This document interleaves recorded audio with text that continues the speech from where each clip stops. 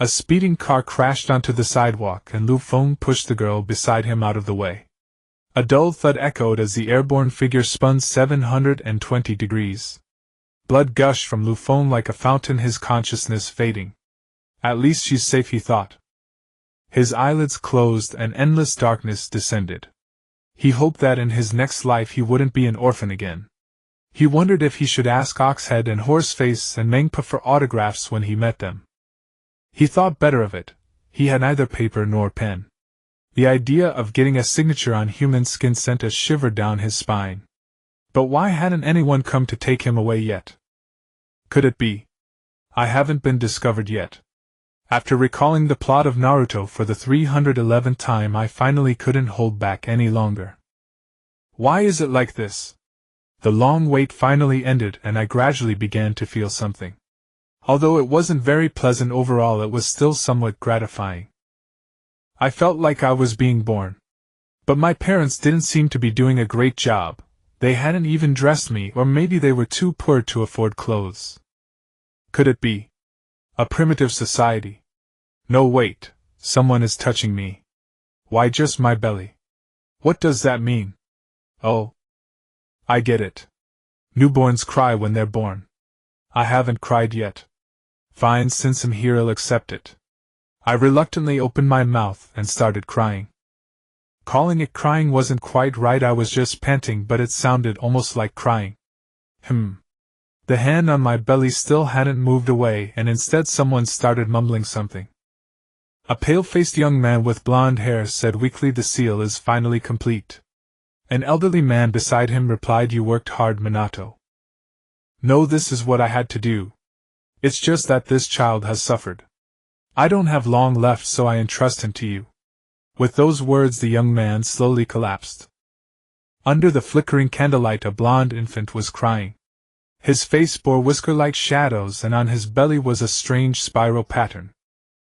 Around him were completely incomprehensible characters. Where am I?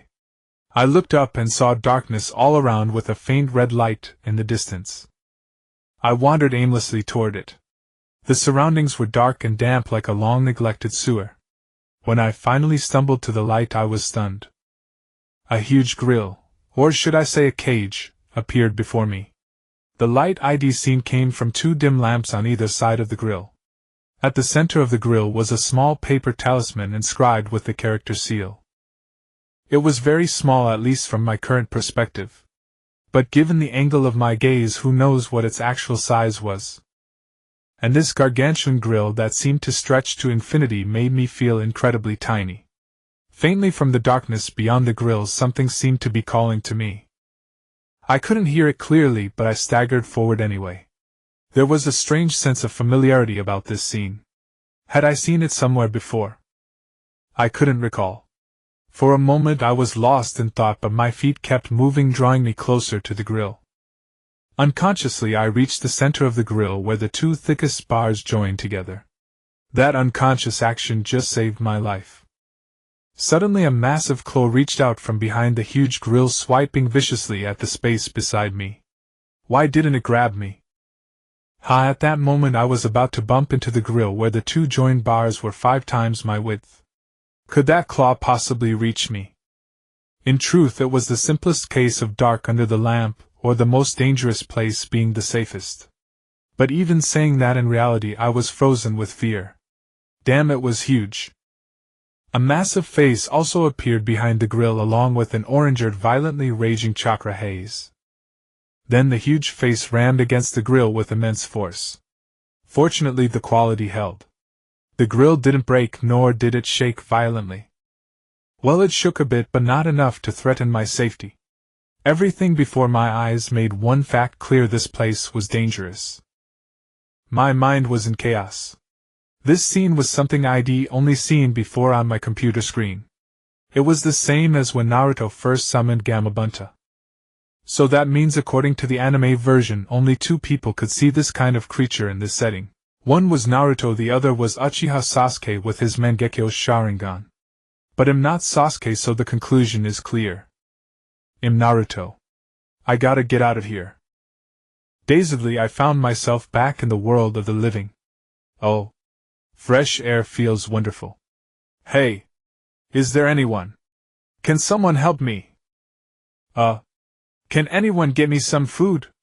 I'm a bit hungry. I don't know if anyone can understand my words, but to my own ears it's just a series of baby cries. A newborn should be fed at least 6 to 8 times a day normally whenever hungry. I think it's been a day now, why hasn't anyone fed me yet? I'm so hungry. I can't believe no one cares about me. I'll cry hard. Let's see if you'll feed me. Finally someone came, finally I can eat. Ha ha. Boss, no way. Haven't you been trained? Who feeds a baby with a big bowl?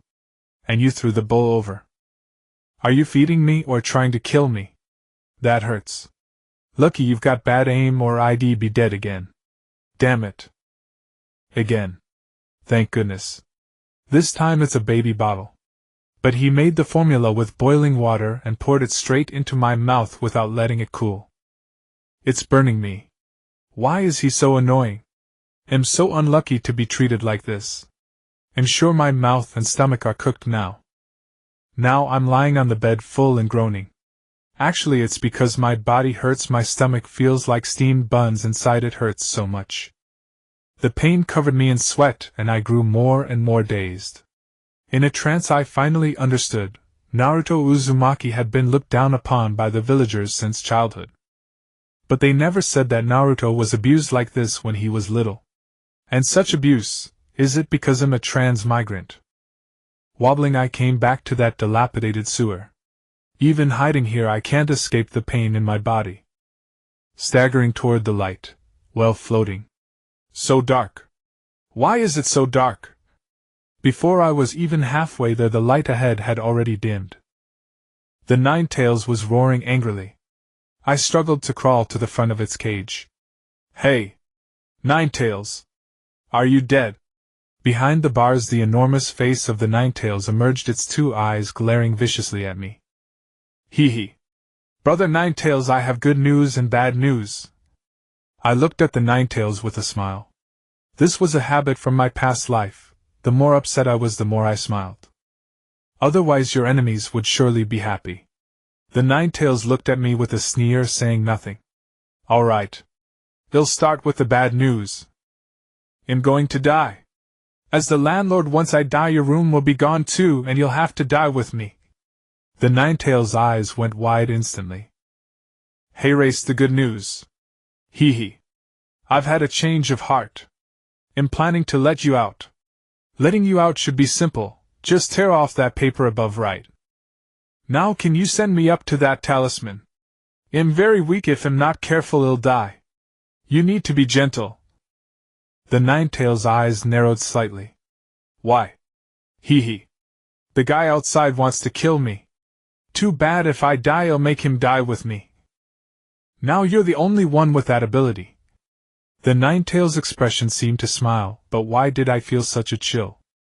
Countless orange-red chakras slowly seeped out from behind the bars, and countless orange-red bubbles rose from beneath me. The bubbles gradually grew taller, slowly lifting me from the ground, bringing me closer to the talisman inscribed with the character, Seal. Hee hee. From afar it seemed nothing, but up close it was taller than me. It was 4 times my width. I reached out a trembling hand to peel off the talisman. But before my hand touched it, a lightning bolt shot from the talisman into my hand.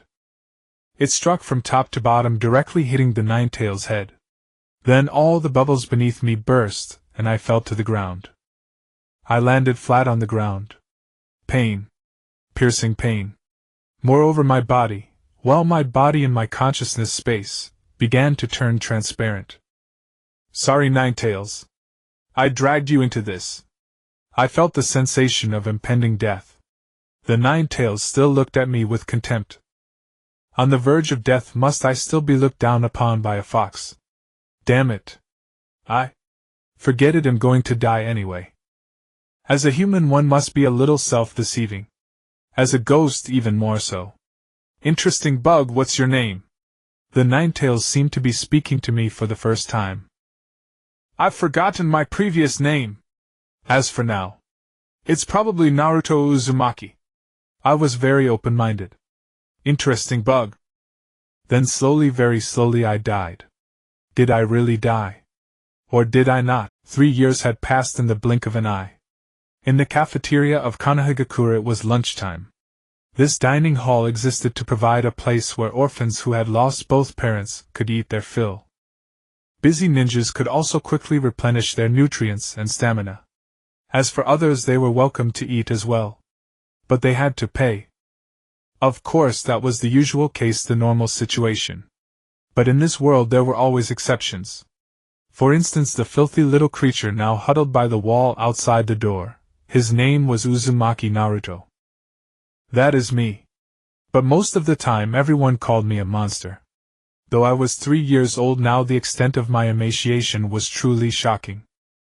My wrists were barely thicker than an ordinary person's thumb, my body was stunted, and I wore a huge yellow t-shirt. My oversized head gave off a very odd impression, rather like a little turnip. At this moment I was clutching a handful of stinking leftovers and eating them. My yellow hair was already half black and half yellow. It wasn't that I didn't like cleanliness. My hands simply lacked the strength to scrub properly. The food in my hands gave off a putrid smell. Yes, only a stench, not a sour smell, because it had long gone past sour. But this was my ration, my guarantee of survival. To stay alive I had to eat anything. Believe it or not, once you got used to it, the taste wasn't bad. A year ago I escaped from the orphanage, finally breaking free from the clutches of those who tormented me to death there. Even I was surprised. I barely ate one meal a day, and I had never consumed normal baby formula. That milk powder was at least 3 years past its expiration date. I figured the biggest reason I survived was the Ninetales. If he hadn't kept helping me with his chakra. Heh. Just kidding. How could that be? At the very least I was the jinchuriki of the Ninetales. Those old bastards wouldn't let me die. But they were reluctant to let me die, yet that man with a man's body would never let me live. So under his hand I was constantly between life and death.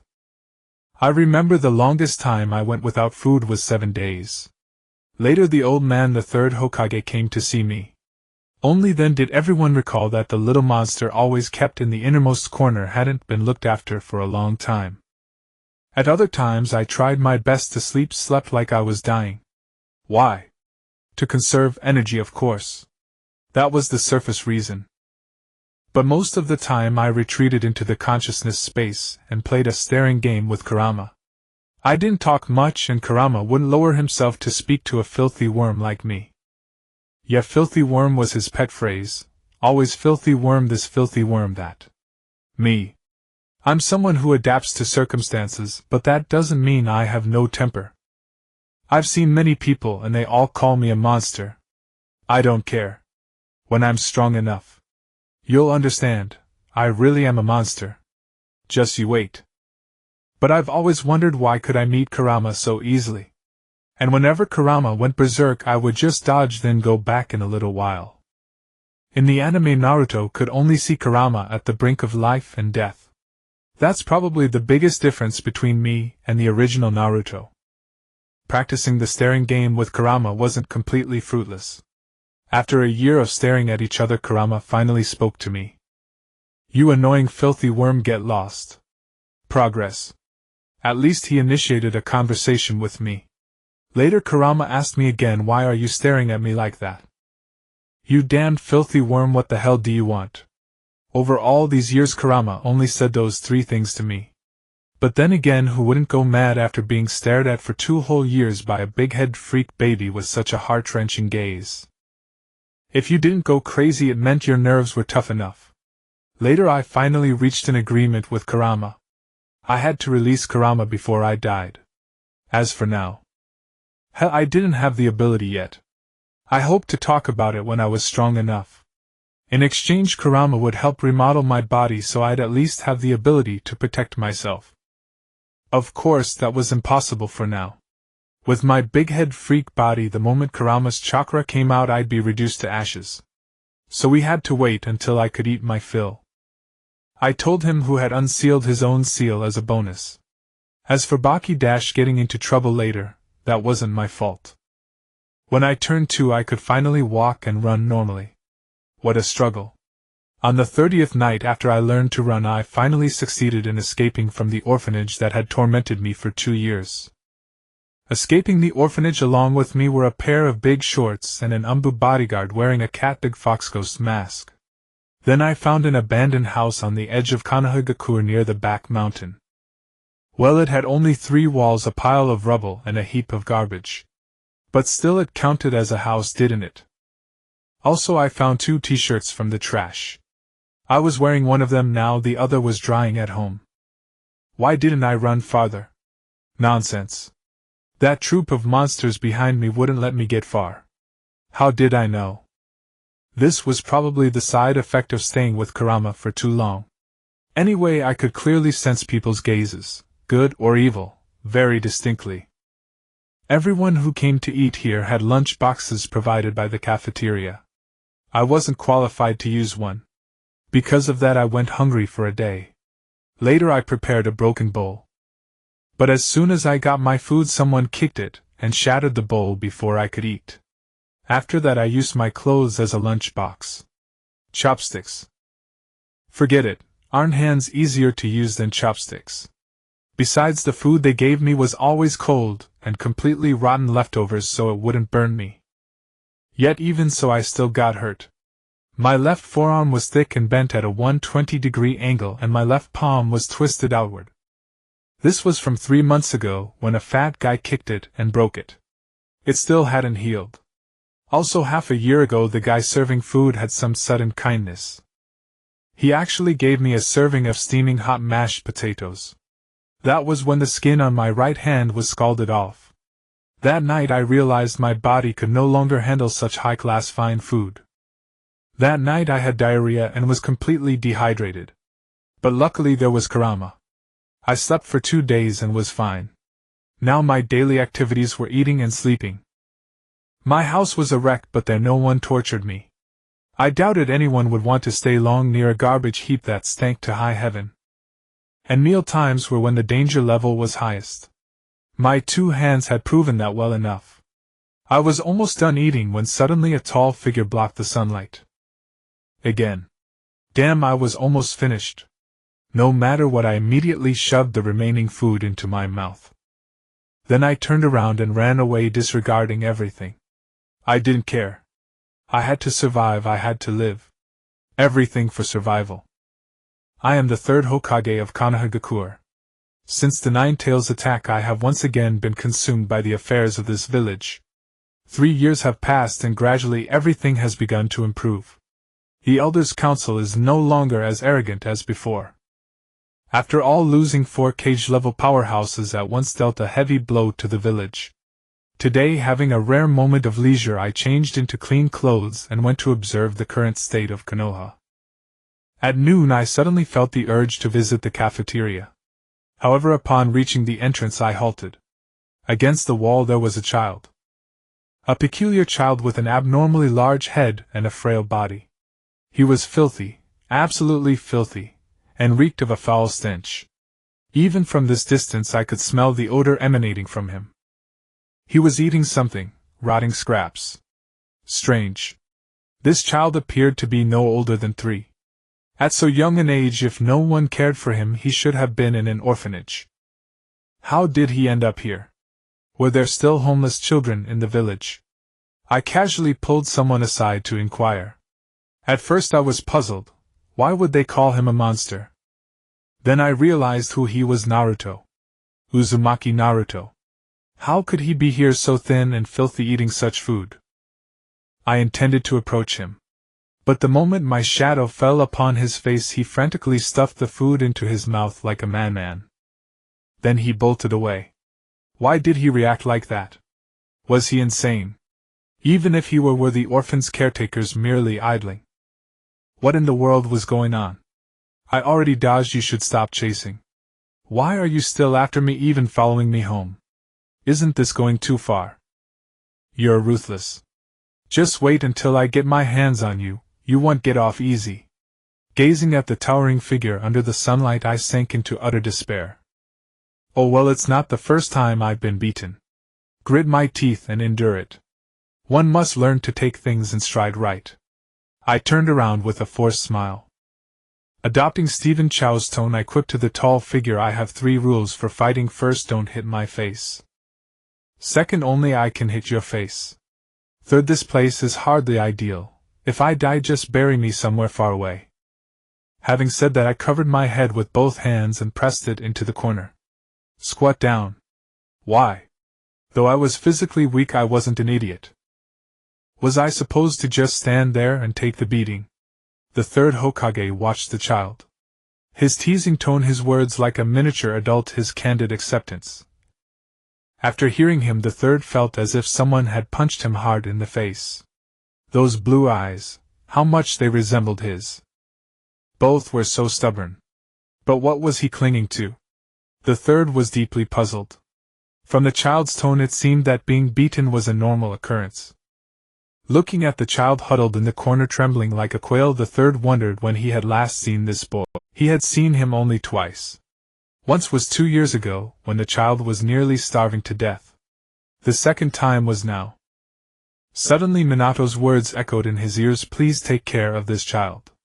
Entrusted to me was he. The third suddenly felt he had no reason to linger here.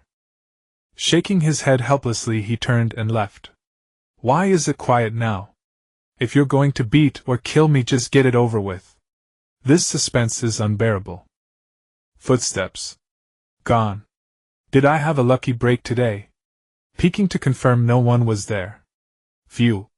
I survived a great calamity indeed. Patting my wildly pounding little heart, I went off to practice glaring with the nine tails. Back in his office, the third sat lost in thought, recalling those blue eyes. So cold. So determined. The third slowly closed his eyes.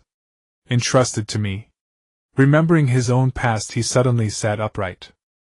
Speaking into a dark corner of the room, he said, take 2 squads and investigate the boy called Uzumaki Naruto, the one everyone calls the demon. Remember, conduct it secretly. I don't want the reports already filed by the Umbu. I want the truth. You have 3 days. If necessary, I permit Marino Ibiki to assist you.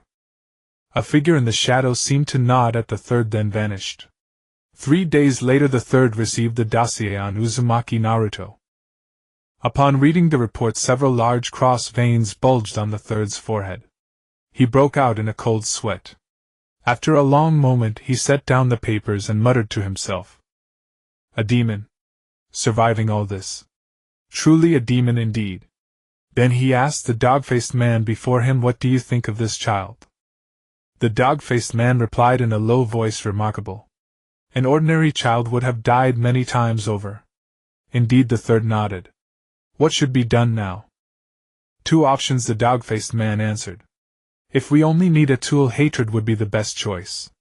But it will chill the hearts of those in the know, they are not fools. Indeed, the third nodded. Minato left me a ticking bomb. The second option, take him away from the Elders' Council and train him as a normal shinobi. However, he is already 3, there will be risks. Risks? The third narrowed his eyes. Perhaps. Then he fell silent again. Time seemed to stand still. Suddenly the third opened his eyes, a sharp glint flashing within. Perhaps I have been too weak. Issue a Hokage decree, seal the events of 3 years ago. Send Naruto to the hospital for thorough treatment. Renovate his current residence, that will be his home. All those who cared for him should have gone missing. The dog-faced man paused briefly. Understood. Then he vanished. Today we had guests at home, 3 of them. That's quite remarkable. Until now, most visitors came to make trouble. These 3 were the only ones who came as guests. Are you Uzumaki Naruto? Asked the dog-faced man, walking at the front, looking at me. I didn't know how to answer. No one had ever asked me that before. The nicest thing they called me was, Monster. Come with me. The dog-faced man looked at me and said, Can I know where we're going? I answered cautiously. It's not a slaughterhouse, is it? As I spoke, I edged toward the trash pile.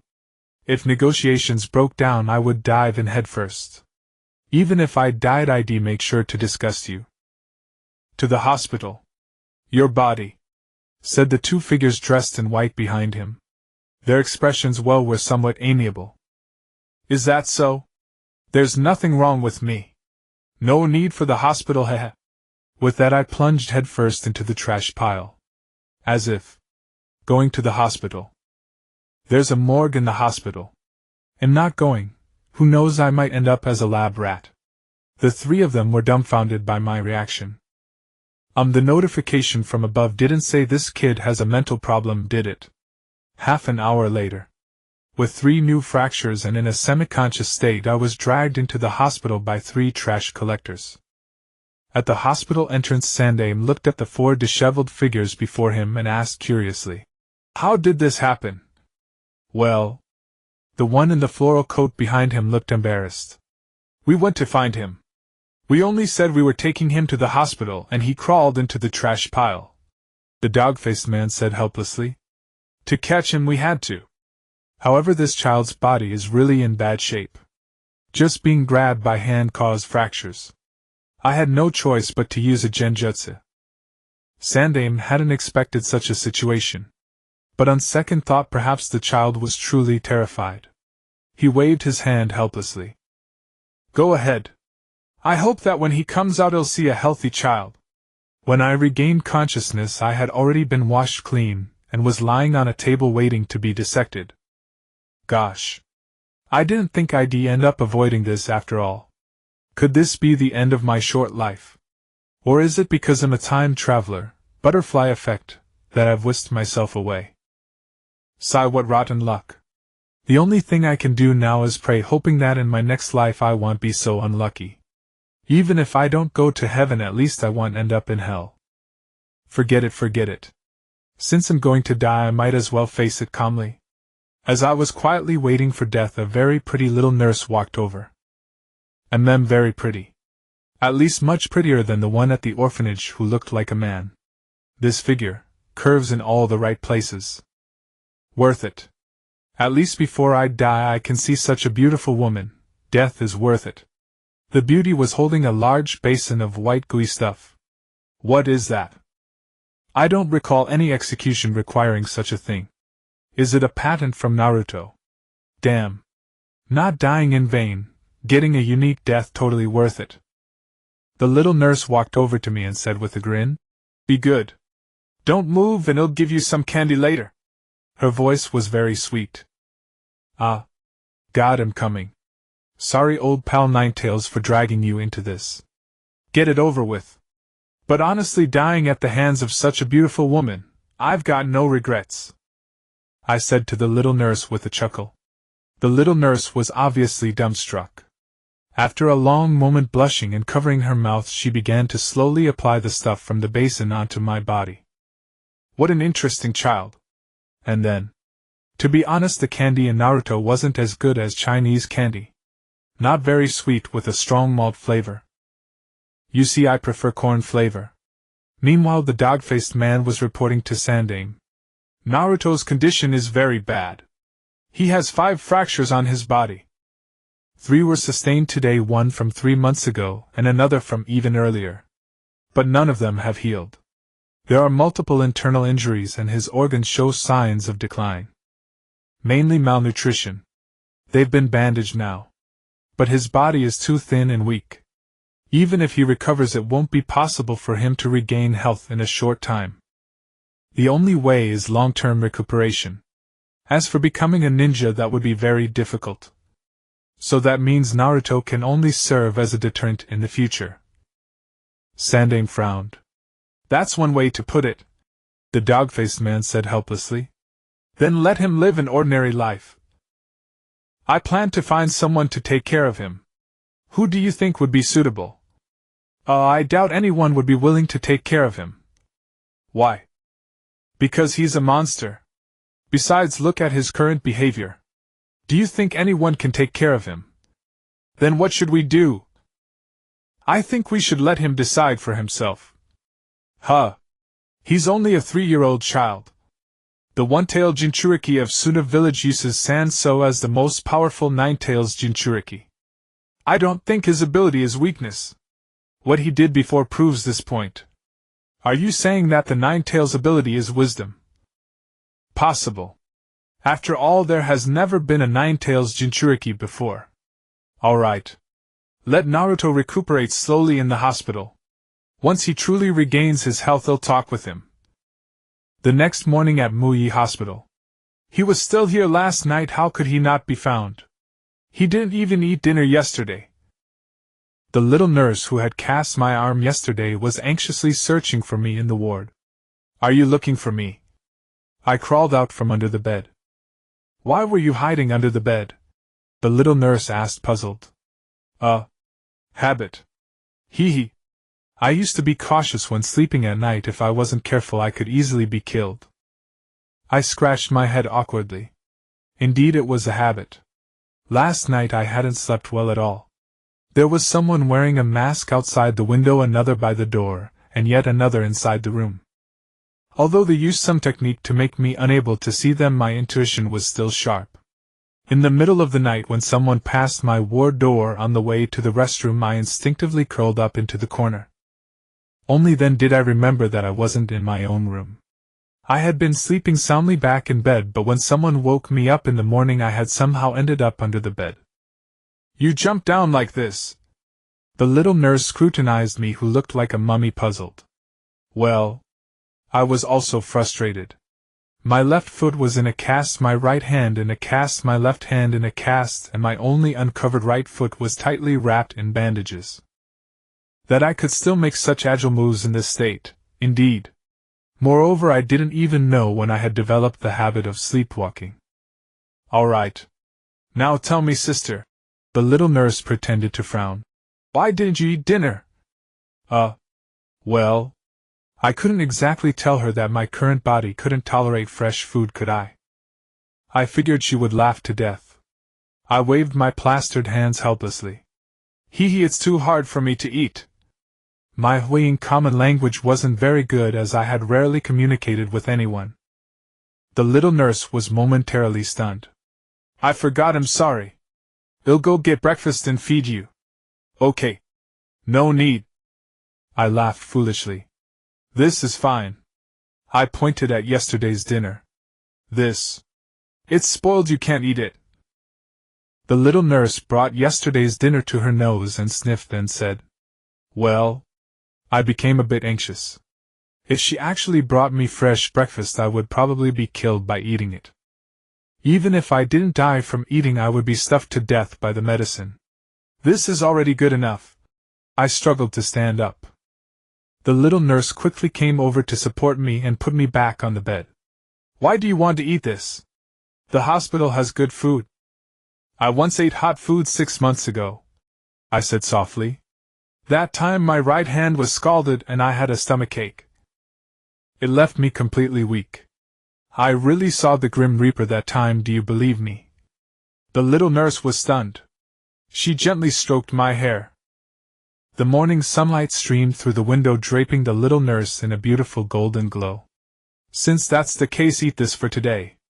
From now on I'll bring you something delicious, okay? Saying that, she picked up a spoon and gently fed me. For some reason something seemed stuck in my throat. The food was so fresh. But why could I only taste bitterness? The little nurse under the sunlight smiled softly at me. As I ate yesterday's dinner bit by bit, for some reason her tears silently fell. Why are my eyes so uncomfortable? Am I only living to survive? I don't care about anything else, do I? But why do my eyes hurt so much? After the meal, the little nurse made me lie down, tucked me in, and softly told me. The doctor examined you yesterday. Your body is very weak and needs care. So from tomorrow I will be the one taking care of you. Just tell me whatever you need. I thought carefully and said softly, Can I learn to read? The little nurse was taken aback, then laughed. Okay. Tomorrow I'll formally start teaching you to read. After tidying up neatly, she opened the door to leave. Suddenly she turned back and looked at me with a grin. My name is Ling Nai, Yuanfei Ling Nai. From now on you must call me Sister Ling Nai. Yuanfei Ling Nai, huh? It seems I'm not truly safe after all. Forget it, emotions are too luxurious. I have to survive. Ling Nai had left. I lay quietly on the hospital bed while the people at the door, and outside the window had already changed shifts. The one who had been in my room had also left at some unknown time. I knew they wouldn't kill me. Why? Because there was no killing intent. The ones who used to watch me before all carried at least a trace of murderous aura. Though I don't really know what killing intent is. It's just that when I carefully focus on one of them, it's as if I can hear him murmuring incessantly. Kill him! Kill him! Now these people, though lacking killing intent, stare at me with icy eyes that make me deeply uncomfortable. Suddenly a thought popped into my mind, the third Hokage's evaluation of the way people looked at Naruto in that manga. Was it that denial and rejection turned their gazes cold? Helpless and powerless. I stopped caring about them. Since my life wasn't in danger, I need not mind them. Gradually I sank into my inner consciousness. It was still that dilapidated sewer, the same enormous grill. The same 2 dim lanterns and Kurama's unadorned foul face. Ugly as it was, inspiring an urge to kick it 1,000 times, it had been my companion for 3 years. Hello, Kurama. Silence answered me as always. I was used to it, and paid no mind. 3 years, 3 sentences, that was pretty good. Many people only get to hear 1 sentence in their lifetime. Die, you vermin! And then they're done for. I'm in the hospital now. Yesterday some people came to my home and dragged me here. They treat me and give me food. It's not rotten, and they even give me candy. Not my favorite flavor, but beggars can't be choosers, right? They didn't hit me, scold me, or play tricks on me. Their eyes are still annoying, but looks can't hurt me. My voice gradually faded. This morning a big sister came to see me. She fed me, talked with me, held me. Everything felt so natural. And she didn't have that look others give me. Her smile was warm like the morning sun. I thought the night had truly passed. But, my voice choked. But her name is Yuanfei Lingnai, Yuanfei Lingnai. I couldn't continue, I sobbed bitterly, my heart filled with a sense of betrayal. Kurama was baffled. Had the kid lost his mind today? In 3 years, no matter what grievances he suffered, he never cried. At worst, had grumbled to himself, then flashed that infuriating grin and teased back. Finally had cursed them in a roundabout way and move on. I recall when he was beaten black and blue, he just lay before me like a dead worm. He recounted blow by blow how they'd hit him, where, how hard, and he never shed a tear. Though back then the hatred in his eyes was quite satisfying to watch. But why today, when he cried, did I feel so uneasy instead? Yuanfei.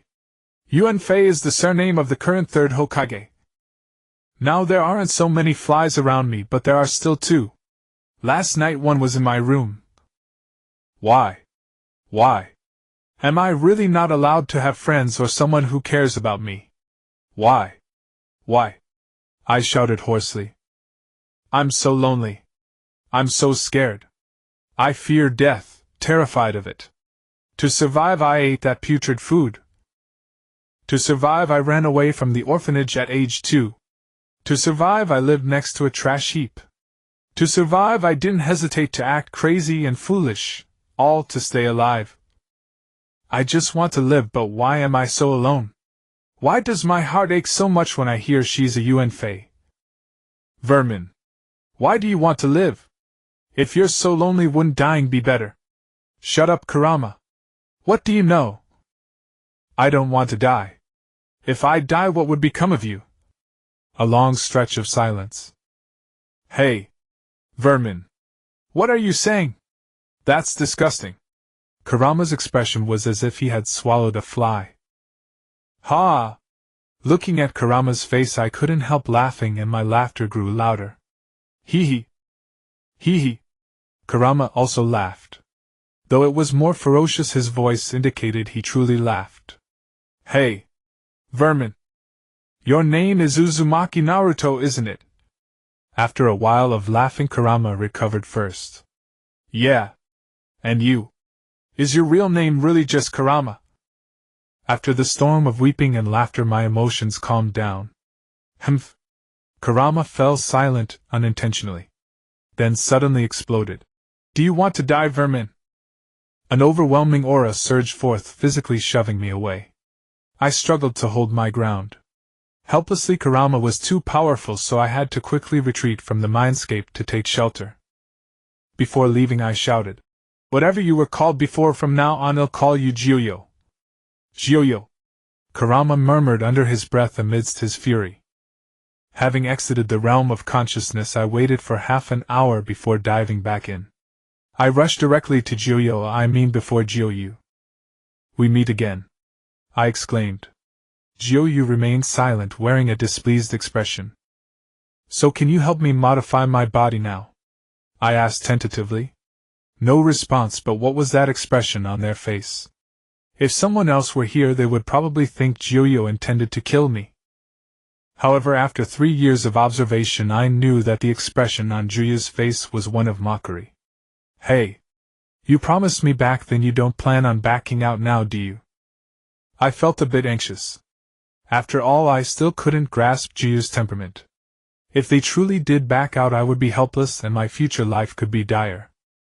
"You little pest," Gyuyu finally spoke. "How do you know that the current Hokage is from the Sarutobi clan?" I certainly couldn't tell them this was a world of manga, could I?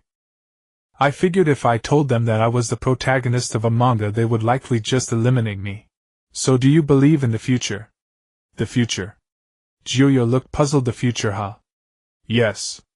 I come from the future." I nodded and began to spin a wild tale. Back then I was far from now. So far that the events happening now were merely a myth in my time. Myth? Gyuyu seemed even more confused. Helpless, I slowly recounted the Naruto story from my memories. Of course, it was a brief version, just a simple recounting that ended abruptly with no conclusion. "Is it really that simple?" Gyuyu asked, perplexed. "No. Afterward, people kept adding to it, making each event long. We don't have time now, do we?" With no other choice, I could only make it up. "So why isn't there a continuation?" Gyuyu inquired again. I desperately sought a reasonable explanation. I was very young back then, and I always fell asleep before my grandmother finished the story. I only knew about my situation around the age of 15, and at that time we had a saying called the butterfly effect. With no other option, I shifted the topic, hoping for success. Butterfly effect. Gyuyu appeared a bit confused. "Yes. It's just..." I finally managed to gloss over it. "That was close. Imagine living a quiet life when suddenly someone jumps in front of you telling you that you're merely a supporting character in a manga. How would you feel?" I don't know about others, but if it were me, I would go insane. If Gyuyu is like me, wouldn't that put me in great danger? According to what you said, your current situation would differ from the story you know. It seems Gyuyu's intelligence is quite high. Exactly. So it's even more dangerous. Though it's unfortunate the two of us are tied together. For safety, I have to strengthen my power. Only a stronger me can live better. All right. Gyuyu nodded, saying no more. Gyuyu, can we discuss something else?" Well, I know I will face danger in the future, and if my efforts aren't enough to defeat my enemies, could you lend me some chakra for use? Just as a security measure. You little pest. You're quite greedy. Relax. I'm not slacking off, it's just that I don't know if ninjutsu really works that well. Alright. You're quite annoying. You little pest. I'm just thinking about my life. Your chakra is formidable. I'm afraid if I borrow too little, I won't be able to defeat others, and if I borrow too much, I might end up half dead myself. Just look at that. Little pest. Do you realize how greedy you are? I know, so I was wondering if you could help me make my body a bit sturdier, not just for my life, but also for when facing the 8 tails. You damn little pest. You're not good at lying. Fine, to be honest, I will need to use your chakra in the future. But your chakra will also harm my body. At least 4 times I've almost stepped into the underworld because of it. Is that so? I never lie. I only lie to foxes. Now I estimate the frequency will be even higher. So I have no choice but to ask for your help. Do you remember how much chakra you actually used from me in your story? Not that much. I just ended up with 6 more tails added to my own body.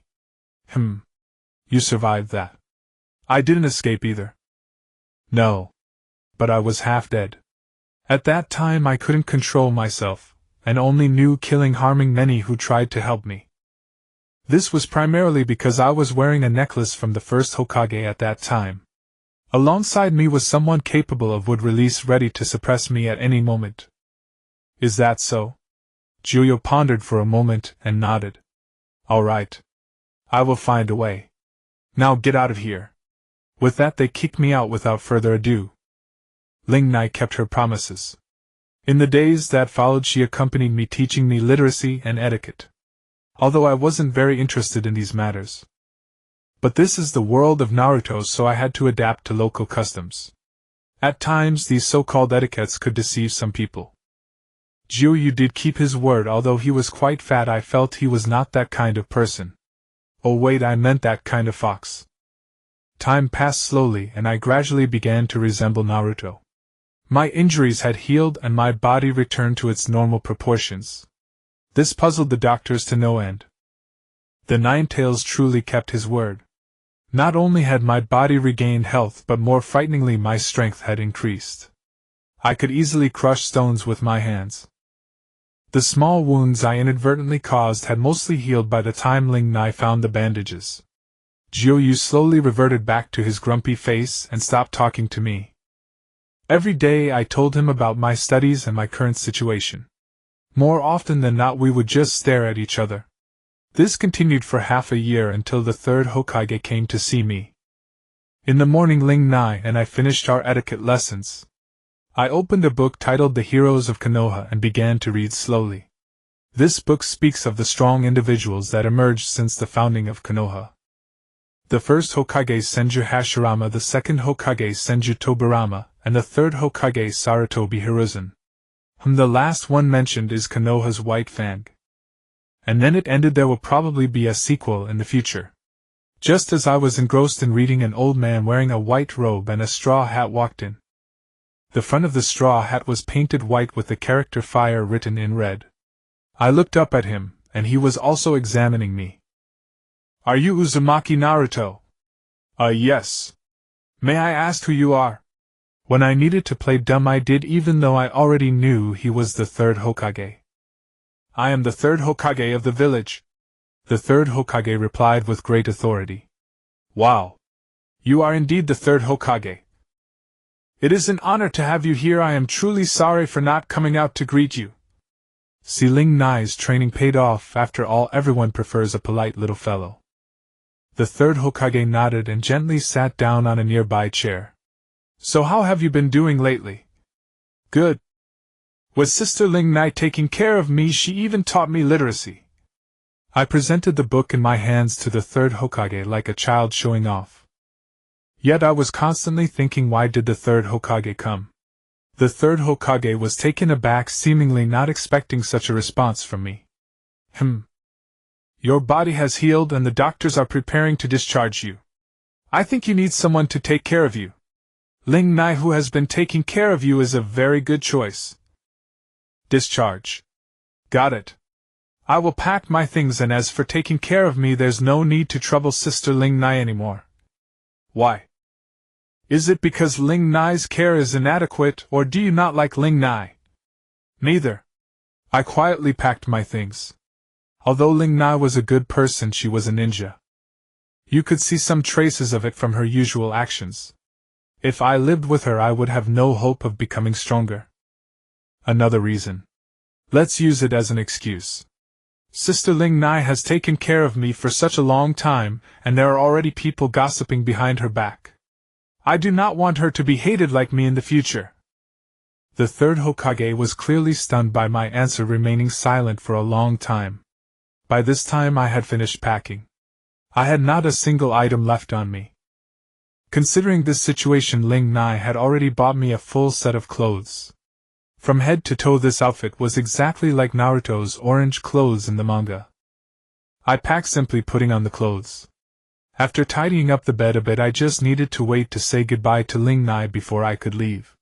The third Hokage looked at me and slowly said, "Can you take care of yourself?" "Why not?" I looked up at him. "I've even eaten rats, what can't I eat? I can wash my clothes, what else is there?" "Aren't you afraid of feeling lonely?" "Not at all.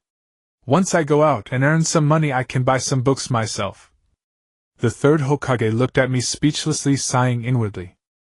Had he truly forgotten, or was he unwilling to mention it? Just then Ling Nai walked in. When she saw the third Hokage, she was taken aback, then respectfully bowed, saying, "Father!" Just as I thought. I couldn't help but marvel inwardly. "Sister Ling Nai, I'm being discharged. Thank you for taking care of me during this time." "Naruto is leaving," Ling Nai said in surprise, looking at the third Hokage. "Yes. His body has recovered and the new house has been built," the third Hokage replied from the side. "Then who will take care of him in the future?" Ling Nai asked. "He will take care of himself," the third Hokage replied lightly. "Naruto, is this true? How can you take care of yourself? Why not move to my place? I will take care of you." Ling Nai was anxious upon hearing the third Hokage's response and hurriedly asked me. "No need." I lowered my head. Damn eyes, still feeling uncomfortable. "Sister Ling Nai has taken care of me for such a long time, and there are already people gossiping behind your back. I do not want Sister Ling Nai to be like me in the future." Ling Nai was stunned, speechless. The third Hokage was also at a loss for words. I walked out of the hospital with the third Hokage. He informed me that my previous house had collapsed due to heavy rain. Therefore the village decided to rebuild that house. That place would be my home in the future. The village granted me a sum of compensation, stating that it was in honor of my parents who sacrificed their lives fighting for the village. Soon we passed through the busiest part of the village, and the number of pedestrians on the street dwindled. The third Hokage suddenly asked me, "What do you plan to do when you grow up?" At that moment I wanted to answer, "Destroy Konoha." But could I? The only outcome of such a response would be my complete erasure from this world by the third Hokage. "I want to become a powerful ninja." "Oh? Why is that?" "I want the people in the village to stop bullying me." "Is that so?" A wave of killing intent emanated from behind me. It was the third Hokage. Did I do something wrong? Why? Suddenly I recalled Naruto's words from the manga. "I want everyone in the village to acknowledge me. Although right now only Sister Ling Nai and Grandpa Third are on my side, I will work hard for it." The third Hokage was clearly taken aback, then slowly walked with me towards my home. "Becoming the strongest ninja. That's quite difficult." "I will work hard. Besides, do you know the future? It's precisely because no one knows the future that I will strive even harder." The third Hokage smiled and walked alongside me, my heart reluctantly calming down. The third Hokage was testing me. If my earlier performance had displeased him even slightly, I would disappear from this world. The house was newly built, and everything inside was new. Though the place was small and simple, it contained only a bed, a table, a chair, and a wardrobe. But this is my home. After giving me the compensation, the third Hokage left. My compensation is issued annually, and what I received now was for the first 4 years. This compensation lasts only for 12 years. After that I should have a way to survive. It has been 3 days since I returned home, and the only thing I am certain of is that no one is watching me anymore. So I should start my strengthening plan, but how? I was very confused and went to ask Jiuyu. Jiuyu told me to draw the seal on my stomach using my own blood after I came out. Not even a single drop should go outside, and I should drip another drop of blood onto my belly button, which is the center of the spiral seal, without letting it spill outside. I worked hard all night, and finally completed the drawing. However, nothing happened, and out of frustration I went to sleep. The next day I awoke groggily. After using the bathroom I looked in the mirror. What the hell is Jiuyu playing at? My body seemed to be boiling with orange bubbles emerging. This is a sign that the Ninetales is about to emerge. Then I heard Jiuyu's soft command secret technique concealment technique. I saw a layer of thin film of oranger chakra form around my body and then vanish. I was stunned what was happening. I immediately lay back down on my bed preparing to return to the consciousness space to ask Jiuyu for clarification. Suddenly I heard Jiuyu's voice in my head. Stinky bug. Don't move around, I'm currently concealing my chakra. Now what you need to do is remember the trajectory of the chakra running within your body. In the future you need to make this running become your instinct. Got it. I nodded, wondering why Jiuyu was being so kind. Isn't it just to save me from constantly bothering you inside? Jiuyu's voice echoed eerily. Do you know what I am thinking? I was left dumbfounded. What is going on?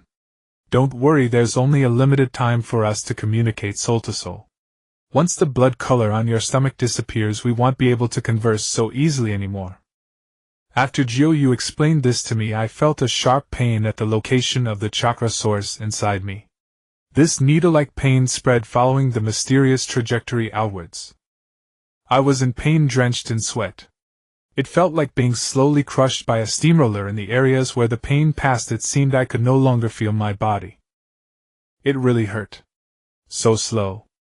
After a long time, when the pain reached the ends of my body, I thought it was finally over. But no, that bastard Jiuyu. The pain did not dissipate, rather it began to invade every single cell of my body, gradually returning from the ends back to my dantian. Compared to this, the earlier pain emanating from the dantian was trivial. Oh, the pain. I wished I could faint, but Jiuyu's words echoed in my mind to become stronger. Is there no cost?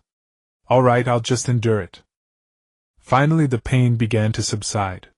Or rather, I had adapted to this pain. In any case, I understood that my hard days had only just begun. Much later I finally managed to control my body. I gently moved my fingers and it hurt.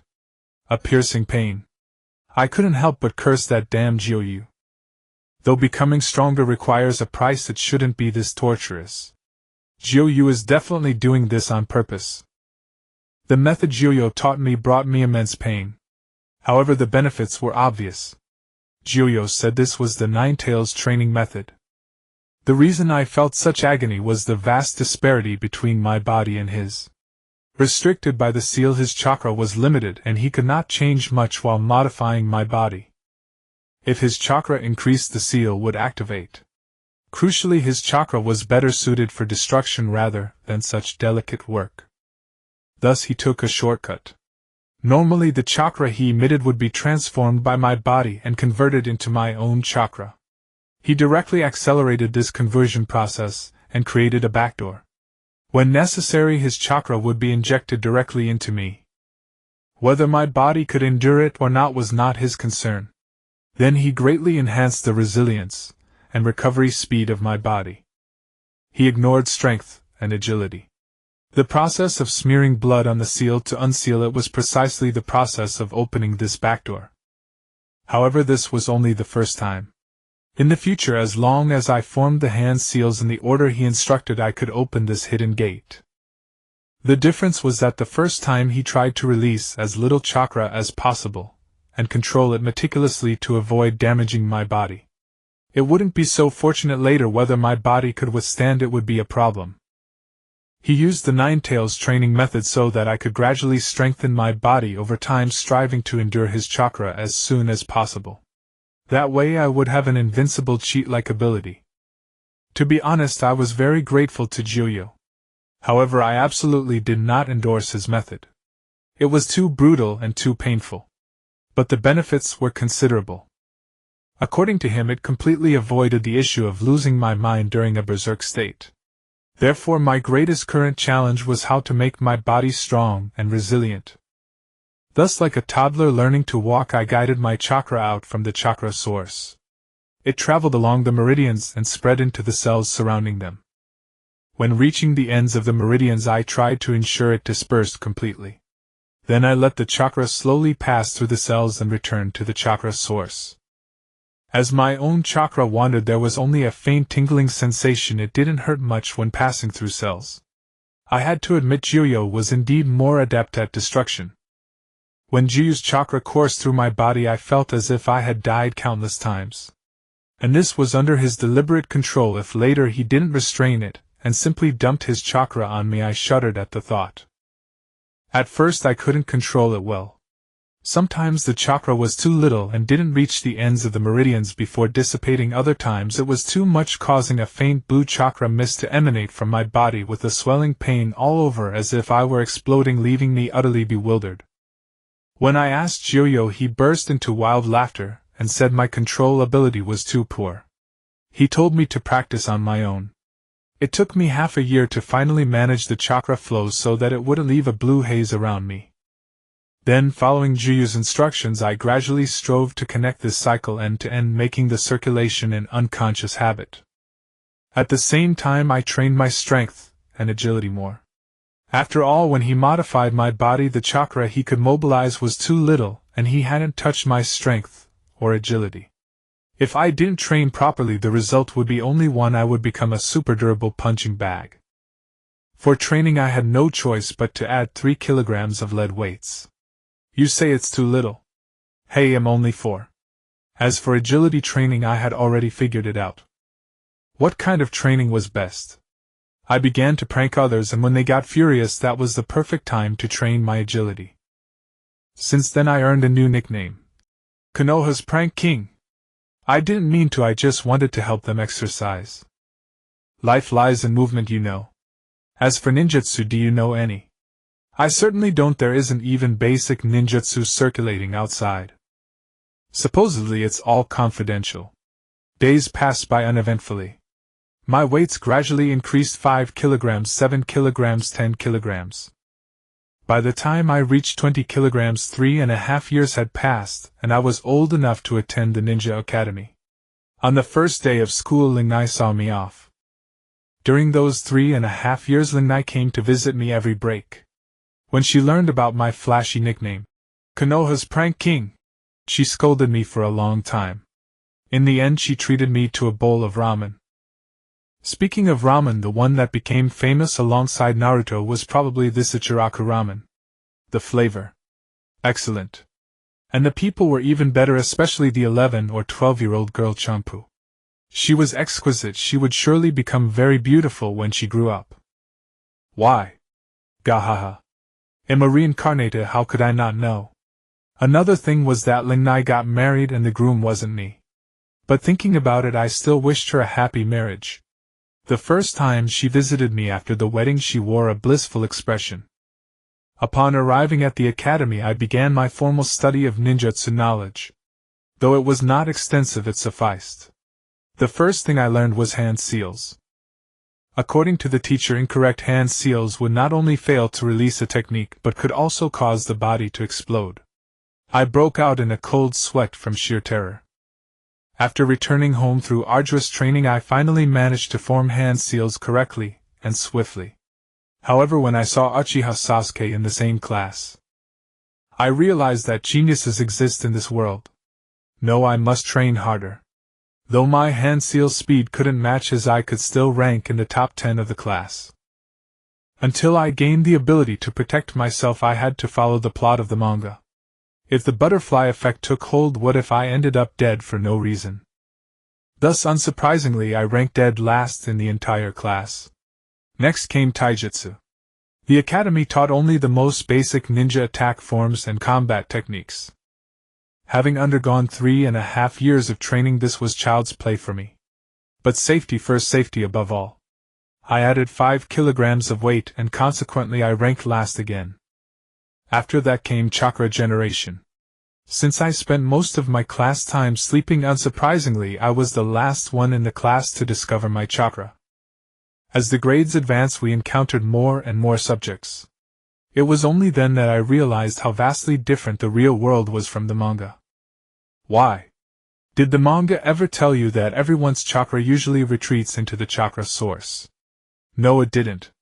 Did it mention that forcing chakra to flow along irregular paths could cripple you? Not at all. You see. No, you didn't know. Did the manga ever warn that incorrect hand seals could kill you? Of course not. So just be a good student and follow the rules. As for other subjects like reconnaissance theory, trap theory, and tracking theory, understanding them was enough. There was no need to be overly meticulous.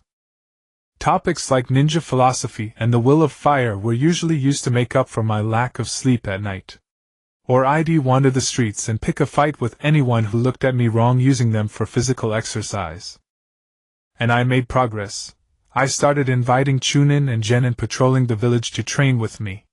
At first, when I heard that chakra usually stays in the source, and that reckless circulation could lead to disability, I rushed to Jiu in a cold sweat only to be kicked out.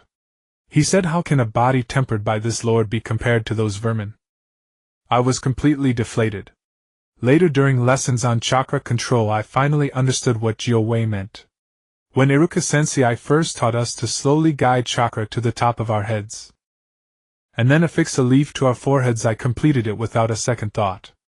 Seeing that only Sasuke and Hinata could do it, I suddenly understood Jiu's meaning. There were a few others in the class like Kiba and Choji who fainted from the pain because their chakra flowed too fast. And Shikamaru. He was sleeping the whole time. Later, the four of us were kept after class for special instruction from Iruka.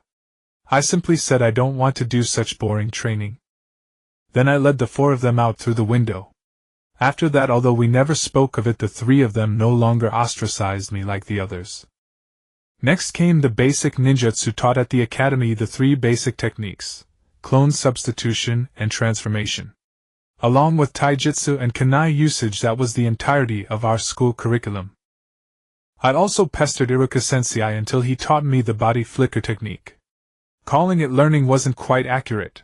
It was more like tricking him into teaching me. And of course, I couldn't forget Naruto's original jutsu. Besides, I didn't have to resort to peeping like Naruto to master it. What kind of person was I? A transmigrant. How could I use such cliched methods? Tell me, would you prefer Lan Lan Xiaozhe or perhaps Sakai Nariko? If you like mature types, how about Suningzi or Zawaiyi? There are plenty of innocent ones like the Sailor Moon type. Damn, I'd beat you senseless. I don't like those. In the end, I decided to start simple and go with Lan Lan. Later, after learning the shadow clone jutsu will materialize everyone I can remember, There were only a few months left until the break. No, it should be called graduation. I was already 12 years old, and according to the manga, I was nearing graduation age. So the next break would probably coincide with graduation. Of course, how could such a long period pass without anything happening? For instance, one morning while I was practicing the clone technique, I sensed someone watching me. I didn't dare approach. What if it was some Umbu member? I'd just be asking for trouble. But I couldn't show no reaction. Using my control over chakra, I made myself appear even worse. After the person left, I realized that scene was exactly how Hinata had watched Naruto. I forgot. Perhaps I should build a good relationship with Hinata first, just in case. Sure enough, after that day, Hinata's gaze toward me grew more bashful. There was another matter. In the 3rd grade, Uchiha Sasuke had been absent from class for 2 weeks. This was highly unusual. Sasuke was a diligent student, cold and serious. Though not like in the manga, he still liked to keep a scowling face. When he returned, he was even colder.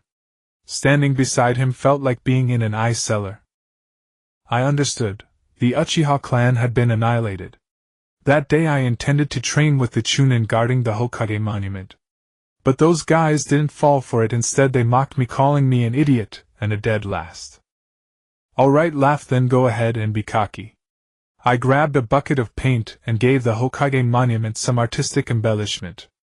That set them off. They ended up chasing me for over 2 hours.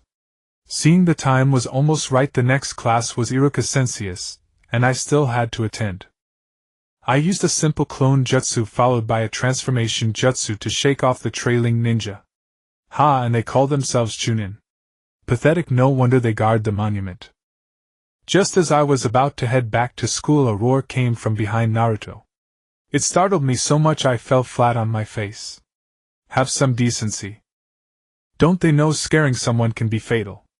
I turned around. It was Iruka. Am not afraid of Iruka, am afraid of that mournful expression of his. Whenever I disappoint him, he gives me that super mournful look that makes my skin crawl. Though most of the time I choose to ignore it, it still doesn't feel good. No choice but to go along with his whims. Otherwise, did you really expect me to attend his class? No way. I bet I can use the body flicker jutsu better than him. Honestly, I wonder if I have a natural talent for the chunin level body flicker jutsu. I could use it easily after the first try, and now I'm sure I'm faster and better than Irika. At least I can suppress the jutsu after forming the hand seals, releasing it a second or two later. Useless, you say? When I finish the seals quickly before anyone can see, I can shout any jutsu name. While they're dumbfounded, I make my escape. What are you doing? It's class time. While I was pondering, Irika bound me tightly. Glancing at his watch, he slung me over his shoulder, and used the body flicker to return to school. Pathetic. He still had to lift me up to form the seals with both hands before activating the jutsu. If it were me, I'd deform the seals first, and then grab the person. Flash. Much more stylish than him. At school, Irika lectured me endlessly. Listen, Naruto. You failed the last 2 tests, you shouldn't be fooling around outside now. Suddenly I realized, the story had begun. By the time I snapped back to attention, Irika was furious. Today we're having a review exam on the transformation jutsu. Everyone line up. When I call your name, step forward and transform into my likeness. A collective groan erupted in the classroom. Ah. Then countless murderous glares fixed on me. Was this revenge from Irika? One by one everyone stepped out and formed a line. Sakura was still so methodical. Haruno Sakura ready. Transform. With a puff, smoke cleared and another Irika appeared. Excellent. Irika was pleased. I did it. Did you see that, Sasuke-kun? Sakura was delighted. Seal speed below average, chakra control pretty good. But too rigid. In real ninja combat, no one waits for you to prepare. Next. Uchiha Sasuke. Yes. Sasuke lazily walked up to Irika. Without any preparation, he transformed into Irika with a puff. Seal's speed slightly faster than mine, chakra control. Worse than Sakura's because his smoke was thicker, even more than hers. And it dissipated slowly, making it easy to spot. Next, Uzumaki Naruto. My turn. Good. Completely ignoring Ino and Shikamaru's complaints, talking to them wastes too much breath. I deliberately slowed my seals to match Sakura's pace. A bit more chakra to make the smoke bigger. Then the sexy jutsu, a blue-haired beauty, appeared. Wahahaha. Irika fainted, spurting blood. The classroom erupted into chaos. Irika was livid, dropping his mournful expression and shouting at me, "Idiot, don't make useless jutsu." In the afternoon after school, Irika dragged me to the Hokage monument. Clean the paint. Ah, I brought this upon myself. Only after it's spotless can you go home. Irika shouted from above the monument. TCH, you think anyone waits for me at home? No one has ever waited for me. Naruto. If you clean it all, I'll treat you to ramen tonight. Really? Great. You'll do a good job. A few days later, our graduation exam arrived. 2 days of written tests, and the final day was the ninjutsu exam. How could I be so bold as to change the plot? Therefore, of course, I didn't hand in blank answer sheets. Wouldn't that be utterly uncreative? On every test paper I drew a full-body portrait of teacher Irika. The only difference was that the real Irika was fully clothed. Hee. On the day of the ninjutsu exam, it was still the clone technique, so naturally I produced only a little chakra. As a result, I ended up worse than Naruto from the anime, couldn't even produce a clone. Irika kicked me straight out, probably because of the full-body portraits from the previous 2 days. After the exam, those who became ninjas gleefully showed off to their parents. Those who didn't also had parents comforting them. Only I sat silently on the swing, head lowered, listening to others chatter. I wasn't regretting or envious. I was waiting for Mizuki. Hee. I hope he doesn't let me down. The scroll of seals. Hee, the catalyst for my transformation. Once I learn Rasengan and the 8 gates, I won't have to endure this anymore. Naruto. Mizuki finally arrived. At night Mizuki lured away the two A and B guards and then I stole the scroll. Mizuki told me to wait for him at a designated spot. Hee. Body flicker technique. I vanish. The scroll of seals is finally in my hands. Gazing at one jutsu after another I didn't get dazzled. I haven't started chakra nature training yet, so only 3 techniques suit me best. First, the shadow clone technique. I must learn it, it's a super cheat. I quickly memorized the hand seals chakra circulation method and the points to note. Then I performed the hand seals. Shadow clone technique. I looked back and saw only 5. First time not proficient. But it's enough. I tossed the scroll of seals aside. You find Rasengan. You find the 8 gates. You find the shuriken shadow clone technique. You find a large-scale wind release technique. You find the wind release technique with the highest attack power. Begin. The 5 shadow clones immediately went to find the corresponding techniques. I crouched down, firmly memorizing the key points and application of the shadow clone technique. Ignorance is bliss, knowledge brings shock. The scroll of seals records jutsu of a rank and above ordinary B or crank techniques are not worthy of being written here. I carefully recorded all the shadow clone technique details and recited them silently. That's right, almost done. The old man third Hokage will soon start spying and the shadow clone's time is almost up. Suddenly a dizzy spell, the other 5 techniques returned. Rasengan 8 gates shuriken shadow clone technique, wind release great breakthrough wind release blade slash. Okay. Done. I immediately ran to roll up the scroll of seals. When I found the scroll, one technique caught my attention. Flying Thunder God technique. The signature is Tobarama Senju.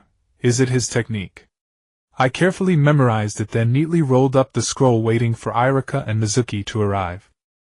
As soon as I finished rolling the scroll I immediately sensed someone looking at me. The source of the gaze was diagonally above, not from the big tree opposite but higher than the tree. Third Hokage, you found me. Before I could do anything a figure slowly emerged from the air. Naruto. You bastard. Irika arrived. Another gaze came from the big tree. Needless to say Mizuki was also here. Alright, everyone's here. Irika pushed me aside with one hand and a dozen shuriken, and kunai pinned him to the wooden wall behind. Then Mizuki revealed the secret that I was the demon fox. I kept my head down, not for any other reason but mainly afraid of that peeping Tom third Hokage. My expression must have been very strange right now. Suddenly a wave of killing intent came from Mizuki's direction. A piercing sound, Mizuki attacked.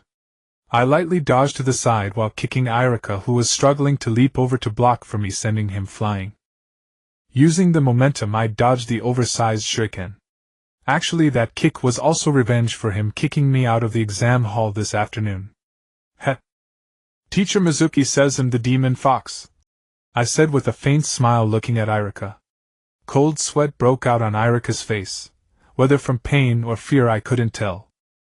Since I'm the demon fox, do you still dare to attack me? Do you want to die? The last sentence was directed at Mizuki, stunning him. Then he burst into laughter. Oh really? Yes. I thought my face must look incredibly smug. Mizuki pulled out the largest shuriken from his back and hurled it fiercely. Get back! Irika yelled hoarsely. He leaped in front of me, blocking Mizuki's attack. Teacher Irika, I'm the demon fox. Why do you still save me? You're not the demon fox. You're just like me. We both are without parents, without their encouragement and care. Irika said, looking at me. Oh. I nodded. Supporting Irika, I smiled at Mizuki. It seems that even if I were the demon fox, there's still someone willing to protect me. Then I shoved the scroll of seals into Irika's hand. Teacher Irika, you think I've been pulling pranks everywhere just to get attention? Well, now I'm going to show you the results of my pranks. Irika was startled. I put my hands in my pockets, slowly walked up to Mizuki, and then took them out. Quickly performing hand seals. Ninja art sexy technique. With a puff, Ran appeared. Irika was stunned. Idiot! Mizuki also froze with a huge cross-shaped vein bulging on his forehead. Idiot! You think I'd fall for that? Of course you wouldn't! Ranran said softly, bending forward, making her two jade rabbits stand out even more. Mizuki charged immediately. Kill you, you idiot! Ranran reached out and threw a handful of lime. What? Mizuki, caught off guard, was hit. However, ninjas are tough. The moment the lime came, Mizuki closed his eyes and dodged the attack. While Mizuki closed his eyes, I surged forward with a swift straight punch. Perfect positioning. Irika stared at Mizuki, clutching his lower abdomen, a vein bulging on his forehead. Naruto truly was reckless. Now let me show you my real skills. I grinned at Mizuki as I formed hand seals. Shadow clone technique. Over 40 Narutos surrounded him. Irika was stunned. He couldn't fathom how the dead last Naruto had mastered such an advanced jutsu in so little time. Mizuki was dumbfounded. Naruto had already been unpredictable, and now this. There was no way to fight. It's not over yet. Some of the clones instantly formed seals. Transformation technique. Each Naruto now held a wooden mallet. Huh! Irika was bewildered, Mizuki frozen. What did this mean? 4 clones then pinned Mizuki's limbs, stretching him into a spread eagle position. My strength honestly was more than Mizuki could break free from. The clones gripping his hands intertwined fingers with his, preventing him from using any jutsu. As for the rest, Mizuki shuddered as a group of Narutos, each smirking with wooden mallets, advanced toward his groin. Under the moonlight, Mizuki's screams echoed for miles. A minute later, Irika felt a chill down his spine at the sight of Mizuki, knocked out, cold eyes rolled back in a panda-like white. He was grateful the old Naruto hadn't done this to him. Far away in the Hokage's office, the third Hokage also shuddered. What an unruly Naruto! As expected, he's the #1 unpredictable ninja. The third then helped Irika stand and pulled out the massive shuriken embedded in his back. Irika turned to me. Naruto, close your eyes. I have a gift for you. You're not going to kiss me, are you? My first kiss isn't for you. Irika's head hit the ground. Haha, just kidding. Don't be mad, Iruka-sensei. Didn't you say there was a gift? Are you going to give it or not? If not, I'll have to use my ultimate move. Fine. Take it already. Wow. It's a ninja headband. Am I really a ninja now? Awesome. Hey, by the way, is Mizuki-sensei married? Why do you ask? If he isn't married, he won't ever need to be. Under the moonlight, one small figure carrying a scroll and another carrying a man trudged slowly toward Konoha. On the rooftop of the Hokage's office, a group of ninja debated how to capture Naruto and retrieve the scroll of seals. Some inquired about any overlooked locations. Just then the third Hokage emerged from the stairway. The crisis is over. They'll be back soon. He turned and walked away, ignoring the stunned ninja. Shortly after, Irika led Naruto, who clutched the scroll of seals, into the Hokage's office. Third Hokage-sama. Mizuki manipulated Naruto into stealing the scroll of seals. He planned to kill Naruto and defect with the scroll, but Naruto has defeated him. Irika reported respectfully. Both Naruto and the scroll have been recovered, and Mizuki has been taken by the ANBU. The third nodded without opening his eyes. About that. Naruto was unaware he was just used by Mizuki. Perhaps. Irika hesitated to plead on my behalf. Old man. I blurted out, and a thick vein appeared on the third's forehead. Sure, I stole the scroll, but I returned it. Besides, I captured Mizuki. Can't I trade him for just one jutsu from the scroll? You really are an annoying brat, the third murmured. Relax. I waved dismissively. I'm a ninja now anyway. Consider it a gift from you, old man third. Oh. The third sighed, somewhat helpless against such shamelessness. Then let's consider this matter settled. Thank you, third Hokage-sama. Irika bowed deeply at 90 degrees. Not so fast. I shook my head. Mizuki's affair isn't that simple. I discovered a secret of his, One had rather die than reveal. Oh. What secret? In exchange for another request. I held up one finger. Another vein bulged on the third's forehead. Hey. This secret could threaten Konoha's safety, you know. I grinned at the third. What do you want? After a long silence, the third relented. After the academy graduation exam, I know we're placed into teams of 3. Each team is assigned a jonin instructor, and only then do we become real ninja, right? I drawled slowly. So your request? The third frowned. I want to be on Hinata's team, I answered simply. Why? Well, let me think, I replied. The third and Irika both face-bombed. She's obedient and easy on the eyes. Cough, cough. The third coughed heavily.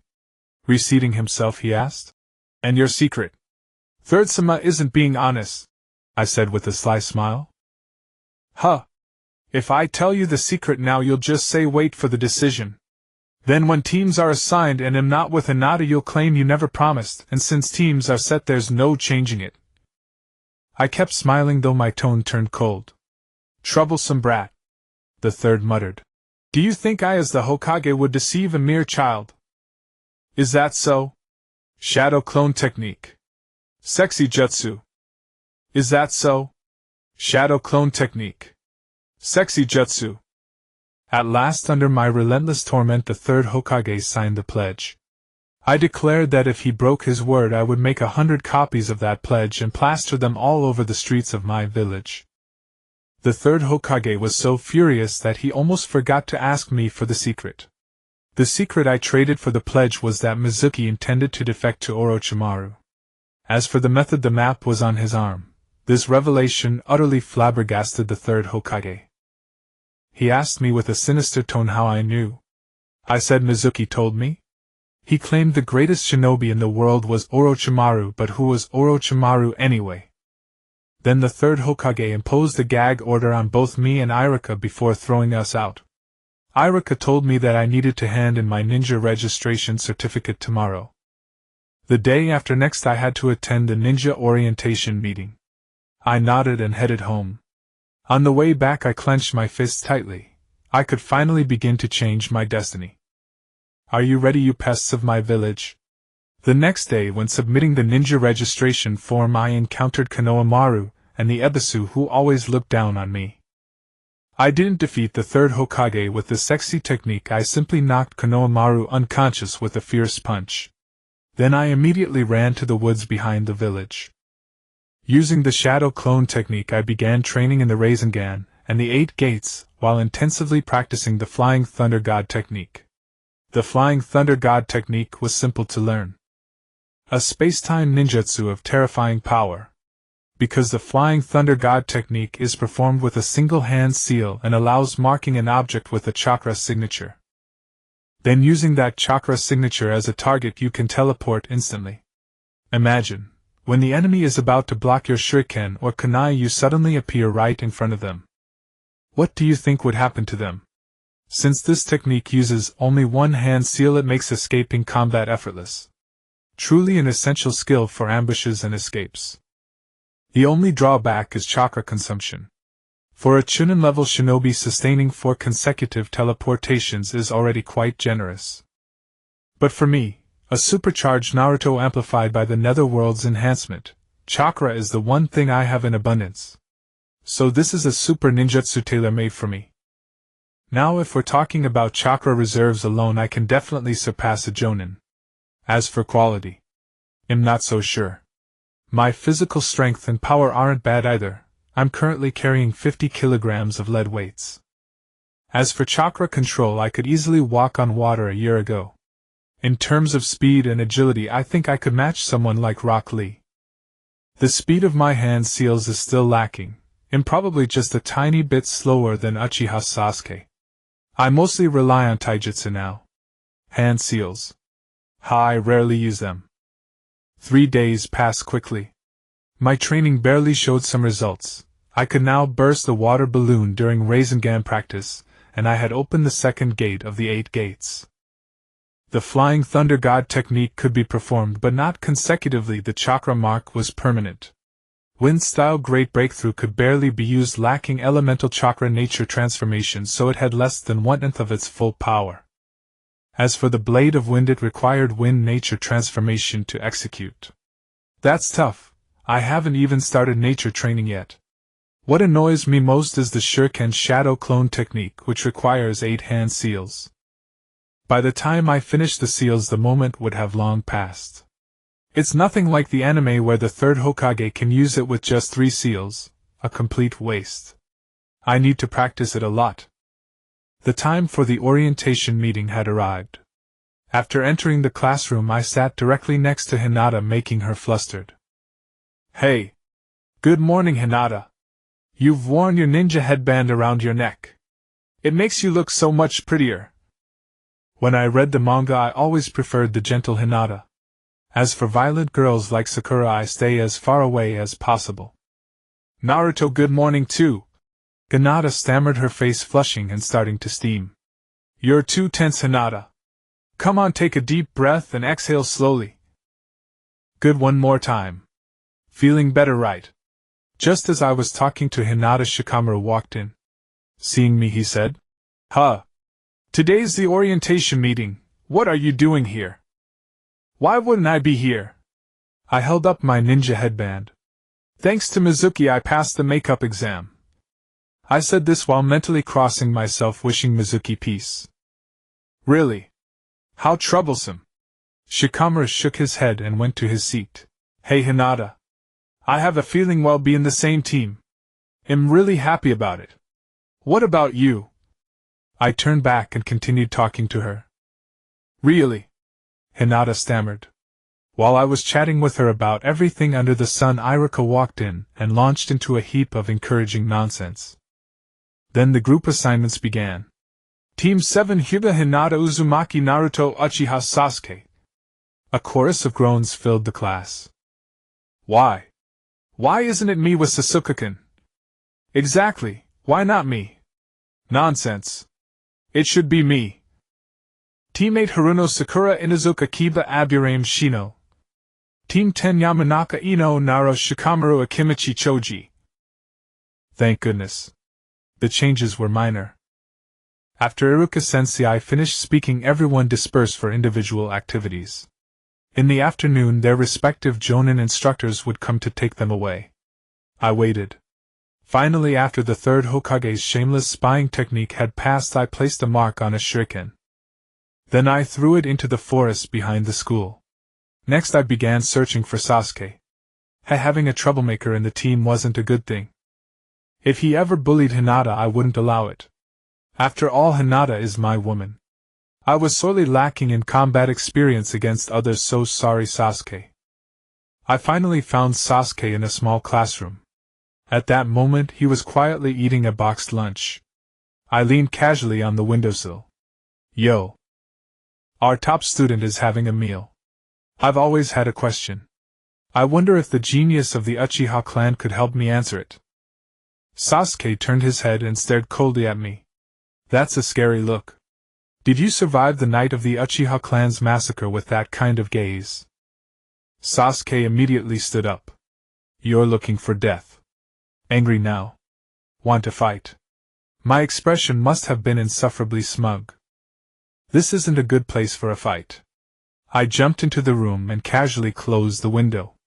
After placing a shuriken on the table, I suddenly grabbed Sasuke and performed a single-handed hand seal Flying Thunder God technique.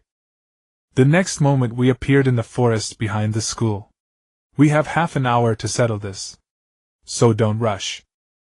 I picked up the shuriken from the ground, walked to the opposite side and stood firm. Don't underestimate me. You'll regret it. Fire-style Great Fireball technique. Sasuke attacked first. His Great Fireball technique was a basic move, but damn, the manga never said he already knew the two-hand seal version. Wind-style Great Breakthrough.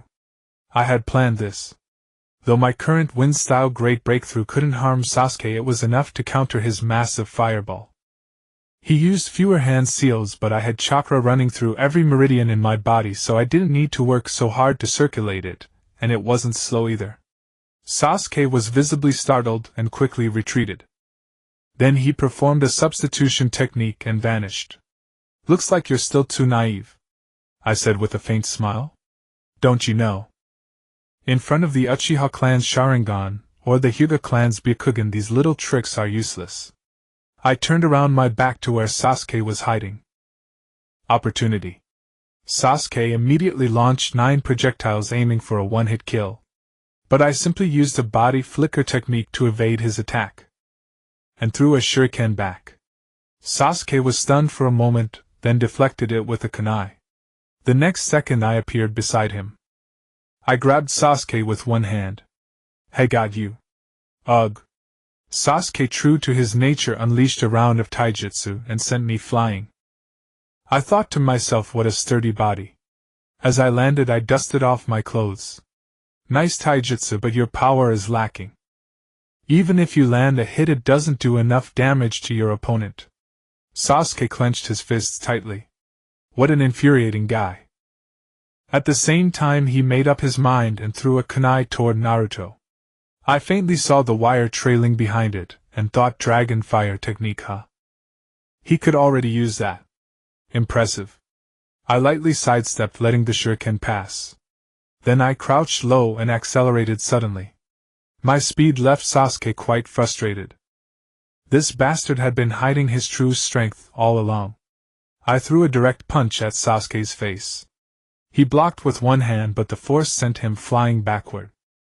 My strength came from doing handstand push-ups with 50 kilograms of lead weights on my back. Trying to block Eden. You must have a death wish. After a long moment, Sasuke got up from the ground. "Damn it. You bastard. Hey, don't be angry. Sasuke, you were destined to lose even before the fight started. First, I only provoked you lightly, and you already lost your temper. I forget which number of the ninja code it is, but it says a ninja must never reveal their emotions no matter the situation. Second, I've been observing you carefully for 2 whole years in preparation for today's challenge. I know every move you make and your combat habits like the back of my hand. How could you possibly win? Third, my real trump card isn't complete yet, so I had to improvise a move that could defeat you. But I haven't even used it yet." My lengthy speech left Sasuke utterly bewildered. I quietly sensed the chakra inside my body. Whom the body modified by Jyoyo was beyond reproach. The chakra I had just consumed had already fully recovered. Alright, no more playing around. Time for the finishing move. I formed hand seals. Shadow clone technique. I created no more than 10 clones. With a wave of my hand, they all surged forward at once. Though Sasuke knocked out 5 of them, 4 eventually pinned him to the ground. The last clone declared, "Uchiha Sasuke. If this were a real ninja duel, you'd be dead." With that, it pointed at the other 4 clones. The 4 clones slightly parted their clothes, revealing a stack of explosion tags inside. Sasuke reluctantly stopped struggling. In terms of pure strength, he couldn't break free from these 4 clones. And if he wanted to use a jutsu, both his hands were restrained. How could he? Watching him calm down, I spoke softly. "Sasuke, whether your ambition is to revive the Uchiha clan or to kill that man, what you need is strength. Do you think being called a genius by others is enough with your current abilities? We'll be in the same team from now on, and I don't want you holding me back. So you need to become stronger." With that, ignoring the dumbfounded Sasuke, I used the Flying Thunder God technique to bring him back to the small room where he had been eating. I retrieved my shuriken. Oh, I almost forgot.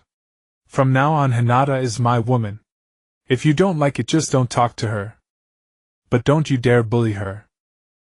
By the afternoon, all members of the other squads had been taken away by their teachers. Aichutien and Zuiju were the only 3 left, foolishly waiting in the classroom. Of course, I had my own activities. Holding Kyushin's small hand, I cheerfully boasted, and her face had completely turned the color of an apple. Zuiju on the side was practicing the glare of death. His training target was me. But I didn't care. No matter how sharp his glare was, could it compare to that freak Jyoyo? Although I had already mentally prepared myself, I was really a bit angry that Kakashi still hadn't arrived after such a long time. Waiting is not my forte. I was about to do something when a head of white hair poked into the classroom. Ah. Are you the old man cleaning the classroom? Sorry, but our teacher hasn't come yet. So please wait a bit longer. Do I look that old? Kakaxi thought gloomily. Mingren, he seems to be our teacher.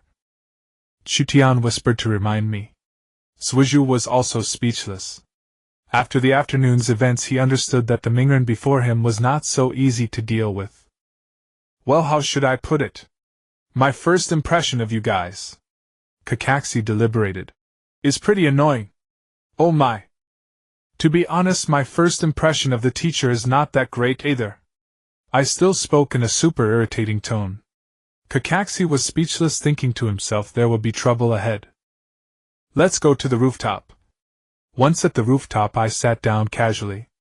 I pulled Chutian to a side far from Suizhu. Chutian. From now on, don't get too close to that poker-faced guy. One look and you can tell he's a nasty character. Look at his pose. Is he praying to his god for beef for dinner? Chutian was stunned, then couldn't help but let out a soft laugh. Zuozi's expression turned into a pout. The sight was quite funny. Kakaxi looked at me. The prankster king of my.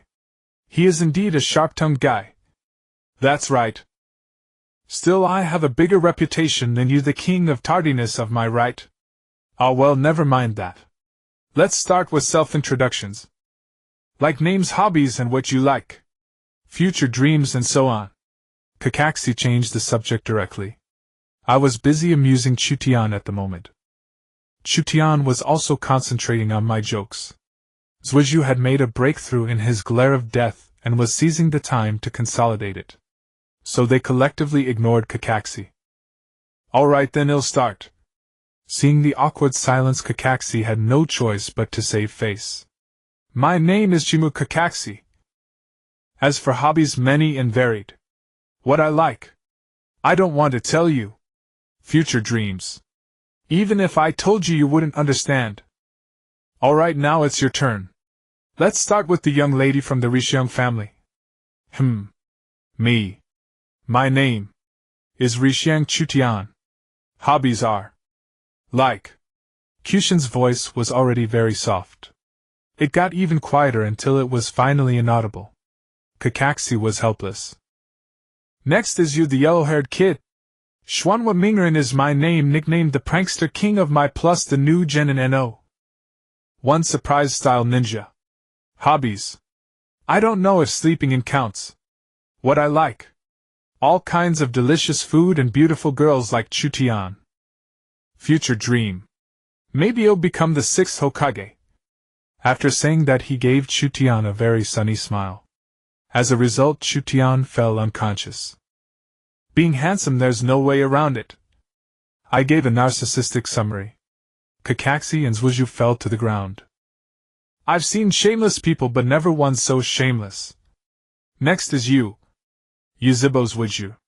Hobbies. None. Dream. I have an ambition that can't be called a dream, to revive the Yuzibo clan. And also I will definitely kill that man. Before that I must defeat you. After saying that, he continued his glare of death. I just stole your rice ball, is it that serious? I replied with feigned helplessness. Kakaxi was speechless. They weren't like this at school. What exactly happened? Why was Suizhu so hostile to Mingren? Alright, from now on we'll be doing missions together. First, there is a mission that only the 4 of us can complete. It's quite amazing. Kakaxi let out a weird laugh but was ignored by the 3. Damn brats, they are really annoying. Okay. Pay attention, this is an extremely difficult mission. Only 60 of rookie genin pass.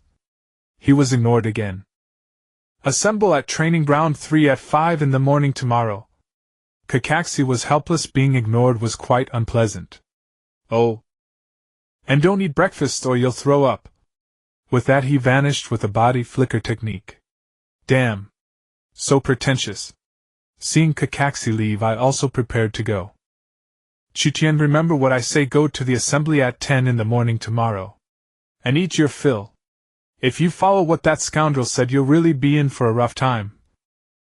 Also you the poker-faced kid over there. If you haven't had enough of staring you can continue tomorrow. You've heard anyway it's your problem whether to follow or not. Miss Chutian, may I have the honor of escorting you home? Well, if you go back late your family will worry. Chutian softly refused me. Don't worry. I live alone no matter how late I go back. Trying to refuse me, do you think I have a thin face for nothing? This has been improved by Gioyo. Gioyo. The next morning I groggily arrived at the third training ground. It wasn't because I woke up too early but rather because I was exhausted from training the Rasengan with my shadow clones last night. Even my body modified by the 9 hells struggled a bit. When I got up in the morning I noticed it was still early so I went to eat 2 bowls of Ichiraku ramen before swaying my way to the third training ground. Looking at the sun it should be around 10 o'clock.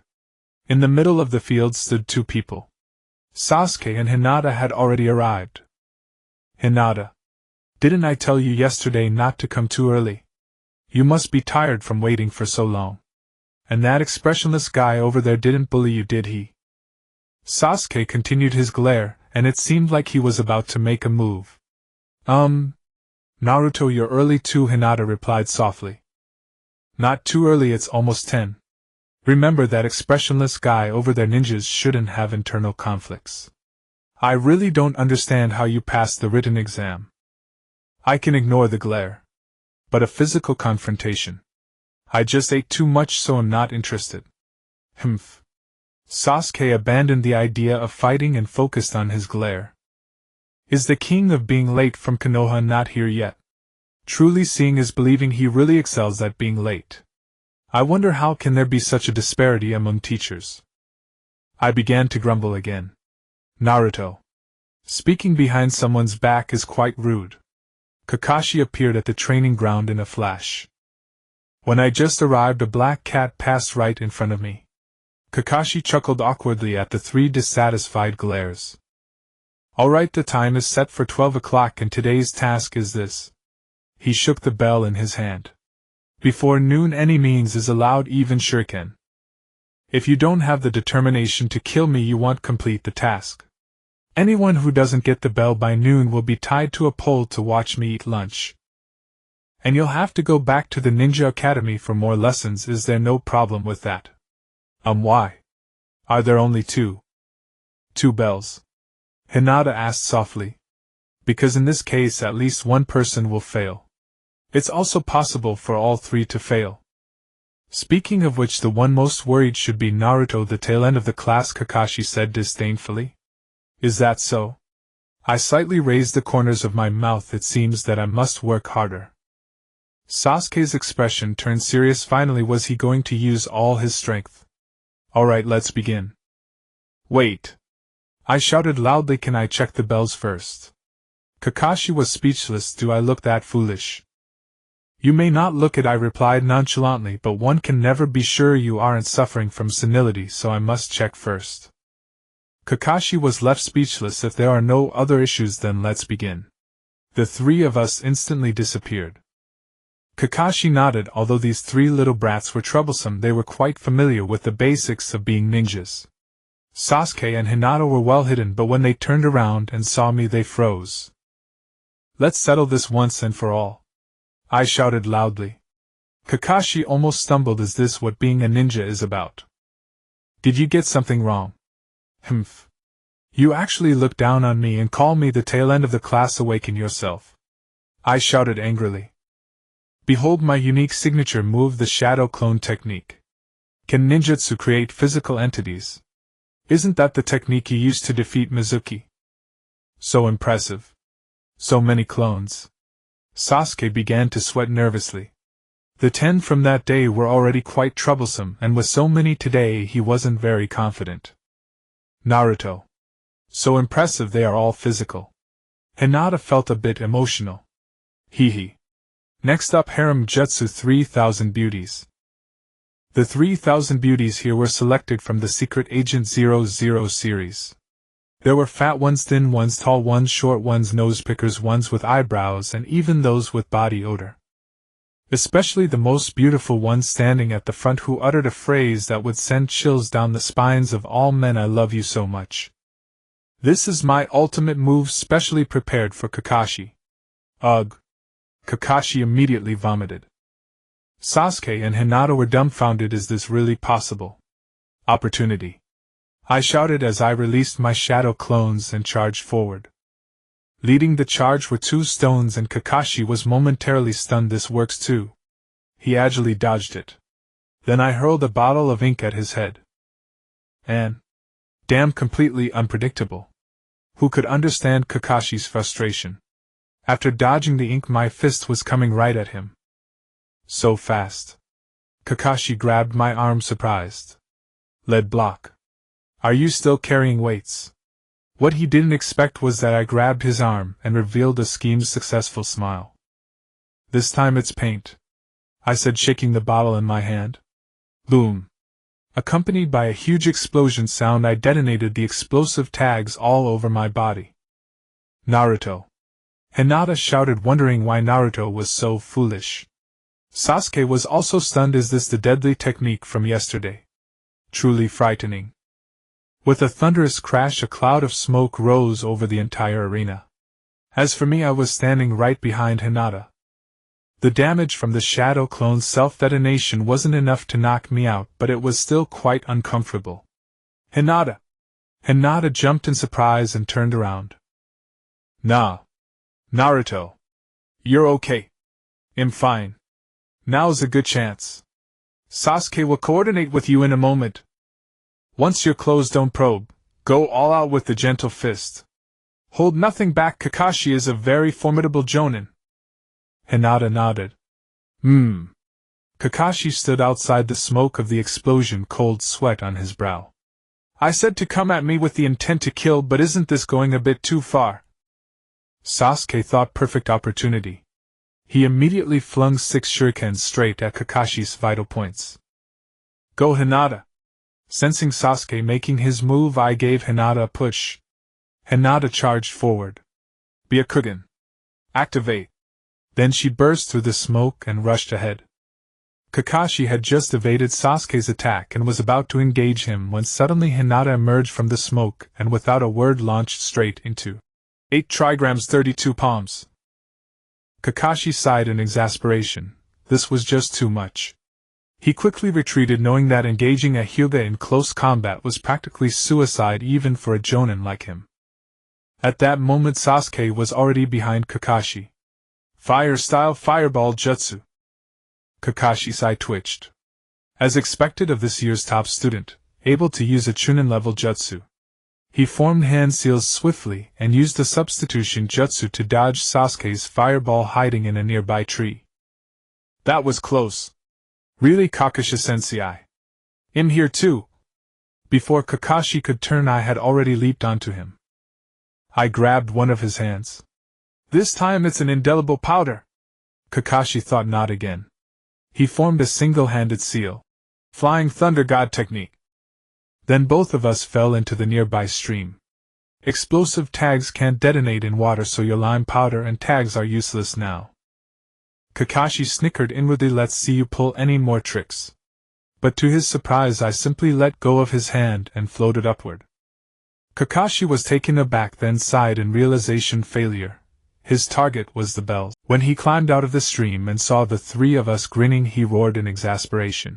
You little brats! I won't show you mercy unless you learn your lesson. With that, he quickly formed hand seals. Water-style water dragon bullet. Whoa! Kakashi's really mad. Hinata, move! I yelped, stepping in front of Hinata and Sasuke.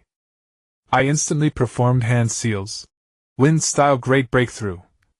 Beside me, Sasuke also formed seals. Fire-style fireball jutsu. But alas, the gap couldn't be easily bridged. My wind style lacked power and Sasuke's fire style was completely suppressed by the water style. No choice. Hinata had already dodged, but this fool Sasuke was still stubbornly blocking. I kicked him away. Get out of the way. Then I was swept away by the water dragon. Kakashi was shaken. Impressive. a wind-style great breakthrough and a fire-style fireball jutsu, both chunin-level techniques. Naruto and Sasuke seemed evenly matched. No, Naruto was slightly stronger. His rogue tactics were nothing a good kid like Sasuke could handle. But why was Naruto hiding his true strength? After being sent flying, Sasuke immediately fled into the forest. Hinata had already slipped in. The two looked back at the water covering the arena, resentment burning in their hearts. They were still too weak. Kakashi glanced at Naruto, who appeared unconscious with the two bells lying beside his hand. Kakashi sighed in relief. Lucky. He walked over to retrieve the bells, but then noticed a noose not far from them. Though it was buried underground, it was too obvious. Is this their plan? It's a bit crude even with the limited time. Wait, Naruto's clothes aren't wet. Ah, another shadow clone self-detonation. Kakashi smirked. Now this is a proper trap. Thinking thus, he threw a shuriken to pop the clone and reached for the bells. But after a puff of smoke, two Narutos grabbed hold of him. Gotcha, Kakashi-sensei. Transformation jutsu. Kakashi was stunned. Then came another thunderous explosion. Kakashi used substitution jutsu to escape to a nearby tree drenched in cold sweat. That's too underhanded, a triple trap. Just then he spotted Hinata running in the distance. His eyes darted. In an instant he used body flicker, grabbed Hinata from behind and pressed the kunai to her throat. Naruto! Come out now or I'll kill Hinata! Kakashi-sensei! You grabbed the wrong person! Kakashi stared in disbelief as the Hinata he held turned into Naruto in a puff of smoke. Peeking inside the collar, he saw a few papers tucked in his chest. Again! Kakashi flung Naruto away and instantly teleported away with body flicker. Naruto turned and faced the direction Kakashi had fled, rapidly forming hand seals. Wind style. Kakashi froze, forgetting he still had that move. Just as he was about to flee, he looked again. Naruto had turned into a puff of smoke and appeared at the edge of the opposite forest. Those are the hand seals for body flicker. Damn it! Hey, Kakashi-sensei. You're pretty scared, huh? I waved cheerfully from the edge of the forest, greeting him. I shook the bell in my hand, saying, I got it. I wonder if this counts as our success. To be honest, I was just barely holding on. Being hit directly by the water dragon bullet and not losing consciousness was already a testament to my toughness. To enhance the power of wind release great breakthrough, I had no choice but to increase my chakra output, resulting in my chakra nearly running dry. In order to make Kakashi concede, I forcibly used the shadow clone self-detonation technique. My physical strength had reached its limit, and my chakra was almost depleted, yet Kakashi remained close by. Once he regains consciousness from the shadow clone self-detonation technique, I wonder if I can barely escape using the flying thunder god technique. Helpless, I could only resort to a transformation technique. Transforming into Sasuke or Hinata made no difference. However, a girl's appearance could deceive others more effectively, right? I used Hinata's form to trick Kakashi, making him hesitate to attack me. Hinata is a genius in close combat, so Kakashi would definitely opt for hidden weapons, or ninjutsu genjutsu would be ineffective against Hinata. This way I could buy myself a little time to recover my chakra. However, Kakashi surprisingly threatened me using Hinata. I had no choice but to revert back to my original form and reveal the edges of two pieces of paper from my pocket. To my astonishment, it actually scared Kakashi away, and I escaped using the body flicker technique. Alright. I suppose you pass, Kakashi said helplessly. Naruto is quite a handful, especially with his tactics that are simply despicable. During the first time, I attracted my own attention using lime and ink. After catching myself, I drew their gaze with paint, allowing the shadow clone to explode successfully and create a flaw. Then came the cooperation between Sasuke and Hinata, forcing me to flee. Following that, I used the body flicker technique to snatch the bell, culminating in a triple trap. After he ran out of chakra, he again successfully deceived me with a transformation technique. His tactics are intricately linked, leaving one feeling helpless and somewhat amused. You all pass. But there are only 2 bells. How do you plan to distribute them? TCH. We don't need the bells, these things can be bought in bulk for a mere $1 at the stall. As for the bento, I had 2 bowls of ramen when I arrived this morning, so I'm not hungry at all. I'll give them to the 2 of them. It's just a nuisance for you Kakasha-sensei to watch them eat the bento. So which of the 3 of you will go back to school to study again? Kakashi said with a grin, continuing to provoke. Of course. I looked at Sasuke. Sasuke was momentarily stunned, then unleashed his ultimate move, the eye murder technique. If you 2 want to duel, I'll give you time later. Let's first decide who goes back to school. Kakashi said cheerfully. Of course. None of us is going back. I replied lazily. After all, we are a 3-person team. If you insist on sending us back, we'll have to ask the 3rd Hokage to find us a new teacher. After all, I do have a bit of a connection with the 3rd. Kakashi was taken aback. What about you, Sasuke? What do you think? Humph. If you want me to go back, I have no objections. But if you're sending Naruto back, I think I would also lose face remaining here. As for Hinata, I wouldn't stoop to competing with a woman. Oh. Kakashi nodded. You certainly seem like a man. What about you, Hinata? I think he'll go back to school. After all, I am the weakest in terms of strength. That can't be. If Hinata goes back to school, what's the point of me staying? I should go back with you.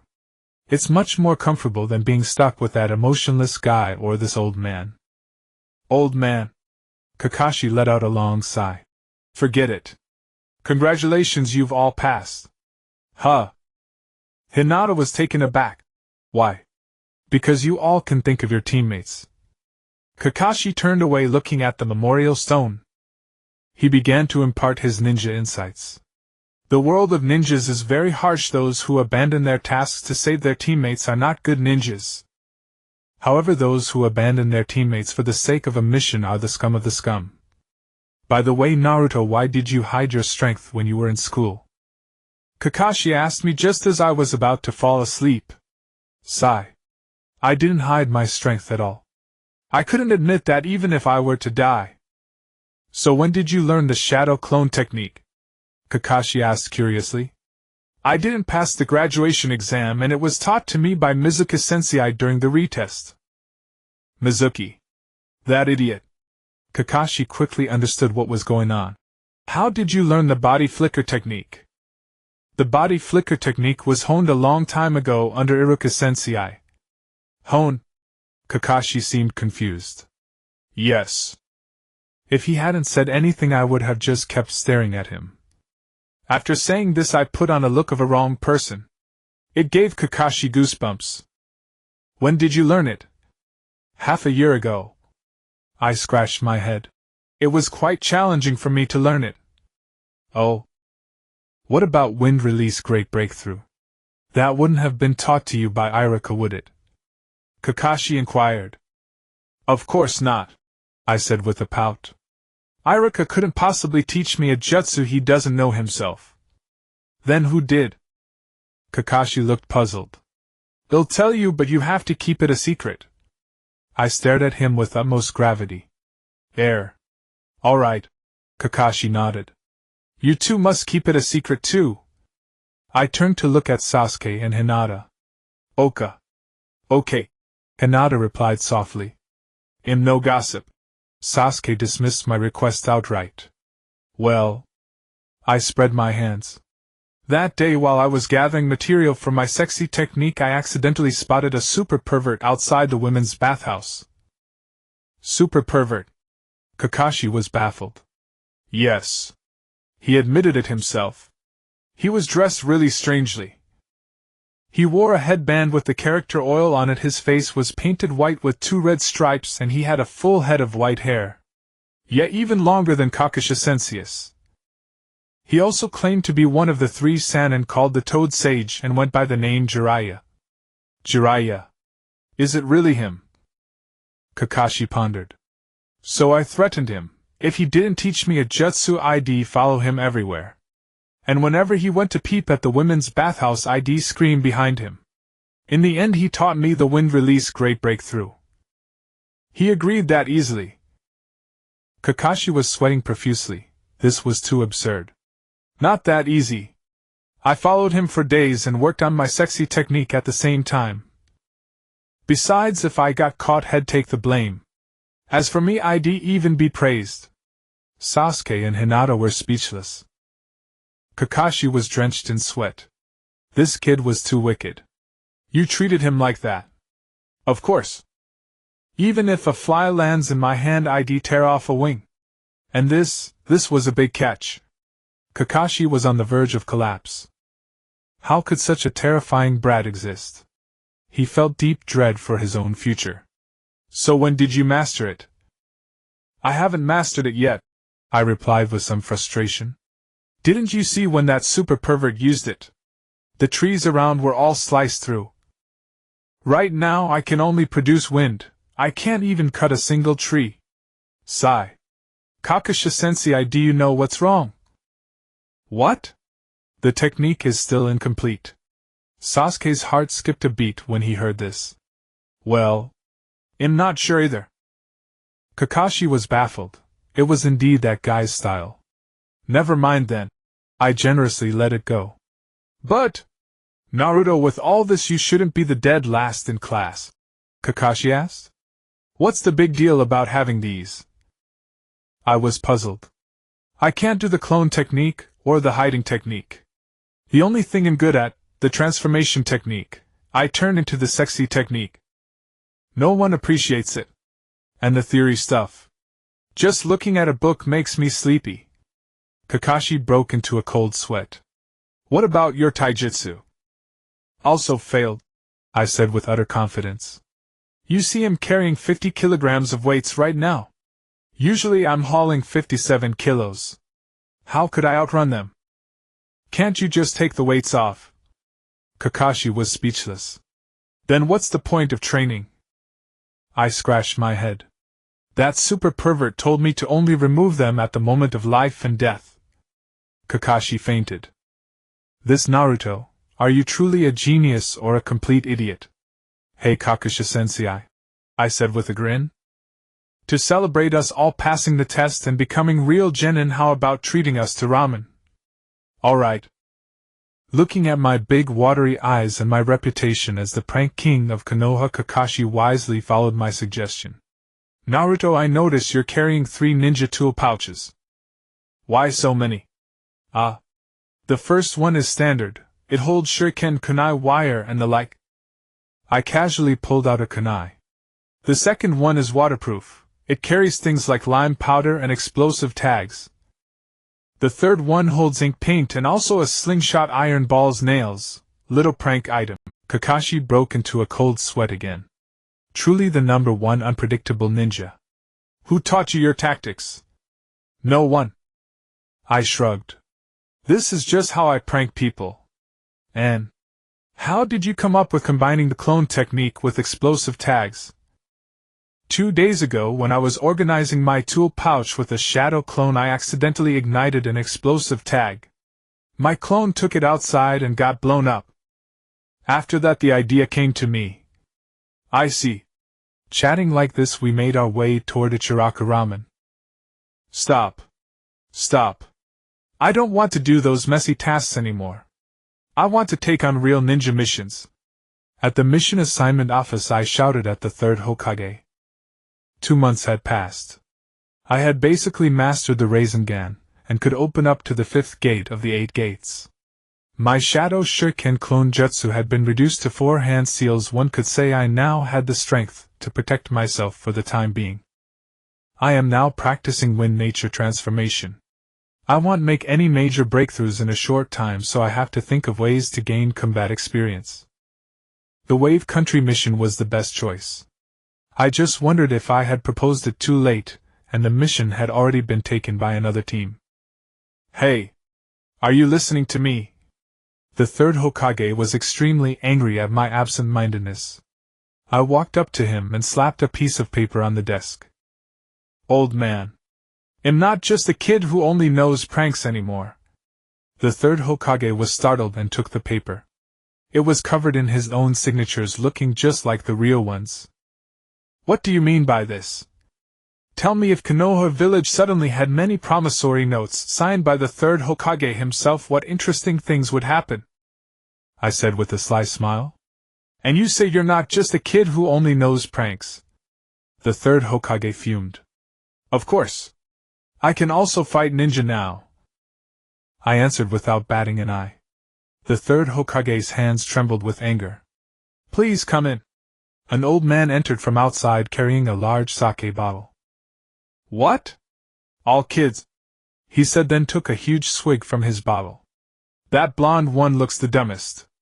Is he really a ninja? I was speechless. What did I do to you? So, this mission is just to protect this drunkard. It seems I should be more worried about whether he'll drink himself to death. TCH. Kid. What did you say? The drunkard immediately asked. Nothing. Just a few complaints. If you don't like it, you don't have to listen, I said indifferently. Nah. Naruto. Don't be like that. Hinata had improved greatly. At least she no longer stammered like before. Now her speech was much better. As for her strength, to be honest, I felt that women weren't really suited to the ninja profession. Humph. Sasuke turned his face away, no longer looking at the old drunkard. Ah, what a hassle! Kakashi sighed helplessly. Yesterday he had complained to us that he was sighing more and more lately, and was getting old. I am the world-famous bridge builder Tazuna. Please protect my life until I return to my country and finish building the bridge. Tazuna's self-introduction was quite imposing. The next morning everyone gathered at the main gate of Konoha. I wasn't as excited as the Naruto in the original story. I just smiled faintly and walked together with Hinata. Tazuna glanced at us and said to Kakashi, "Is this really okay? I have a feeling these kids aren't very reliable." Kakashi put on a reassuring smile and said, "It's fine, you have me a Jonin accompanying us." Sasuke walked at the front, keeping a vigilant watch around.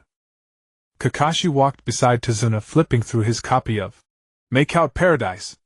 Hinata and I were at the back. Hinata was very quiet. As for me, from time to time I took a leaf from my pocket with my fingers, played with it for a while, and then put it into the other pocket.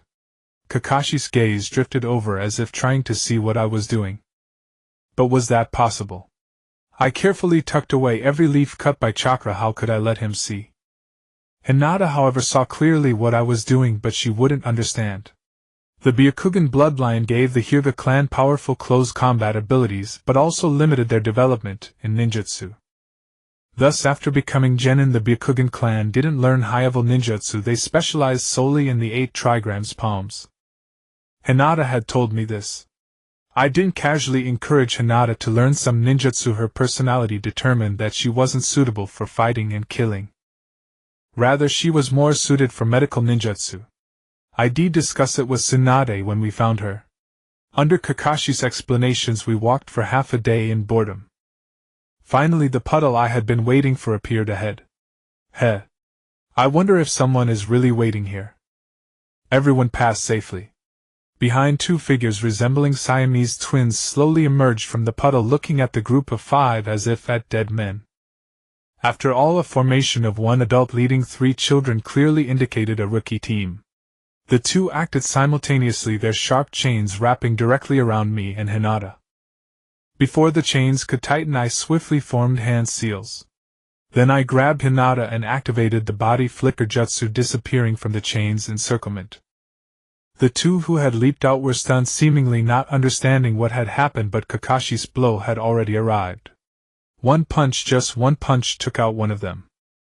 The other was pinned to a tree behind by Sasuke's kunai and shuriken. The battle ended as soon as it began. At that moment, Hinata and I emerged from the forest ahead. Quick reflexes. Kakashi looked at me with a smile.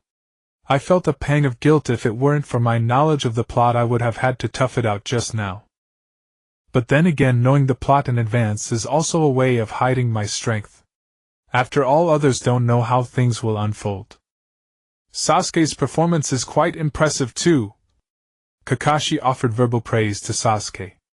Humph. Sasuke remained as aloof as ever with his nose pointed skyward. Hinata lowered her head, thinking silently to herself. "I'm so useless, even causing Naruto to protect me." I saw Hinata lower her head and understood her feelings inside. After all, this was the first battle. I patted her shoulder. "It's okay, Hinata. Take it slow, you'll get used to it. Now it's time to get to work. Hinata, first seal the meridians of those two. We need information."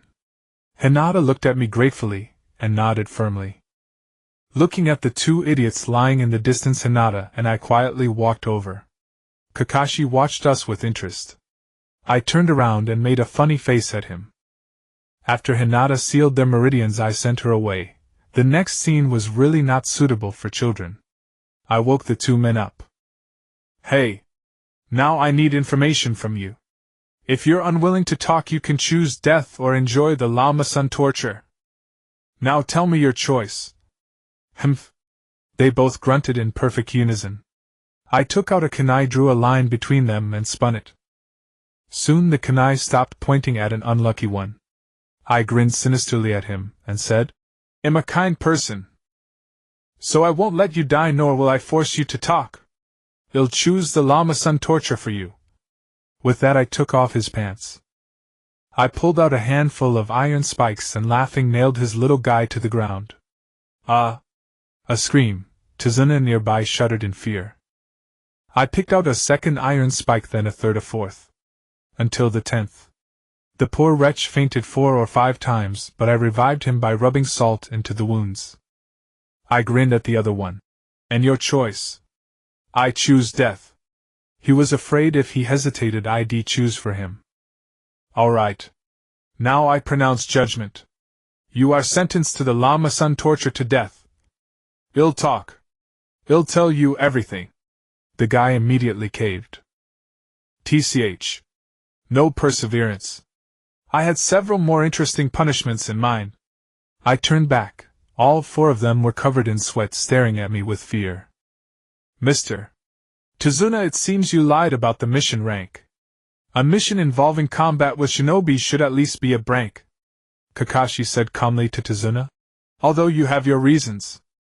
This is not a mission I or my students should be involved in. For the sake of my students, I've decided to abandon the mission and return to Konoha village." Tizuna pondered silently, saying nothing. Kakashi-sensei. I smiled at Kakashi and said, "A good businessman wouldn't push away a chance to make money. How about this, we both take a step back. Continue the mission. But before we reach Wave Country, if Mr. Tizuna still can't give us a reasonable explanation, we'll terminate the mission immediately. What do you think?" Kakashi gazed at me as if trying to read something in my eyes. Finally he relented. "Fine. Let's do it Naruto's way." 2 days later we finally arrived at the border of Wave Country. It was seaside and Tizuna found a smuggling boat. Taking advantage of the thick fog, we sailed to Wave Country. On the boat, Tizuna slowly recounted the situation, heavily appealing to emotion, nearly making Hinata cry. Kakashi reluctantly agreed to continue protecting Tizuna, discounting the fee. I sat at the bow, continuing my Wind Nature Chakra transformation training. The leaves I used for training the previous 2 days had been buried. Today's leaves were freshly picked this morning. I became increasingly adept at slicing leaves with chakra almost at will. Watching another leaf effortlessly split, I knew that although I couldn't yet use Wind Release Blade Slash, I could at least unleash 30% of the attack power of Wind Release Great Breakthrough. The next step should be slicing a waterfall. I could only start that after returning to Konoha. My chakra was gradually changing with the nature transformation training. Originally flowing like faint smoke slowly within my body, the chakra began to grow denser and heavier. I understood somewhat. The nature transformation training, which only Jonin could begin, must be the process of compressing and strengthening chakra. Once my chakra completely turned into liquid, perhaps I would also become a Jonin. The Wave Country mission would take at least a month. At this rate, the only thing I could train now was the Rasengan. I always wondered why Naruto in the manga only used a single-handed Rasengan, unable to wield 2 simultaneously. That would more than double both attack power and flexibility. Only when I practiced did I realize it wasn't so easy. Controlling two Rasengan at once is like drawing a square with one hand and a circle with the other. Using the Rasengan requires intense mental focus, and the meridians in both hands are different. In such a situation, attempting another Rasengan only results in empty hands. However, performing the double-handed spiraling sphere is not impossible. As long as I can make the formation of the spiraling sphere an instinctive action, I should be able to achieve it. Alternatively, I can shorten the time needed to form the spiraling sphere. If I can complete it during the punch, I could unleash the spiraling sphere with both hands in rapid succession. In that case, it would be essentially no different from the double-handed spiraling sphere. Another method to increase attack power is to train like Naruto, who spent 3 years honing his skills in the manga. I could enhance the spiraling sphere into the big ball spiraling sphere, turning point attacks into area attacks to increase its power. However, the preparation time for the big ball spiraling sphere is too long. Perhaps I could shorten the preparation time for the big ball spiraling sphere. It might even be possible to use it with both hands, which would be exhilarating. Just as I was feeling elated, another question crossed my mind. Should I practice the double-handed spiraling sphere first, or the big ball spiraling sphere? That's a dilemma. If I practice the double-handed spiraling sphere now, I could likely increase my strength in a short time. However, when it comes time to practice the big ball spiraling sphere later, it might become more challenging. If I practice the big ball spiraling sphere first, I won't gain much strength in the short term. Moreover, whether I can truly master the double-handed big ball spiraling sphere in the future is still an open question. As I gazed at the dock slowly coming into view, I tucked away my thoughts. Forget it, I should focus on mastering the rapid-fire spiraling sphere first. As for whether to practice the double-handed spiraling sphere or the big ball spiraling sphere first, I'll make that decision after this battle in the land of waves, once I clearly understand my shortcomings. As for when to start practicing the rapid-fire spiraling sphere, I'll wait until Kakashi and Zabuza finish. After all, there's another battle today, and I need to conserve my energy. After disembarking, our group continued to move forward slowly. According to Desna, his home is not far from the bridge. To avoid Kato's spies, he chose this dock. After another 2 hours of walking, we should arrive at his home. We can temporarily settle down there. Since we got off the boat, Kakashi's expression hasn't been good. He looks quite worried. He probably understands that there may be a fierce battle today. The journey has been relatively calm.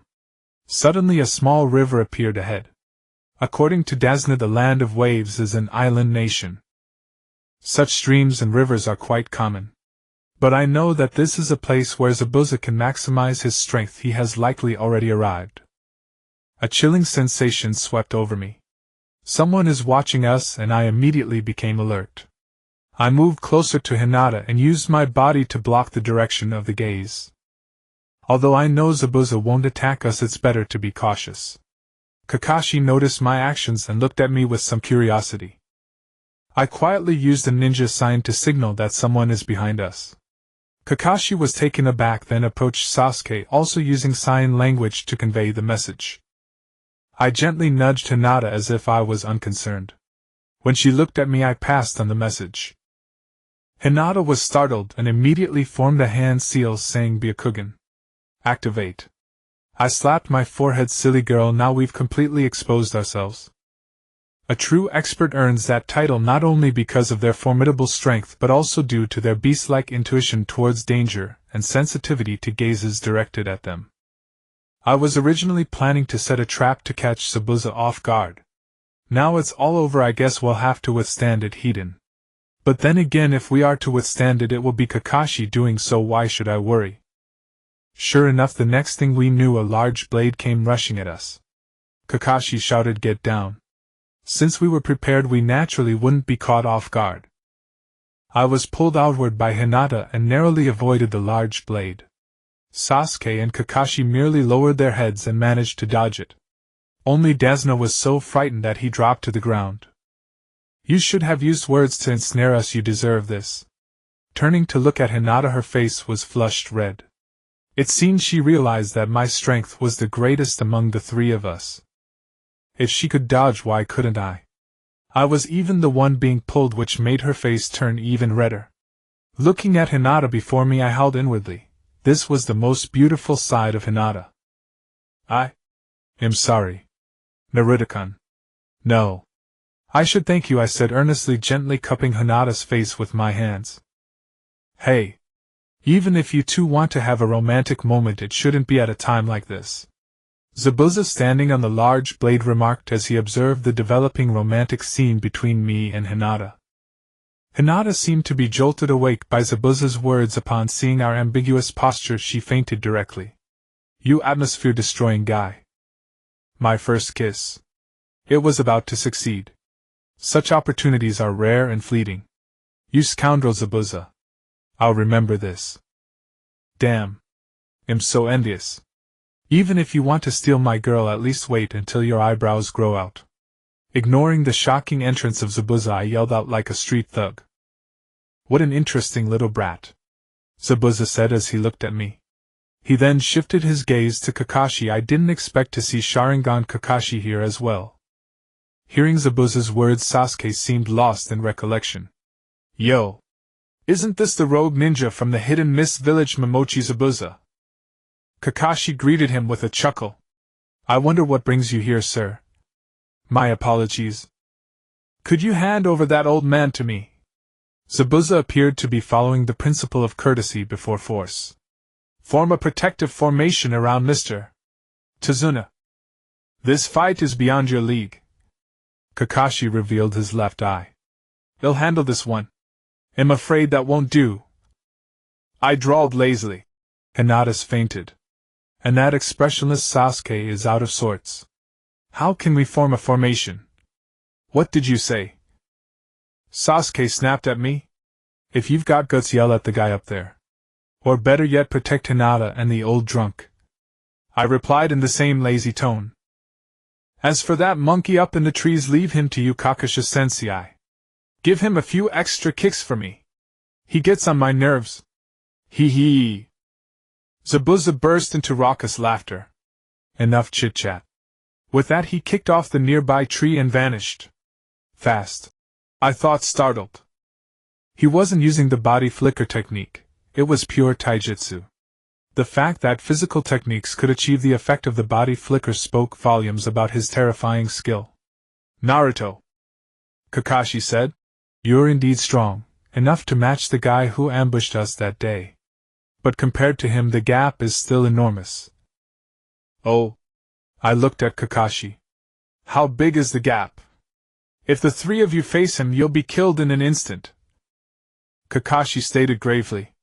He's a former member of the Misambu and a master of the silent killing technique. That technique involves slaying opponents without making a single sound. By the time you notice, you'll already be in the next world. I can't fully use my Sharingan yet, so one slip-up means death. Oh. I nodded and pressed on Hinata's philtrum. With a soft moan, she regained consciousness. Looking at me, she murmured, Naruto-kun. All right, time to get to work. That browless guy over there seems tough. I grinned at Hinata. Hinata rose to her feet and together with Sasuke and me guarded Tazuna from three directions. Mist began to gather in the air, growing thicker by the moment. The mist is coming, Hinata whispered. That's normal, Tazuna said nonchalantly. The wave country is surrounded by sea. Mist is a common occurrence.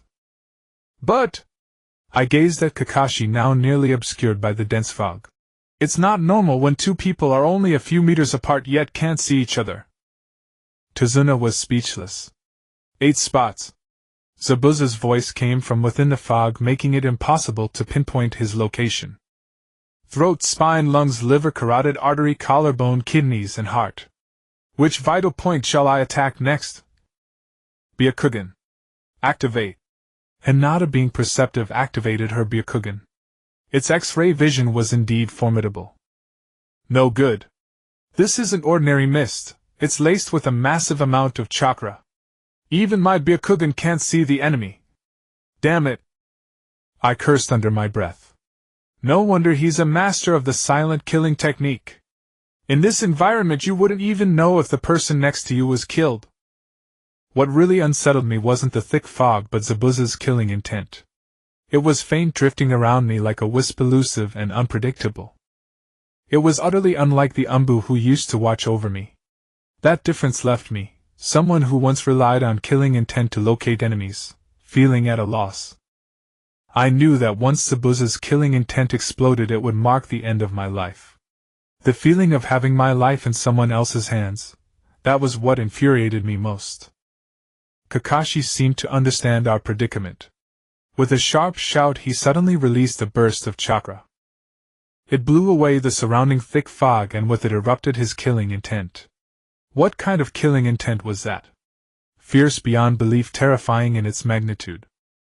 I, who had always been sensitive to killing intent, nearly passed out. It wasn't even in the same league. No, it was on an entirely different plane. If Kakashi was a warrior seasoned on countless battlefields, then the Umbu who once surveilled me were nothing but old ladies chasing cockroaches with roach spray. As for Zabuza, he was like a venomous snake in the shadows. Though unseen and his killing intent lacked Kakashi's suppressive force, his danger level was far higher. Kakashi's killing intent was truly overwhelming. I didn't know how long I could endure. I could swear that if Zabuza possessed an equal level of killing intent, then the moment Zabuza moved to strike me, once he locked me down with his killing intent, I could only stretch out my neck and take the blow. That feeling, your body utterly immobilized as if the slightest movement would invite instant death, was suffocating with helplessness. Was this the gap? Could it really be this vast? Damn it. And I thought I was strong enough. What a... Sensing my unease, Kakashi turned his head slightly, revealing half his face. Sasuke. Naruto.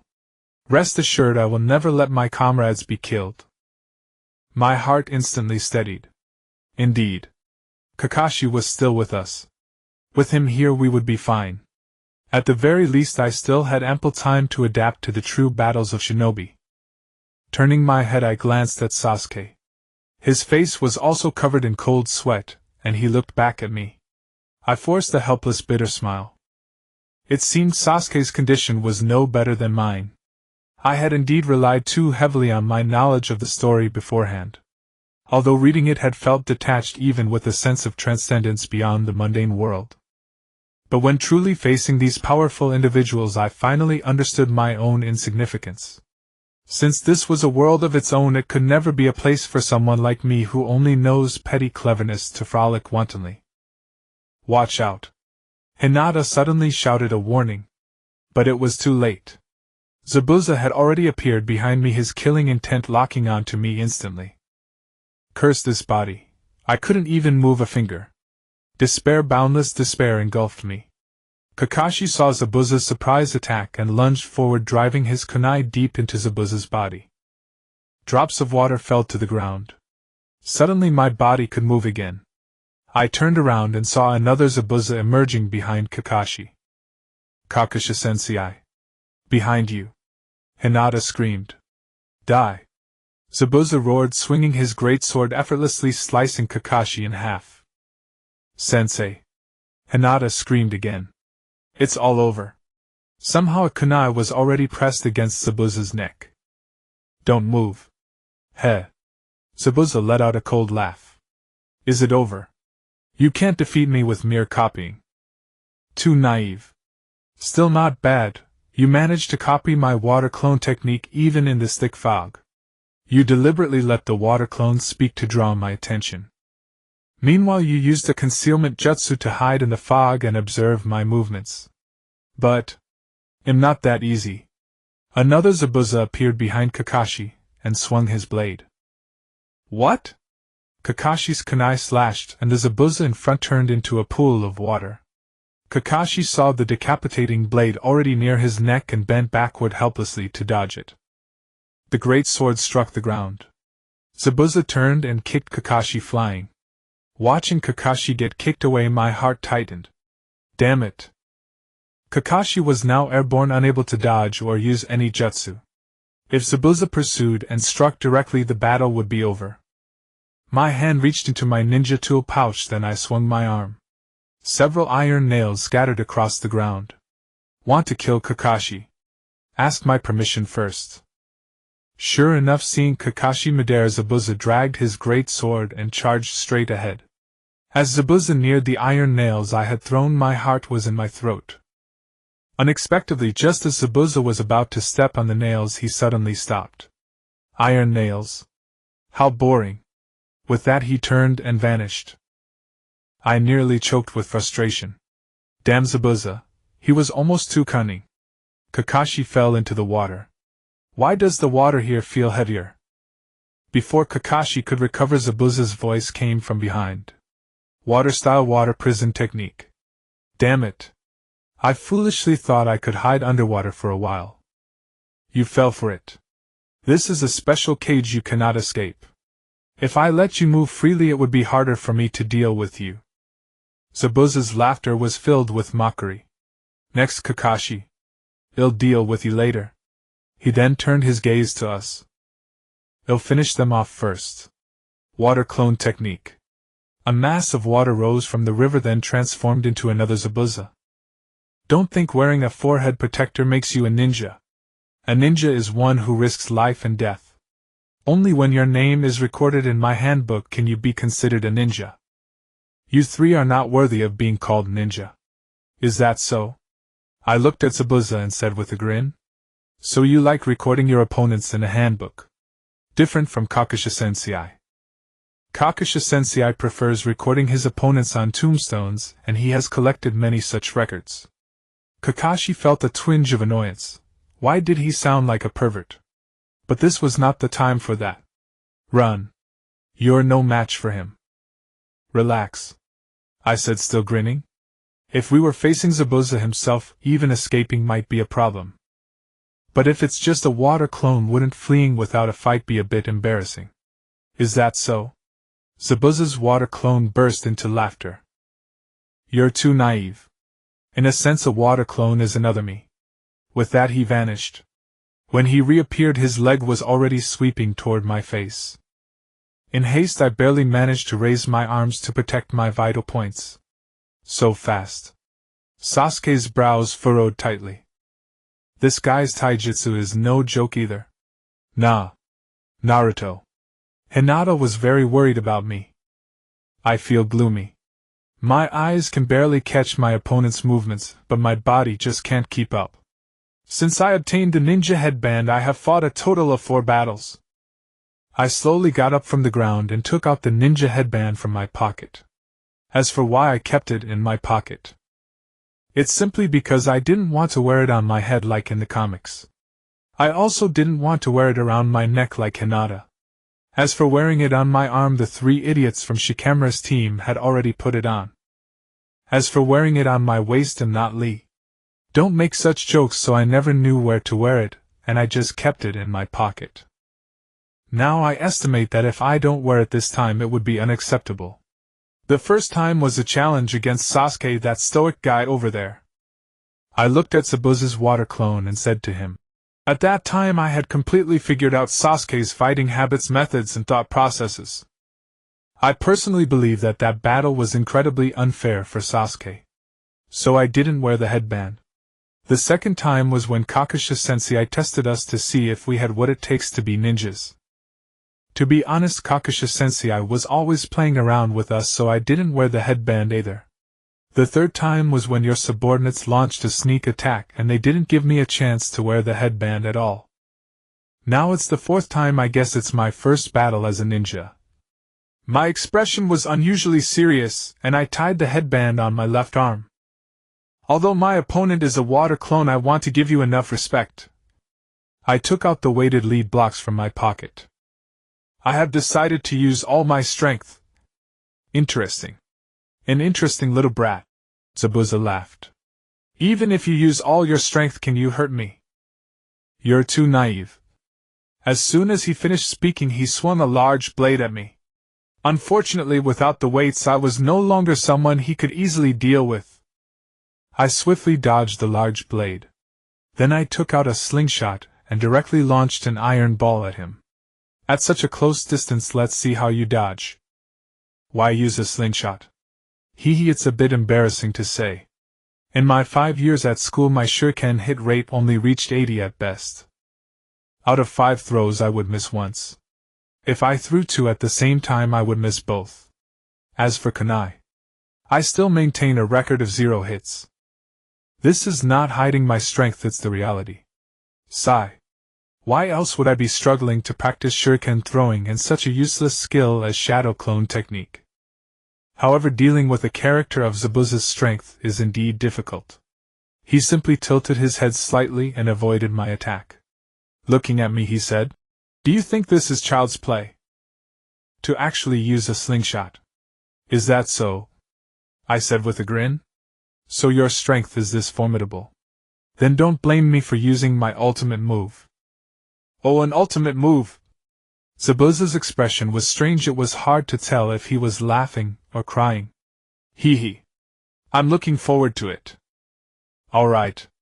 Hinata, step aside. Sasuke, go. I shouted loudly and jumped beside Hinata. I was ready to enjoy the battle between Sasuke and Zabuza. "Naruto, you're being too boring," Sasuke said with a dark expression, looking at me. "In this situation you still want to show off. TCH. I looked at Sasuke with disdain. "In giving you a chance to perform, do you understand? Coward." Sasuke took out a kunai and assumed a fighting stance. Zabuza looked at Sasuke. "Since you want to die so badly, I'll fulfill your wish." After saying that, he charged forward and swung his knife. Sasuke immediately dodged. Just as he was about to attack, Zabuza elbowed him, sending Sasuke flying. Before he could land, Zabuza's foot landed on Sasuke's chest. With a forceful stomp, Sasuke spat out a mouthful of blood. "Run! You can't defeat him. Don't forget our mission, protect Mr. Dazna." Kakashi looked at the situation and shouted at us. "Don't worry about me. At this point I can't just focus on saving myself." Dazna was surprisingly open-minded. "Shut up. No one is asking for your opinion right now," I said to Dazna, feeling quite displeased. Although I wanted Zabuza to provide me with real combat experience, I still felt uncomfortable with this instigator. "Hinata, protect Dazna. The rest is up to me." Then I formed hand seals and shouted, "Shadow clone technique." Over 50 Narutos appeared beside Zabuza, and all the Narutos shouted in unison, "Let's go." Each of them rushed forward with a kunai. "Aren't there quite a few clones?" Zabuza looked at me and said, "However, this level still can't hurt me." I didn't have time to argue with him, and directly sent the clones to rush at him, completely surrounding him. Then with a loud bang, a cloud of smoke filled the arena. And I was also thrown out of the smoke. "What?" Zabuza's main body was stunned, completely unaware of what had happened. Suddenly a voice from the smoke called out, "Demon Wind Shuriken." Then a massive shuriken flew towards Zabuza. "Baka. Shuriken is useless against me." Zabuza was quite displeased with this tactic that looked down on him. He directly caught the shuriken. However, as soon as he caught it, he felt something was wrong. "What? This isn't a shuriken." Zabuza looked at the Naruto clinging to his arm, biting him like a puppy, and was completely dumbfounded. Has this kid's head been kicked by a donkey? Kakashi felt a headache in the water prison. It seemed Naruto was going to use that move again. While Zabuza was stunned, another shuriken was already in front of him. Zabuza looked and realized. He lightly jumped, ready to dodge this shuriken. The shuriken made a loud bang and another Naruto hugged his waist. He smiled and looked at him. "Hee. You fell for it.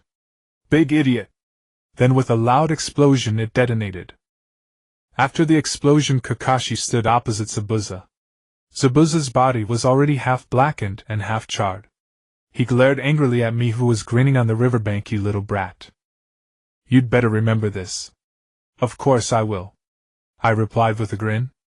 "But I wonder what use does a dead man have for so many memories?" "You. Relax. Enough about me. Right now your opponent is Kakashi." I sat down on the ground ready to watch the show. The ensuing battle was the one I knew well, where the Sharingan displayed its might. Though thrilling, it somehow felt lacking.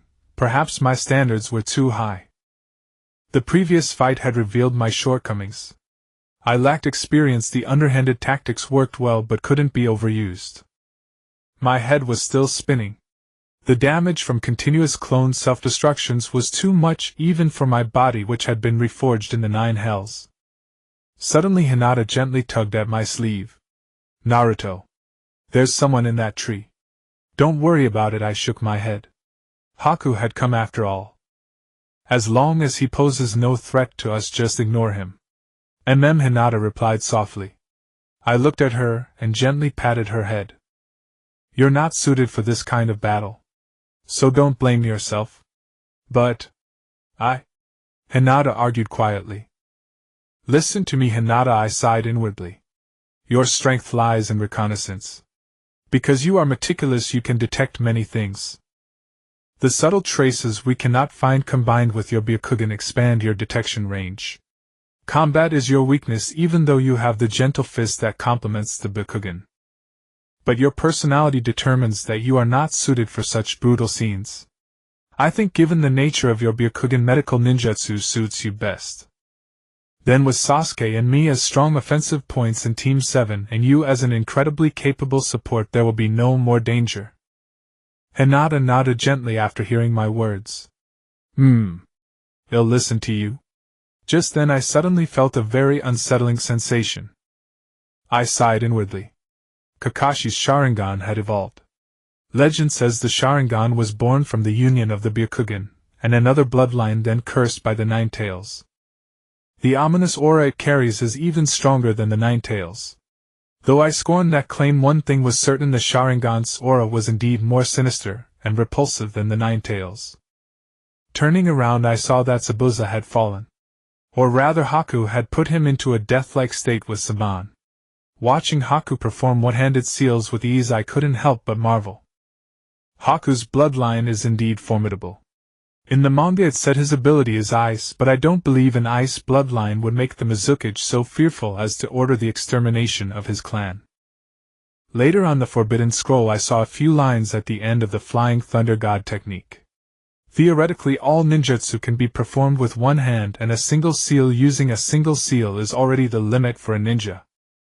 Only a few extremely powerful bloodlines can perform one-handed seals, for example the Yuki clan's bloodline in the Land of Water. Looking at Haku before me, a flicker of killing intent crossed my mind. Should I kill Zabuza now and take Haku with me? On second thought, forget it. With my current abilities, going up against Haku probably wouldn't end well. I'd better wait.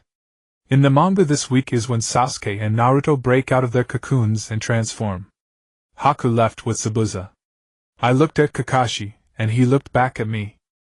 His eyes had 3 tomo completely still, yet it felt as if my very soul was being sucked in. Good job, Naruto. After saying that, he turned to Sasuke. You need to work harder.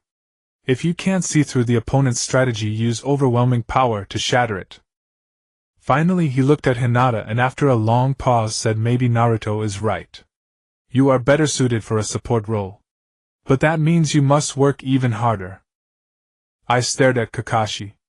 Would it kill you to say one less thing? Why don't you just pass out obediently? How did you know? Obviously. Your eyes look really unsettling right now, I said helplessly. Is that so?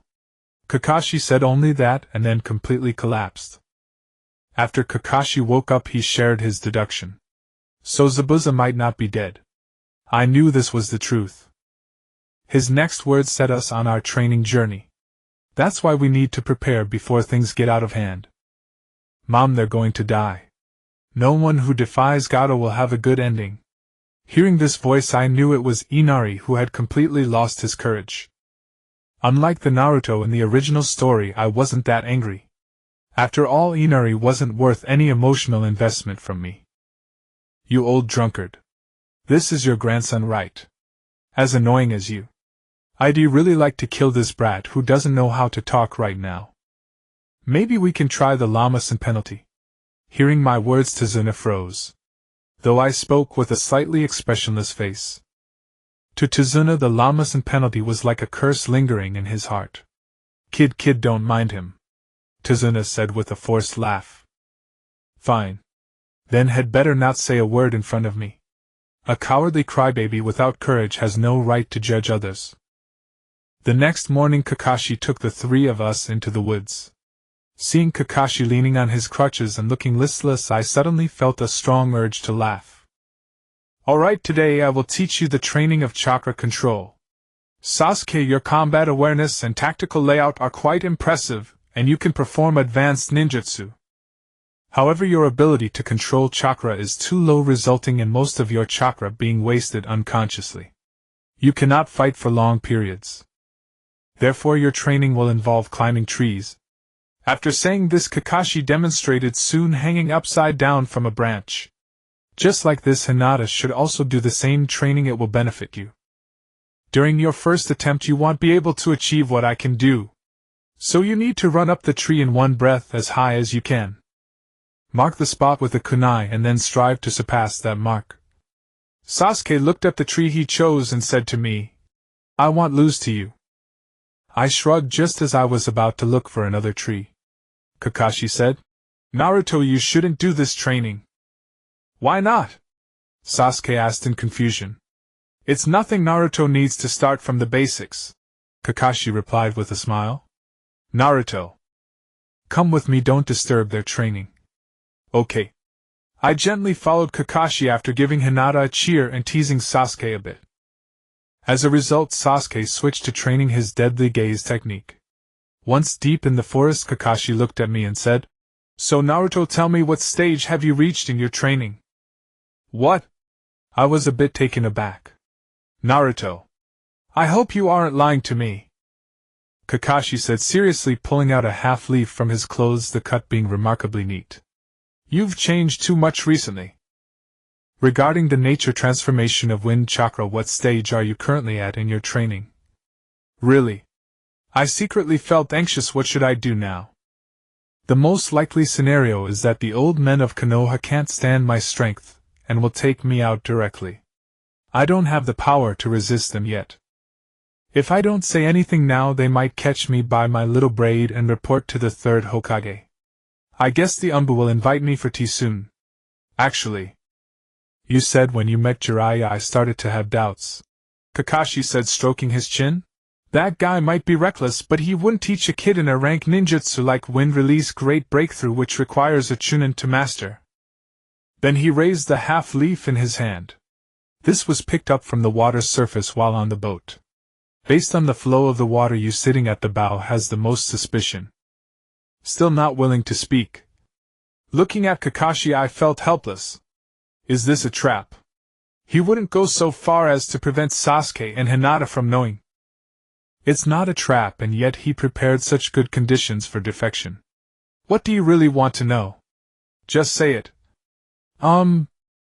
First, who taught you the Wind Release Great Breakthrough ninjutsu? Jiraiya. I don't believe it. Then look at this. With a single hand motion, half a minute later a Rasengan appeared in my hand. This is... That's right. This is the Rasengan, I replied softly. He also taught you this technique? Kakashi asked in confusion. If Jiraiya really taught this, it means he wasn't just being reckless, he must have been drunk. He will teach me in the future, I said coldly. What? Kakashi was astonished. Kakashi-sensei, I hope you can swear by your friendship. Not to disclose this secret, not even to anyone. Not the third Hokage, not the elders, not Jiraiya, and not even if my father asks. I looked seriously at Kakashi. If he doesn't agree, I have no choice but to kill him first. However, if he truly agrees, I believe someone like Kakashi, who values relationships between friends, would be quite reliable. Is it really that important? Kakashi looked at me seriously, and he involuntarily became serious too. Yes, it could threaten the safety of Konoha. But please believe me, I won't harm Konoha. All right. I swear by Shaolin's name that I will never disclose today's events to anyone. Kakashi said earnestly. Forget it. I had nothing more to say. Looking at Kakashi, I was left speechless. He was really something else. What's wrong? Kakashi was taken aback. Shaolin is definitely my friend. How about Guy? I looked at him coldly and said, when I said your friend, I meant the original owner of that eye of yours. You even know him. Kakashi looked as if he had been struck by lightning. I looked at him speechlessly. How could I not know? All right. I swear by his name that I will never disclose anything I learned today, Kakashi said unusually solemnly. Actually, it wouldn't matter if you said it. I looked at Kakashi. At most, neither of us would know how we died. What? Kakashi was taken aback. I have the ability to see the future and the past. Although it's quite limited, today is the most inaccurate day since I became aware of my abilities. I sighed deeply. I managed to fool Kakashi by using the excuse of people related to me in the past and future. Whether he believes it or not, that's not my concern. After spending 12 years in the world of Naruto, the first butterfly effect has appeared. Although it is not significant, it has given me enough warning that future situations could be worse. Therefore, the only way now is to break this situation with strength. As long as I have powerful abilities, I do not believe anyone would be so fearless of death. I remember that this week is the time for Sasuke and Naruto to undergo their transformations.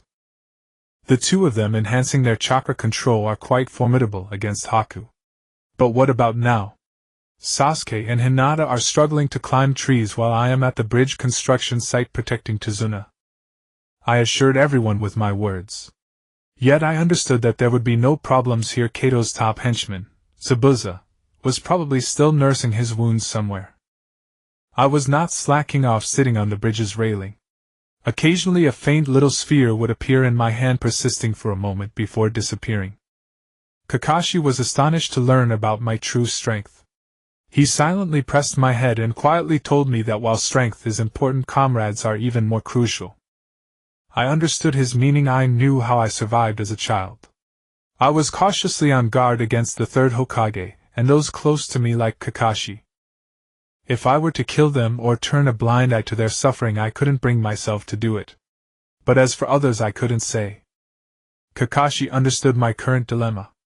He told me that achieving the double-handed Rasengan would likely be impossible in the short term, and he was unsure about the big Rasengan. For the rapid-fire Rasengan, Kakashi's advice was to practice more. As long as I train until my body remembers how to use the Rasengan, I should be able to achieve my expectations. Considering my control over the Rasengan, Kakashi recommended that I protect Tazuna while also practicing the Rasengan diligently. As for Sasuke and Hinata, we have additional practice battles at night, which is the biggest change. Sasuke's growth rate is somewhat astonishing. On the last day, I must remove my weights to contend against both him and Hinata together. Sasuke's growth is terrifying, and Hinata can strike effectively when facing me. The gentle fist is indeed a close combat weapon. After taking a few hits with my modified body, I could no longer utilize chakra. I could only rely on physical skills to face the two of them. A week has passed. Kakashi has finally fully recovered, and Zabuza should be about the same. This morning Kakashi took us and Tazuna out to the bridge construction site. Halfway there, I couldn't shake the feeling that something was off. What did I forget? It's strange. Hinata seemed a bit downcast, and I looked at her asking, "What's wrong?" "Hinata, you seem quite unhappy." "And no, it's nothing." Hinata startled like a frightened deer, almost jumping. It's my first time being away from home for so long, so." "I understand," I nodded. "Home is a good place. But we should strive for our own ideals and not let ourselves be hindered." I remembered what I had forgotten. That brat. That incredibly annoying kid should have been caught by now. My stomach hurts. "You guys go ahead, I'll catch up soon." With that, I dashed into the woods. "Coward!" Sasuke scoffed. "Naruto." Hinata was a bit worried. "Is he going to be okay?" "Kakashi-sensei." "Don't worry," Kakashi said nonchalantly. "His body can probably grow a head back even if Zabuza cuts it off." Sigh. Hinata was astonished. Sasuke said nothing, secretly noting it down. If there is a chance in the future, he must tear him to pieces.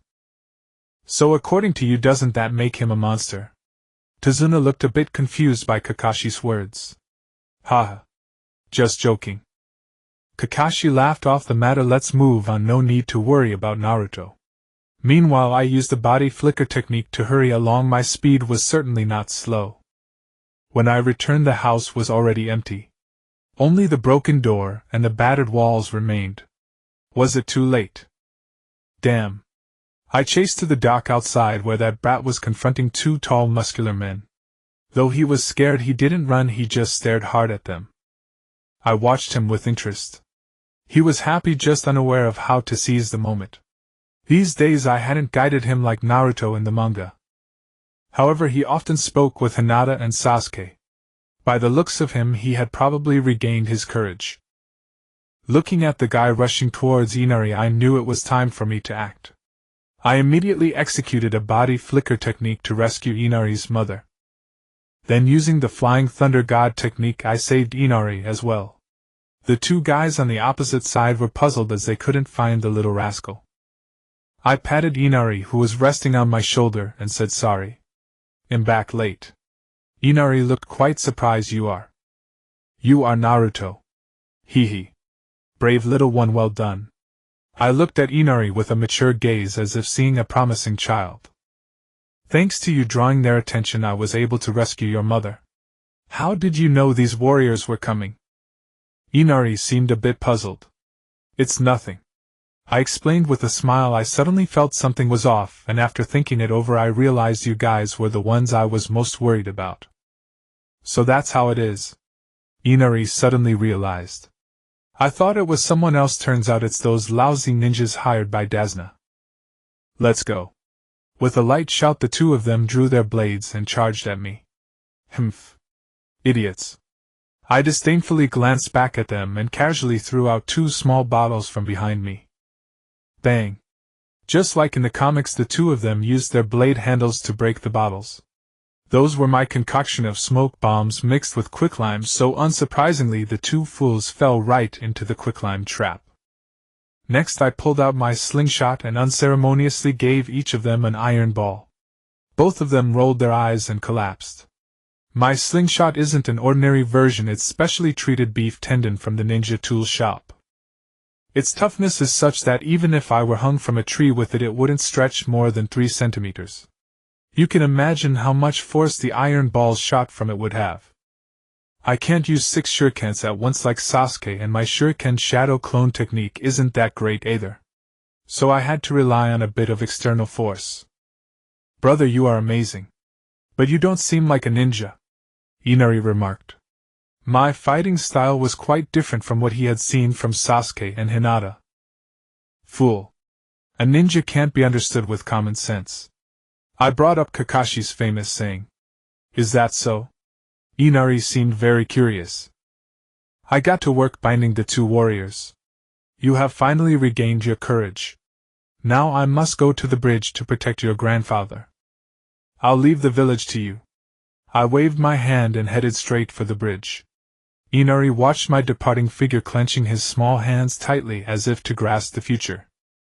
Although his body was still trembling slightly, his gaze was resolute.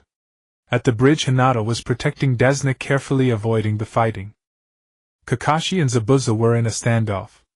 Sasuke had already fallen into the white bloodline secret technique, demonic mirroring ice crystals, and was being tormented by Zabuza. Suddenly Sasuke's kunai was knocked away by Zabuza and flew towards Hinata. Hinata immediately threw the kunai back to Sasuke. Oh no. I pulled out my slingshot and directly intercepted Zabuza, who was sticking half his body out from the ice mirror. Then with a smoke bomb I made my grand entrance. Everyone in the arena stared blankly at the thick smoke, unsure of which great ninja had arrived. From the smoke came a series of coughs, cough, cough, cough. Damn it. I used too much gunpowder. Then I appeared with half my face blackened. Everyone's heads were adorned with black lines. Such a ninja is indeed an unexpected NO. 1. I wanted to change the plot, but I currently lack the ability. So it's better to stick to the original story. Although there have been some deviations such as my relationship with Inari and the fact that I still haven't encountered Zabuza. However, I hope not to deliberately alter the plot. After all, I don't want anything to happen to Hinata or Kakashi. As for Sasuke, it's better if he encounters a bit of trouble. At least it could improve his strength, which would give me some motivation, right? Just as I was lost in thought, Zabuza's shuriken had already flown over, but White didn't use 1,000 hands to block it for me. The moment I was hit by the shuriken, I realized the plot had gone awry. Struck by the shuriken, I collapsed to the ground, my eyes glazed over, my expression dazed, blood splattering. An absolutely flawless death scene. Naruto. Hinata, who had kept her Byakugan active, understood exactly what had happened to me. Naruto. Sasuke muttered, stunned, before snapping back to his senses. Naruto. You bastard! Sasuke prepared to charge out, but Haku rose and blocked his path. Is this the first time you've witnessed a comrade's death? This is the way of the shinobi. Die! Sasuke threw a punch only to be kicked back by Haku, followed by another round of attacks. Damn it! Damn it! Why? Why? Scenes of his time with Naruto kept flashing through Sasuke's mind. Naruto had always been the direction he pursued. All along his goal had been to defeat Naruto. And Naruto's jokes, his antics, had always filled his life. But why? Why had Naruto been struck down so easily?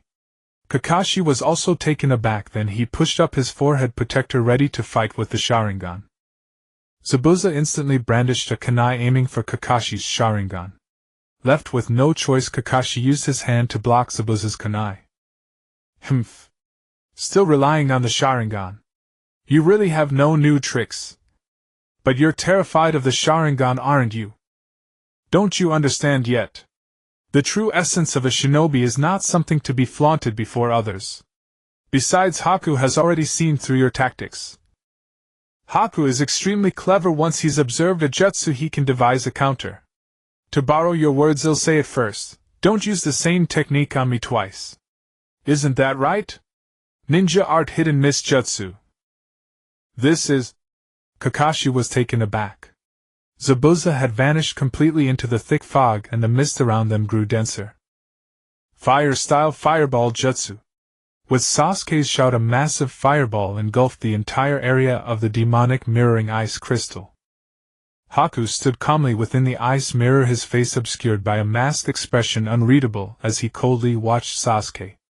I almost had it, almost tracked his movements. I almost hit him. Sasuke cursed inwardly, hating his own powerlessness. How is this possible? It must be a coincidence. Haku's shock was beyond words. Sasuke had come close to striking him. Again. Sasuke's mind stirred, and dragging his body covered in wounds and senbon, he rushed outward. I see it. I see it clearly. A surge of joy filled Sasuke's heart.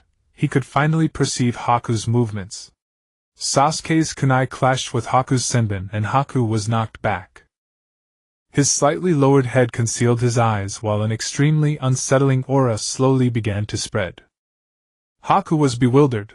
Why had Sasuke suddenly become so fast, able to contend with him even within the demonic mirroring ice crystal? Haku saw Sasuke's eyes and froze. It was the Sharingan. His left eye bore one tomo, while his right eye had two. This is the Sharingan. On the other side, Tazuna looked toward Hinata. If protecting me means you can't see your friend, then let's go together. That way it won't violate the sensei's orders. Hinata murmured, walking numbly toward where Naruto lay. Soft footsteps echoed across the battlefield. Ninja art, quick slash. Zabuza's voice rang out abruptly, tightening Kakashi's nerves. Hinata! Watch out! Kakashi appeared behind Tazuna, blocking Zabuza's attack with a kunai, but a gash was left on his body. Ah! Hinata cried out. In an instant her figure closed in on Zabuza, launching into close quarters gentle fist combat. Palm strikes, elbow blows, leg sweeps, pressure point jabs. A relentless flurry left Zabuza scrambling. Zabuza's taijutsu was decent, but against a rampaging Hinata he nearly faltered. After a struggle he managed to create distance and disappear back into the mist. However, Hinata's Byakugan was the natural enemy of the hidden mist jutsu she closed in again. 8 trigrams 32 palms. With a sharp cry, Hinata unleashed the 8 trigrams palm strike. 32 palms was Hinata's current limit. Once again she and Zabuza separated and his massive blade came crashing down, but the fruits of Hinata's recent training showed. With a simple backbend then a backflip landing, her movements were crisp and fluid. At the same time 2 kunai flew straight toward Zabuza's eyes. Zabuza casually deflected the kunai with his blade. But what he faced next was still Hinata. 8 trigrams 64 palms. Hinata's clear sharp cry rang out, and Zabuza was sent flying in frustration. Meanwhile on the other side Sasuke had finished his battle. Watching Haku's mask fall away, Sasuke froze. "You're that person from the forest that day." As Haku recounted his tale, his tragic and helpless past slowly unfolded before Sasuke. Both were bearers of bloodline limits, both symbols of misfortune. The same hatred, only the hearts were different. "Am I dead?" I struggled to move my hand and touched my chest. Luckily I was accustomed to wearing heavy lead weights on my chest. Kakashi was protecting Dazna, and amidst the thick fog I heard Hinata's voice clashing with the sounds of fists and feet. "Hinata's state can't last too long, otherwise it will harm her. It seems this is the only way." Kakashi sighed inwardly, taking out a scroll, rubbing a bit of blood from his wound on it. With hand seals he shouted, "Ninja art summoning. Earth release pursuing Fang technique." The scroll in Kakashi's hand emitted a strange sound, and as the sound resonated the characters on the scroll rapidly leaped out, burrowing into the ground. "Ah!" Hinata's cry rang out. "Die!" Zabuza bellowed as the fog began to slowly dissipate. Hinata fell to the ground and Zabuza's large sword was about to strike down. "Hinata!" I shouted loudly. A burst of orange chakra erupted, filling the air with a chilling aura. Ruthlessness, wildness, and slaughter. Kakashi's cold sweat had unknowingly covered his face. He could see clearly this was the Ninetales. Only the Ninetales possessed such violent chakra. The scene from that night once again flashed in Kakashi's mind as he released the seal. No. It wasn't that, but the chakra still leaked out. Zabuza was completely dumbfounded. A boy in front of him had withstood the large sword with his own back, and Zabuza's sword was stuck in the boy's body. "Naruto. Naruto-kun. Am I dead too?" Hinata's voice softly echoed. "No." I looked at her, a smile on my face. "You're not dead and I'm not dead. But someone is about to die." Pooh! With a loud sound Zabuza was viciously bitten by a pack of vicious dogs unable to move. "Ah! Naruto-kun. You're back." Hinata suddenly noticed I was taking the hit from Zabuza's large sword with my body. "It's nothing." I smiled a bit. "Zabuza, you attempted to assassinate the Mizukage. Your coup failed, and the news of your escape with a few subordinates quickly spread to Konohagakure. You colluded with scum like Kato to obtain funds for revenge and to evade pursuit." Kakashi was reading out Zabuza's crimes but was interrupted by me. "Kakashi-sensei, could you hurry up? He still wants to take back his sword and it's really painful for me." I was starting to get a bit annoyed with Kakashi's nagging. "Hee. It'll be done soon. After all, didn't you tell Hinata it's fine?" Kakashi smiled at me. "Zabuza, do you think I only used the Sharingan? This time without relying on copying. I'll show you my ninjutsu." Kakashi formed hand seals and the chakra in his hand gradually reached a visible level.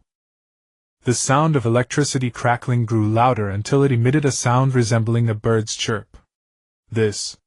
Zabuza was taken aback.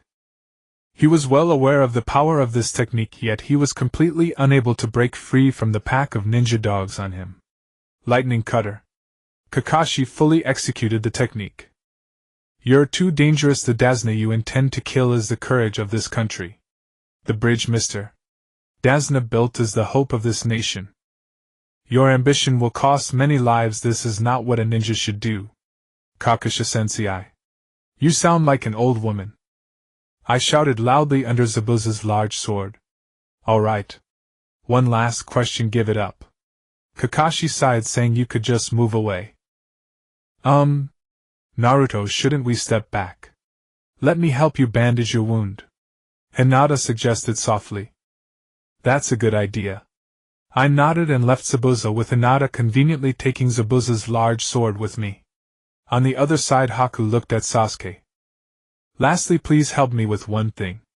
Kill me. Haku's calm voice made Sasuke's hand clench, and then clench, and then release again. Perhaps. We could be good friends.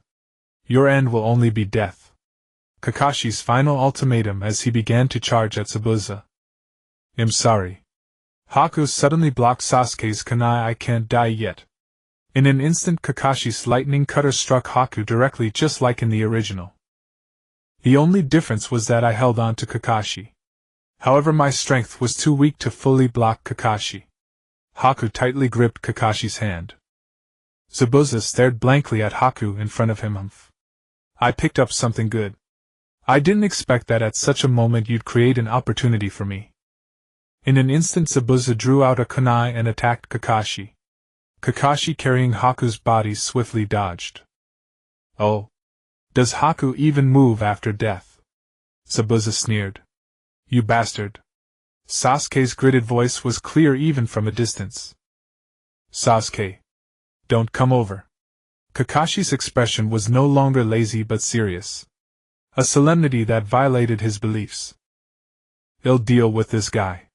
Is this what a ninja is? It's so cruel.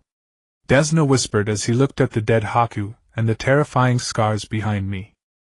Zabuza, having discarded his decapitating blade, could not possibly be a match for the Sharingan and the near absence of mist, not even against Kakashi, who possessed only a single Sharingan. Zabuza was utterly defeated, his hands crippled by Kakashi's kunai. Oh. You lost so miserably. From the other end of the bridge, many sword-wielding men climbed up. Led by a short, bald old man with his left arm in a sling, they approached. You disappoint me, Zabuza. Gato. Why are you here? Zabuza seemed somewhat surprised by Gato's appearance. And why bring so many men? I sat beside Tizuna while Hinata carefully bandaged my wound. I casually pulled out a shuriken and tossed it to the ground. Sasuke turned back and I quietly signaled him. Sasuke blinked, then came over with an irritated huff. What is it? Want to save Haku? Sasuke fell silent. After a moment of thought, he spoke slowly. Forget it. Someone like Haku doesn't belong in this cruel world. And you do. I looked at Sasuke. As long as I have enough power. Sasuke declared with unwavering resolve. For power. Gazing at the resolute Sasuke, I felt a pang of concern. Even if the price of power is steep, even if it costs you your friends and your life. Sasuke was speechless, lowering his head silently. Next time if you die again, I'll twist your head off. Forget it. I have nothing in common with a stone-faced guy like you. I shrugged helplessly and handed him a jar of ointment. This is a medicine I mixed myself. I blocked Kakashi Sensei's Chidori earlier. I don't know how it will turn out, but give it a try. Also, is power really more important than your life? I don't think so. On the other side, Zabuza, completely betrayed by Gato, was making peace with Kakashi. The fool Gato viciously jabbed his cane toward Haku's face. Sasuke could no longer keep up his act. With a furious shout, he snatched the ointment from my hand. Then he accelerated. Don't go. Kakashi's attempt to stop him failed. Sasuke erupted. In an instant he reached Gato and delivered a fierce shoulder tackle, hurling Gato back into the crowd. The crisp sound of bones breaking echoed as Gato flew. I pulled out a kunai and tossed it toward Zabuza. Hey! You eyebrowless idiot! Borrow this, don't forget to return it. He was your comrade whether you were using him or not. He always had feelings for you. Sigh. The world of shinobi truly is cruel. The kunai clattered to the ground. Enough. Zabuza watched Sasuke carefully applying the ointment to Haku. The shinobi world. It's truly cruel. With those words, Zabuza tore off the bandages that had always wrapped his face. Kakashi. I lost. A shinobi is after all not a tool without feelings. Would you mind picking up that kunai for me? Kakashi said nothing, retrieved the kunai and tossed it to Zabuza. Zabuza caught the kunai in his mouth and charged straight at Gato. Enough. You clown. Gato scrambled to his feet. Get rid of him. The men behind him stirred eagerly, but Zabuza was too fast for them to prepare. He plunged into the crowd. I sighed deeply. I really am born to toil. I formed hand seals. Shadow clone technique. 4 clones appeared. Go! I commanded. They simultaneously used the flying thunder god technique, appearing around Zabuza. They drove back the attackers without striking, merely ensuring Zabuza was not harmed. 4 clones against the crowd were far too few. Zabuza burst free from the crowd. The clones were all destroyed. But for Zabuza that was enough. He charged forward, driving the kunai deep into Gato's lung. Gato could no longer speak. Earlier Sasuke had broken his sternum, now added to that was the kunai. Even if he were rescued, he wouldn't have long to live. Zabuza's condition was dire. Struck in the back by many katana, he now looked as if 2 massive wings sprouted from his back, exuding a ferocious aura. You damn bastard! Since you're so eager to see your comrade go die. Gato finally managed to utter a sentence. Sorry. I'll never meet him again, because you're coming with me to hell. Once there, the demon will become a true demon. I'll show you whether I'm a clown. With that, he pulled the kunai from Gato's body with his mouth slashed viciously several more times, and then threw Gato off the bridge. Zabuza turned around. The bandits around him immediately scurried out of the way. He walked slowly toward Haku but collapsed halfway there. Bye. Zabuza could no longer hold his ground and collapsed weakly. I have to say, farewell, bye. All along. Thank you. I'm sorry. The bandit's confidence gradually recovered as Zabuza fell. Hey. You just killed the boss we found like that. Then there's no choice. We'll have to destroy this village and take all the valuables. Yeah. The bandits began to charge and footsteps sounded behind me. A crossbow bolt struck the ground in front of the bandits. Many residents appeared behind me, warning the bandits that this island was no longer a place without courage. It seems I need to help too. I chuckled and formed hand seals. Shadow clone technique. Kakusha sensei. Don't look so exhausted, I know you still have strength. You troublesome brat. Kakashi said somewhat helplessly. But if it's just this level, it's still doable. Shadow clone technique Kakashi version. My dozens of shadow clones and Kakashi's hundreds appeared, and the bandits finally began to flee. After being bandaged by Hinata, I walked over to Sasuke. Watching Sasuke still busy, I said, Do you understand? Sometimes the gap between hope and reality is so huge that you can't even accept it. No. No. Sasuke let out a heart-wrenching cry. So, do you think strength really matters? Is it truly worth abandoning everything to pursue power? I pulled Sasuke up. Look. That man over there might be your future. Sasuke clearly still couldn't accept reality. Wake up. I shook Sasuke hard. Rather than chasing others or seeking their power, it's better to walk a path that no one else has ever taken, your own path. Sasuke silently quieted down, his hollow eyes seeming to think of something. Let's go. I directly dragged Sasuke away. Next, it's their time. On the other side, amidst the falling pure snow, Kakashi placed Zabuza and Bai side by side. The following story was plain, just like the original. It was only when we buried Zabuza and Bai that Sasuke finally understood. Looking at Bai's grave, he softly said, I must forge my own path. I will never be like him, nor will I follow his arrangements. What about you? Me. I looked at the setting sun, pondering my own future. Perhaps I will walk a path with no regrets. Hopefully Hinata will become my wife. Such happiness.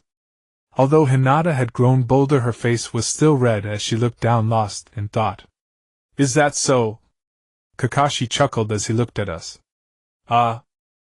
Old age. Yeah. Suspected of senile dementia. I joked with a chuckle. When we returned to Konoha, unlike the trip there, we didn't have to sneak onto a smuggler's ship.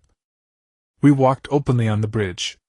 The crowd seeing us off behind remained the same.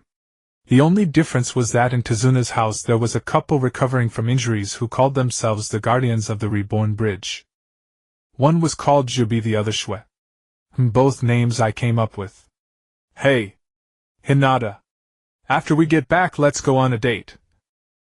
I chuckled as I looked at Hinata. No.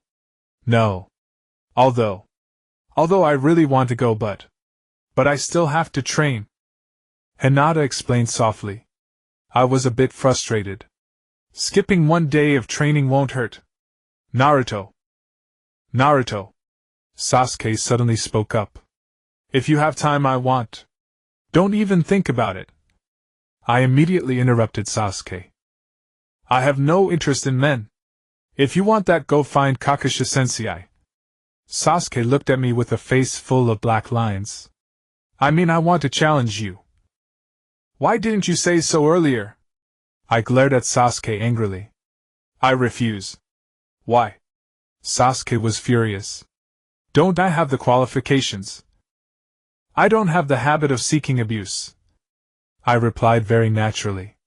Now that you've awakened the Sharingan, I'm not going to fight you. Wait until I finish my ultimate technique. Sasuke was speechless. How about this, since Hinata also needs to train? I looked at Hinata as I spoke. If you can get Hinata to come, maybe under Kakashi-sensei's guidance we can learn from each other. Kakashi was speechless. This request was really hard to answer. Nice weather today. We need to speed up. Despise you. I directly raised my finger to thoroughly despise Kakashi. Is there such an irresponsible teacher like you? In the month and a half after our return, we continued undertaking drank missions. Aware of my own shortcomings, I trained even more diligently. As for Sasuke, after unlocking his Sharingan, his strength surged forward by leaps and bounds. Hinata was no longer the weak link in our team. Ever since her previous outburst, her combat experience and power had grown rapidly. Even though I could easily nullify her gentle fist, I still dared not engage her in close combat. It would be pure masochism. I was the strongest member of Team 7, how could I let them surpass me? Now I had fully mastered the nature transformation of wind release chakra. I had also developed a new jutsu of my own, the rejuvenation technique. Hehe. Don't get the wrong idea, I'm not a pervert like Jiraiya. The rejuvenation technique allows me, based on my extraordinary regenerative ability, to enter a deep sleep at will. My chakra circulates on its own, restoring my body. In just 2 hours it can recover all the fatigue and physical damage from an entire day of training. Of course, the side effect is considerable. During those 2 hours of rest I am completely unaware of anything. If someone killed me, I wouldn't even resist. The Rasengan had already been upgraded to the Great Ball Rasengan, which turned out to be easier than I imagined. On the foundation of the Rasengan I infused more chakra, which required stronger control. Moreover, I could now perform it with both hands just like the ordinary Rasengan. I don't know how effective it is in actual combat. I dare not use it in front of Kakashi for fear he might report me. I haven't used it against Sasuke or Hinata either. If I injured them it would surely leak out. I could use Wind-style Great Breakthrough and Wind-style Blade Slash. My strength. If Kakashi truly wanted to fight me, he would have no choice but to use his Sharingan. One thing worth mentioning is that Kakashi did not report me, which made me very happy. I can continue to leverage my knowledge of the plot, and sooner or later develop Naruto's Rasen Shuriken. I have no idea how to develop it, so I have to fumble through on my own. One morning, I arrived at the meeting spot as usual, but the gathering time had been pushed back by 2 hours. When I got there, Kakashi was already waiting. Did the sun rise from the west today? I asked, a little puzzled. The perpetually late Kakashi-sensei actually showed up early. And Sasuke and Hinata, who are famous for their punctuality, haven't arrived yet. Kakashi was speechless. They've already gone to carry out a mission. I stayed behind specifically to wait for you. Oh, I said in surprise. So as his student I've finally inherited the title of Konoha's late king from Kakashi-sensei. Kakashi looked at me. This month you've already taken a whole week off and been late 5 times. What's so special about that? But today is the 12th, meaning you haven't completed a single mission so far, Kakashi said angrily. Is that so? I replied innocently. I didn't notice. Kakashi-sensei was utterly defeated by me. Those are all trivial missions. Sasuke can handle them alone, I shamelessly declared. Forget it, talking to you is a waste of saliva. Let's go, we have a mission. Kakashi sighed helplessly. The missions were simple: weeding, picking up trash, finding lost items, helping with shopping. I completed them all. But my mind kept wandering. How did Naruto combine the Rasengan with wind-released chakra nature transformation? I remembered seeing the so-called Rasen Shuriken when I read the Naruto manga. But I had absolutely no understanding of its principles and techniques. According to the original story, I had already completed the Land of Waves mission. So next should be the Chunin exams and Orochimaru's ambush. Because of Sasuke, our team would directly face Orochimaru. When that time comes, should I abandon Sasuke and flee with Hinata? Or should I just make an excuse and not participate at all? My thinking was straightforward: survive. Perhaps that was because of my childhood. But if I didn't participate, I probably wouldn't get to meet Jiraiya. Then I wouldn't be able to summon the super powerhouse, Gamabunta the Toad. Sigh. What a dilemma. Headache. Oh well, I'll take it one step at a time. After all, the Chunin exams haven't started yet. With these thoughts, I finished the day's missions. Kakashi silently read his pervy book. That's it for today's mission, Naruto. As soon as Kakashi spoke, Sasuke immediately challenged me. I want to fight you. Not interested. I yawned boredly, then looked at Hinata. Hinata, let me walk you home. I have something to do, Hinata replied softly. No problem, I answered cheerfully. Then I can spend more time with you. Kakashi silently watched the three of them, sighing inwardly. Lately the team's atmosphere hasn't been very good. A few strange bird calls caught Kakashi's and my attention. A messenger hawk was circling in the sky. That's enough for today. I have to go turn in the mission report. Dismissed. With that, Kakashi vanished in an instant with a body flicker technique. It's beginning. I looked at the hawk and sighed helplessly. Walking down the path to the bustling district with Hinata, I had my hands clasped behind my head, still somewhat skeptical about the upcoming Chunin exam. After all, I wasn't quite ready yet. Hinata had long since grown accustomed to my daydreaming, walking gently alongside me. As we turned the corner, she let out a surprised exclamation. Lost in thought, I failed to see anything clearly and ended up colliding directly with someone. While my physical strength couldn't compare to that of a Kimichi Choji, the human tank, in terms of raw physicality, few could stand against me. As a result, I came to a halt. The figure in front of me, dressed in black and with face paint, staggered back 2 steps before regaining balance. Damn it! Does it hurt? In front of me were 2 people, and I realized the Chunin exam had begun. Karui and Temari were likely nearby as well. Seeing my lack of reaction, Karui became furious at being disrespected and grabbed my collar. Hey! You little brat! I said it hurts, I replied, a bit confused. Whose dog are you? Didn't your mother teach you to be polite? What did you say? You damn little brat! Karui's anger seemed to bubble to the surface. Forget it. You're going to get taught a lesson again later, Temari interjected beside him. I'm sorry. Hinata hurriedly apologized as well. I just wanted to mess around before that chatty guy arrives, Karui thought as he looked at Hinata's Konoha forehead protector, wondering if this was a Konoha genin. So boring. I hate short little gore types. Especially brats like you who are so young yet have such arrogant eyes. Are you also a Konoha genin? Karui pulled me closer and examined me closely. Weaker than I imagined. I really want to kill you. Temari turned away helplessly, sighing. I don't care anymore. With a soft pop, Karua's hand was pushed away. Sasuke had quietly perched himself on a tree by the road, tossing a pebble in his hand. What the hell are you doing messing around in someone else's village? Another disgusting little brat. Karui had quite the foul mouth. He's a pretty handsome guy, Temari muttered under her breath, and I heard it clearly since I was close. Sasuke was quite displeased with Karua's words, crushing the pebble in his hand. Get lost. You little brat over there, come down. I hate self-important little brats like you. Karui took down the crow on his back, preparing for real action. Hey! Do you really need to use a crow? Temari immediately intervened. Haha, you don't have time to use such garbage. I gently grasped Karua's neck. He froze, not daring to move. When did his hand grab me?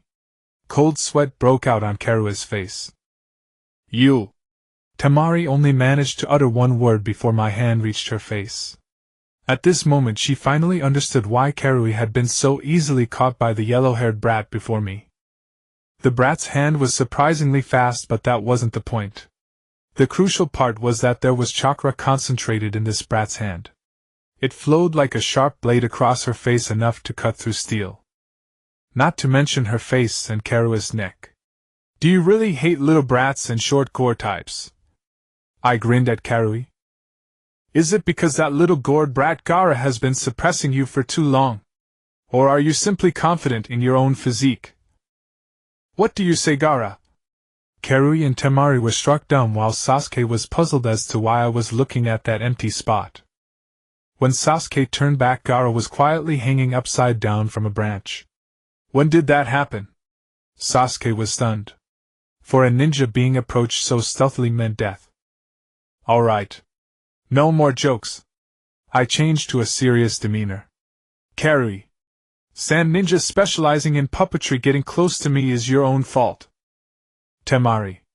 Karua's companion skilled in wind-based ninjutsu, also proficient in long-range combat. Being caught by me only shows your poor vigilance. And the last one hanging out over there on the tree like a bat is Gaara. The son of the Kazekage, adept at manipulating sand and specializes in defense. Though still just a genin, his strength is formidable enough to contend with elite jounins. The three of them came to Konoha for the Chunin exam, but during their time in Konoha they attempted to spy on important secrets. It would be as simple as being killed by a Konoha genin on the street. Sweat streamed down Karui and Temari's faces like a waterfall. How did he know? Who exactly is he?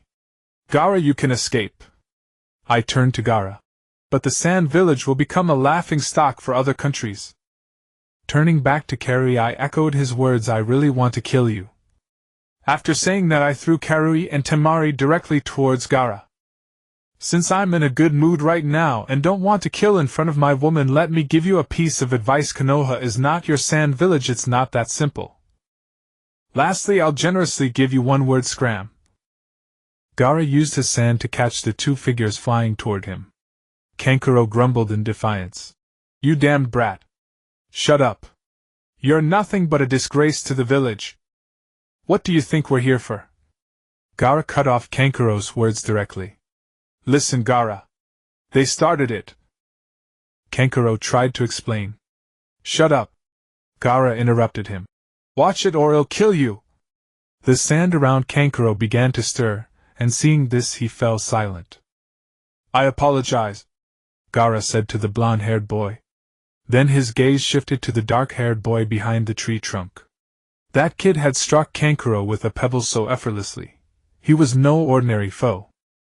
He then looked at the blonde boy who had caught Kankuro and Temari with his bare hands. His strength was no less than mine. Kid, your stare is rather unsettling. I smirked at Gaara. Gaara narrowed his eyes and said to the duo behind him, Let's go. With that, the three appeared on another street and continued onward. Hey! Sasuke leaped down from the tree. What's your name? Madame. Temari turned back nervously. No. The one with the gourd on his back. Sasuke pointed. The three who had walked some distance looked back. Gaara of the desert. I'm a bit interested in you. Your name is Uchiha Sasuke. Sasuke replied with an eager expression. And you? Gaara suddenly asked me. You're not worthy, I said with a grin. You. Kankuro's words died in his throat as my hand was already on his neck. At present I'm carrying 70 kilograms of weights, and to others my speed is still gradually increasing. It can't be helped, growth spurts during adolescence really do make you faster. Remember, Konoha is not Sunagakure. I chuckled while pinching Kankuro's cheek, admonishing him. So fast. Temari's sweat broke out again.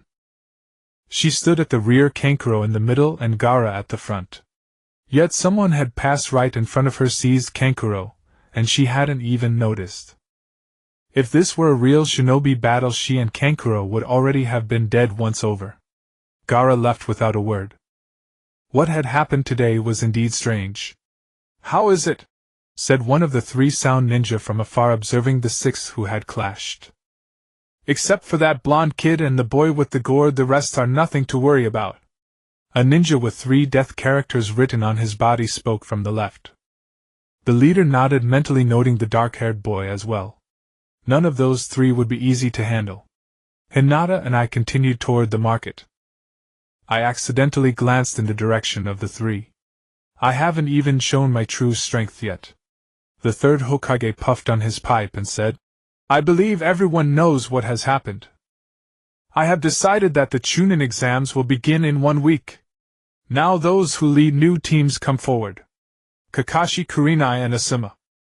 Among the genin you guide, are there any worthy of recommendation?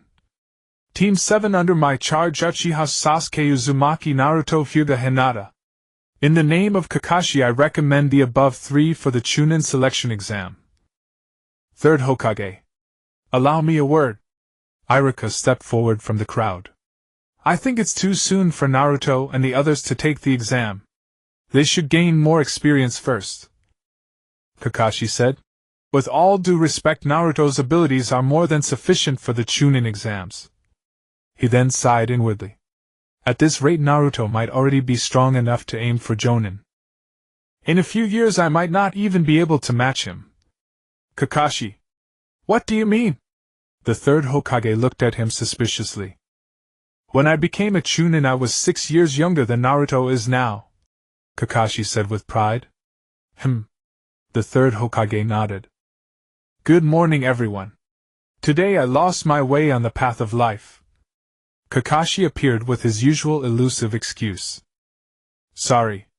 I went to find Kakashi-sensei this morning and got lost, I said with a yawn. Yesterday I trained for an extra hour to strengthen myself and woke up a bit late. Kakashi gave me a helpless look. Naruto. When will you stop being late? Only when someone inherits my title of King of Lateness in Konoha, I said listlessly. This is the Chunin exam application form. You have been recommended to participate in the Chunin exam. Although it is a recommendation, you may choose not to go. If there are no issues, submit it to room 301 of the school on the morning 5 days from now. Is that so? I asked with suspicion, making a 3 gesture behind my back to Sasuke and Hinata.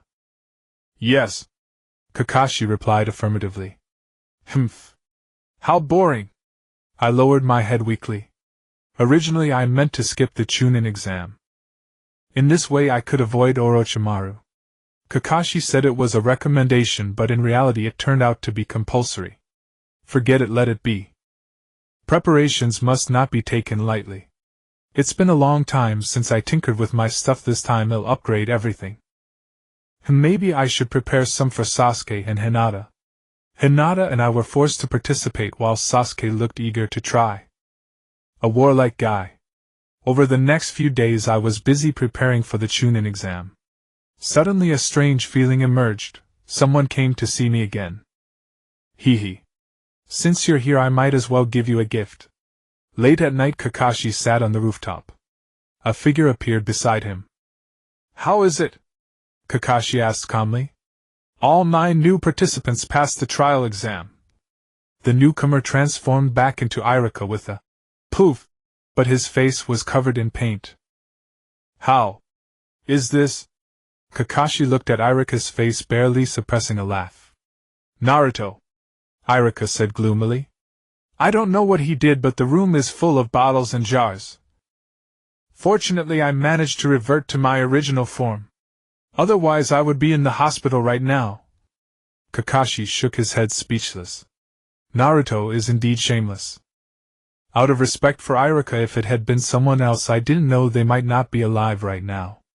5 days later. At the agreed time, Hinata, Sasuke, and I arrived on the second floor of the school. Seeing the two guys blocking the way, I felt a surge of excitement. I was about to witness Rock Lee's classic confession scene. But now Hinata was by my side. Could it be that Lee would confess to her too? If Lee really dares to say that, I will send him to the hospital without considering the consequences. Humph. Someone like you dares to participate in the Chunin exam. You'd better withdraw. 2 blocked the door and 1 landed, a guy dressed entirely in green. In all of Konoha, only Lee and his master guy, 2 idiots, would dress like that. You brats, said Tenten. Poor wretch. Listen up, we're doing this for your own good.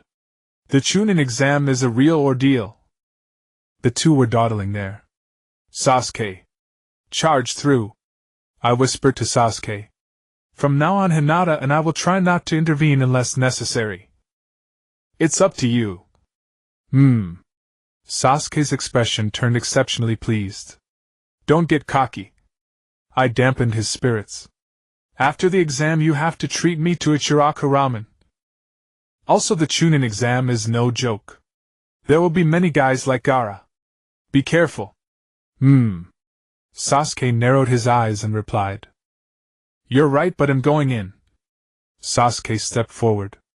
Drop this genjutsu barrier. I have urgent business on the 3rd floor. What is he talking about? Asked Extra A. I don't know. Extra B was utterly confused. Were we discovered? Izumo asked. TCH. Such a cheap trick. Sasuke sneered. Not bad. But merely seeing through is not enough. Kotetsu directly attacked to test him, and before he finished speaking, a side flip kick was already launched. Sasuke unhurriedly raised his foot, ready to block the attack. Before the 2 could truly clash, Rock Lee had already intercepted them. So fast. Sasuke was startled, thinking how terrifying the strength in his hands was. His injuries were gone, completely different from when he was kicked away earlier. Was he hiding his true strength? Rock Lee looked completely at ease. I silently marveled. Rock Lee was indeed a taijutsu prodigy, able to move this fast even with weights. But then again, don't I also have such speed? Sigh. Am a genius. Oh. It's the young lady of the main branch. Niji Hyuga's words were dripping with sarcasm. Damn. Doesn't he know Hinata is my girl? I spoke up. Sasuke. Don't move, this one is mine.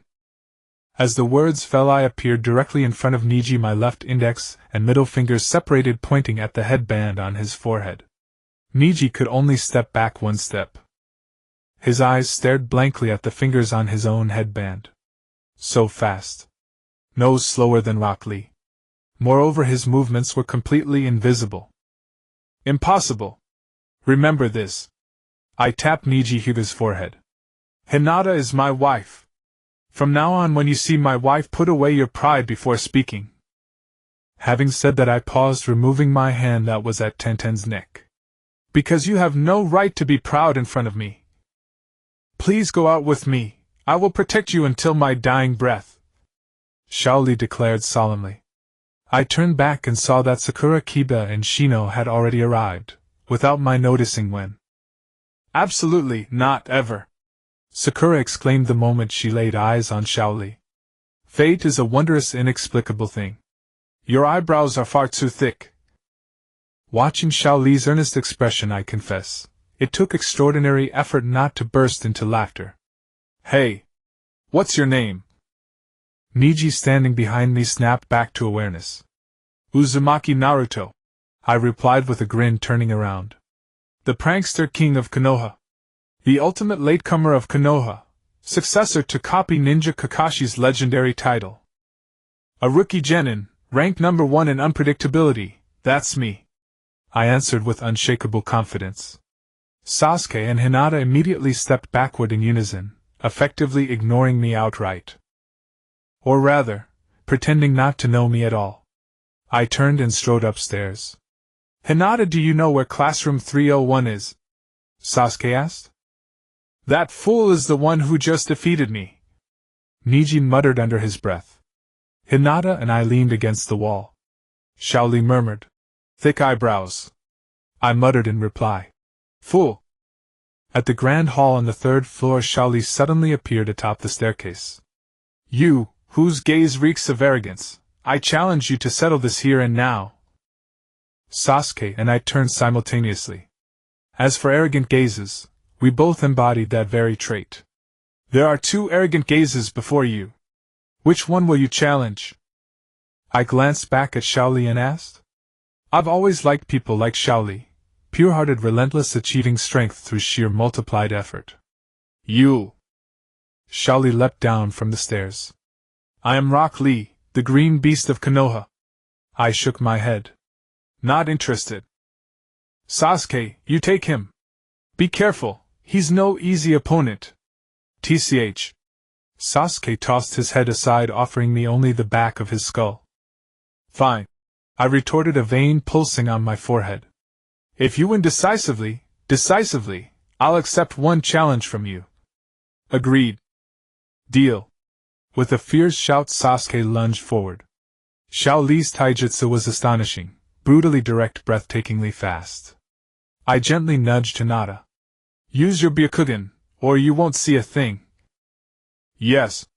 Hinata's cheeks flushed, soft pink, not crimson, delicate and lovely. Shaoli's movements were starkly simple, linear, unadorned, defined solely by speed. When simplicity and directness accelerate beyond human perception, their destructive force becomes terrifying.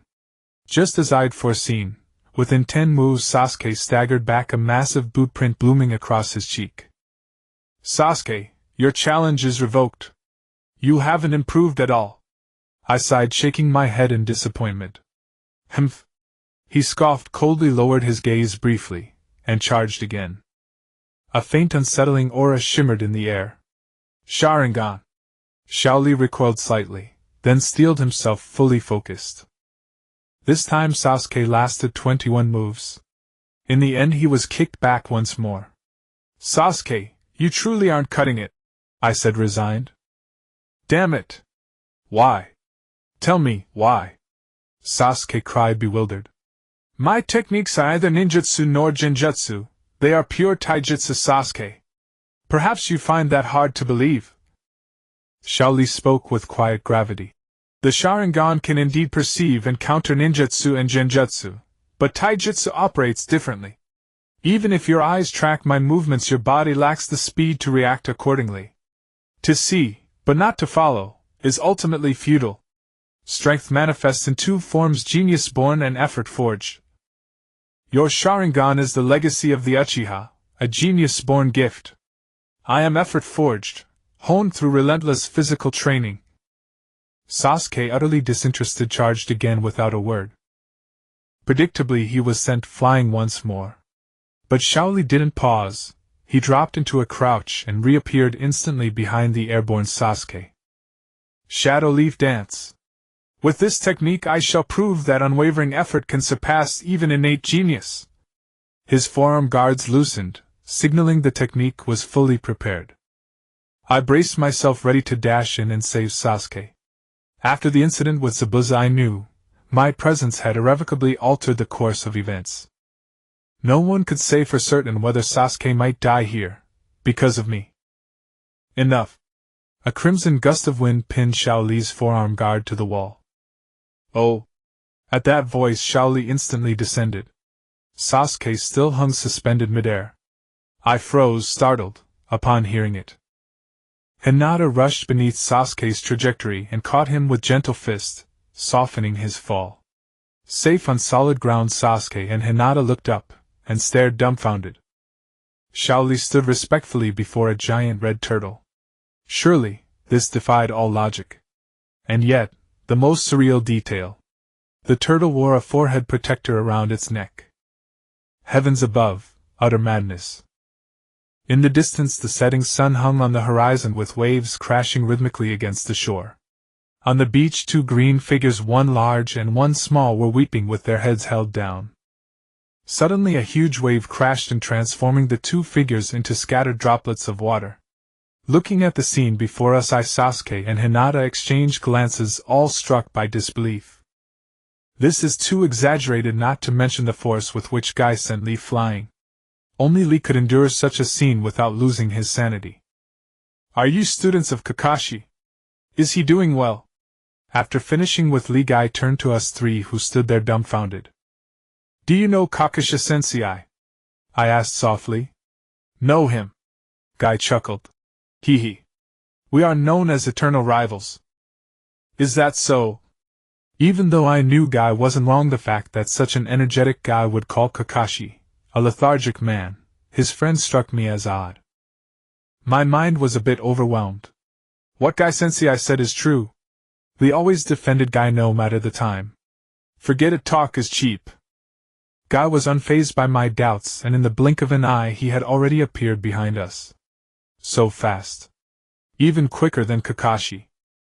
Guy's sudden appearance sent a chill down my spine. I knew his strength was formidable, but I never expected him to be this powerful. My eyes couldn't catch his movements at all. I could only rely on my senses to slightly detect his direction. Adding in Guy's 8 gates technique, I couldn't imagine how strong he truly was. By the way, my record against him is 50 wins and 49 losses. Upon hearing this, Sasuke and Hinata finally reacted. I am stronger than Kakashi. Very impressive. I wondered how strong his apprentice Lee could be.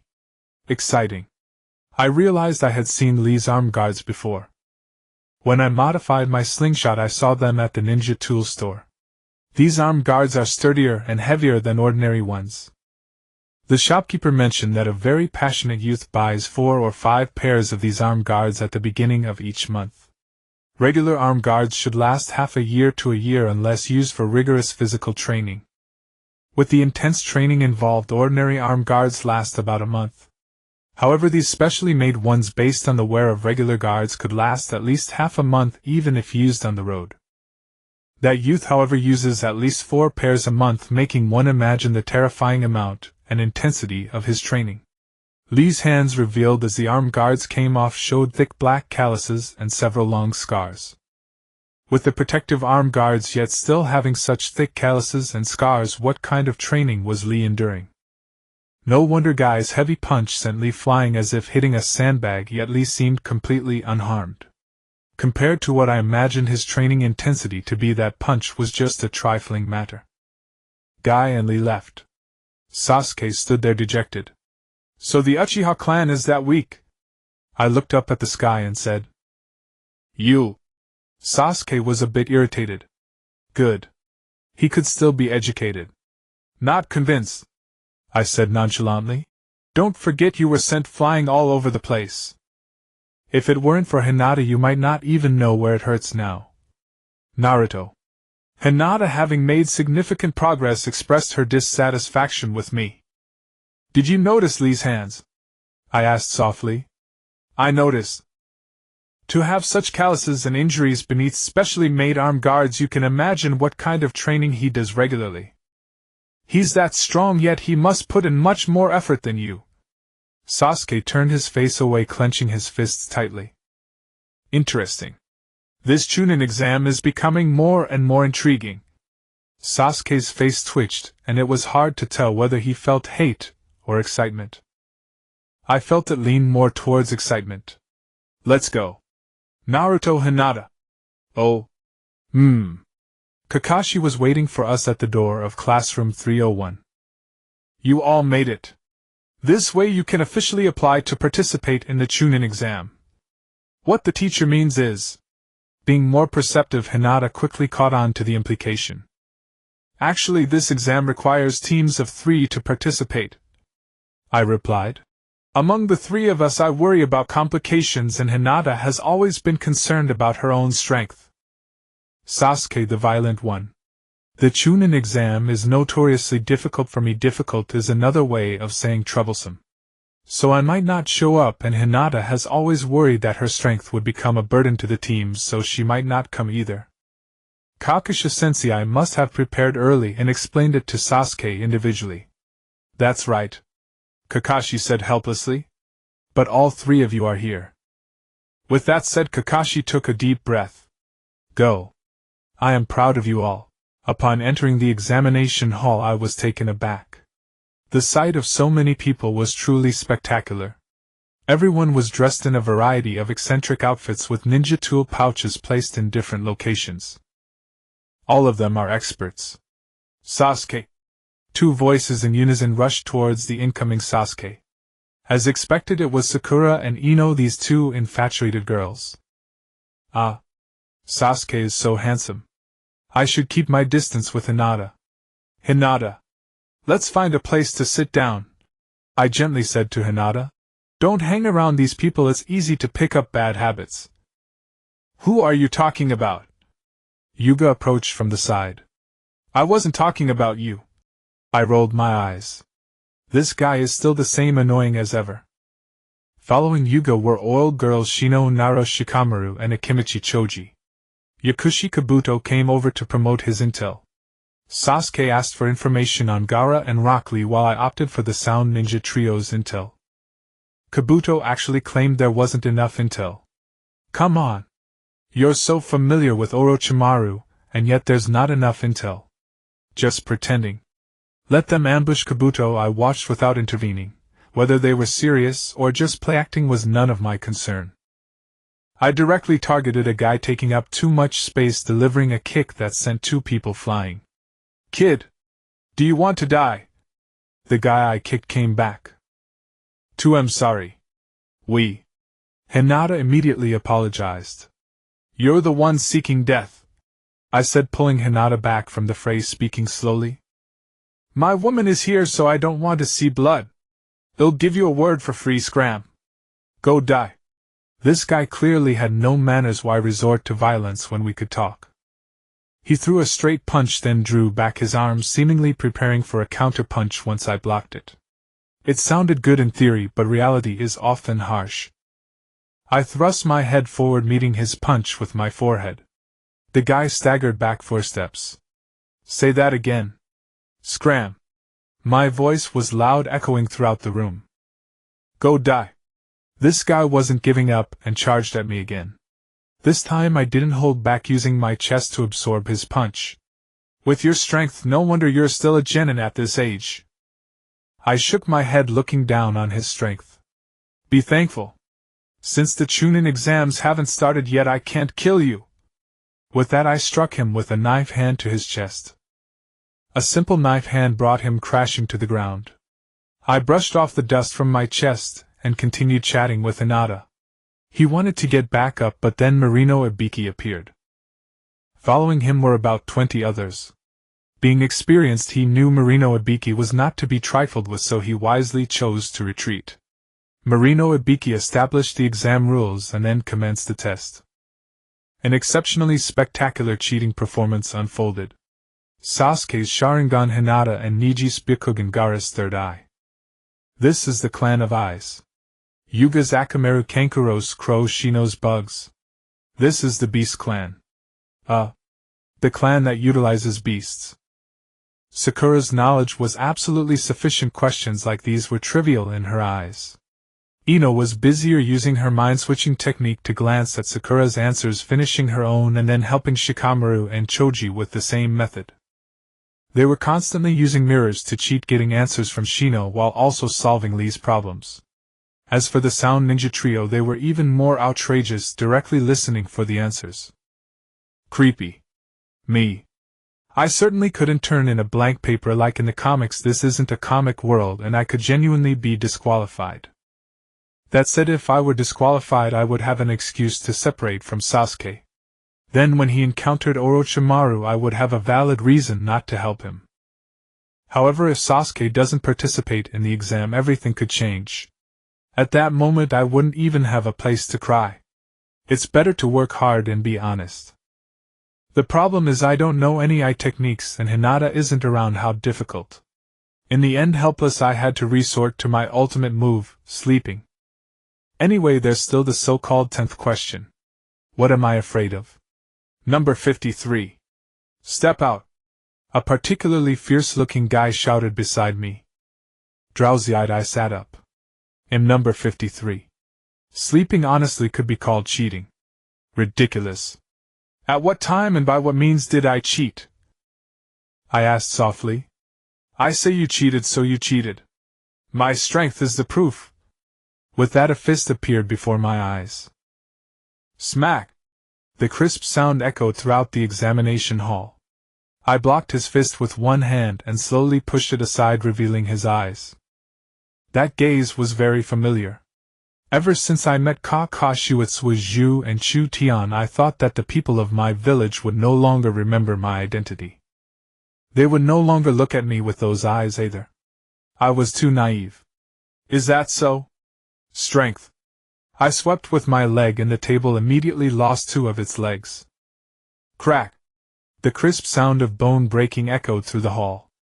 With my other hand I grabbed that annoying face and pressed it directly onto my knee. Smack! Another sound accompanied by a shrill scream. This unlucky fellow was trampled under my foot, and the table completely shattered. I picked up the exam paper stained red with his blood and placed it before him. Listen. I don't want to do a single problem on it. Moreover, I don't know any cheating techniques. Besides, I still have the 10th question. Since you used your strength to claim I cheated, I'll have to use my strength to show that you were mistaken. Stop it! Senai Yabixi called out with a dark face. Senai Yabixi, right? I was truly angry this time, because those eyes reminded me of many things I once wished to forget. Since you established the rules, then I'll obey. But even if you set new rules, I'll still obey. What's your name? Senai Yabixi said coldly. Xuanhua Mingren. I shouted loudly. What? Don't the new rules apply? You. Don't say I'm being harsh. I sneered coldly. You may be the best in terms of interrogation, but in other aspects you're not qualified to speak. Exam continues. Send that disgraceful fellow to the hospital. After thinking for a while, Senai Yabixi agreed with my point. No need, I said coldly. With so many people here, missing one won't cause any trouble. Besides, he won't die. Number 41. Disqualified. Perhaps due to the awkwardness, a Chunan's shout went out of tune, almost sounding like a chick's squeak. The idiot he called out had taken the chance to look at someone else's paper. When did I cheat? Number 41 was planning to learn from me, huh? Without a word, Senai Yabixi directly punched the fool out of the classroom. Then with a cold face he announced the 10th question. As Senai Yabixi's voice fell, several groups automatically walked out of the exam hall. Chu Tian lowered her head and thought for a long time, then stood up ready to leave. Sit down, I barked sternly. If you leave today, even if you later obtain the Chunin title, your heart will be completely unqualified. Yais, Chu Tian whispered and sat down. Senai Yabixi was very frustrated. It was his first time encountering someone like this. What about you? Senai Yabixi stared at me coldly. Sorry. I stared back at him, casually kicking the person under my foot aside. Even if I remain a genin for life, I am still me. With that, I raised my head and looked toward the direction of Huinyan as if nothing could block my sight. Perhaps I'll become the first Huiying to start as a genin. All right. You all pass. Senai Yabixi's voice was heavy. What? The so-called 10th question. The first 9 questions tested your information gathering ability. The 10th question is the real test. Senai Yabixi began slowly explaining to everyone's doubts. As for Xuanhua Mingren, if you want, you can write down all the answers right now. Senai Yabixi looked at me with a grin. That's right. I nodded, pointing my chin at the now crippled guy. For unreasonable guys like him, I'll use his own methods to make him understand who is in charge. Now if you say a blank paper doesn't count as passing, I can immediately write out all the answers. Understood now. I declare the first exam over. Bang! The sound of glass shattering. A black object burst into the examination hall. 2 kunai flew to the ceiling and the black thing unfurled instantly. It turned out to be a self-introduction. Now is not the time for celebration. I am the proctor of the second exam, Yu Shou Shihong-do. The newcomer said arrogantly. Hurry up and proceed to the next exam. Follow me. As Yu Shou Shihong-do spoke, a pose resembling a kais appeared. An awkward silence fell. No one is paying attention to you. Sinai Bai, she said coldly from behind the black cloth. Yu Shou Shihong-do felt frustrated. 78 people Ibai, are there still 26 teams left? The first exam this time was too easy. There are many excellent candidates this time. Sinai Bai, she replied. Forget it. In the upcoming second exam, let's reduce the number to less than half. Yu Shou Shihong-do's eyes grew hazy. How exciting. Excuse me for interrupting, I said timidly. Teacher Yu Shou Shihong-do, do you know a jonin named Akai? What's wrong? Yu Shou Shihong-do had question marks all over her face. I feel that the two of you have very similar personalities, like siblings. I looked at Yu Shou Shihong-do innocently, but you don't look alike. Yu Shou Shihong-do's head started showing crossroad marks. Could it be? I hesitated. Could you be husband and wife? Ah. Xiao Li's jaw dropped to the ground instantly. Do you want to die? Yu Shou Shihong-do was truly angry. Hee. Pretend all you want. That was the desired effect. Time to vanish. Body flicker technique. Kid, do you think you can get away? Yu Shou Shihong-do had reached the brink of eruption. Don't say I didn't warn you. Sinai Bai, she fanned the flames from the side. That kid is not easy to deal with. Is that so? Yu Shou Shihong-do's smile turned strange. This is the venue for the second exam, training ground No. 44, also known as the Forest of Death. Yu Shou Shihong-do's voice was gloomy, and with the Forest of Death behind him it could indeed intimidate many cowardly fellows. I am not afraid. Years ago I came to this Forest of Death by myself, looking for a place to conduct special training. Wind release, great breakthrough, spiral sphere, and the 8 gates are all techniques with spectacular momentum.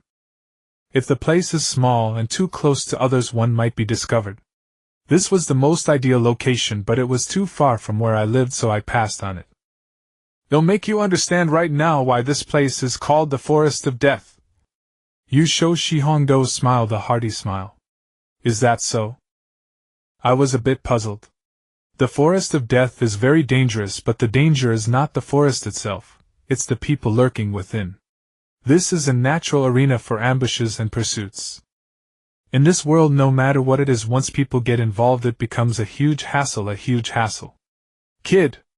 I've been looking for you for a long time. Yu Shou Shihong-do saw me appear and immediately grinned happily, then a kunai flew straight at me. Thud! The kunai pierced the dirt mound behind me, leaving a shallow cut on my face, and blood instantly flowed. Her skill of hiding a knife behind a smile was impeccable. I marveled inwardly. A kid like you can easily die right away, spilling the blood I love most. Yu Shou Shihong-do used body flicker technique to appear behind me and gently wiped a bit of my blood. Indeed. I nodded and said softly, an inexperienced genin like me can easily die, but who can guarantee that a jonin won't die in here? I slightly revealed the corner of an explosive tag hidden in my clothes. Killing intent. A fierce surge of killing intent came from behind Yu Shou Shihong-do. Yu Shou Shihong-do instantly pulled out another kunai ready to turn and attack. A tongue coiled around the kunai extended before Yu Shou Shihong-do. Here, return this to you. Thank you for taking the trouble to retrieve it for me. Hong-do took the kunai with a grin. But don't stand behind me full of killing intent if you don't want to die. Because I saw blood and you cut off my precious hair, I couldn't help getting excited. A woman's voice replied from behind, then turned and walked away. I'm sorry. That should be. Does she want such an eerie aura? Next came a long string of explanations, then signing the so-called consent form, exchanging for scrolls, and choosing a door. However, 5 days is really long. Should I declare my withdrawal now? A headache. From Dishiwan's aura just now, I am definitely no match for him at present. So should I just escape when Dishiwan comes to ambush me? That's a pretty good idea. If Wuju is taken away by Dishiwan, I won't have any problems.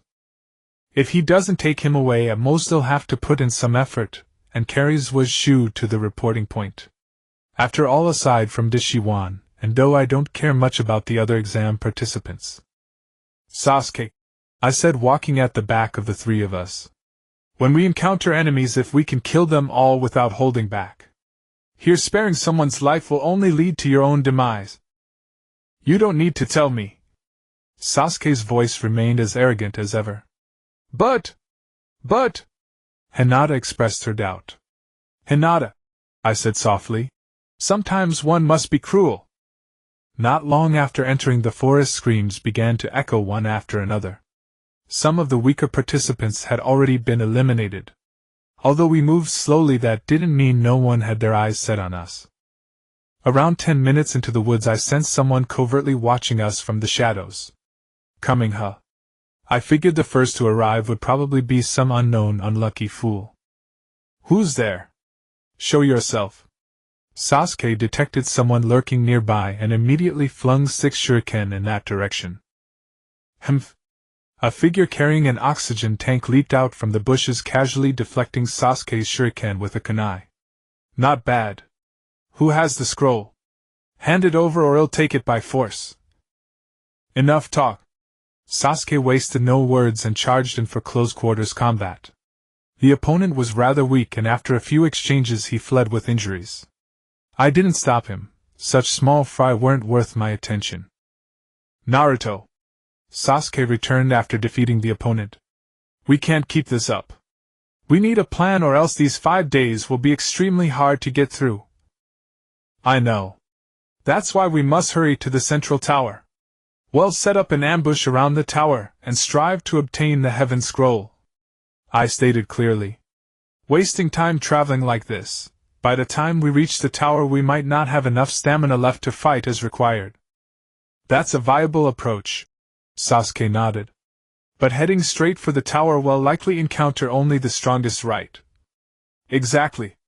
I nodded. If we can't defeat those strong ones, how can we become Chunin? Alright, let's move. Sasuke was about to step forward when suddenly a strange sound echoed through the forest. The sound of a fierce wind sweeping through the trees. In such a dense forest, a strong wind. The thought had barely crossed my mind when a powerful gust laden with dust and leaves rushed toward us. The surrounding trees were snapped, some revealing clean cuts. I was stunned. This was the effect of wind release. Great breakthrough. Get out of the way! I shouted, shoving Hinata behind a large tree. Sasuke dodged almost simultaneously with me. I was hit Heaton, and with a dizzying whirl I had no idea where I was blown to. Then my head slammed into a huge tree. Impressive as my endurance was, even I couldn't withstand such force. I blacked out. When I woke up I felt dazed and nauseous. I knew it was a mild concussion from the impact, normal enough. But the massive creature in front of me was anything but normal. Have you ever seen a snake as thick as 2 men? In 2 lifetimes I'd never seen such a huge serpent. True, things in the Naruto world are somewhat exaggerated, but this was too much. The giant snake was starving. It stared at me with its mouth wide open, drool occasionally dripping down. Ugh! It lunged at me directly. I could have dodged, but before I could adjust my stance my head spun again. By the time I reacted it was too late. The snake had swallowed me. Being inside a snake's belly is no joke. Even if the digestive fluids don't corrode you, the lack of air will suffocate you. The pressure inside was immense, making it impossible to form hand seals normally. Since that was the case, I'd just skip the hand seals. Otama Rasengan. With a loud shout I forced my way out from inside the snake's stomach, using the Otama Rasengan, carving a path. The Great One was right. Where there is no road, many people walking it makes a road. I wonder if I count as a pathfinder here. I smiled faintly, found a clean spot, and sat down. I took off my clothes, ready to rest and ease my dizziness. Remembering the snake's belly made me nauseous. I urgently needed to find some water to wash up. I stood up again, took out my compass, and determined the direction. Then I headed toward a small river opposite the direction from which the attack had come. Sasuke. I have selective amnesia. Not far along I heard sounds of battle ahead. I concealed myself and slowly approached the direction of the noise. Damn. After all my calculations, I never expected fate to be so shameless. Sasuke executed the dragon fire jutsu, attacking Orochimaru. Meanwhile, Hinata stood frozen in terror on the other side. Orochimaru easily broke free from Sasuke's steel wires and bestowed upon him the curse mark of heaven. Tell Sasuke to kill the 3 sound ninjas. Soon after, Sasuke collapsed from excruciating pain. Watched for so long. Aren't you coming out? Orochimaru said. Sigh. There's no escaping. I emerged from my hiding spot, then formed hand seals and used the body flicker technique to appear beside Hinata, raising my hand to knock her unconscious.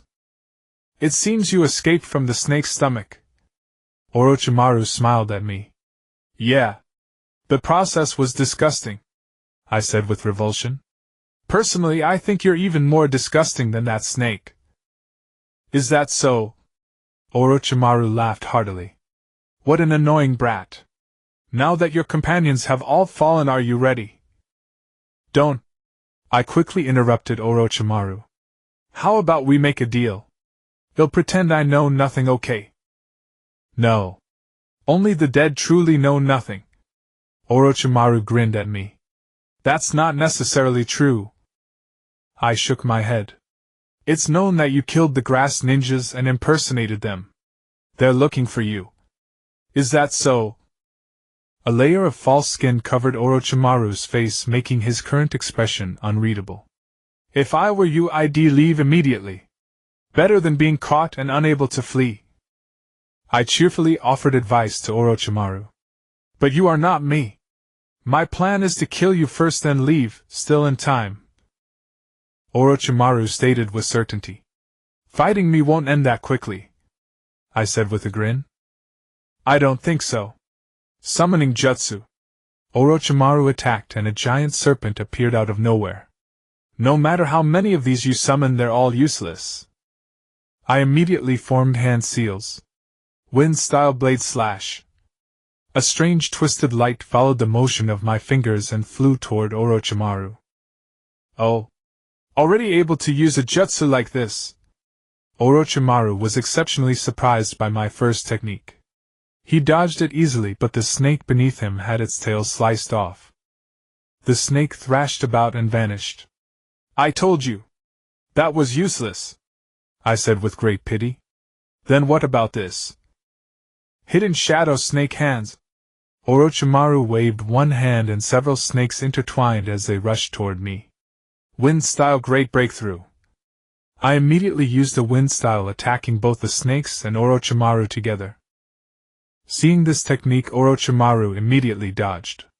Who taught you these 2 jutsu? He stopped. Your wind-style great breakthrough is not an ordinary technique. It is an ranked jutsu meticulously calculated by me, incorporating the nature transformation of wind chakra and precise control of chakra output. I remember I never taught it to anyone. I only gave an incomplete scroll to that old man, the 3rd Hokage. Orochimaru said in doubt. Yet you can use it. The 3rd taught you. Sort of. I shrugged. There was no need to explain such matters to him. Are you the 3rd's new disciple? Orochimaru laughed, his laugh exceptionally sinister. In that case, there's even less reason to let you live. With that, he charged straight at me, preparing for taijutsu combat. Heh. That's exactly what I wanted. I charged forward as well, first forming a Rasengan which startled Orochimaru. He taught you a jutsu of this level as well. You're still a genin, aren't you? So what if I am? We exchanged 7 moves. I had the advantage with the Rasengan in my hand, but Orochimaru, with his rich experience, always prepared in advance to block my attacks. This can't go on. Orochimaru's strength is beyond my ability to handle. Time for my trump card. Another straight punch. Based on his previous pattern, Orochimaru should block my elbow and counterattack. But this time it wasn't so simple. Great Ball Rasengan. Orochimaru didn't expect I had such an unexpected move.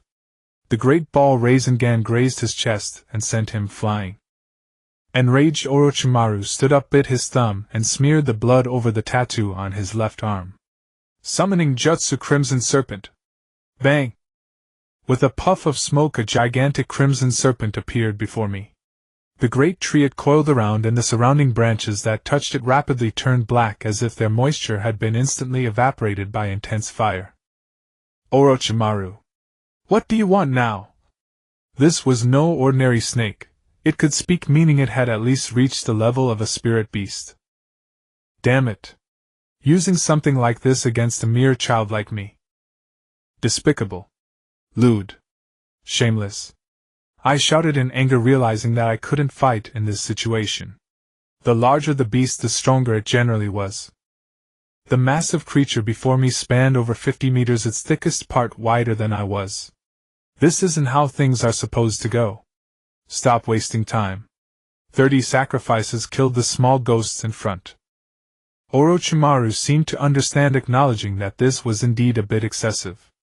In battles between ninjas, it's either you die or I die. There are no excuses like despicability. Alright. You're heartless, don't blame me for being ruthless. Saying this, I swiftly formed hand seals.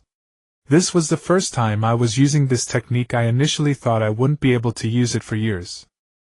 Ninja Technique Gate of Jinchuriki. Open. I shouted, orange chakra erupting from my body, a malevolent aura rising into the sky. I finally understood why Naruto had such a fierce expression when he went berserk in the manga. Damn. It hurt too much. It felt as if my entire body was being torn apart. The intense pain nearly caused me to pass out. Oh. Orochimaru was quite surprised by my transformation. You're not dead. I didn't expect you to become this strong. What's going on, Bug? You're actually using my chakra. The voice of Jiu echoed in my mind. Isn't it a big deal to bother you over something trivial? TCH. I told you to work hard earlier, and now you realize how small you are, you bug. Jiu still had no way of expressing his feelings. Gaining strength takes time. Having you assist me is already defying the heavens. Are you really expecting me to become a shadow-level expert overnight? I said helplessly. Alright, enough chit-chat, I'm going to fight. In my mind, our dialogues could be conveyed with a single thought, so my communication with Jiu wasn't very lengthy. I slowly opened my eyes, my red beastly pupils fixed on Orochimaru, and the red snake beneath him. I moved, crashing straight into the belly of the red snake. After going berserk, it wasn't just the increase in chakra, many other things had also surged. I wanted to charge forward, but unexpectedly my foot triggered a small explosion of chakra, pushing me back and colliding with the red snake. Since I was already here, I went all out. Giant Rasengan. The snake under Orochimaru twisted. You little brat. I'm going to kill you. Orochimaru, standing on the snake, was startled by my speed. Did the explosion of chakra energy grant me this velocity? A marvelous technique. A solid body. Even filled with so much chakra, I could expel it without causing my body to explode. At the same time, I gained instant acceleration by expelling chakra. Orochimaru laughed. Sorry, I forgot to tell you something.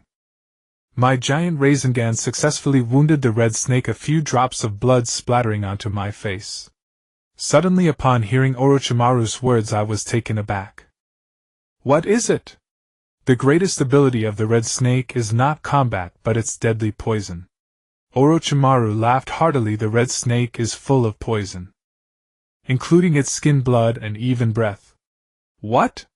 The spot on my face splattered with snake blood burned fiercely. Looking down, my hand had swollen and begun to turn black. Snake poison. Damn.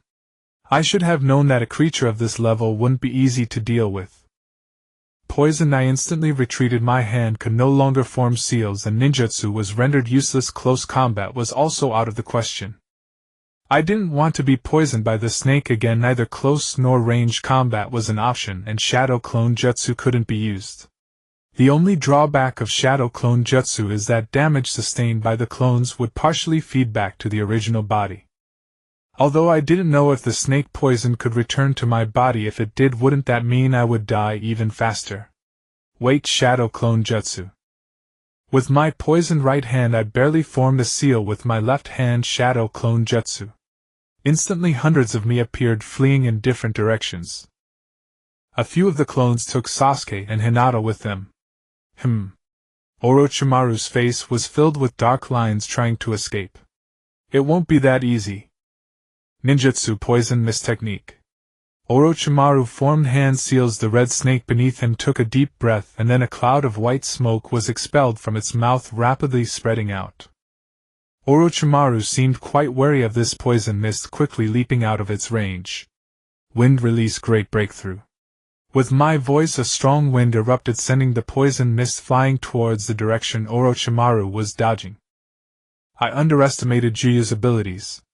The body modified by Juyo is no mere vessel. Such potent toxins quickly began to be resisted within a short period. Moving my right hand, the black color fades, aching slightly as Juyu's chakra continuously washes over. Now my body is cloaked in an oranged chakra with three tails swaying behind me like flags in the wind. Not far from me, Hinata and Sasuke lay silent on the ground. Across from us, the roar of the crimson serpent grew louder from within the smoke. When the smoke dissipated, the serpent had turned a dark red-black, its body covered with blackening wounds. Realgar. Damn brat, you actually used Realgar. I chuckled. Sorry. When I learned the trial ground was here, I prepared plenty of insect repellent, anti-snake, and antidote medicines. I never expected to use it now. I understood why Orochimaru said Chilian was not adept at combat. This level of wind release, great breakthrough, inflicted many wounds on it. Its defense is low, truly unfit for battle, but quite suitable for assassination.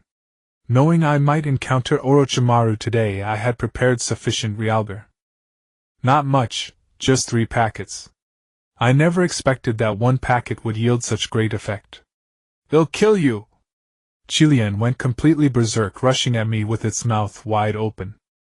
Are you an idiot? I stared blankly at the charging Chilian, tossing 2 large packets of Realgar into its mouth with my left hand, while slamming a great ball Rasengan fiercely onto its nose with my right. My right hand turned black again, and I was drenched in splattering serpent blood. But I wasn't afraid. Ah, Orochimaru, I won't forgive you! This was Chilian's final roar.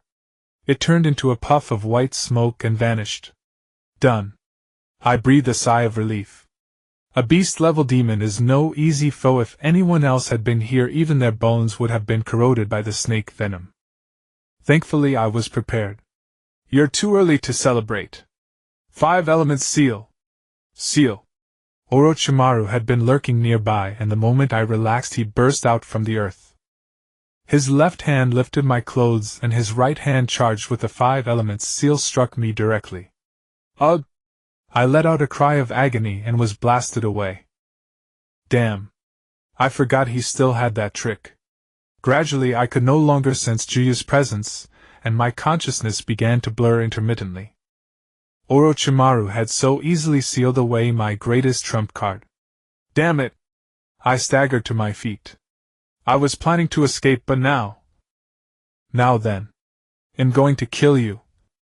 I worried about Juyo, unsure of his condition. I had thought that borrowing Juyu's chakra would at least frighten Orochimaru away, even if I couldn't kill him. The worst outcome would be discovered by the Umbu, but I could still keep my life. It seems that's no longer possible. I threw a straight punch directly at Orochimaru standing before me. Orochimaru caught my hand effortlessly. Still not giving up. Don't you realize the gap between us? I know. But I have to at least try. I answered with a grin. Opening gate. Release. The fist, only half a foot from Orochimaru's chest, suddenly exploded with immense force, sending him stumbling back. I immediately adjusted the chakra inside me. 8 gates. Gate of rest, gate of life. Open! With my shout, a surge of powerful chakra erupted from within my body. Not enough. Gate of pain. Gate of halt. Gate of view. Open! An even mightier chakra burst forth from my body. Opening to the 5th gate, the gate of halt, was already my limit. I could barely hold it for a minute, and my body would suffer severe damage. But right now I couldn't care about that. I directly opened the 6th gate. As for whether I'd die, I still had some faith in Gyuyo. 8 gates. Interesting. Orochimaru's eyes blazed with fervor. Forbidden technique. Before he could even cast a jutsu, my fist slammed into his left cheek, sending Orochimaru flying in the direction of my punch. He crashed through countless tree trunks along the way, then his body dissolved. Damn! Earth clone technique. I froze in shock. I hadn't expected that. All this time I'd been fighting only a clone. Is the gap in strength this vast? Damn! My body can't withstand the damage from opening the 8 gates. 8 gates. Seal. I immediately closed the 8 gates. If I continued, Orochimaru wouldn't even need to finish me. I'd be dead.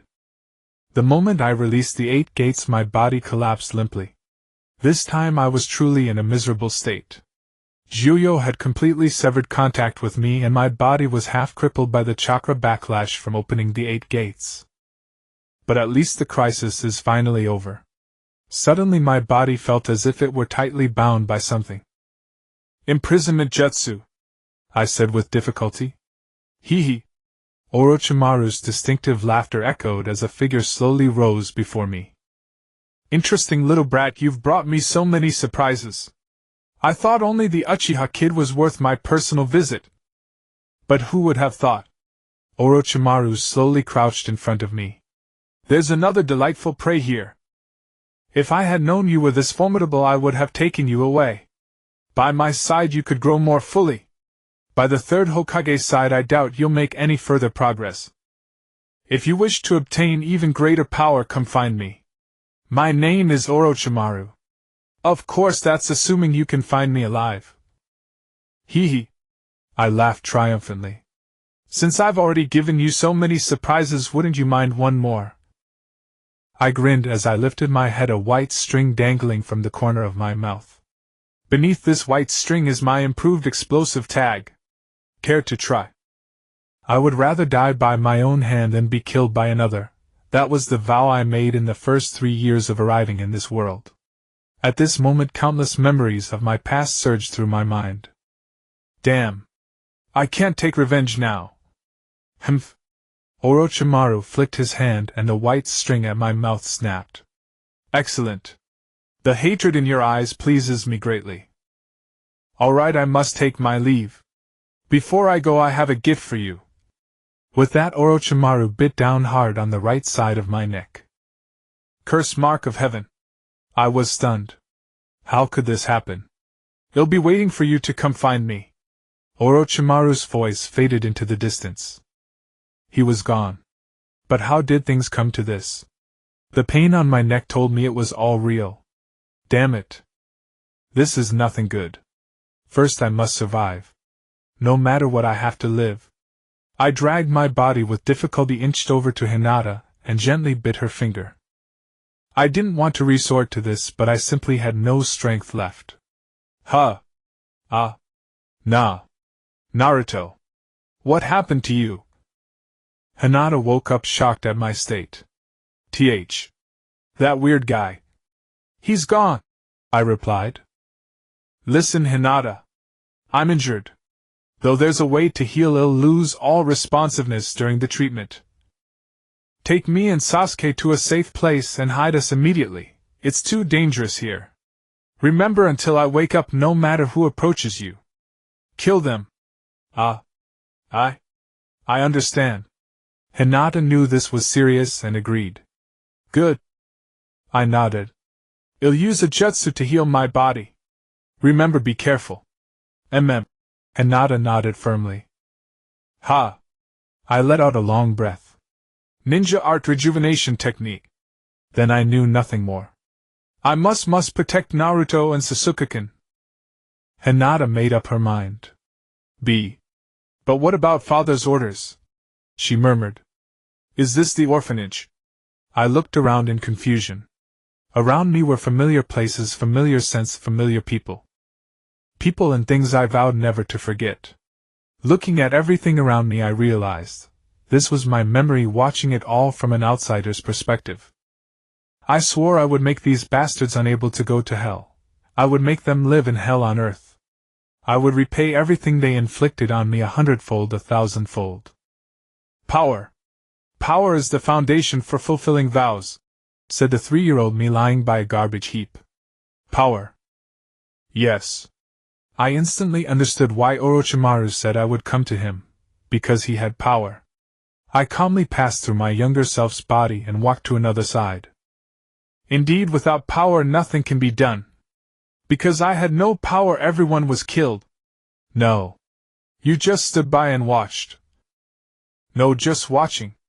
If only I had power, said young Sasuke standing beside his dead parents. The real Sasuke stood not far away, staring blankly. Suddenly young Sasuke ripped open the skin below his left eye, revealing Orochimaru's eye.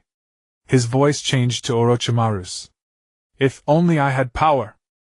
It seems Sasuke's childhood was also miserable. I never had power, he had it, and then lost it.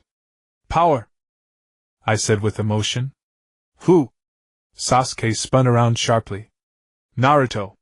Yeah. I nodded calmly, watching everything before me. How did you end up here? Was that your past? As Sasuke turned around, he too witnessed the events unfolding behind me. A dozen individuals were mercilessly beating a very small child. While they struck, one of them shouted curses, saying, "Monsters like you deserve to be burned alive. No burning you would be a waste of firewood. You should be eaten alive by rats." Yes. Exactly. Look. We are beating a monster. Ha! They dispersed, leaving behind a stinking pile of garbage and a wounded child with a large head. The child slowly crawled back to the corner of the room, lying quietly as if he were already dead. He showed no reaction as the rats crawled on him and began to gnaw at his body until one bold rat climbed into his slightly open mouth, attempting to get inside. Then the child bit down on the rat, viciously chewing with a clear, murderous intent in his eyes. Although this child was filthy and had scars on his face, Sasuke recognized him as Naruto. The scene shifted. Bastard. You monster are blocking my way. A vicious-looking guy who had just hit a bowl of food kicked Naruto away. Accompanied by the splattered, foul-smelling food, the sound of breaking bones rang out. The scene shifted again. Oh. Isn't this the damned monster? It must be hard to eat such stinky things every day. The chef at the food window looked at the filthy child, who was huddled and avoiding the gazes of others with disdain, as he prepared to serve food using his dirty clothes. Today I'm in a good mood. Here's something fresh for you, catch.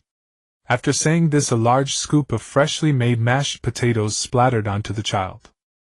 The chef watched as the child cried out in pain from the burn, his hands covered in blisters, unable to contain his delight. In a clean hospital room, a nearly mummified baby with a large head lay quietly on the bed. A beautiful nurse walked out of the room, smiling gently. "I'm Saratobi Renai, you should call me Sister Renai from now on." She then exited the ward and saw a person wearing a ghost mask in the corridor, softly saying, "No abnormalities, continue monitoring." With a frosty expression, he was unapproachable. What is this? Sasuke looked at everything in shock. Could it be? In such an environment I can still survive, you should admire me. I casually made a bitter joke. However, the grim expression on my face and the murderous intent in my eyes immediately revealed my inner turmoil. Sasuke seemed startled by my expression. Suddenly he laughed. "Power," he said, bursting into laughter. I laughed too, and as our laughter echoed, we ended this state of connected consciousness. Outside, the two of us lay flat in a tree hole. I was outside and Sasuke was inside, our cursed seals facing each other, seemingly mocking each other's helplessness. Both of us began to emanate dark purple chakra. The fighters around us were so focused on their opponents that they did not notice this phenomenon. The chakra emanating from us began to resonate with each other, becoming increasingly eerie. Two streams of chakra twisted and spiraled, gradually transforming into a massive whirlwind.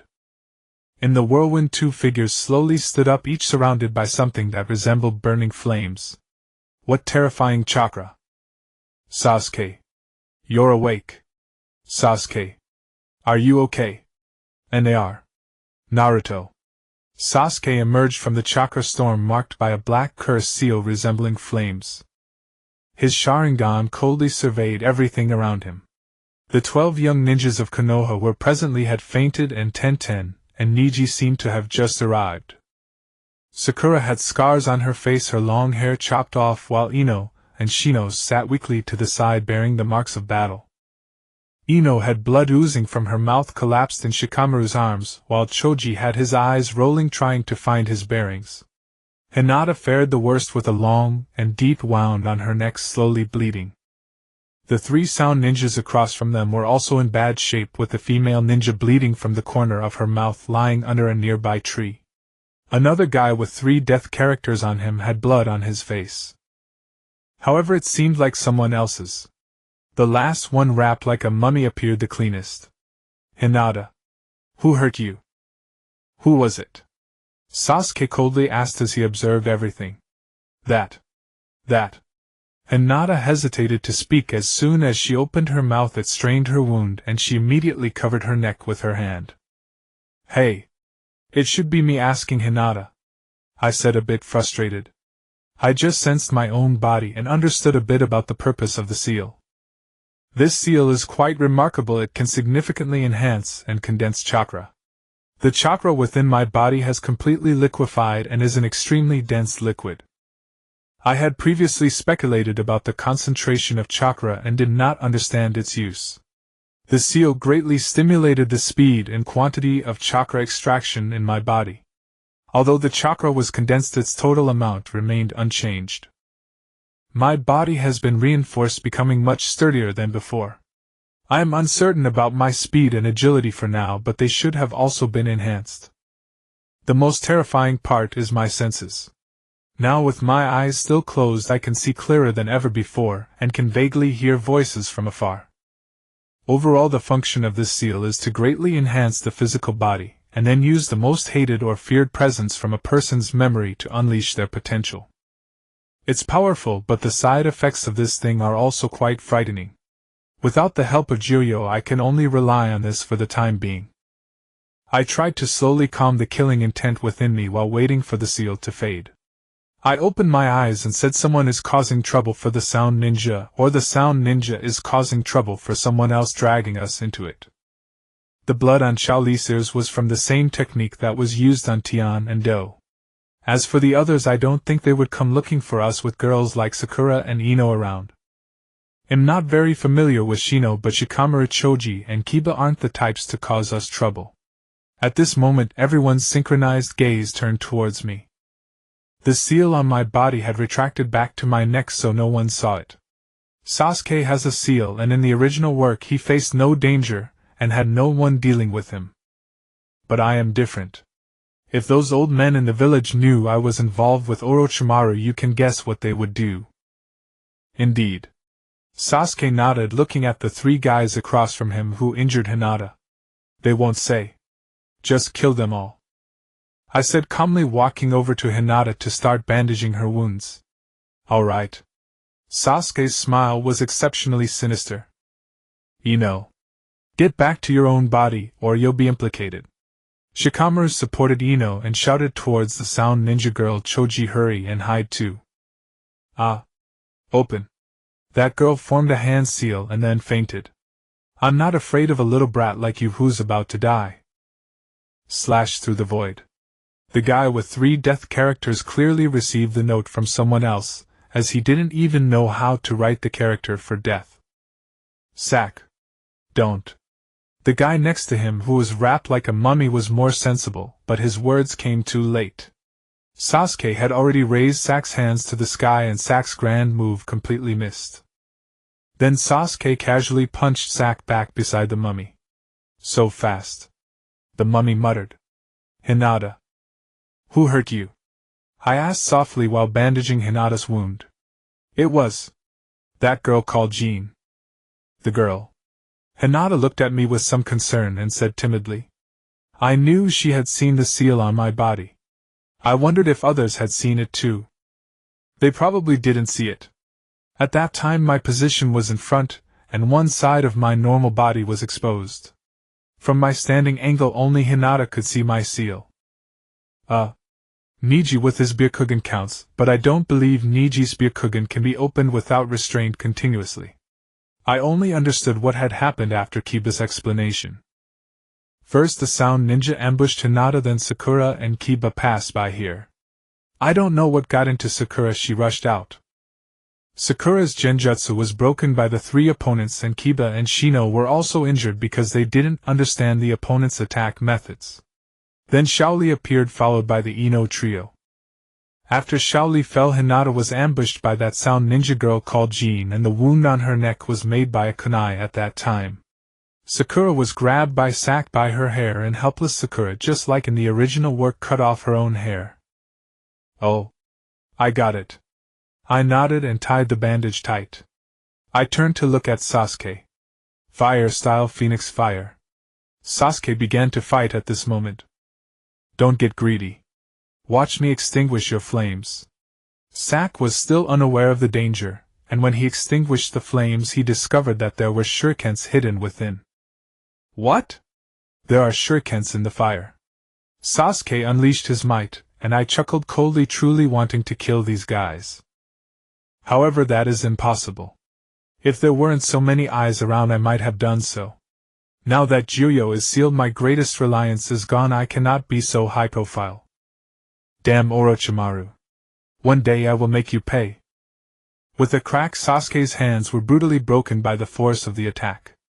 Sasuke turned to Tosa saying, I hope you can bring me enough joy. Sakura immediately rushed up to embrace Sasuke, exclaiming, This isn't the Sasuke I like. This isn't. Please change back. Sasuke was momentarily taken aback, then slowly sat down. Tosa visibly sighed in relief, stating, This is what you wanted, right? He respectfully placed the scroll of the earth before them, adding, I admit we are definitely not your match in this situation. Therefore I request that you allow me to leave with my companions. As Tosa turned with the two unconscious individuals, he remarked, You might think it's too easy, but we must confirm a few things. Moreover, we have an agreement. If we have the chance to battle again during the next exam, we will not evade. That chakra is truly peculiar. Niji stood at a distance watching everything unfold, surprised that the Uchiha clan possessed such abilities. A worthy opponent indeed. As for Naruto Uzumaki, how does he possess such power? Did he teach it to Sasuke? Niji's emotions surged. Naruto, just how much strength do you have? After the sound ninjas left, I slumped helplessly to the ground. The curse mark turned out to be this way. It turns out this curse mark can be seen as another form of the 8 gates capable of instantly breaking through physical limitations and releasing a large amount of chakra.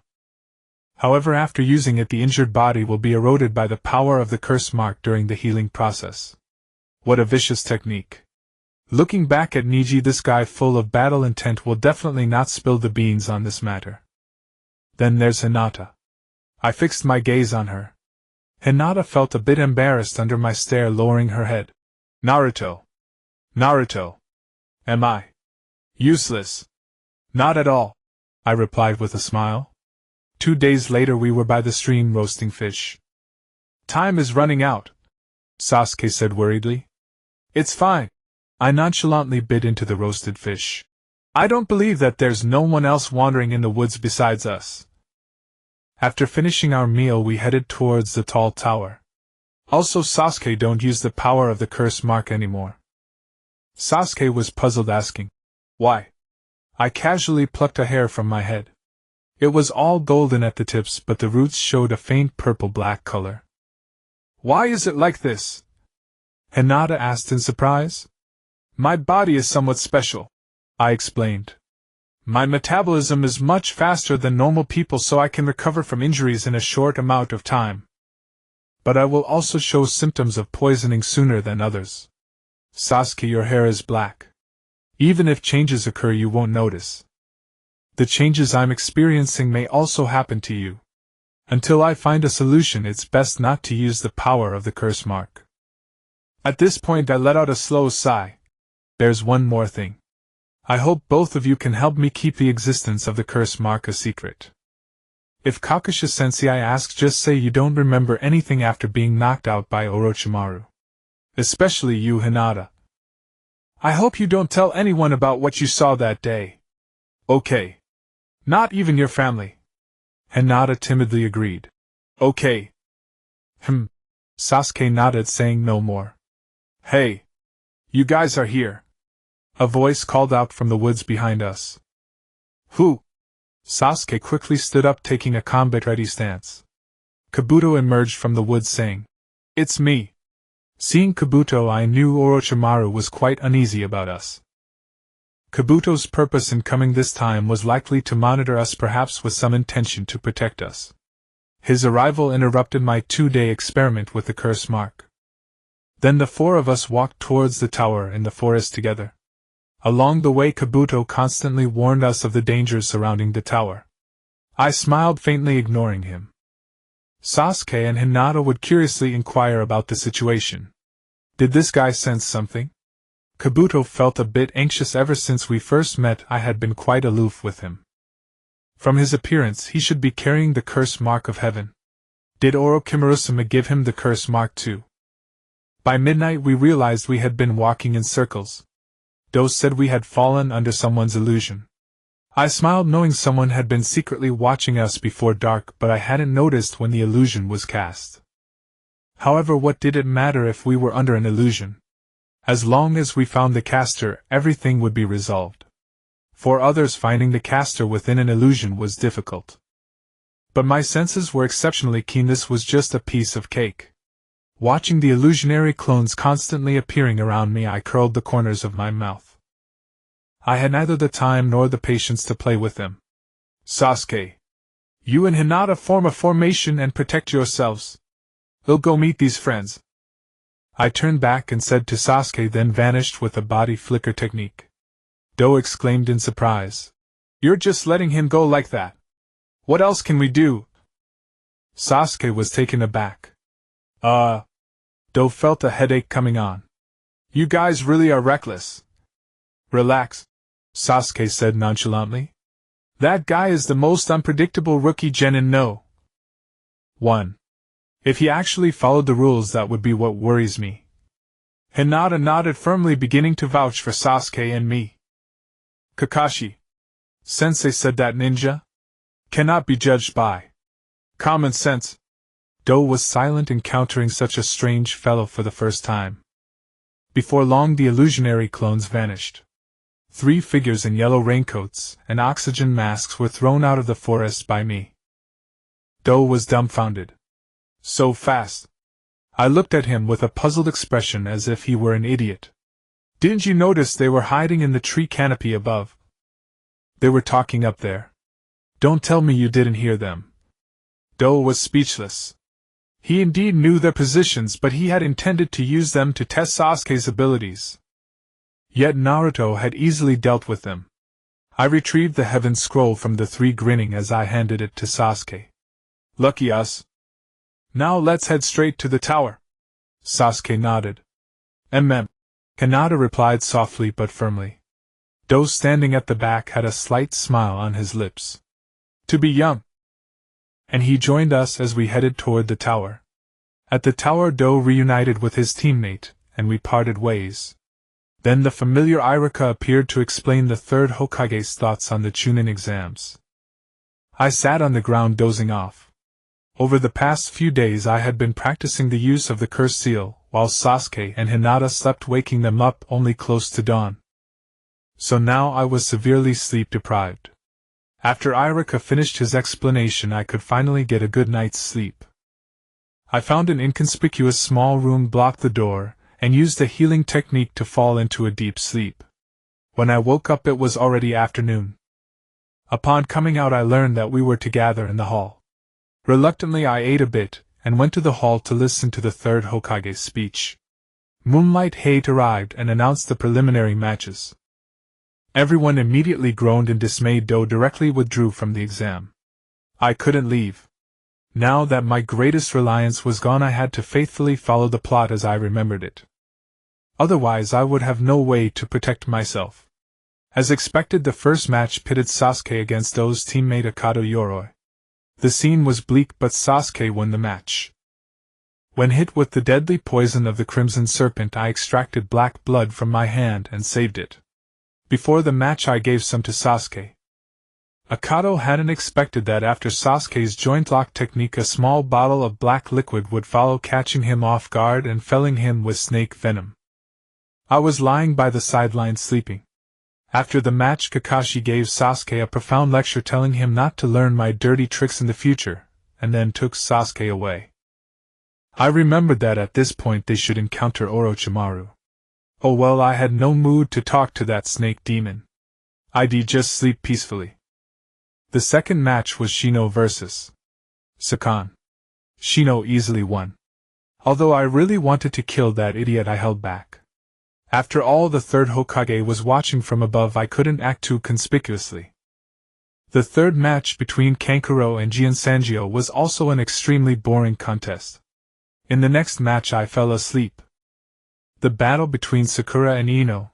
In my eyes it was just two lunatics on the field fighting fiercely with low-level ninjutsu and taijutsu while muttering cryptic words only they could understand. I woke up when Kakashi kicked me awake. He told me my opponent was out. I looked up and saw Kiba with Akamaru already waiting for me. I stood up reluctantly, still groggy from sleep, and nearly lost my balance, stumbling. "Loser," Kiba sneered. "Is that so?" I said with a grin. "Seems like you're one of the losers too. What did you say?" "I'll beat you into a stray dog." Kiba was furious that I had exposed his weakness. Moonlight Gale announced begin. Kiba crouched down. "Since I'm up here once," I slowly raised 3 fingers. 3 minutes. "I only need 1 minute to take you down," Kiba said arrogantly. "No, I mean..." I shook my head and chuckled. "I'll give you 3 minutes, I'll only defend. After that I'll finish you." "Akamaru, stay back, I can take him alone," Kiba said. "Beast Ninja Art 4-legged technique." Then came Kiba's elbow strike. I flew backward, crashed to the ground, and lay motionless. Kiba declared his victory arrogantly. "Tch. All talk and no skill. Referee, he won't wake up for a while." "Is that so?" I stood up from the ground. "I told you have 3 minutes." I was waiting on the ground expecting a continuous taijutsu barrage. "You!" Kiba charged in anger, throwing out 2 smoke bombs. In the smoke he launched a series of attacks on me. I stood still and endured his strikes. As the smoke cleared, Kiba was panting heavily while I casually touched the scratches on my face. "Is that all you've got? Can't even break through the defense of my ninjutsu." "What?" Kiba was stunned. "Impossible." "Nothing is impossible," I said, looking at him. "It's just a gap in strength." Kiba suddenly laughed. "A monster is a monster." My eyes turned icy cold. "Is that so? You have 2 minutes of life left." "Who do you think you are?" Kiba grew even more arrogant. I said calmly, "Enjoy your last 2 minutes of life." Kurenai was shocked. Such terrifying eyes. It was as if she saw Kiba and Akamaru's corpses. Damn it. Kakashi's heart sank. Naruto's going for the kill.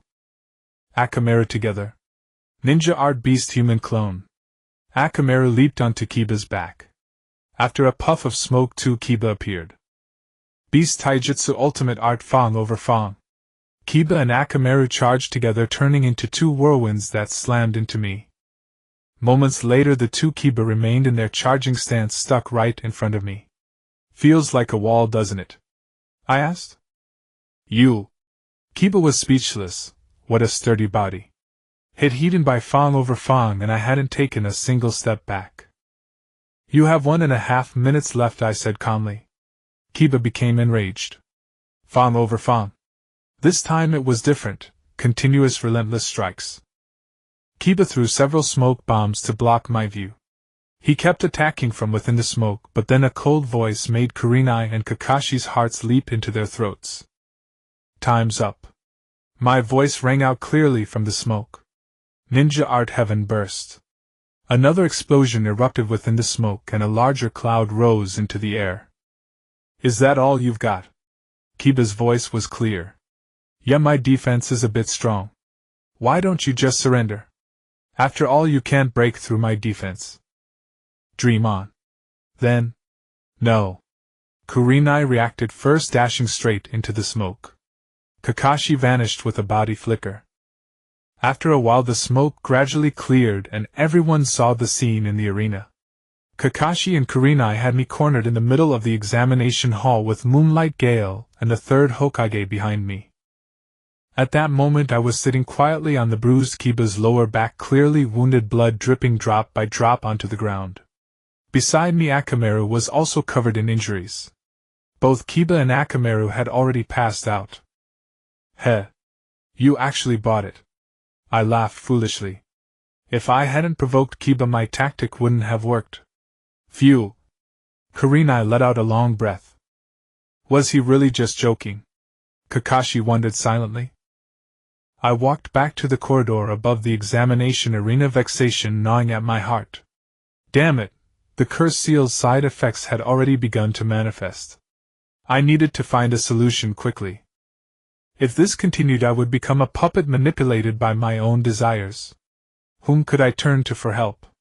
The third Hokage might have a way, but I didn't trust him. Kakashi was trustworthy, but as far as I recalled, his evil sealing seal had very little effect on this curse. Jiraiya. I hadn't even met him yet, no need to consider. The last one, the person I trusted most, and whose lips were the tightest. It might be risky to seek him out, but it was worth it. Hiss. The curse seal was acting up again. Naruto, are you all right? Kakashi asked, noticing my strange expression. I replied. Yeah. During the fight with that snake woman last time, I got hit by some technique and passed out. I've been feeling off ever since. But I can't really pinpoint what's wrong. Maybe I'm just too tired. What kind of technique hit you?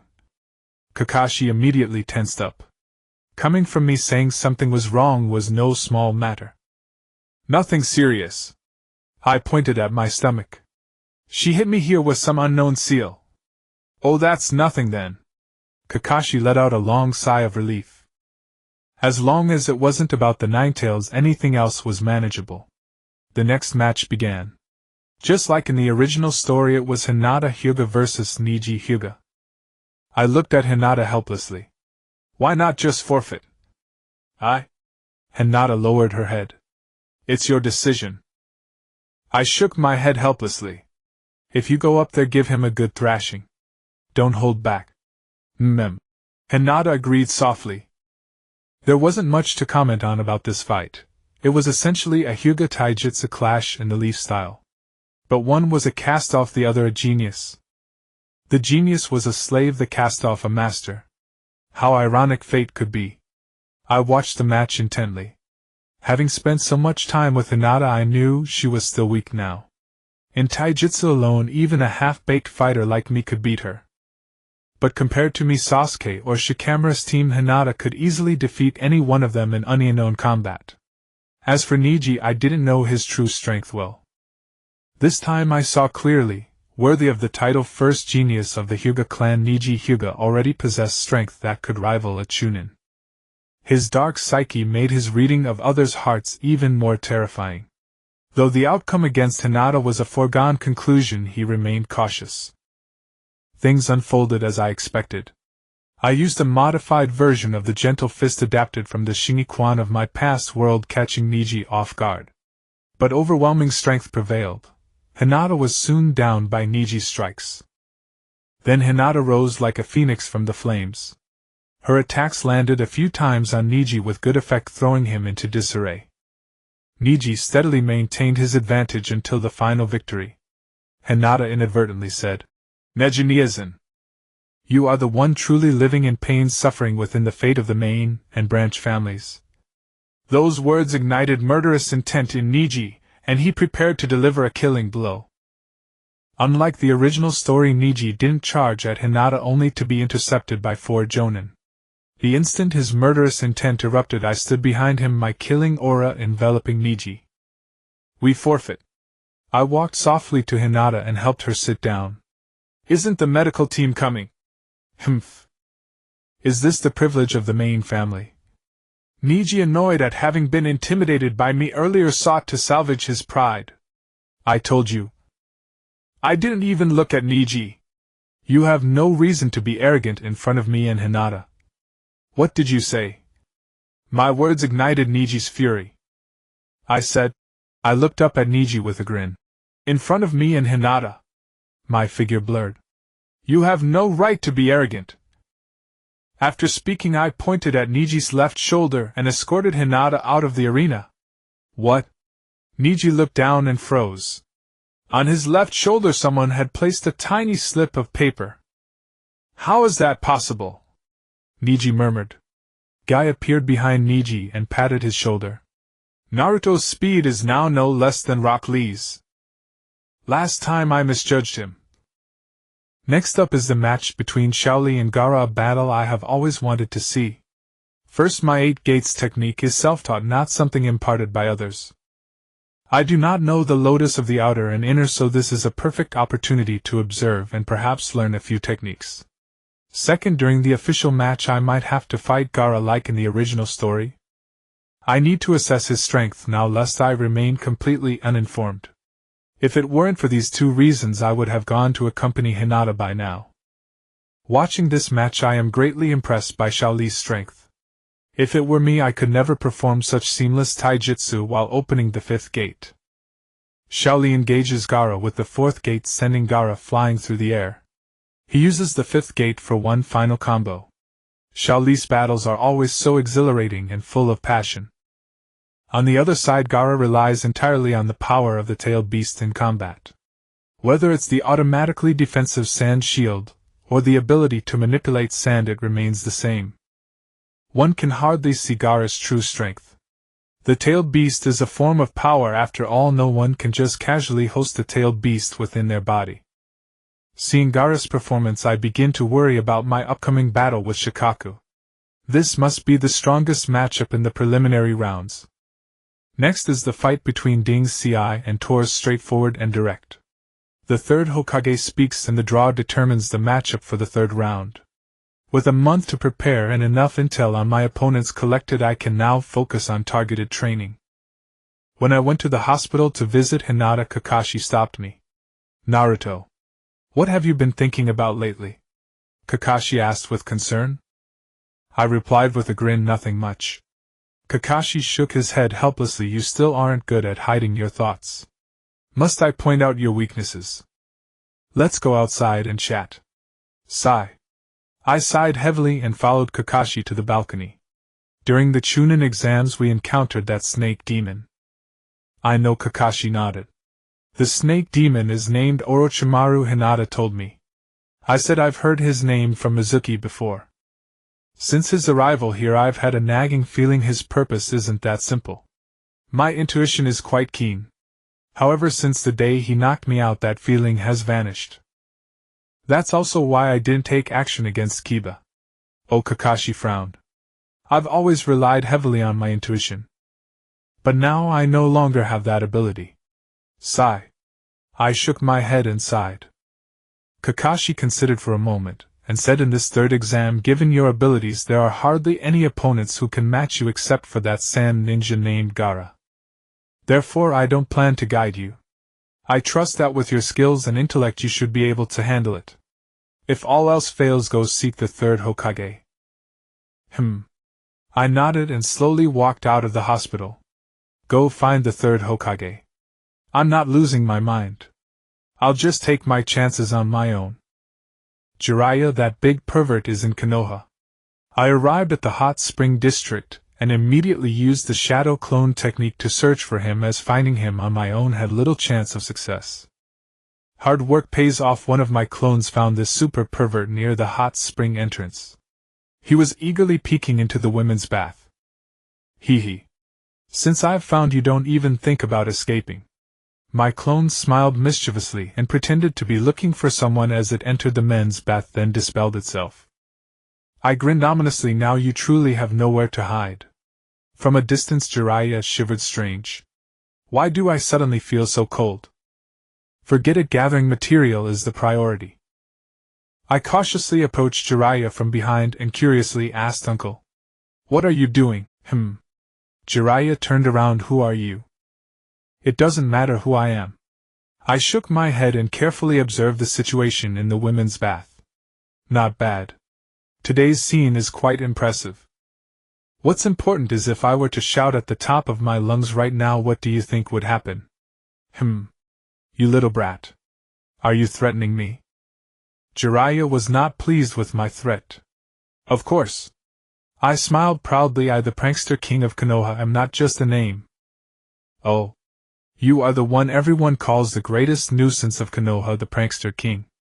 Jiraiya looked at me curiously. That's right. I nodded proudly. Who might you be? Who might I be? A large frown appeared on Jiraiya's forehead. Listen here, little brat. I am the sage of Miyaboka Mountain, known as the Frog Sage. It's a pleasure to meet you. Sage. I looked at Jiraiya with confusion. I've heard that when you meet a sage your dreams come true. I wonder if you can make that happen. Baka. Am not the kind of sage from fairy tales who deceives children. Jiraiya was quite exasperated by my wild imagination. Oh. So you're just a fraud. I nodded and suddenly shouted, Hey. Woman on the other side of the wall, listen. What do you think you're doing? Jiraiya quickly covered my mouth. How can I say anything with my mouth blocked? Finally I struggled to pry Jiraiya's big hand off, gasping for air, nearly suffocating. I want you to help me train. I stated my request. TCH. I don't have time to help you with that. I absolutely detest rude people. Jiraiya said arrogantly. Besides, I have to gather materials. What materials? I exclaimed. Isn't it just peeking into the women's bath? Ah. After a scream and the sound of a wooden basin crashing, the women's bath was empty. You got caught peeking, Jiraiya shouted angrily. You annoying little brat. After saying that he turned to leave. I made hand seals with both hands and with a bang used the seductive technique. Haha. Perverted frog. A soft, enchanting voice made Jiraiya involuntarily turn his head. Wow. He immediately fell to the ground, blood gushing from his nostrils. I dragged Jiraiya to the nearby stream where the water was steaming. Hot. It's burning me. After sinking for half a minute, Jiraiya jumped out of the water suddenly. I sighed. No wonder you're a frequent peeker. You can endure such high temperatures for so long. Idiot. What does the duration of endurance have to do with peeking? Jiraiya stood on the water's surface, his face beet red.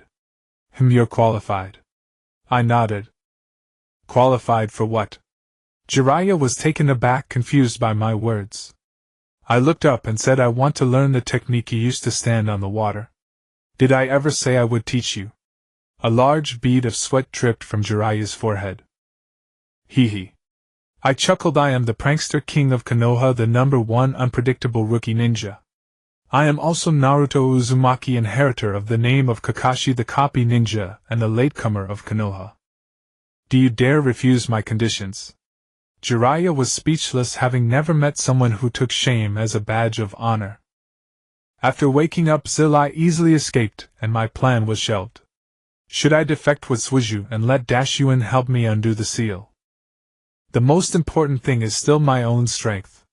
Dashyuin's seal is actually very simple, it just blocks the channel through which Gyuyo gives me chakra. I reopened another channel. As a result, Gyuyu's chakra cannot be converted into my chakra, plus the effect of the curse mark. The 3 different types of chakra within my body are entangled, causing me to be unable to control my abilities well. As for the Chinchou Gate, I don't know if I can use it, and I dare not try. If discovered, my fate could end at any moment. The only way is to use this month to try to control the 3 streams of chakra and then push the curse mark to its utmost. What if I without a teacher enter the second state of the curse mark? Thinking of Zhuizhu during his defection in the original story with my strength as the foundation, I don't believe I can't escape from I came to a small stream, the curse mark on my neck concealed. I took off my clothes and prepared to start training in water walking, the best way to train chakra control. Calming my mind, I circulated the chakra in my body, then slowly released a certain amount of chakra from the soles of my feet. I stepped onto the water surface. After a few steps I couldn't ensure a steady output of chakra, it fluctuated. I need to work harder. While lost in thought, my footing was unstable and I plunged headfirst into the water. So cold. The sun hadn't changed much, but the autumn wind had risen and the water was a bit chilly. "You're really stupid," Zilai, who had arrived unknown when stood on the bank. He cheerfully watched my embarrassment. "Tch." I turned to look. "Troublesome old man. If you're not willing to guide me, then please leave. My time is very precious now." "Is that so? Why are you working so hard?" Zilai laughed amusingly. "None of your damn business," I replied with my nose in the air. "When I become the Hokage, I'll make you clean the toilet every day." "Humph. Can you become the Hokage looking like that?"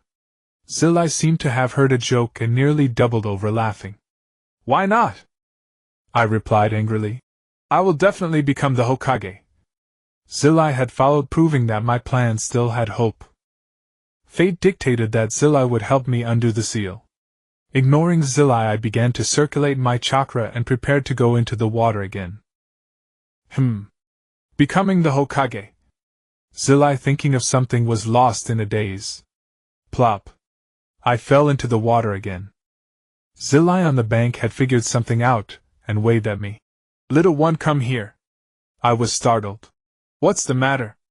"Don't be so fussy, hurry up," Zilai said loudly. I walked over to Zilai reluctantly. "What's the matter, you super pervert? The way you were doing it just now, it's impossible to achieve." "Generate chakra again," Zilai said, stroking his chin. "No need to generate." I raised my hand slightly and blue chakra drifted out. "My body always unconsciously generates chakra on its own." "Oh." Zilai was very surprised by my performance. Pointing at the 2 seals on my abdomen, he asked, "Has this pattern always been like this?" I looked at the spiral pattern on my abdomen and nodded. "This is a birthmark, I've always had it.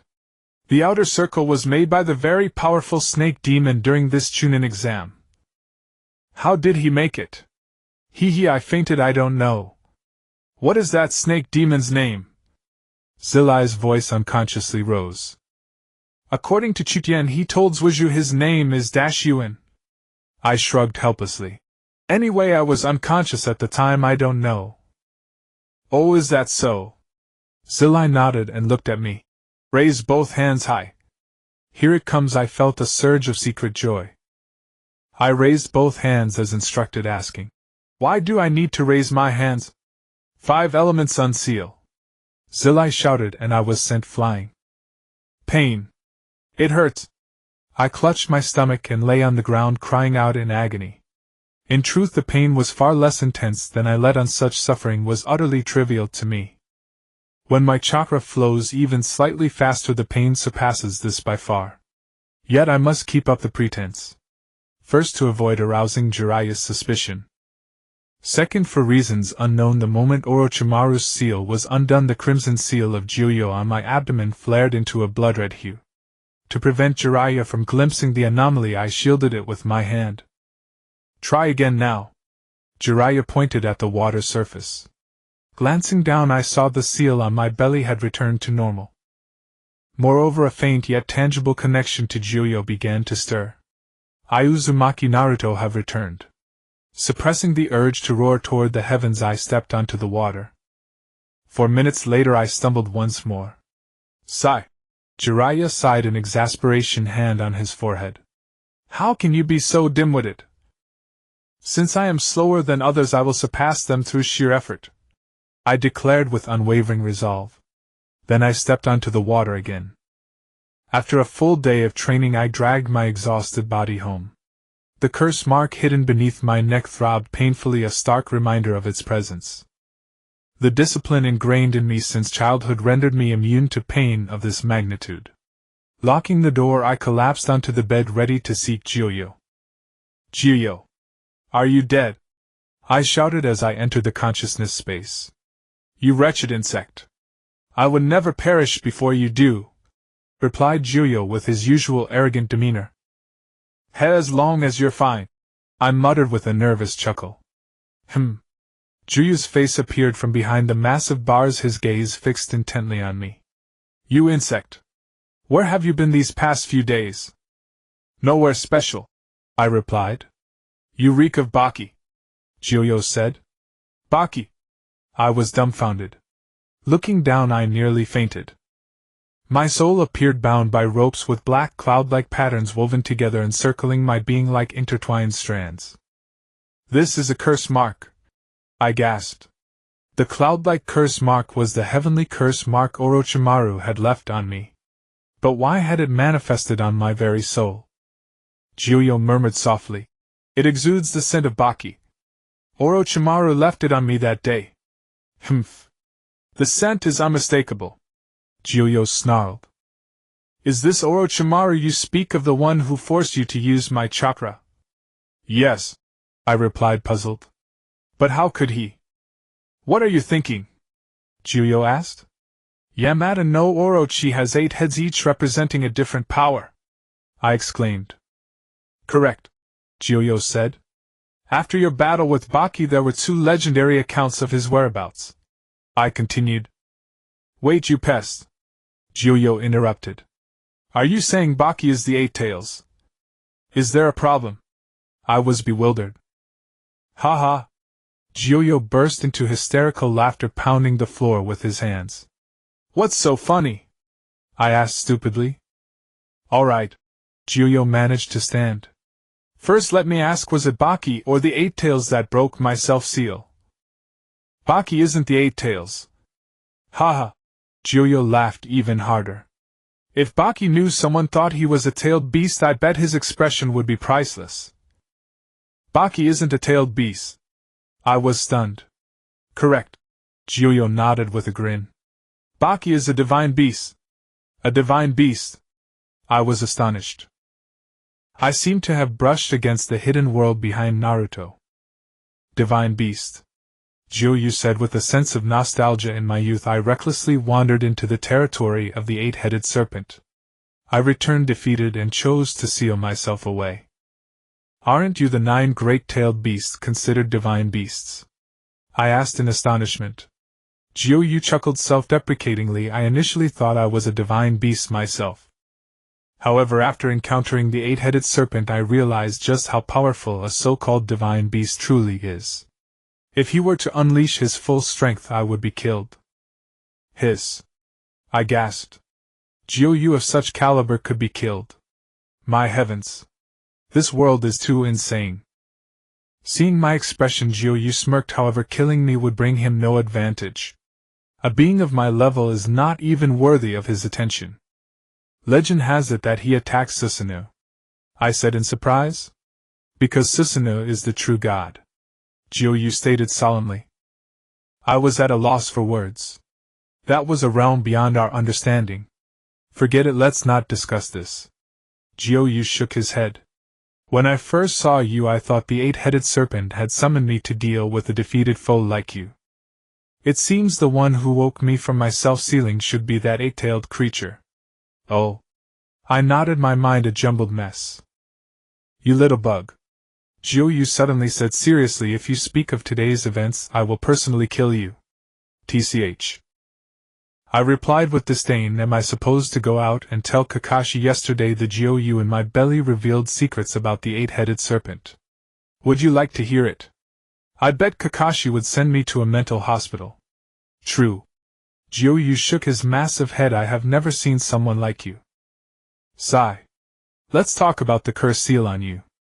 If I follow your words, won't that be dangerous for me?" I asked cautiously. "You might lose yourself at any moment, and become a demon that only knows slaughter." Jiu said sternly. Hiss. My teeth ached a bit. Damn.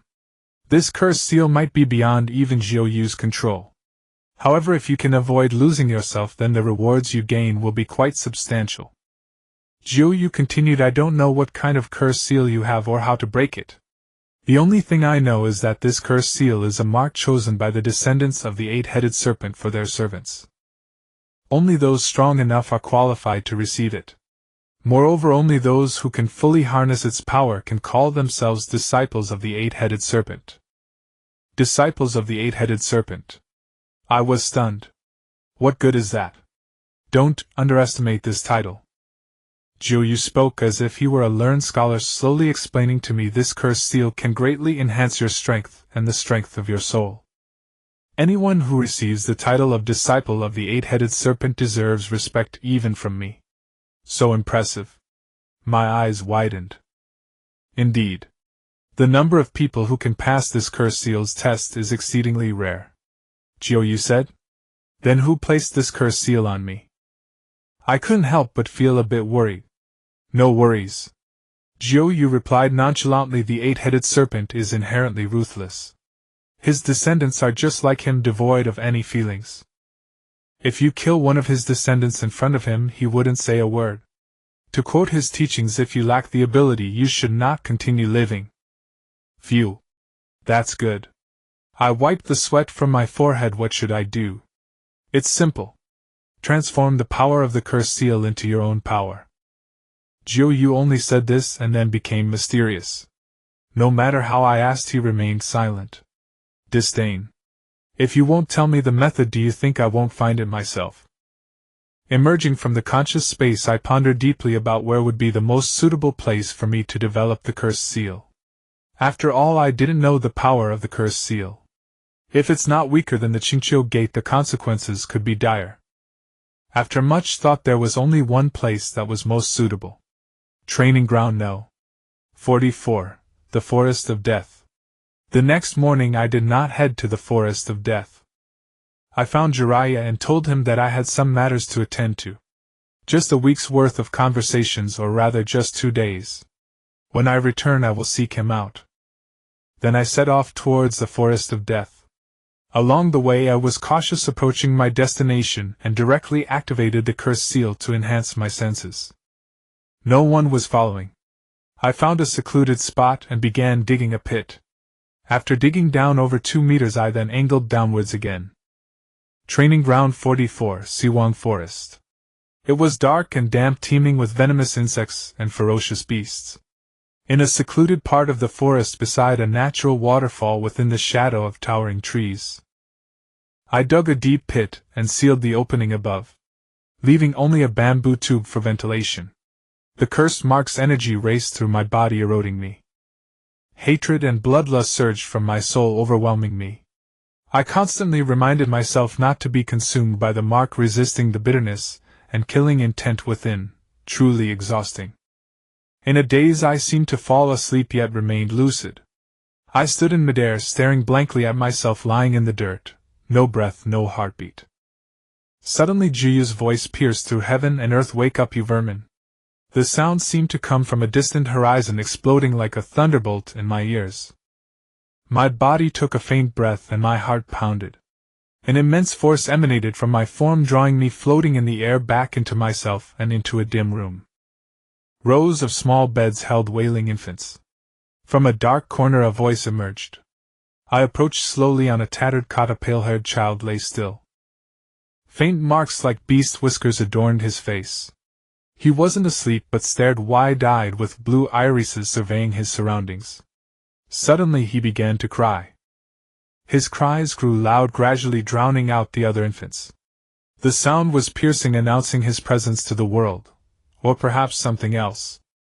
You wretched monster, want to die. A person rushed in, frantically holding a rice bowl while eating dinner. The figure strode to the pale-haired child. Seeing someone approach, the child smiled. His smile was met with a bull. Though it only grazed the scalp, it still made the child tremble in fear. Watching this, I knew who he was. The me who first arrived in this world. Time trickled by as I stared numbly at everything. The child was tormented and abused by these people until he finally escaped that room. The idyllic life he had imagined never appeared. Instead, he fell into another layer of hell. The child often went hungry. His only delicacies were food tossed onto garbage heaps, and the warm flesh of rats. Long-term malnutrition had deformed his body, a massive head atop a thin, withered frame grotesquely disproportionate. A mockery to others. I couldn't laugh, nor could I even force a smile. Watching the jeering crowd around him, my gaze must have been icy, my heart forged into iron. Because they would die by my hand. The surrounding figures and objects slowly dimmed, leaving only the child cowering in the corner. You don't need to comfort me, I don't want it. The child suddenly raised his head and looked at me. I don't want it either. You've already forgotten me long ago. Is that so? Maybe. The resentment in your heart and your oath have formed me. Here I relive your experiences over and over. I'm sorry. I don't need comfort. Then what do you want? Blood? I want that too. I will make those damned bastards live in a true hell. My oath. It is my oath. Orochimaru. Your tricks don't always work. Come out now. I am not Orochimaru. Huh. I told you I am formed from the hatred in your heart and your oath. Then. I want blood. I want power. The child suddenly roared, his eyes blazing with a hatred too fierce to meet.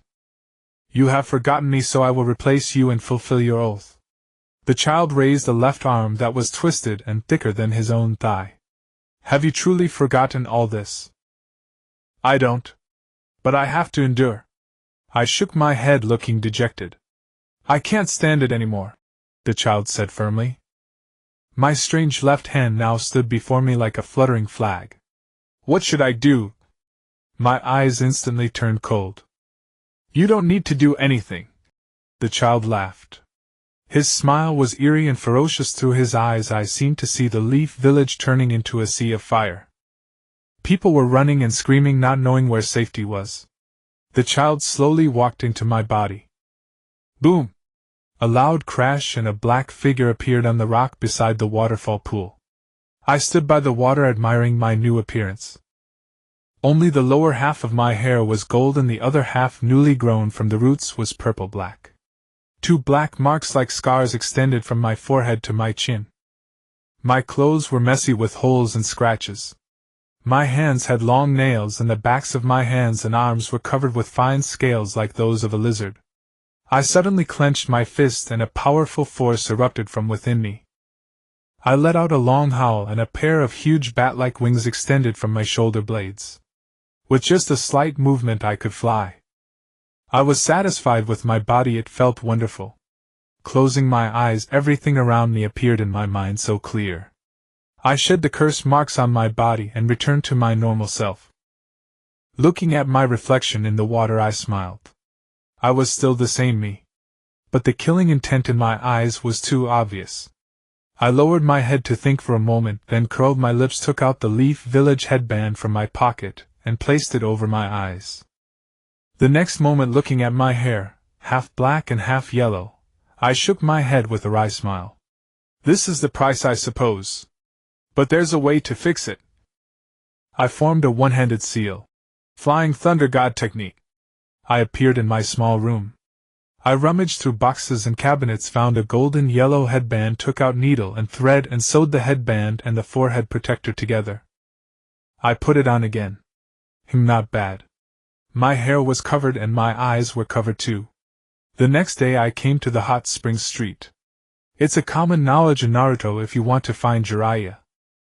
During the day go to the hot spring street or a waterfall outdoor bath. At night go directly to the bar. Walking down the street, although my eyes were blocked by the forehead protector, everything around me was clearly reflected in my mind. The road ahead was clear. A child was lying behind the door, curiously watching me.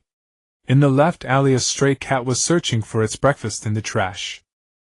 The uncle who runs the grocery store had a very annoying look. I really wanted to kill him. Forget it, I'm a good person. I scattered iron balls in front of his shop and shouted, "The grocery store's things have been robbed." The uncle rushed out of the door, and fell onto the iron balls. Ah! I am a good person. Today Jiraiya's peeping spot was on the rooftop. I stood below watching Jiraiya's butt. Suddenly I smiled and took out a slingshot. Hey perverted toad! Who? Jiraiya screamed. From the room also came a woman's scream. Ah! After a while Jiraiya tended to the injury on his hand. Was my iron ball so easy to catch? I used iron balls similar to caltrops and Jiraiya actually grabbed it with his hand. My iron ball also had chili juice on it. Stop messing around. Take that thing off your head, Jiraiya said to me. Why? It's not like I can't see anything, I said helplessly. Jiraiya said, What have you been doing this past week? Nothing much. I shook my head. I just wanted to know how powerful I could be. Jiraiya looked puzzled. This appearance is the result, I suppose. A curve appeared on my lips. Jiraiya looked at my smile, his heart jolting. It really resembled him. Could it be? Jiraiya nodded slightly as he saw me walking effortlessly on the surface of the water. Child, come here. I have a secret technique to teach you. I looked at Jiraiya in confusion and walked ashore. He casually found a place to sit and said, First let me explain something. You have 2 different chakras within you. Do you know that? I have a little sense of it. Occasionally I can feel some very powerful chakra. At those times I am very strong. I nodded, pondering as I spoke. What kind of chakra? Jiraiya asked. How should I put it? It's a very powerful red chakra, while normally it's blue and it's orangeed, I replied. When does it appear? Jiraiya continued to ask. I smiled lightly. I don't know, maybe it appears in dangerous situations. Like when that snake demon ambushed me. Your smile is very similar to his, Jiraiya said. I was startled, but his mouth didn't move. What's going on? Alright, let's go soak in the hot springs. It's a rare opportunity, it would be a pity not to enjoy it. Jiraiya stood up and prepared to leave. What did you mean by that earlier? I asked. Jiraiya was taken aback. Weren't you the one talking earlier? Did you suddenly become an idiot? Oh. So he hadn't actually spoken. Why? Could it be telepathy? I have a heart-to-heart connection with him. What does this mean? This is the world of Naruto. Ah. Forget it, let's go to the hot springs. I shook my head.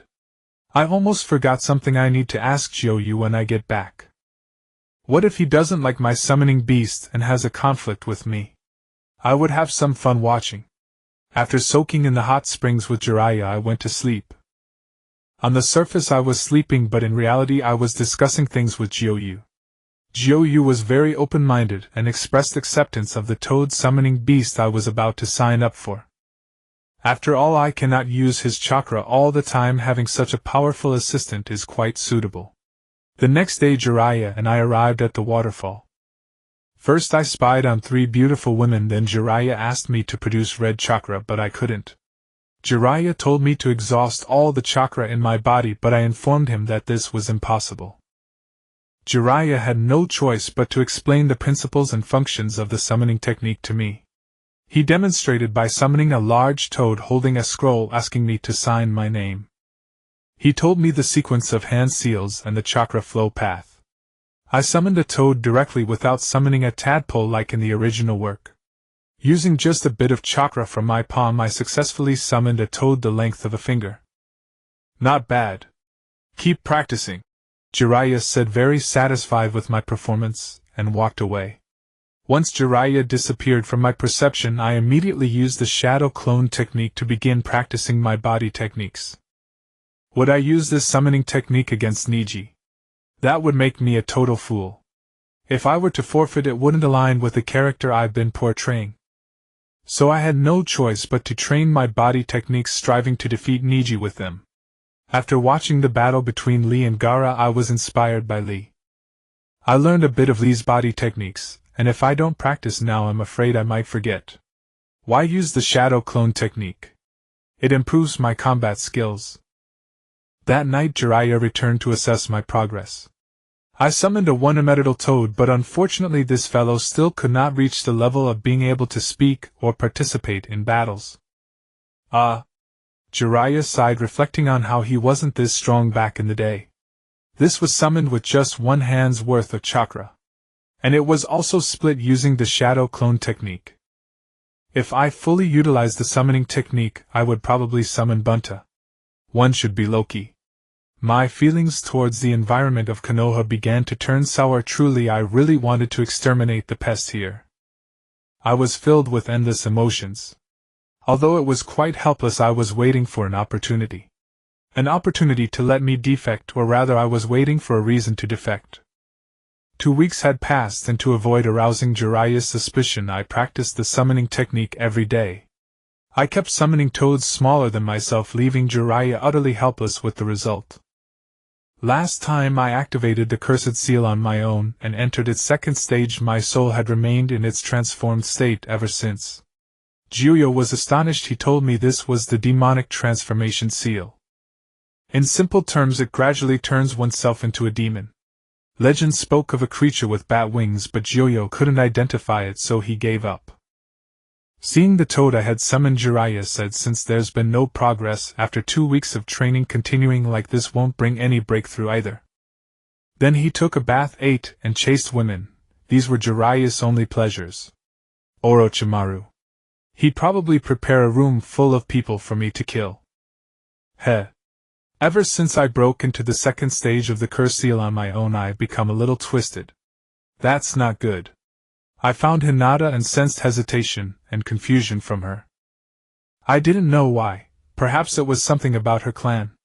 Jiraiya took me to a forest and said he would use the approach of death to stimulate my physical potential and make me remember that special chakra. Then he simply threw me into an underground waterfall. As I fell, my heart cried out in panic. This crevasse was too wide, over 20 meters across. I was right in the middle. If I tried to reach either side, I might grab the rock wall by the time I hit the bottom, but by then the speed would be too great for my chakra adhesion to withstand. Damn it! I cursed fiercely. If this kept up, it wouldn't work. I watched the rock walls blur past me, yet my fear of death wasn't that strong. Was it because I had already died once? I decided to try the seal first. If I could break it, Gyuyo could come out. Entering the mental space, I called Gyuyo. Send me up. What's wrong? Seeing my anxious look, he asked quickly. I'm about to die. Send me up. I shouted. No, Gyuyo refused. With your current soul strength, you're no match for that seal. Sending you up now would only get you killed. An overwhelming surge of chakra enveloped me. Trouble out there? Gyuyo asked urgently. Yeah, I'm about to smash into the ground, I said with a grim face. Idiot. Didn't you learn the summoning technique? Just summon it now and it'll save you. If you don't have enough chakra, I've got plenty. Gyuyo sneered at my foolishness. Damn. I was planning to use the life or death pressure to help you break the seal. But you... I growled in embarrassment. I won't help you anymore after this. Who's been helping whom all along? Gyuyo guessed what had happened and said contemptuously, get the hell out of here. I still want to get revenge on that eight-tails guy. Humph. I turned and left. A wave of emotion washed over me. Gyuyo was a true friend. Knowing I was about to die, he didn't let me touch the seal but lent me his chakra instead. I was grateful to have such a troublesome friend after my rebirth. Gyuyo watched me fade away, scoffing softly, idiot. Then he quietly sank back into the darkness behind him. After returning, I immediately formed hand signs. Summoning technique. Boom. Amid a burst of smoke, a massive red toad appeared beneath my feet. I vaguely noticed the scar on its eye. This was the ultra-arrogant boss toad Gamabunta. Hey! Why is there a brat on my head? Gamabunta's first words deeply wounded my pride. Jiraiya. Jiraiya.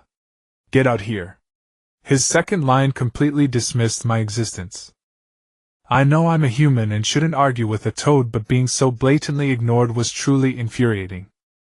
I said calmly. Remember, my name is Naruto Uzumaki. From today onwards I am your master. What? Watai seemed to have heard a joke, laughing heartily. A little brat like you. No way my boss the toad would recognize a little brat like you as a master. You can be my underling instead. A smile curved at the corners of my mouth. Today it's inconvenient for me to showcase my strength, so how about we make a bet? Where's Jiraiya? Watai asked me.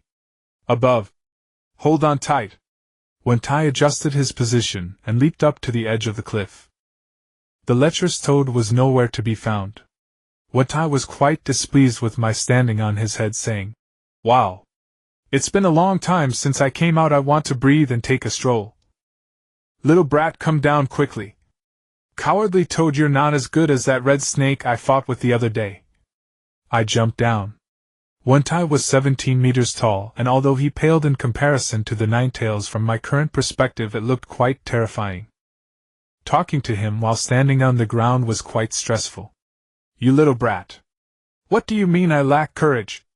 Watai seemed intrigued by my provocation. I looked at Watai and asked, What must I do to make you fight for me? The last guy who asked me this question has already turned into minced meat. Do you want that too? Watai narrowed his eyes and said, How would you know without trying? I shrugged nonchalantly. Besides, I don't believe I can't beat you. All right. As long as you can defeat me, I will agree to let you be my master, Watai said with great confidence. I nodded. There are people watching nearby today. I don't want to reveal my strength. Let's make a bet. You don't like having someone on your head, do you? Before the sun sets today, I will stay on your back. Strength. In a few days I will summon you again, and at that time you can decide whether I can be your boss. Ha! An interesting little brat. I accept your challenge. Come and catch up to me if you can. Watai played a trick and jumped away, creating distance between us. Unfortunately, I had already placed a chakra mark on his back. With my current Flying Thunder God technique level, if Watai isn't exhausted by sunset, he would be impressive. As expected, until the sun completely set, I didn't fall off Watai's back. At first, Watai was just bouncing up and down randomly, occasionally diving underwater. I remained steady, but later he used his real skills, jumping forward and stopping abruptly several times, almost throwing me off. The Flying Thunder God technique resolved the crisis. When it got dark, I confidently jumped off Watai's back. Waving goodbye to him, I headed home. On the way, I contemplated Watai. He could assist against enormous summoned beasts in the future. In other situations, just tough it out and resolve it myself. The next day I met Jiraiya. With only 1 week left until the final exam for Chunin, I decided to cease training. I told Jiraiya that I needed to adjust my body and mindset, then turned and walked away. After a few leisurely days today, I was wandering the streets and unknowingly ended up at the hospital. Suddenly I wanted to check on Rock Lee, that guy who never gives up even until death. By the time I arrived at the hospital, it was already noon. The hospital was quiet with no one around. The reception desk had a small sign that read lunch break. Next to it was a visitor registration book. I glanced at it and saw that Sakura had also come. Where is Xiao Li's hospital room? I strolled down the corridor, my eyes covered, yet I could still sense. Gradually relaxing my mind, the presence of patients emerged one by one in my thoughts behind the door. At the corner ahead, Shikamaru was slowly walking with a fruit basket in hand. This guy who avoids trouble at all costs, why is he here today? Hey, is that you, Shikamaru? I greeted. Shikamaru turned his head, looking at me curiously. You? Are you Naruto? I nodded. What happened to your eyes and head wrapped up so tightly? Shikamaru seemed puzzled by my new look. I thought to myself, Naruto with his eyes covered can still notice me around the corner. His strength has greatly improved. Indeed, anyone who reaches the finals of the Chunin exam is not an ordinary ninja. Ah. This must be the result of training. I flashed a bright smile. I came to see Xiao Li. How about you? I came to see Choji, Shikamaru replied. Choji? I asked, a bit confused. Wasn't he injured by Tazuna last time? Is he still not well? He wasn't injured last time. Shikamaru shook his head helplessly. It was because he ate too much barbecue and hurt his stomach. I couldn't help but burst into laughter, Choji getting injured in his own style. What a hassle, Shikamaru said with a gloomy expression. By the way, do you know about Shaoli? What about him? I asked. The doctor said Shaoli can no longer be a ninja. Shikamaru's voice was low, filled with sadness. Shaoli is the kind of person who easily gains trust and is willing to make friends. I don't think so. I pondered, saying, the one who said Shaoli can't be a ninja is the doctor. As long as Shaoli hasn't given up, there's still hope. Though I said that it really is a hassle. Shikamaru scratched his head. Do you know which room Shaoli is in? It's up ahead. We have to pass by Choji's room. He'll go with you. Shikamaru pointed out. We walked together in the empty corridor. I slightly furrowed my brows. Shikamaru, do you feel any killing intent? I didn't feel any killing intent, but it's too quiet. Shikamaru said cautiously. Who is in the third room ahead? I had already determined the direction from which the killing intent was emanating. Shaoli. Not good. Shikamaru shouted softly, rushing forward. Ninjutsu shadow imitation technique. Shikamaru dashed in while Gaara maintained his sand binding technique. Hey! Isn't this the little panda of the sand ninja? I grinned at Gaara, pinching his face. Every time I see you I want to pinch you like this, but I never had the chance. Hey! Naruto! Can you be a bit more serious? Shikamaru was exasperated by my behavior. So tell me, what are you doing here? Kill him, Gaara said casually. I waved my hand nonchalantly. I thought you had something important to discuss. If you interfere, I'll kill you. Gaara maintained a serious expression. After seeing your battle with Shaoli, I really want to fight you. You are now qualified to know my name. Saying this, I took a deep breath. My name is Uzumaki Naruto. Troublesome, Shikamaru said helplessly. Is that so? Gaara's gaze towards me turned fervent. But can you really kill me? I said coldly. Gaara remained silent, but the sand around him suddenly surged towards me. Get back! Shikamaru shouted. Hee. I smiled faintly. As the sand landed on me, it immediately began to slide down to the ground. Oh, so you mixed your chakra with the sand? What? Gaara looked at me in shock. Your technique poses an utterly pathetic threat to me. I shook my head. Recently I accidentally discovered something. I can actually absorb others' chakra. At first I didn't notice it until Jiraiya strangely mentioned that his chakra had been insufficient lately. Only then did I realize that I had unknowingly absorbed Jiraiya's chakra, and after 2 days of control I could already manage this ability. I decided to keep this secret. What about today? Just to scare Gaara. How is this possible? Maru was dumbfounded. It's through training, I replied with a proud smile. I found myself an extraordinary mentor. This kid truly is a troublesome existence, Gaara thought to himself, feeling a headache coming on. Bang! The door to the hospital room was yanked open. Akai stood at the door saying, tomorrow is the main competition, there's no need to rush. Or do you want to start lying here today? Gaara retracted the sand and slowly walked out. Maru sighed in relief, but suddenly Gaara turned around, startling Maru.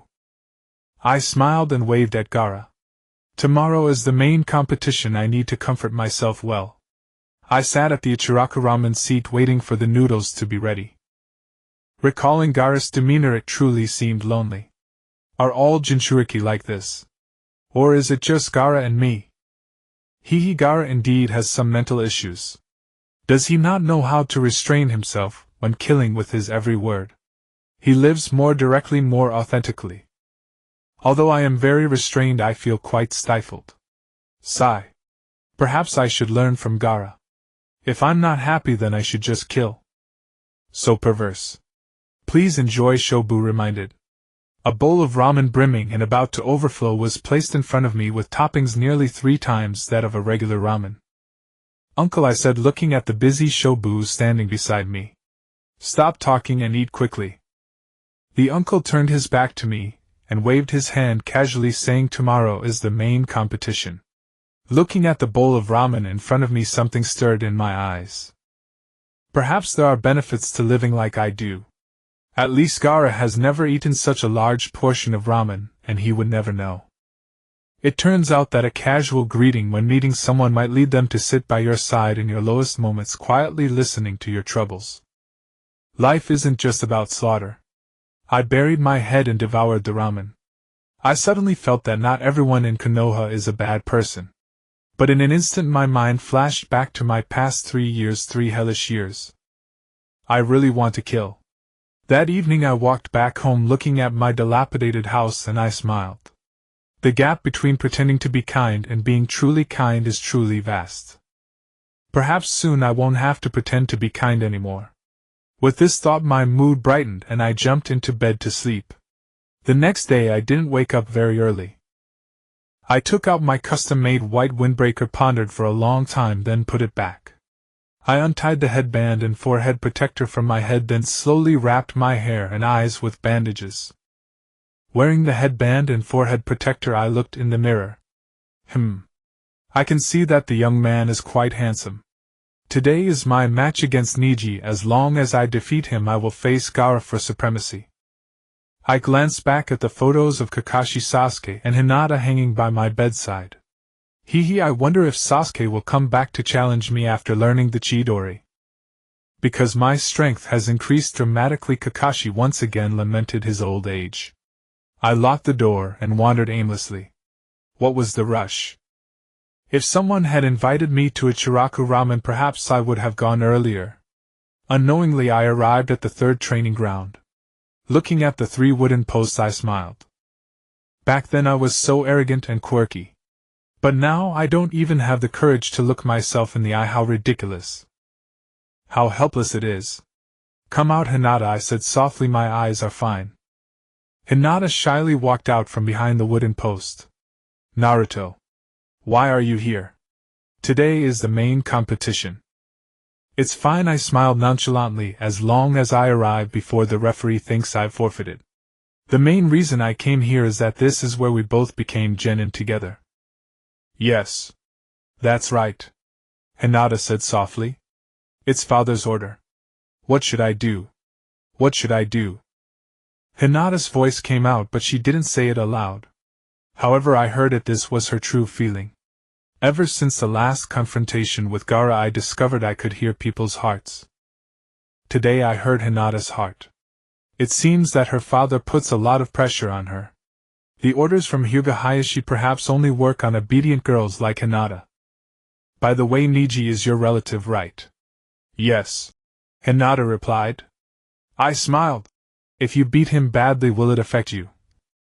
"No," Hinata said timidly. "I plan to propose to the Hyuga clan after becoming a Chunin. What do you think?" As I asked this question, I felt a bit anxious.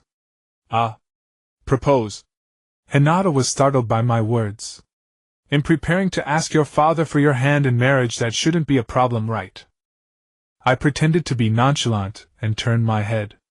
At that moment, fireworks exploded in the sky. "Oh, it has already started. Let's settle this. I'll take my leave now."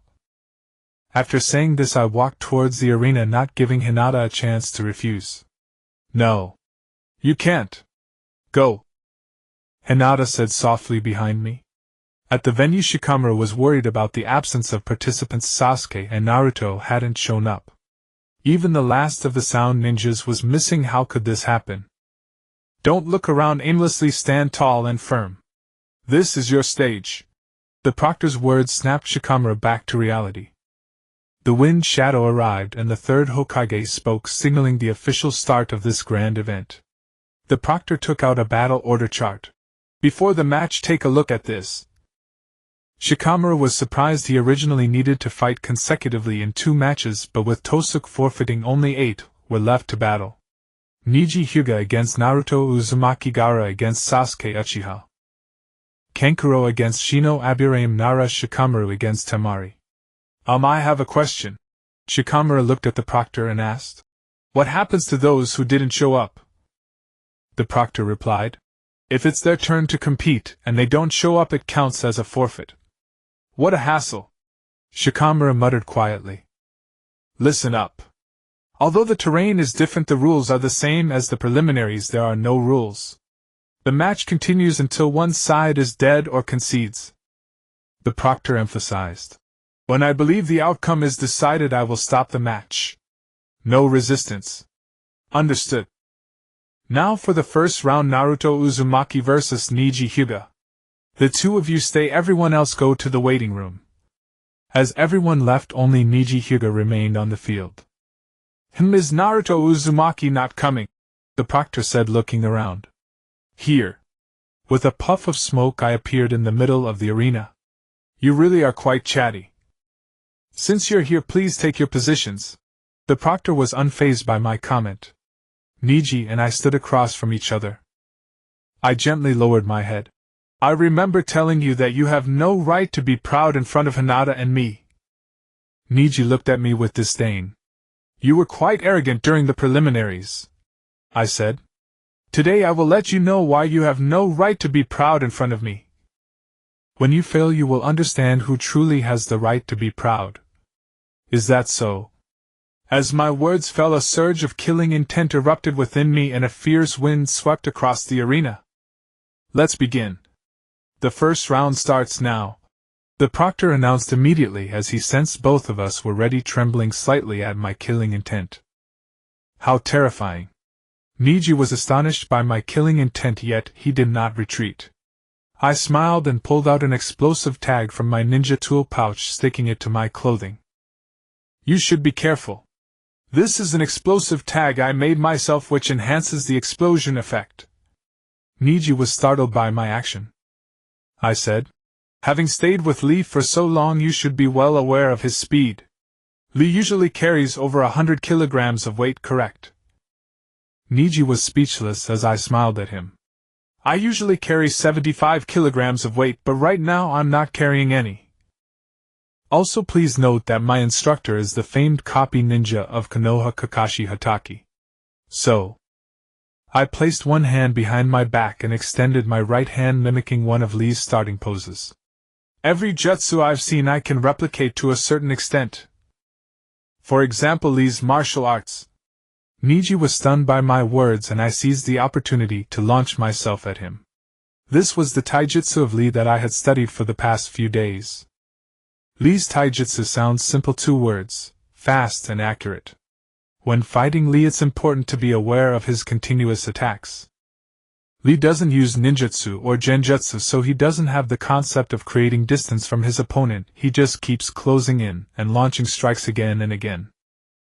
This makes Lee's battles incredibly thrilling, as the punch-to-punch combat feels much more intense and exhilarating than hiding away and exchanging ninjutsu. On the other side, Niji is a master specializing in close combat. With his clan's Byakugan, he developed a gentle fist style that turned Niji into a close combat machine.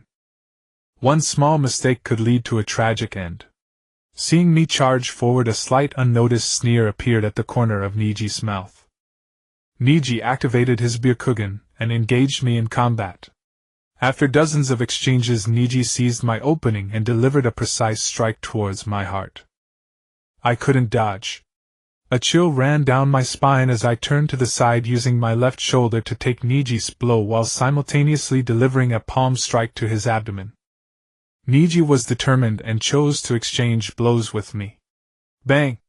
With a loud explosion, both of us were sent flying backward. Upon landing, I began to move my left arm. Fortunately, I dodged the vital points and my injuries weren't severe. Given my physique, I would be fine in a few minutes. I performed a roll and got back on my feet. Niji also stood up at the same time, blood trickling from the corner of his mouth, proving his injuries were more severe than mine. How is this possible? Niji looked at me in shock. There's nothing impossible, I said with a mysterious smile. Last time your battle with Hinata was quite spectacular. Though I lack the Byakugan bloodline, it doesn't hinder me from utilizing this chakra technique in another way. Could it be that you've cracked the gentle fist? Niji looked at me in astonishment. No. I shook my head. The gentle fist is a very advanced martial art. If mastered theoretically, one can attack any chakra point in the body. If you get close, you are bound to lose. I explained. In theory, the gentle fist can strike chakra point to chakra point using highly concentrated chakra to penetrate the opponent's chakra points. This can damage the opponent's chakra points' meridians and even internal organs. Such a capability cannot be replicated even by teacher Kakashi, let alone me. I lack the Byakugan, so I can't see my own or my opponent's chakra points. However, my chakra reserves are vast. Thus I chose another method, gathering a large amount of chakra in my hands and then detonating it inside my opponent to achieve damage. What? Niji was shocked by my craziness. To forcibly manipulate chakra, compressing it in my palm. If I make a mistake, the result would be devastating. Fortunately, I succeeded. I extended my hand, showing Niji the wound on my palm. Damn it! Niji gritted his teeth. The gentle fist is far more complex than you imagine. Niji attacked. I used the shadow clone technique and 5 of me charged at him. Niji employed the gentle fist to strike my clones, relying on his agility to maneuver between my attacks and theirs. The clones couldn't withstand such intense assault and dissipated into smoke after a few moves. My straight punch landed on Niji's face. Useless. A layer of chakra formed on Niji's face, blocking my attack. 8 trigrams palms heavenly rotation. Niji cried out, and I was sent flying high into the air. Damn. I forgot the Hyuga clan had that technique. This loss was utterly undeserved. I stood up helplessly, shaking my dizzy head. In the stands, Hayashi Hyuga, Hanabi Hyuga, and Hinata were stunned. The heavenly rotation was a secret technique of the main branch, unattainable by the branch family. Hayashi Hyuga's brow furrowed. Taking advantage of my disorientation, Niji rushed toward me. 8 trigrams 2 palms. My left shoulder and lower abdomen were struck twice and my body stiffened instantly. 4 palms. 8 palms. 16 palms. 64 palms. With Niji's shouts, my body endured a storm of blows. Only after Niji completed his assault did I, like a tattered doll, crash far away. Has the branch finally surpassed the main branch? Hayashi Hyuga murmured. Referee. You can end the match now, Niji said, looking at the official. He can't get up. After speaking, he turned to leave. The referee was about to come check on me, but just as he took a step, he withdrew his foot. So this is the true power of the gentle fist. Fascinating. Worthy of my fight. I slowly rose to my feet. Niji. You are truly formidable. I rolled my neck and stretched my arms. Now I'm going to end this battle. I pulled a pair of gloves from my ninja tool pouch identical to Kakashi's. However, I had added steel plates to the arm portions. These gloves served both as protective gear and weights. Impossible! Niji stared at me, his face full of astonishment at my unharmed state. Nothing is impossible, I shouted. I could easily break free from Hinata's 32 palms before. Your 64 palms just require a bit more chakra from me. I now had at least 3 methods to nullify the chakra-blocking effect of the gentle fist. I could use the Nine-Tails chakra or my own automatically circulating chakra to directly force open the sealed tenketsu and meridians. There was also a method I had just discovered by accident. My chakra altered by the curse seal could actually cancel out other chakra. I hadn't noticed it when I was with Jiraiya before. The fight with Gaara was brief and the chakra mixed in his sand was minimal. I could nullify his chakra, but I hadn't figured out whether it was absorption or devouring. This time Niji's attack introduced a large amount of chakra into my body. I understood now. My chakra cancels out the opponent's chakra rather than absorbing it. This realization pleased me greatly. I looked at Niji, my expression solemn. Are you ready? Humph. Putting on airs, Niji replied disapprovingly. I accelerated and vanished from Niji's sight. Niji was startled, searching around frantically. Where are you looking? I descended from above, my fist aimed directly at his head. Niji ducked forward, rolling to evade my attack. My fist struck the ground. Boom! A thunderous sound echoed, leaving a crater several meters wide in the arena. Niji was stunned. What monstrous strength was this? Even Rockley couldn't create such a dramatic effect. In truth, I had taken a shortcut for this strike. Last time in the Forest of Death, when I encountered Orochimaru, I activated the Gate of Chinchou, my entire body covered in chakra. As I charged forward, the chakra under my feet involuntarily exploded, greatly boosting my speed. This punch used the same principle. Before my fist made contact with the ground, I first coated my knuckles with chakra, then triggered an instant explosion. The effect was terrifying. Referee. Why haven't you ended the match yet? I'm not very skilled at this technique and I might accidentally kill this guy, I said casually as I emerged from the smoke. The referee was speechless. Such destructive power rivaled that of the legendary one. What use is great power if you can't hit me? Suddenly Niji appeared behind me and sealed all the tenketsu on my back in an instant. I told you that kind of attack won't work on me.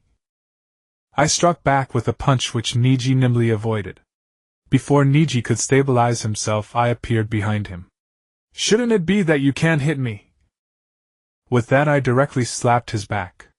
Niji turned and used a gentle fist, but I dodged and then delivered a powerful roundhouse kick, sending him flying.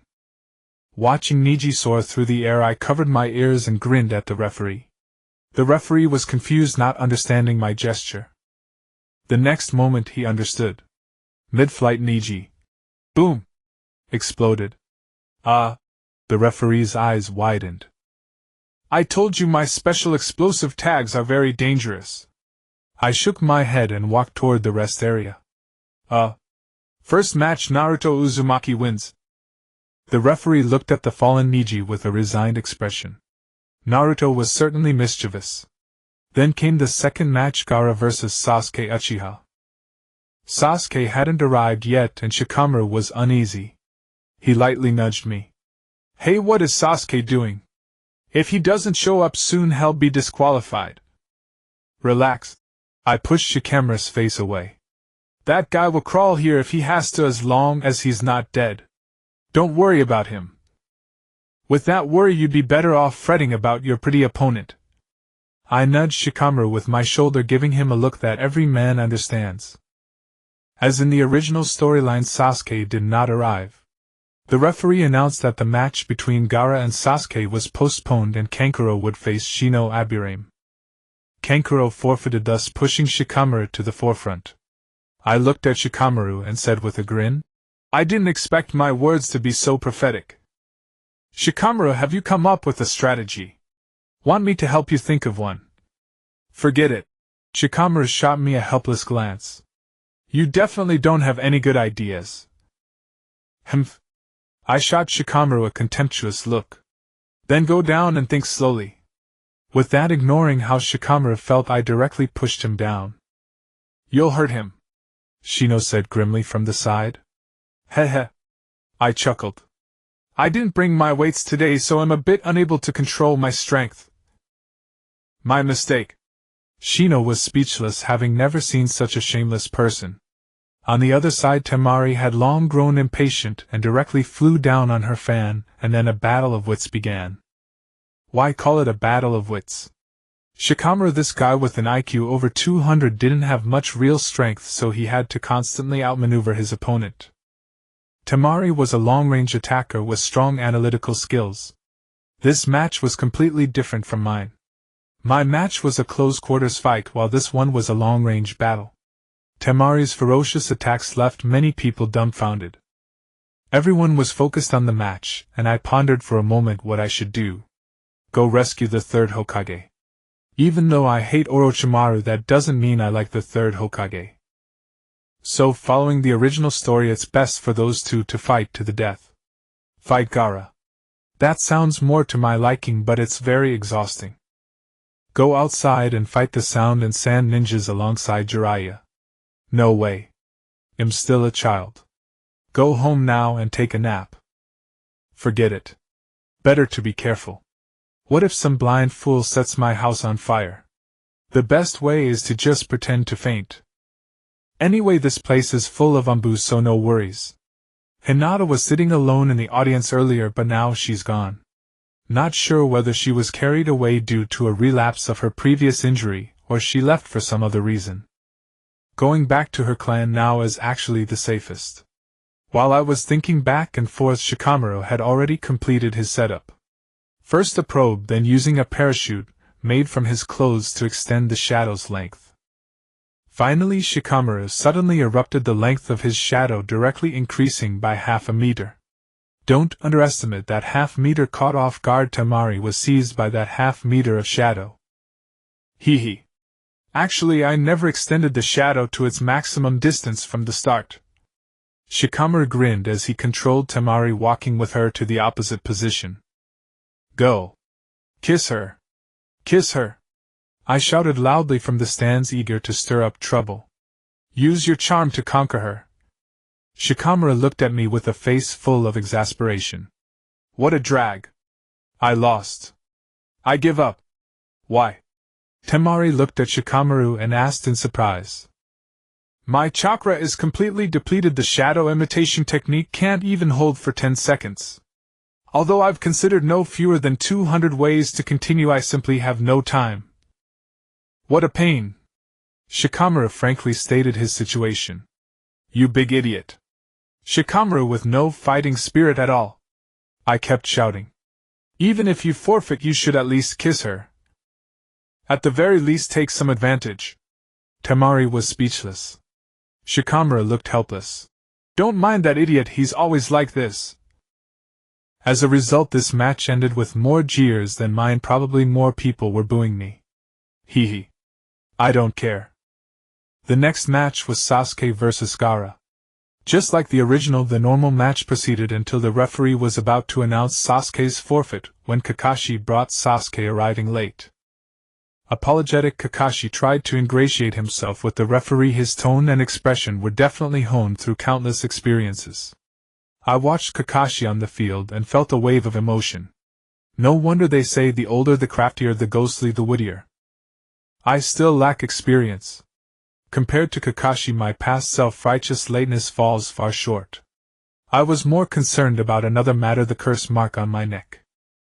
When Sasuke entered the arena, my curse mark gave a distinct burning pain.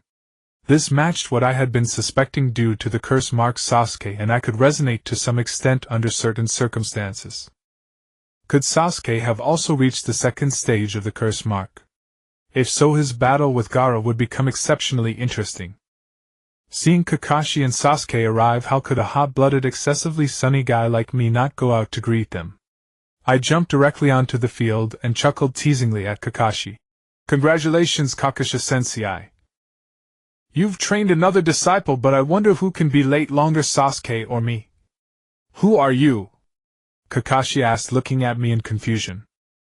I was speechless. I only changed my hairstyle and covered my eyes. Could he really not recognize me? I'm Naruto, I said in a very stiff tone. Sorry. I didn't expect you to change your image so suddenly. Kakashi apologized without any sincerity. Forget it, I can't be bothered to argue with you. I shook my head helplessly and looked at Sasuke. I won my first match. What about you? I really look forward to fighting you. Sasuke's gaze seemed even colder. Same here, I said with a faint smile. Kakashi sighed inwardly. Both children had changed. I said to Sasuke. Don't say I didn't warn you. Gaara isn't easy to deal with.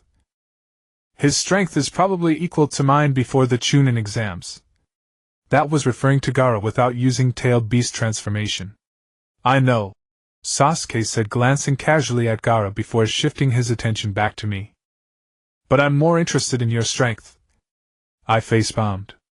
Brother. I was wrong. Hero. Spare me, will you? Sasuke said.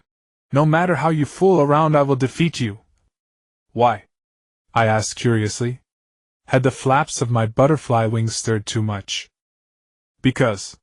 Sasuke's eyes gradually blazed with fervent light.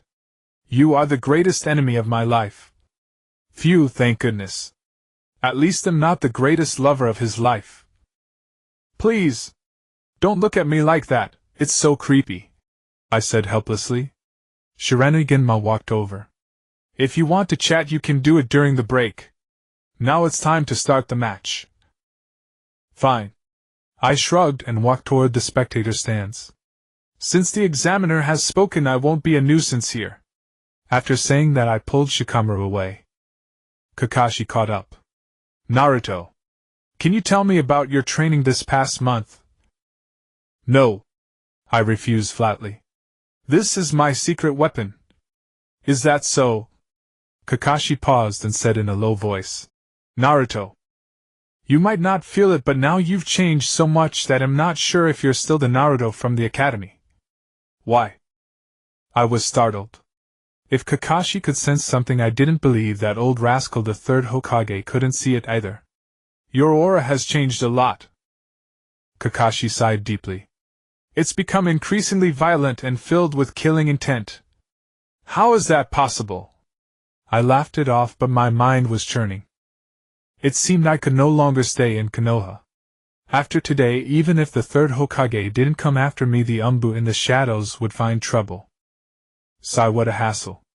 Then I thought, maybe the third would die today, he might not even make it through the day. After that, as long as I hung out with that perverted toad Jiraiya, I'd probably be safe until Tsunade became the fifth Hokage. However, if I wanted to escape, today was perfect. After all, Orochimaru would attack Konoha soon, so escaping in the chaos would be best. Sigh.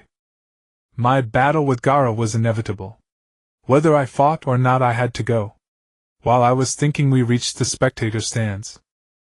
On the central stairs, Guy was watching the match with Lee, while Sasuke and Gaara had already started fighting on the field. The Sharingan was truly a formidable thing.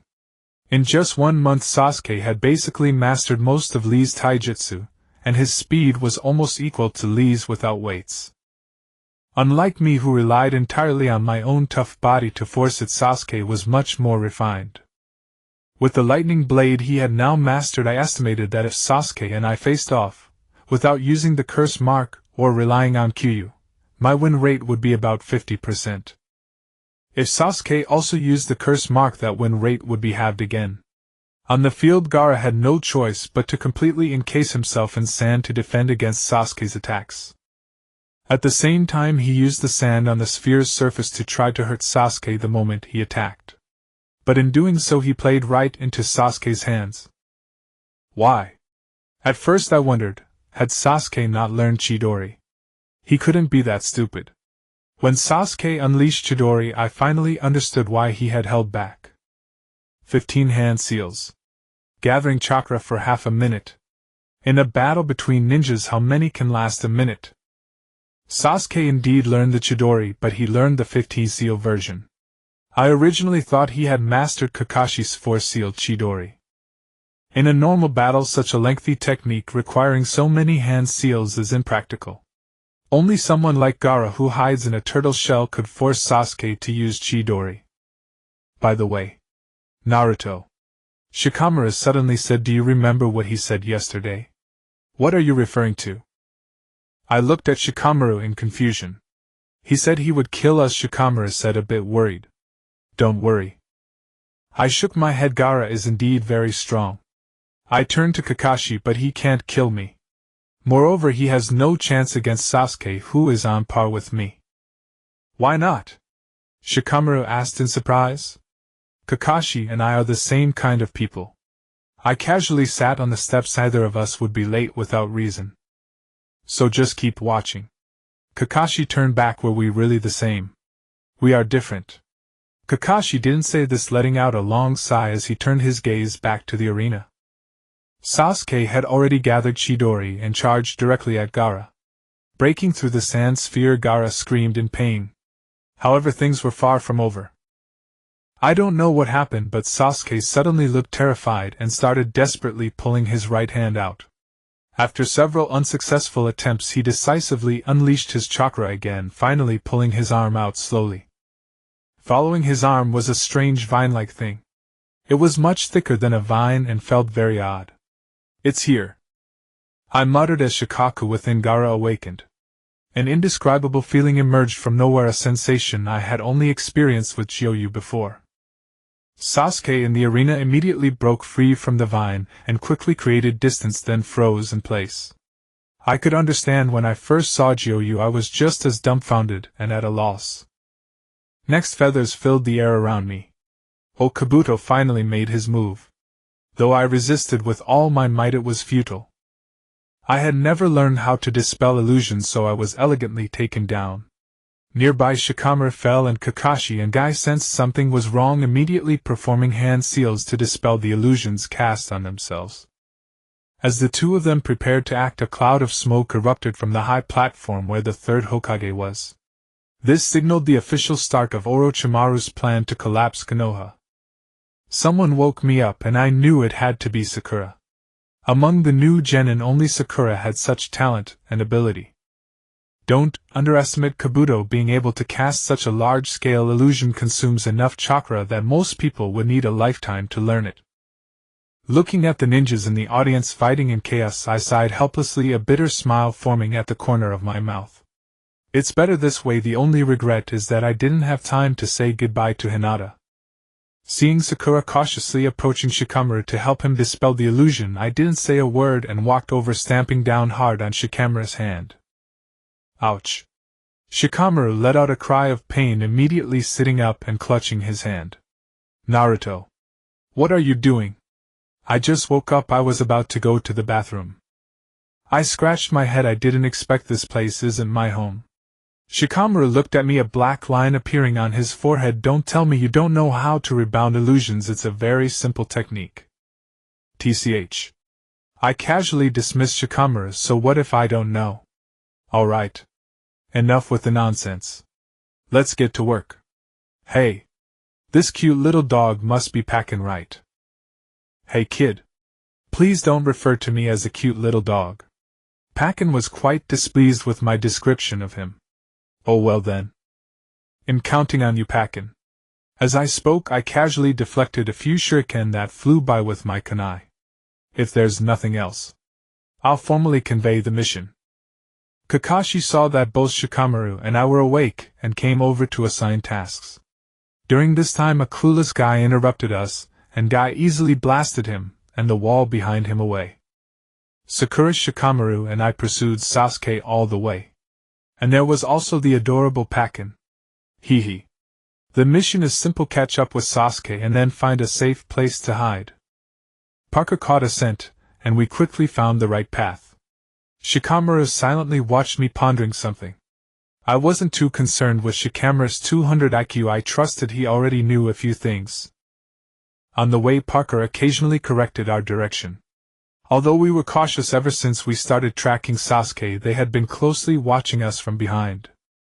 I didn't look back to deal with those people. I needed them to split up.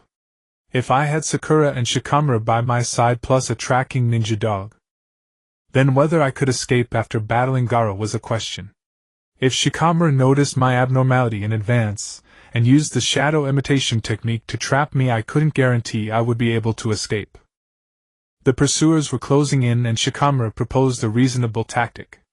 Leave one person as bait while the others continued to track Sasuke. However, the person left behind would likely die. Who will go? The three of us and a dog stopped. Shikamaru said. To find Sasuke we must have the dog. The rest. I'll go. After a moment's thought I made the most reasonable arrangement. No, I'll go. Shikamaru denied my decision, stating the only one who can delay the enemy while having a chance of survival is me. My shadow imitation technique was developed specifically for buying time.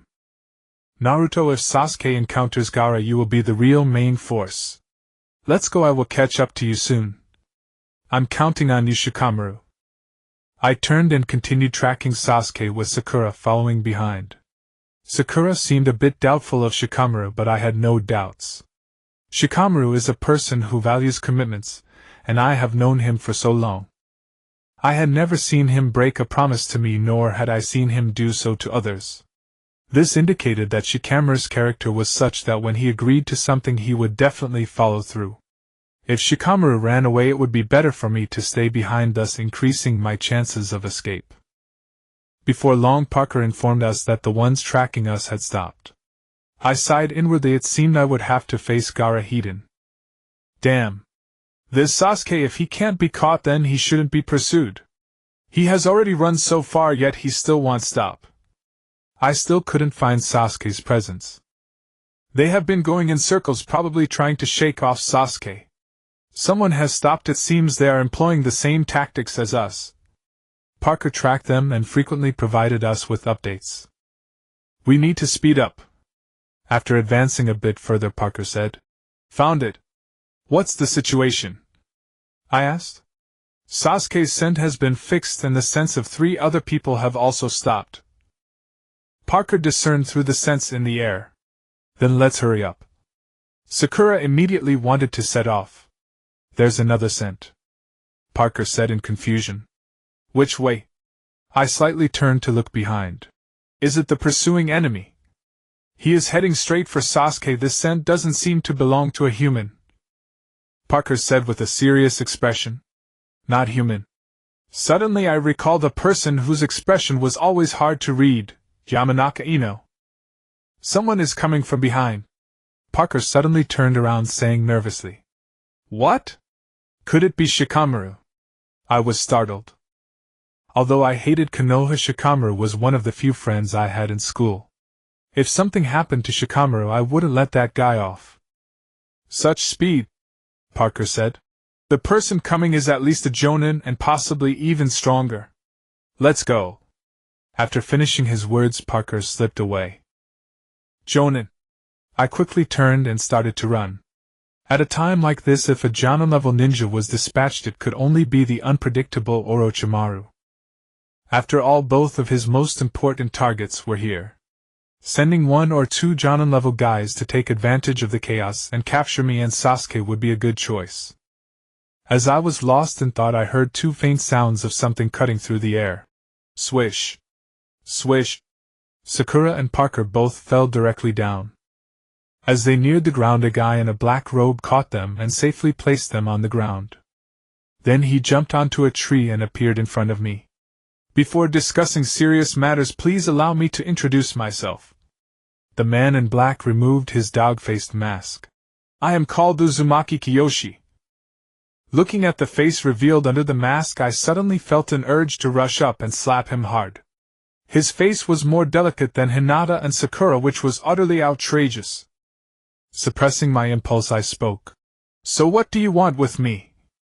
I am your uncle, the brother of your mother, Uzumaki Kushina. The guy claiming to be Uzumaki Kiyoshi slowly said. I see. If there's something serious, just tell me, I replied calmly. I had never seen Uzumaki Kiyoshi in the original manga, so who knows if he is an imposter. It seems you don't believe me, Uzumaki Kiyoshi said in a deep voice. Yes, I nodded. If you've lived for more than a decade without anyone caring about you and suddenly a guy pops out from who knows where claiming to be your relative, what would you do? All right. As your uncle, I have come as a messenger for the 3rd Hokage. Wait. I interrupted him. You are only here as the 3rd's messenger. Whether you are my uncle or not, I will decide once I find enough evidence. Whoosh!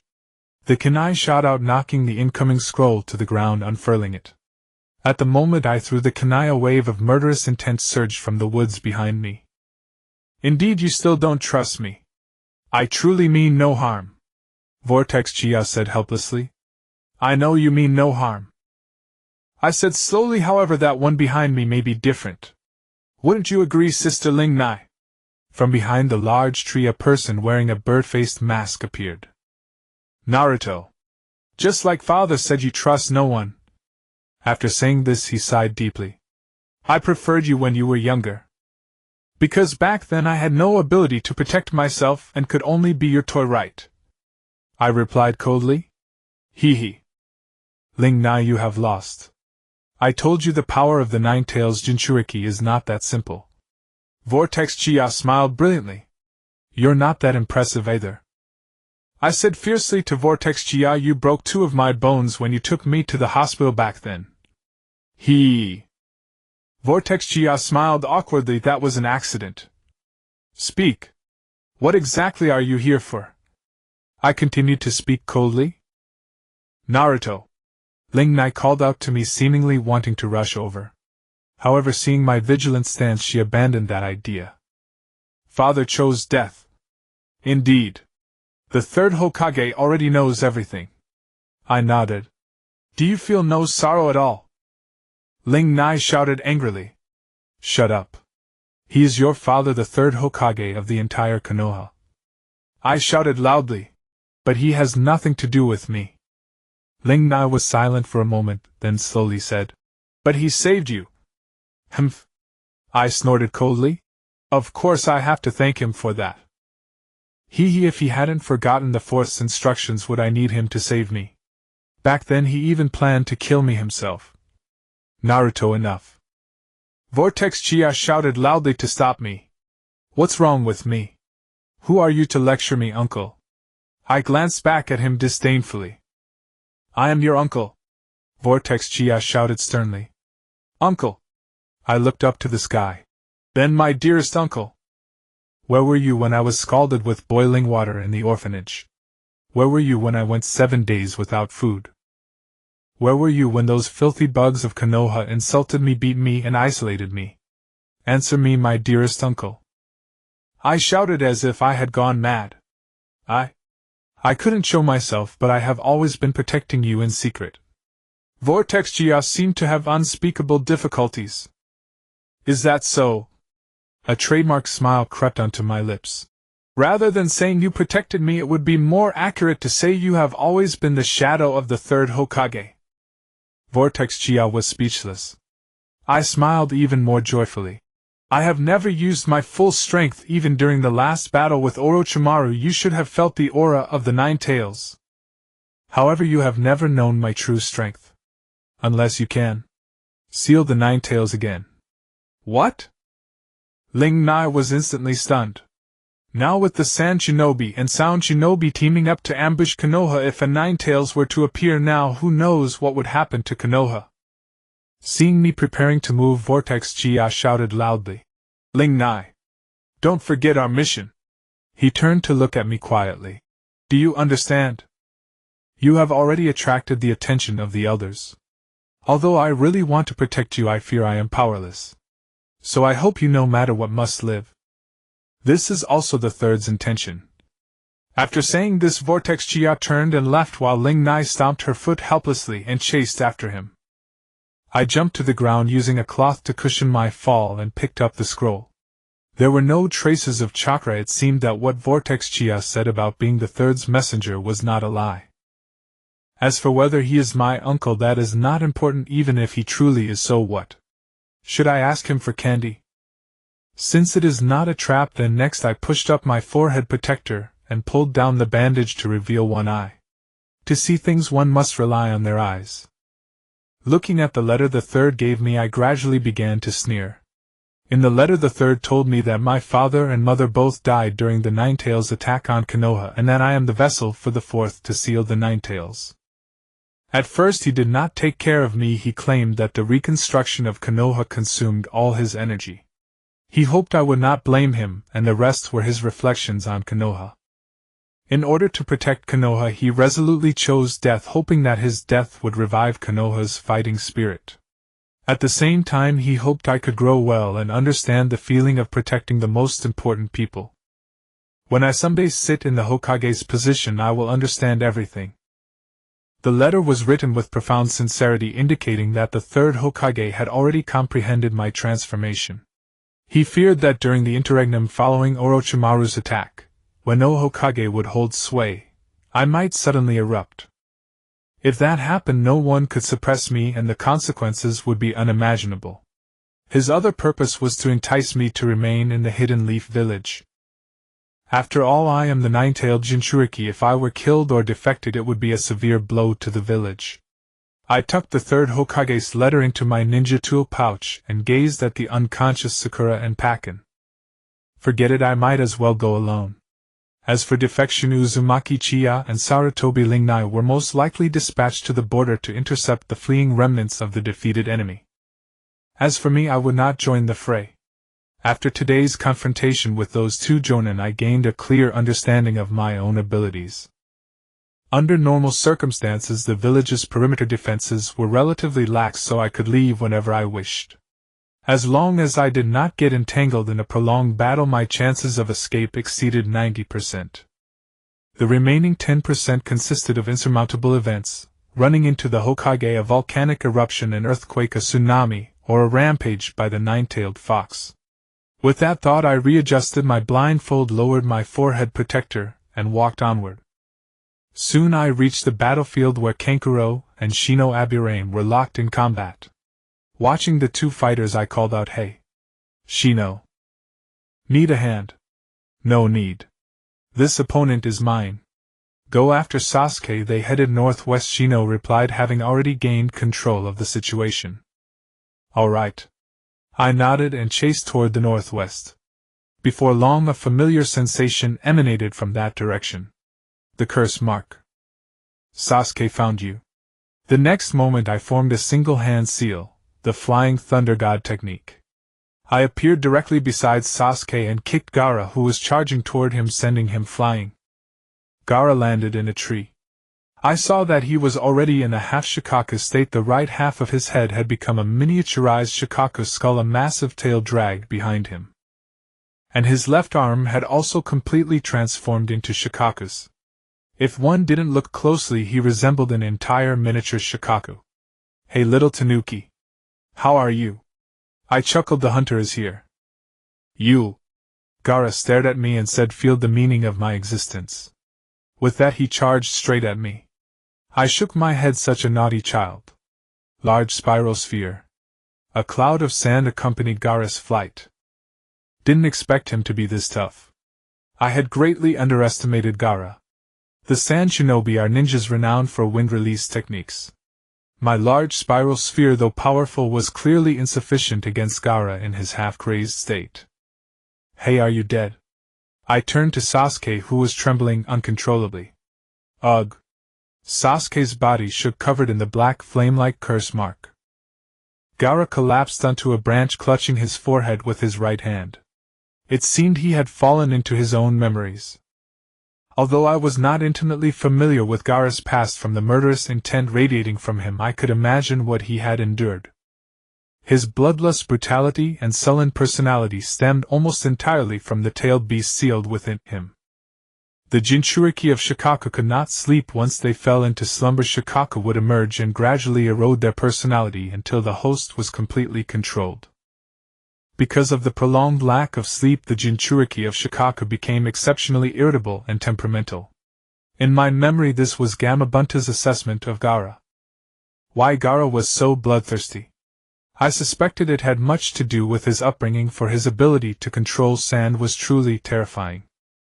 Especially in the sand-hidden village surrounded by an endless desert, it was Gaara's home field. Unfortunately, he was now in the Hidden Leaf village, where the dense forest greatly limited his potential. Otherwise, he would have finished the battle long ago with a desert burial. In this situation, I was still at a disadvantage. Alas, what a nuisance. I first picked up Sasuke and placed him on the other side of Temari. This way, if Temari wanted to launch a surprise attack on Sasuke, she would either have to avoid my battlefield with Gaara or cross through it. Upon careful assessment, I could say Sasuke's condition was quite dire.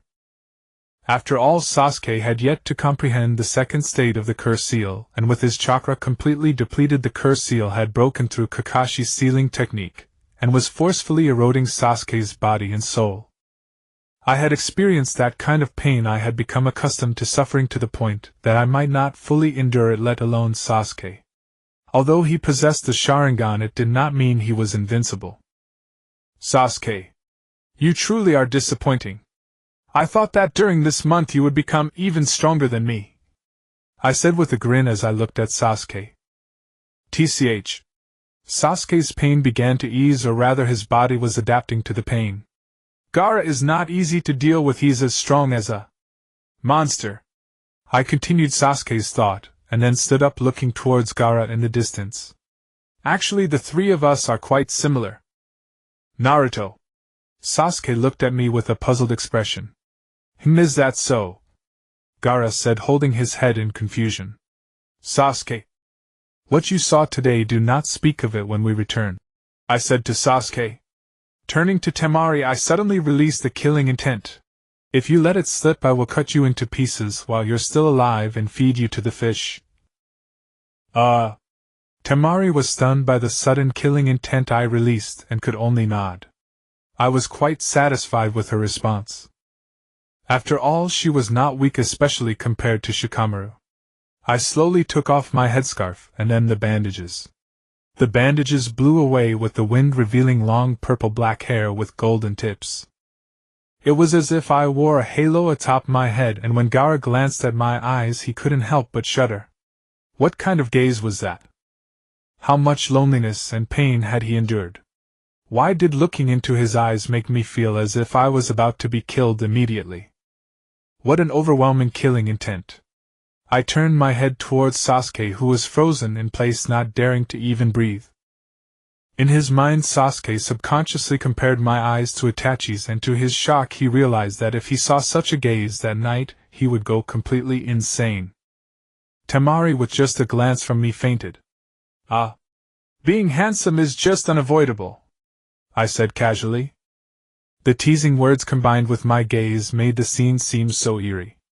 Sasuke was left with a series of black lines above his head. Gaara's eyes widened with desire. Wonderful! Killing a stronger ninja and taking everything from him will make me feel more significant. Headache, I said, rubbing my forehead helplessly. Do you think I came to save Sasuke just to deal with you? As I said this, I jumped next to Temari and pressed the kunai against her neck. Hey! Gaara, what if I killed her like this? Gaara was taken aback for a moment, then smiled. Killing her would be good, it would prevent her from being a nuisance. Actually, that's your second thought. What about your first thought? I sheathed my kunai and said with my eyes closed. The first thought is that you can't let her die. Gaara was speechless. You could be like Guy and take a fatal attack for someone else, you just haven't had the chance, I said gently. Gaara lowered his head, appearing to be in even more pain. I will kill you. Wei Luo pondered for a moment, then returned to his original state. I said helplessly.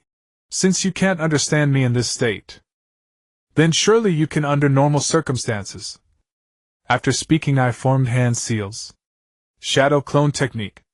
4 of me appeared simultaneously surrounding Wei Luo. Then each of us took out a shuriken and threw it, forming hand seals simultaneously. Shuriken shadow clone technique.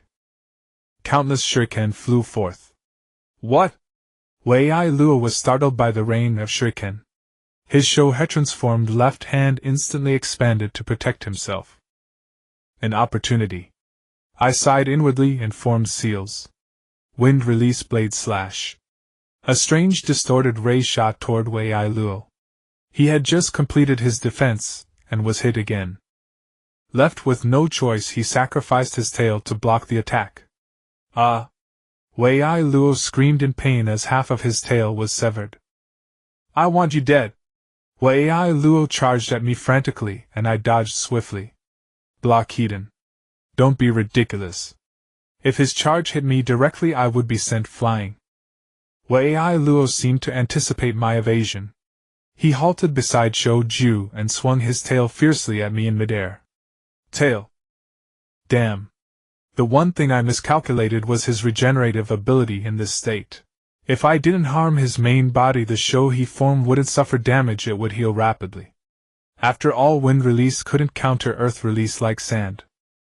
If it was Waju's Chidori lightning release, his tail would have crumbled by now. Since things had come to this, there was no other option. Brace for it. I shielded my head with both hands and pulled up my knees to protect my body. With the strike of Wei Luo's tail, I was sent flying far away. But Wei Luo wasn't much better off. My 4 shadow clones condensed 4 giant Rasengan and charged at him. Since the clones had no chakra left after using the Rasengan, they might as well fight to the bitter end. Wei Luo effortlessly swept his left hand, knocking away 3 shadow clones. The last one was grazed by his returning tail, and vanished into a puff of smoke. Heh! Impressive. I sat on a distant tree grinning. Before me appeared a complete show-he head, the only feature resembling Wei Luo being the character love on its forehead. Another transformation. I sighed inwardly. It seemed I would have to use my real abilities to suppress this guy. Time to get serious. I stood up with a smile, my body now enveloped by rings of black cloud-like curse seals. To be honest, I hate this form. I charged Heaton. Is that a curse seal? Suizhu was startled when he saw my appearance. Performing such moves under intense pain. Impossible. Sanshuriken. Wei Luo's hands turned into those of Shohei. With a swing of his arms, countless sand bullets shot out, riddling the tree behind me with holes. It was a shocking sight. Flying Thunder God technique. The next moment I appeared behind Wei Luo and kicked him away with full force. Then Wei Luo, still midair, burst into a massive fireball with a loud boom. This was my self-developed explosive tag, which sped up detonation and amplified the blast. I had underestimated Wei Luo.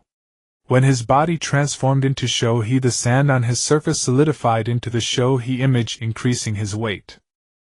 If I hadn't used the curse seal, I would have been the one sent flying by that kick. Wei Luo crashed into a distant tree, engulfed in smoke. When the smoke cleared, the damage from the explosive tags had almost healed. Damn. He's practically immortal. It seemed I had to resort to that method. I stared at Wei Luo, surprised that even a huge explosion hadn't harmed him. In the original story, Ming Ren's tactic of combining the 1,000 years of death with explosive tags was truly a case of fortune favoring fools. Since I had decided on the strategy, I would implement it. With a single hand seal, Flying Thunder God technique. Instantly a massive sandstorm swirled around Wei Luo, enveloping him completely. A mistake. I hadn't expected him to have such a move. My Flying Thunder God technique landed right into the sandstorm, and I was blown away. But it wasn't over yet. I heard Wei Luo shout, "Sandstorm Infinite Breakthrough!" Then a massive whirlwind burst forth, sending me even farther. Ming Ren! Suizhu cried out in agitation upon seeing me blown away, then struggled to stand. In the end, he slowly collapsed to the ground. Damn! Body! With a thunderous flapping of enormous wings, a dark silhouette hurtled toward Gaara. Before Gaara could react, he was sent flying. Shattering countless trees, Gaara and the shadow came to a halt. The path they tore through was a scene of utter devastation. Half of the forest behind Gaara had vanished. What? How is this possible? Gaara stared at what he was clutching with his hands, nearly frightened out of his wits. Naruto! Sasuke shuddered at the sight of the shadow. It was no longer human. Its skin was dark purple with two scar-like black markings running from forehead to chin. A pair of huge bat wings sprouted from its back. Its fingers gripping Gaara's head were as sharp as kunai, and tiny scales covered its hands and arms. A dark purple chakra like wisps of smoke shimmered faintly around its body, seemingly pouring into Gaara. From a distance it looked like two ancient beasts locked in combat. The monster attacking Gaara seemed utterly inhuman from head to toe. The only clue to its identity was the tattered orange garment it wore. Stunned by the impact, Gaara instinctively tightened his grip around the opponent's waist. The dark purple chakra smoke shielding the foe deflected his assault. Gaara gradually felt his strength fading, the sand clinging to his body loosened, some already beginning to fall away. "I'm going to die." The thought flashed through Gaara's mind. He roared, "Ninja art reverse sand explosion!" The sand on his body became more vibrant, slowly coalescing. Boom!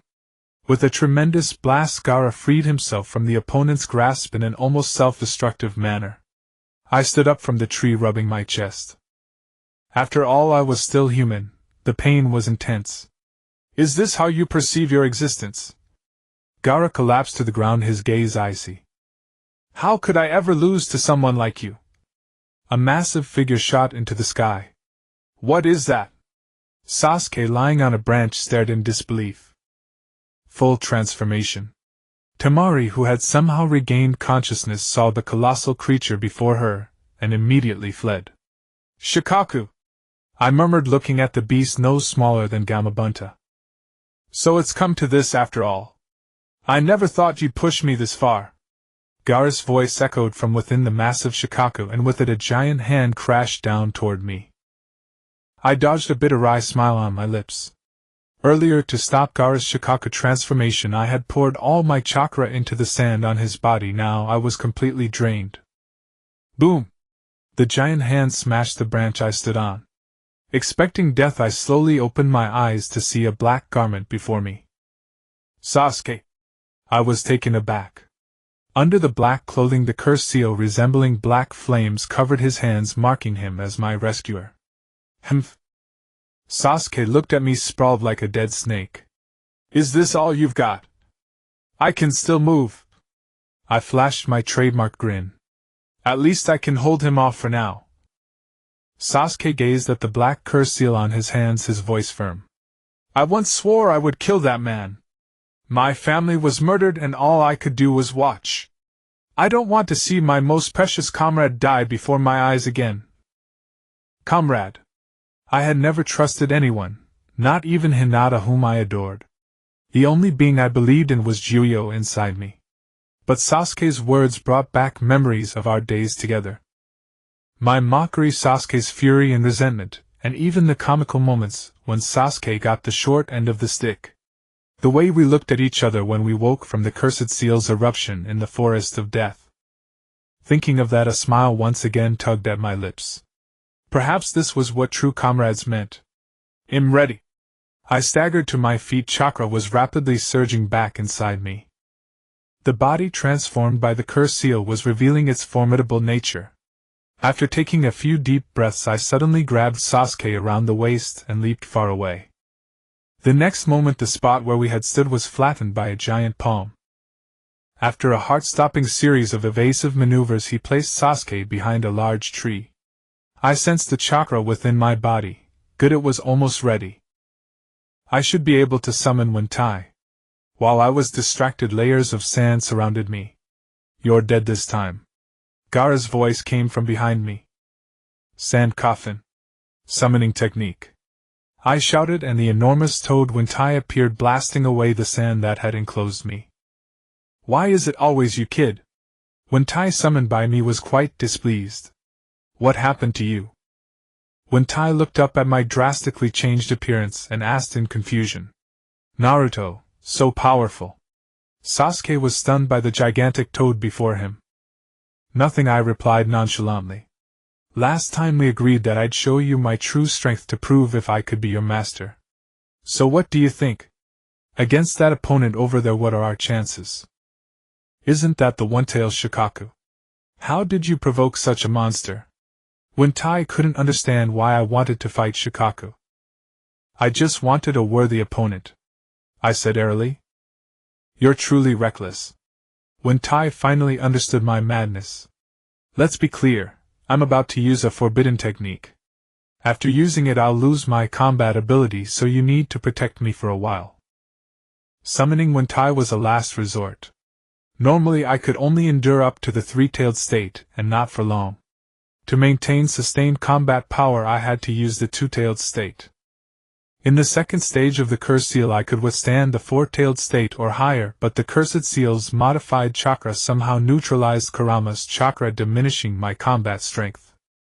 Moreover, for some reason, when using Kurama's chakra under the cursed seal, once Kurama withdrew its chakra, I would fall into a death-like state. Or rather, I would passively enter the rejuvenation state, a side effect I discovered last time that I utterly detested. Now the best solution was to completely exhaust my own chakra by summoning Wentai. After opening the Chinchou gate, Kurama's chakra wouldn't be depleted much. And when I dispelled the Chinchou gate, I would still have a super bodyguard to protect me, an excellent outcome. Uzumaki Naruto. Gaara enunciated my name word by word. Humph. How much can you excite me? A faint smile tugged at my lips. Wentai, watch my true strength. And take care of my...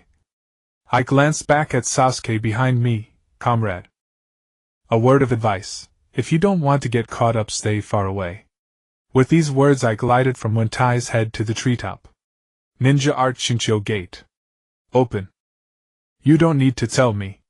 I've got the kid up here, Wintai said as he saw me about to fight and leaped away. A stream of orange chakra slowly emanated from my body, gradually enveloping me. I calmly endured the pain as the chakra outside grew denser. From a distance it looked as though I was wrapped in an orange cloak. Is this still the Naruto I know? Sasuke, carried to a distance by Wintai, murmured as he watched my transformation. Familiar chakra. Kurama. The child Minato left behind. Wintai recalled something. Very powerful. Interesting. Gaara across from me grew even more excited at my transformation. Indeed. I nodded, three tails swaying behind me. Things are about to get very interesting. The chakra around me gradually formed a huge sphere, growing denser and darker. My skin peeled off like orange rind, floating out of the chakra sphere and instantly turning into black smoke. The enormous chakra sphere turned black, crushing the tree beneath it, and crashing to the ground, raising clouds of dust.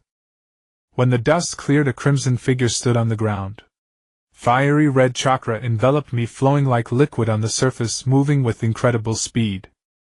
A pair of ridiculous ears perched on my head, while behind me 2 massive wings were wrapped in red chakra. My hands and feet bore long beast-like nails. My face had vanished, leaving only a black silhouette. Within that silhouette a jagged crack panted out mist, as if I were standing in a frozen wasteland. Why? Why do I feel fear? Gaara's voice came. My existence will not disappear. It will not. Tanuki sleep technique. Yoo-hoo! After activating the art of the sleeping tanuki, the enormous Shikaku let out a surprised, delighted shriek. Finally I can come out! Heh. Shikaku the One-Tail is rather cheerful. Shikaku waved his huge hand and pointed at Bunta. You'll find that damned guy right away. Hey! You're looking the wrong way. Your opponent is over here. I opened my eyes, glowing white. Wind-style blade slash. As an orange arc of light swept across, Shikaku's right claw was sliced off by nearly half. Ah! Damned insect! Shikaku immediately retracted his front claw. It seemed this strike had wounded him gravely. Shikaku's gaze shifted to me. This is Kyuubi. Smart of you. I chuckled, leaping forward over 3 meters. Now I understood why in the original story Naruto, when in 4-tailed form, crouched motionless and exchanged blows with Orochimaru. The chakra was too dense, and its weight was immense. Even with chakra burst and the second state of the cursed seal, I could only jump a mere 3 meters. Though I had an abundance of chakra, I had lost my mobility. Fortunately, the opponent was huge and not very agile. It seemed that even with the second state of the cursed seal, I couldn't maintain the 4-tailed form for long. After all, my body was still human, eroded by the cursed seal and Juyu's chakra. If I exceeded the limit, even if I survived, there would definitely be after effects. Watching my clumsy performance, Shikaku burst into laughter. Who would have thought Kyuubi could be so pathetic? Laughing, he slammed his enormous palm down from the sky. Boom! After the smoke cleared, another forest was reduced to flat ground. Ha! You oversized stupid cat, are you talking about me? Juyu's voice rang out from Shikaku's shoulder. Shikaku froze. Juyo, he's mine! Don't interfere, okay? I negotiated helplessly with Juyo. After all, Juyo cared a great deal about his pride. Shikaku roared and slammed his right claw onto the spot where I had stood just a moment ago, sending a gale of wind swirling around. Shikaku! Today is not a battle between you and me. You remember this, you will pay for those words. Juyu's voice echoed once more from Shikaku's shoulder. Hee hee. Shikaku let out a strange laugh. The ground beneath my feet turned into soft quicksand as his enormous claw shot toward me. Flying Thunder God technique. The next moment I appeared beside Gaara on Shikaku's head.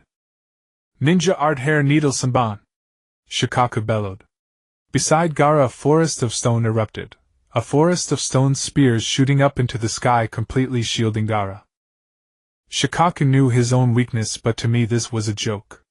In the original story, even the 4-tailed Naruto couldn't harm Orochimaru's Kusanagi sword, let alone these crude stone spears. I stood atop the stone spear looking down at Gaara below. Gaara was so cautious that the moment he saw me borrowing Juyu's chakra he immediately released Shikaku. Ah! Get off me! Shikaku shook his huge head violently. The stone spear on his head and me standing atop it were flung away together. Landing on the ground, anger blazed in my heart. Shikaku! Since you want to play so badly, I'll play with you. But don't cry, okay? I appeared on Shikaku's left shoulder. First one. With a loud shout, a huge cloud of smoke exploded on Shikaku's left shoulder, and his left arm fell to the ground. Ah! Shikaku screamed in agony, his head tilted back. Second one. A massive cloud of smoke burst from his right shoulder as well. The guardian crane, whose hands I had broken, was momentarily stunned. Ah! Ninjutsu beast hair technique. Helpless, the guardian crane had to resort to its old trick, flinging me off its body. Before I hit the ground, wind release air bullet. A loud boom echoed as I was struck in midair, transforming into a massive cloud of smoke that fell to the ground. Ha! The guardian crane let out a wild laugh. Naruto. Sasuke, struggling to rise, was above Watai. What do you want to do? Watai asked. I want to save him. Sasuke answered firmly. No. This is not a battle for a little guy like you to interfere in. Watai rejected Sasuke's idea. If you want to become my master, this is how it ends. Death is what you deserve. A sudden chilling roar echoed from the smoke. Since you want to die so badly, I will grant your wish. With that roar, the smoke gradually dissipated. On the ground, I maintained a bizarre posture with 4 tails encircling my head. The 4 tails pointed towards the center, and a small black sphere the size of a tennis ball floated in midair. Behind me, one wing was completely broken, hanging pathetically. The other wing had almost lost its membrane, leaving only the bones. What is this? The guardian crane was puzzled by my strange behavior. Could it be that your head has been damaged by me? Boom! The black small sphere suddenly shrank. My body plunged into the ground, or rather I pressed the ground down by more than half a meter. Hiss! Watai seemed to have a toothache. What an impressive chakra! But how can you use such heavy chakra? On the other side, the guardian crane was curious about the attack I was about to unleash. Crack! Crack! 2 crisp sounds echoed across the battlefield. Without hesitation, I swallowed the chakra into my belly. With a loud gurgle, Watai instinctively swallowed. Bang! A dull explosion sounded as my belly expanded. My chest began to swell and my neck was almost thicker than my head. I slowly opened my mouth, giving a couple of grins towards the distant guardian crane. Then a sphere of light brighter than the sun shot towards the guardian crane at breakneck speed. Boom! A thunderous roar erupted and the lower half of the guardian crane completely vanished. The shockwave from the explosion sent Watai, who had already dodged, tumbling twice, while Sasuke was comparatively lucky, as Watai had already swallowed him in anticipation of my earth-shattering attack. How is this possible? The fallen guardian crane was dumbfounded. Guardian crane! A fiery red figure appeared in front of the guardian crane's massive head. I remember during the tailed beast melee you once encountered the 8 tails but were scared away later. You! The guardian crane became puzzled. I possessed the 9 tails within me and I battled that bastard 8 tails for 100 years. In the end, the 9 tails emerged victorious. Remember, when facing strong opponents, even if they are weak, you must maintain the respect they deserve. I said lightly. Thanks to the little guy on your head, I won't kill you. But I hope you can be more restrained in his presence in the future. No matter how, the guardian crane thought the gap in strength forced it to obey my commands. Also today you insulted the 9 tails within me. Think carefully about how to avoid him in the future. I cheerfully reminded the guardian crane. Hearing this, the guardian crane's face turned dark. Surely it would have a long time of headache ahead. Hey! Little raccoon! Get up when you've had enough sleep. Exiting the Chinchuriki gate, I returned to my normal human form. I struggled to climb onto the guardian crane's head and kicked Gaara awake. Gaara was slowly waking up after being kicked in the head. The guardian crane beneath him gradually turned back into a pile of sand. I lost my balance and fell directly down. Naruto Uzumaki. Did you think? Gaara was about to say something tough, but my body was already beyond its limits. Boom! An explosion engulfed the area in thick smoke. I stuffed an explosive tag onto Gaara's chest. As for Gaara, he was now wearing the sand armor. He was gravely injured. Dying was not that easy. Gaara. A figure rushed into the explosion smoke. In this day and age there are indeed many who fear nothing. I smiled cruelly when I prepare water release iron cannonball. Oh. When Tai responded using his tongue to roll Sasuke back onto his head. Then with a very human touch he formed hand seals preparing to attack. Wait. Another figure risked their life to rush in front of Wentai. We've lost, please spare us. Kankuro. I smiled as I looked at the disheveled Kankuro, the smoke slowly dissipating behind him as Temari held Gaara. Temari is here too. He just right, we can catch them all at once. Gaara struggled to stand. Your opponent is me, not them. Oh. A smirk appeared at the corner of my mouth. Little raccoon, you seem to know how to care for others when you're conscious. Gaara looked at me, continuously cursing in his heart. This damn bastard was even more unpredictable than I was. Actually, we're all the same, no one trusts anyone. Even though I don't trust others, I still deal with them. You kill directly. I can sometimes feel what it's like to be cared for, and that feeling is nice. I smiled at Temari and Kankuro on the way back to Sunagakure. Please take good care of this little raccoon. Gaara, killing others won't earn you their recognition. Sometimes a simple thank you or sorry can easily earn someone's recognition. Naruto Uzumaki, you're quite interesting. After saying his last words, Gaara directly fainted. Hee. I'm still the stronger one. Before I could finish my sentence, I fell back. Yes, you are stronger. Sasuke sat on Wentai's head, coldly stating. The slight smile at the corner of his mouth, however, betrayed his feelings. Hey, aren't you going to check on him? You were quite worried about him just now. Wentai curiously asked, looking at Sasuke, who was steadily sitting on his head. It's fine. Sasuke replied loudly. That guy survived being hit in the heart by a shuriken. This little injury won't kill him. Kankuro. Temari. I'm sorry. When I woke up, Wentai had already left. Pakken, Sakura and Sasuke formed a circle protecting me. Sakura occasionally cast a glance at Sasuke. Aside from my clothes being tattered into rags, I had no other serious injuries. My hair and eyes were wrapped up again. It must have been Sasuke who did it. The four of us returned to Konoha in disarray while the invading sound and sand ninja had already retreated. As for what they would encounter on the way back, that's beyond my knowledge. I declined the busy doctor at the hospital and returned alone to my small room, lying on the bed. Once again I took out the letter left to me by the third Hokage. I was curious about the third Hokage's instructions to me and his few words. I speculated that he must have left more than just this letter. The real third Hokage was not like the one depicted in the manga. He was actually a childlike old fox. Although this evaluation seems a bit contradictory, it is the truth. Since the fourth Hokage passed away, the third Hokage governed for the second time for 12 years, and there have been no major changes in the village.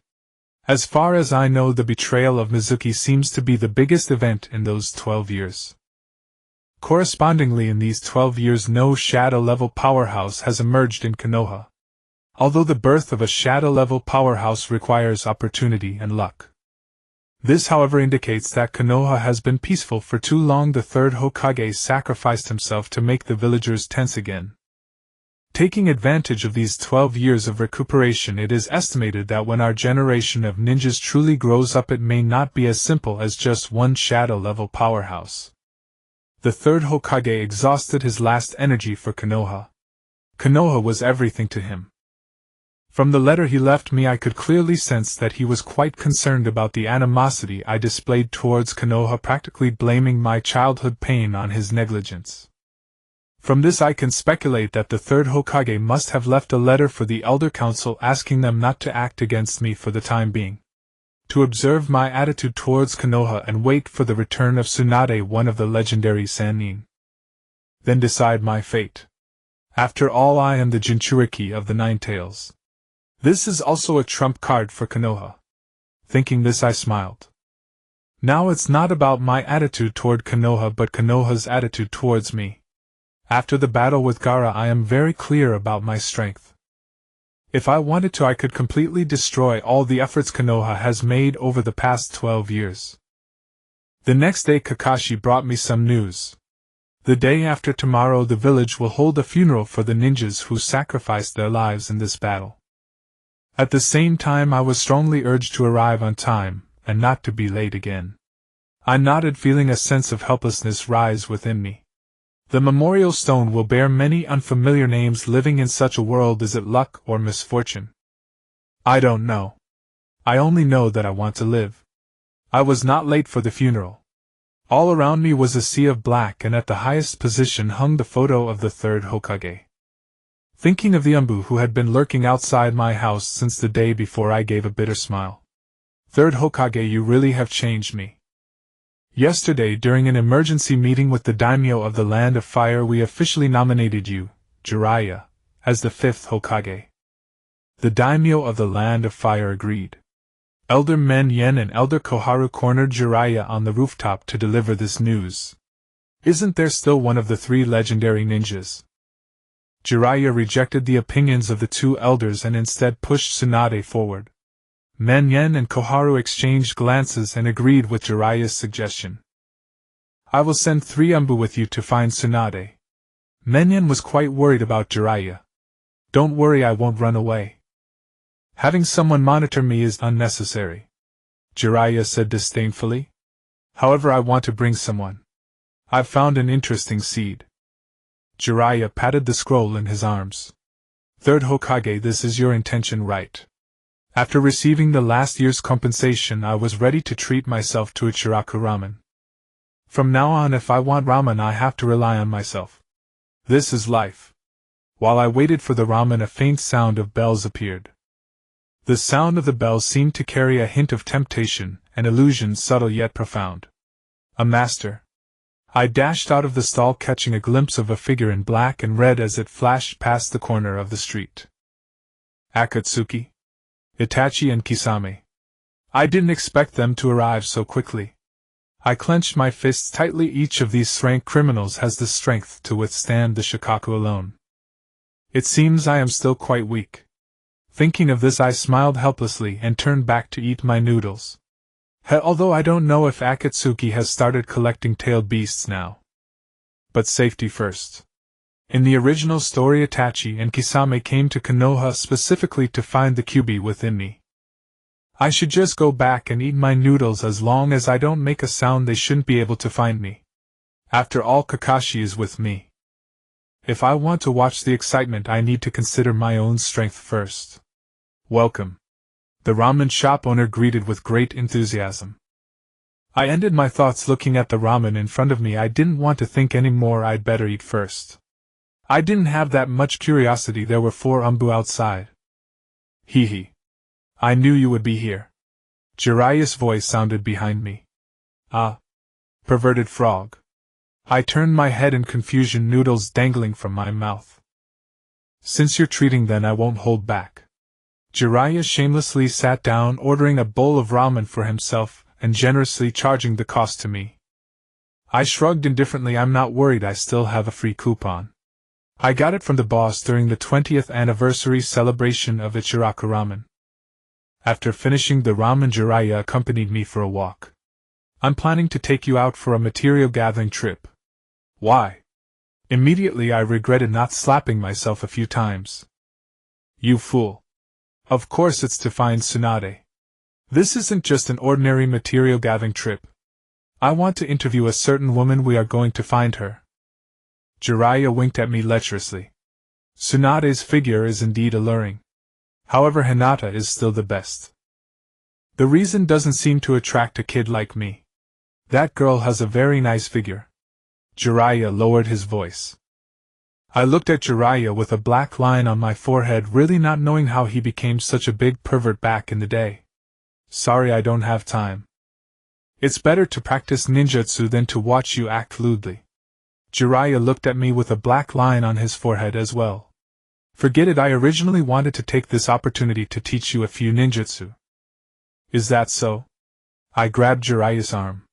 Just to clarify, what I already know doesn't count. Alright. Jiraiya was very confident. After all, what good ninjutsu can a genin know? Then it's settled.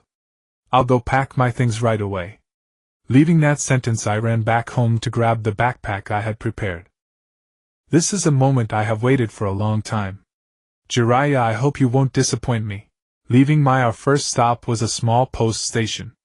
This was a crucial thoroughfare, a necessary passage for the small countries bordering the Hua country, and for those heading to my village. On the road, Jiraiya and I walked in silence. I looked up and asked, "Why did you bring me out?" "Well," Jiraiya pondered, "you really resemble the fourth Hokage." "Is that so?" I was speechless. If not for the fourth, I would probably be a spoiled child at home right now. Or perhaps a beggar wandering the streets. At least I wouldn't be an unlucky outcast. I once took the fourth as my disciple. You are very much like him, in personality, talent, and even your hair. Jiraiya seemed lost and thought, his mind completely off the road. Oh. I nodded and pulled him toward the roadside. What's that smell? Jiraiya finally snapped out of his memories. Seeing me hiding far away, he sniffed a strange odor near himself. I pointed at his feet. How could I step on something like this? Jiraiya was dumbfounded when he saw the dog poop on his wooden clogs. While Jiraiya was wallowing in regret, my heart suddenly jolted. Damn! Could they be chasing us? Soon we arrived at a small town. The town's most prominent feature was its bustling activity. With so many merchants traveling from north to south passing through every day, it was impossible not to be thriving. We casually found an inn to stay. At the entrance, a girl with an exceptionally voluptuous figure lured Jiraiya away. I originally wanted to go too, but thinking of Hinata, I restrained myself. The truth was, Jiraiya sent me back to the room on the grounds that I was under 18. Depressing. In the room, I suddenly remembered something. It seems that according to the original story, I would be attacked by Itachi here and Sasuke would meet his brother here. Where's Jiraiya? I poked my head out the window. This pervert had already vanished without a trace. Better to rely on myself than others. I encouraged myself, then began to organize the things in my backpack one by one. This way I could ensure I had the ability to flee when facing Itachi. What? You want me to fight Itachi and that shark-faced guy? I'm not that crazy. This can't go on, I muttered to myself. Suddenly I thought of a very risky method. Although it might not work perfectly, at least it could allow me to stall Itachi for a bit longer. I have been mentally prepared for years, but the feeling of being found by those Akatsuki guys still makes me extremely annoyed. Jiraiya still hasn't returned. Bang, bang, bang. A knock on the door sounded. My heart trembled. Damn, are they here? Who is it? I asked, mustering my courage. Guest, hey, race the hot water you ordered. A woman's voice came from outside the door. I slapped my forehead. I was so scared that I forgot even my own skills. I quietly extended my senses. It was the innkeeper who had arranged our room. Wait a moment, I'll be right there. I swiftly opened the door, took the hot water, and thanked the innkeeper, acting very casually. The innkeeper looked puzzled. A child so young covering his eyes would naturally cause some misunderstanding. After politely sending him off, I looked at the hot water in my hand and had an even more interesting idea. No sooner said than done. I poured the hot water into a cup. When I picked it up, it was really hot. Bang, bang, bang. Another knock at the door. The person outside seemed to be the innkeeper again. What's wrong? Puzzled, I opened the door. The next moment my teeth chattered uncontrollably. Itachi. Even though I had my eyes covered, the ominous aura emitted by the Sharingan swirled around me unceasingly. The Sharingan locked onto me, a feeling like a frog being stared down by a venomous snake. My body couldn't move an inch. Damn it. Jiraiya. If I survive this ordeal, you'll pay for it. Achoo! Jiraiya was flirting with the seductive Busta woman when a sudden sneeze startled her. Could it be that someone is thinking of this super handsome man? You must be Naruto-kun. Would you come with us? Itachi asked with composed politeness. I never imagined that this kid's body would contain the 9 tails. The shark-faced Kisame Hashigaki approached. Could you step outside? Itachi asked softly. Sorry. Maybe. A mischievous grin crept across my face. With a poof, Sasuke appeared before Itachi. Uchiha Itachi. Long time no see.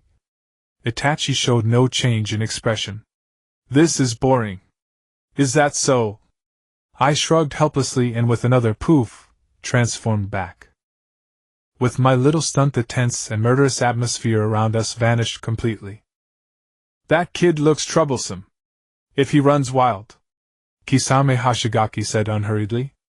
Maybe we should cut off one of his legs first. Watching Kisame Hashigaki approach me step by step, my heart nearly stopped with tension. Kisame Hashigaki had always been partnered with Itachi, the most harmonious pair in the Akatsuki. In the original story, Kisame Hashigaki appeared indecisive, or rather reckless. But when you actually face him, you can't help but feel that everyone in the Akatsuki is a monster. Long time no see, Sasuke. Itachi's words made Kisame pause. Turning around, the black-haired youth stood at the stairwell glaring intently at Itachi. Uchiha Itachi. Oh. The Sharingan. Kisame was intrigued by the newly appeared Sasuke, turning to look at Itachi. And he looks a lot like you. My little brother, Itachi said coldly. Didn't you say the entire Uchiha clan was wiped out? Kisame grew even more curious. By you. Uchiha Itachi. I will kill you! Sasuke suddenly shouted. I sighed helplessly. Why are we born from the same root, and yet we are so eager to destroy each other? The burden Sasuke carried all along, it was so heavy. I hate you, I loathe you only to kill you! Sasuke's voice grew louder, his expression turning frantic as the chidori in his hand screamed violently. I live for this. To kill you! Sasuke sighed. I let out a long sigh. Right now Sasuke couldn't even defeat me, let alone Uchiha Itachi. Chidori. Itachi was surprised that Sasuke used this jutsu. Sasuke charged forward at high speed, Chidori aimed straight at Itachi. Die! Itachi gently raised his left hand, and the next moment, boom! A loud crash and a room in the inn was completely shattered. Sharingan against Sharingan, such a jutsu was no match. Itachi grabbed Sasuke's arm and waited until the Chidori's energy had fully dissipated. Sasuke was stunned, trying to pull his arm back. Itachi applied a little force and Sasuke cried out in pain. At the same time, Kisame's massive sword Samahata was placed against my neck. My chakra surged towards Samahata. Kid! You'd better behave, Kisame said, displeased with my unauthorized attempt to prepare a jutsu. Damn it! Sasuke saw Kisame put the blade to my neck and tried to pull his hand free. Don't get in the way. Itachi twisted his wrist lightly and a crisp sound of bone breaking followed. Letting you use a jutsu would be troublesome. Kid, you have a lot of chakra in you, quite unexpected, Kisame said with a grin. To prevent that, I'll cut off your arm. Before he could finish, bang! I turned into a puff of smoke and vanished. A shadow clone. Interesting, Itachi said calmly as he watched my clone disappear. What? How could a shadow clone have that much chakra? Kisame couldn't understand. We underestimated him, Itachi said. Why'd you come out? Heh. You don't know me at all. I stepped out of the room with a smile, looking down at Sasuke on the floor. Sasuke. It's not too late to realize the gap now. We still have time. You have no time. Kisame swung his sword directly at me. Bang! With a puff of smoke, a giant toad stood before me. Huh! Kisame froze. Do you really know my full strength? A smirk curled at the corner of my mouth. Wait a little longer and the pervy toad will be back. By then. Take her and leave. Itachi suddenly recalled something and ordered Kisame. Too late. Another puff of smoke and Jiraiya appeared in the corridor carrying a voluptuous young woman on his shoulder. A handsome man like me would never be fooled by a woman.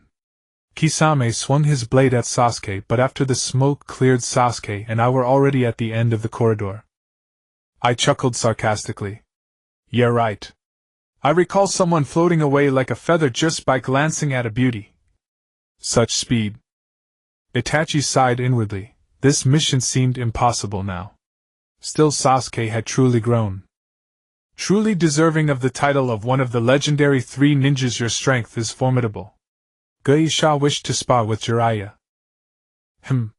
Jiraiya gently set down the girl on his shoulder. Indeed. Take Naruto away, it's the highest order from Akatsuki. Itachi admitted directly. And given the current situation, we must take him away before he becomes a threat. Perhaps you two will remain here for a while. I raised my hand and knocked Sasuke unconscious, calmly saying, Lecherous toad.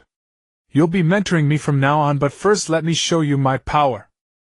Oh, Jiraiya casually responded. You over there with the shark face. Stop looking elsewhere and stop clenching your teeth. Come here and die. I said arrogantly. As for you. I looked at Itachi. You're Sasuke's target, so you can live a few more days. You arrogant little brat, I will grind you into meat paste. The temper of the dry persimmon Geisha was quite volatile. If you're capable, come and face me first, I said cheerfully to Geisha. At the same time, I gently pushed my forehead protector aside, revealing one eye. For a salted fish like you, one eye is sufficient. My gaze fixed firmly on Geisha, who shivered involuntarily the moment he saw my eye. His eyes held too many emotions. Most prominently, it was murderous intent, seeming as if everyone I looked at was destined to die. Tsukuyami! Itachi exclaimed softly, and time around me suddenly froze. Geisha swiftly turned around, using his blade to push Jiraiya back. Here! Itachi stood before me, speaking softly. Time and space are under my control. Not necessarily. I was bound to a cross. Unlike usual, my forehead protector and headband were missing. I looked at Itachi with my eyes. I can see the battle between Geisha and Jiraiya. What? Itachi looked at me in confusion, instinctively making eye contact. Suddenly Itachi crouched down, clutching his head in pain. Why? How could this happen? Itachi suffered from an immense headache, his eyes seeming as if they would leap out of their sockets. Actually, it's nothing special, my eyes are unique. My cross behind me vanished, and the surrounding scene shifted to a pile of garbage filled with a foul odor. Normal ninjas use chakra, mixing spiritual energy and physical strength in proportion, resulting in ninjutsu. Ninjas with higher physical strength perform taijutsu, while those with higher spiritual strength use genjutsu. Your Sharingan is also powered by such chakra, right? Recently I discovered that due to some special reasons my eyes had mutated. My eyes gathered a massive amount of spiritual energy without forming chakra, and the spiritual energy was not under my control. As long as I opened my eyes, it would automatically attack everything I saw. All along I was most afraid of encountering genjutsu-type ninjas. However, ever since I discovered the function of my eyes, genjutsu-type ninjas have become the ones I hope to encounter. Speaking to this point, I paused. Genjutsu is essentially utilizing one's spiritual energy to fabricate an illusory scene, placing the opponent within it, allowing them to be defeated without realizing it. As long as the spiritual energy is powerful enough, even shadow-level experts can be caught in the genjutsu. Likewise, as long as the spiritual energy is strong enough, one can break the opponent's genjutsu. Even one can rebound the genjutsu. I laughed. I wonder how long your genjutsu can last. From now on, everything here is prepared for you. Humph. Start. Itachi, lying on the ground, said viciously. The next moment Itachi and I returned to the real world. Jiraiya had just jumped away and had not yet landed. Itachi's body swayed slightly, nearly collapsing. Geisha! We need to retreat. Itachi recognized the dire situation and immediately issued the order to withdraw. I felt a bit dizzy. After all, Itachi was a shadow-level expert, and the outcome of competing against him in spiritual energy was predictable. Want to leave? It won't be that easy. Wind release great breakthrough. Seeing Guisha and Itachi attempting to escape, I immediately intercepted them. I absolutely cannot let these two get away. Who knows who might come next time. Water release water barrier. Guisha quickly stood in front of Itachi, erecting a water barrier to withstand my wind release great breakthrough. Ninjutsu toad mouth binding technique. With Jiraiya's voice, the surrounding passage was enveloped by fleshy material. You have already fallen into my belly. I summoned the giant toad from MT. Mayaboku, the esophagus of the rock dormitory toad. Anyway, since you are rank fugitives, you might as well become food for the toad. That's amazing, I exclaimed. But is it sturdy? Don't worry. No one has ever escaped from here, Jiraiya said with great confidence. That sentence worries me. I smiled helplessly and bitterly. No one can escape simply because they lack strength. Today these two will be the first to break through this layer of flesh membrane. The next moment the water wall disappeared and the two charged at me in perfect sync. Wind release blade slash. I formed hand seals and a twisted beam of light swept toward you and Gui Jiao. Get out of my way. Gui Jiao bellowed, directly devouring my blade slash with a single swing of his blade. Then the two rushed past me. I immediately chased after them. Ninja art shuriken shadow clone technique. A barrage of shuriken attacked the fleeing pair. Don't go over there, Zilai said behind me. Gui Jiao quickly formed seals. Water release violent water wave. A massive water wall bore down on me with overwhelming force. Damn it. Cheater. I grumpily performed a one-handed seal using the flying thunder god technique to return to my room. Humph. Ninja art toad swallowing technique. Zilai's voice came from the corridor, and the sound of water quickly vanished. Boom! With a loud explosion the entire inn shook. When I came out, Zilai was sealing used black flames with the fire seal method. What happened? I asked. I don't know either, Zilai replied, frustrated that his technique was thwarted. Zilai looked at Suiju, who was being protected. Forget it. The most important thing now is Suiju. There shouldn't be any serious problem. Just a broken arm and excessive emotional agitation. I caught Suiju as he was spat out by Wentai, placed him down gently, and said slowly. Bang! Zilai's wooden clog stomped heavily on the floor, and the surrounding smoke dispersed. My heart sank to the bottom. Damn it, you and Gui Jiao fled. From now on the Shao will be my greatest threat. Ding! As the kunai struck the wall, Zilai and I were involuntarily drawn to it. Dynamic prelude. A massive foot landed on Zilai's face. Then Zilai was sent flying completely. The newcomer was a Kai. Ah! What a turbulent day. Suiju woke up and desperately wanted to find you. I asked lightly. Going to die? Suiju was stunned. Yes. This time he truly understood the gap between himself and you. Suiju was dejected, muttering. No wonder he didn't kill me that day. I don't even have the value to be killed. Watching Zuozu's helpless appearance, I pondered whether to tell him about the cursed seal. Suiju was about to leave with a Kai, and I thought of a compromise. Suiju. This time I'll be away for 2 weeks. If after 2 weeks you can make me use 2 or more ninjutsu against you, then he'll tell you a way to quickly become stronger. However, that method has significant side effects. Is that so? How strong can it be? At least it won't let you be defeated so easily. Do you know a way for me to quickly become stronger? Yes. But you will die. Suiju left feeling very down. Yu's appearance further intensified the hatred in Zuozu's heart. Now was the best time for him to break through the curse seal. However, without me by his side, I wouldn't allow him to act recklessly. Otherwise he would be killed by those Konoha scum immediately. Walking on the road, I pondered what ninjutsu I should ask Zilai to teach me. Hey! Pervert toad! What is it? Zilai asked. What ninjutsu are you going to teach me? I looked up at Zilai. I know their target is the Ninetales inside me. And you can't stay by my side protecting me forever.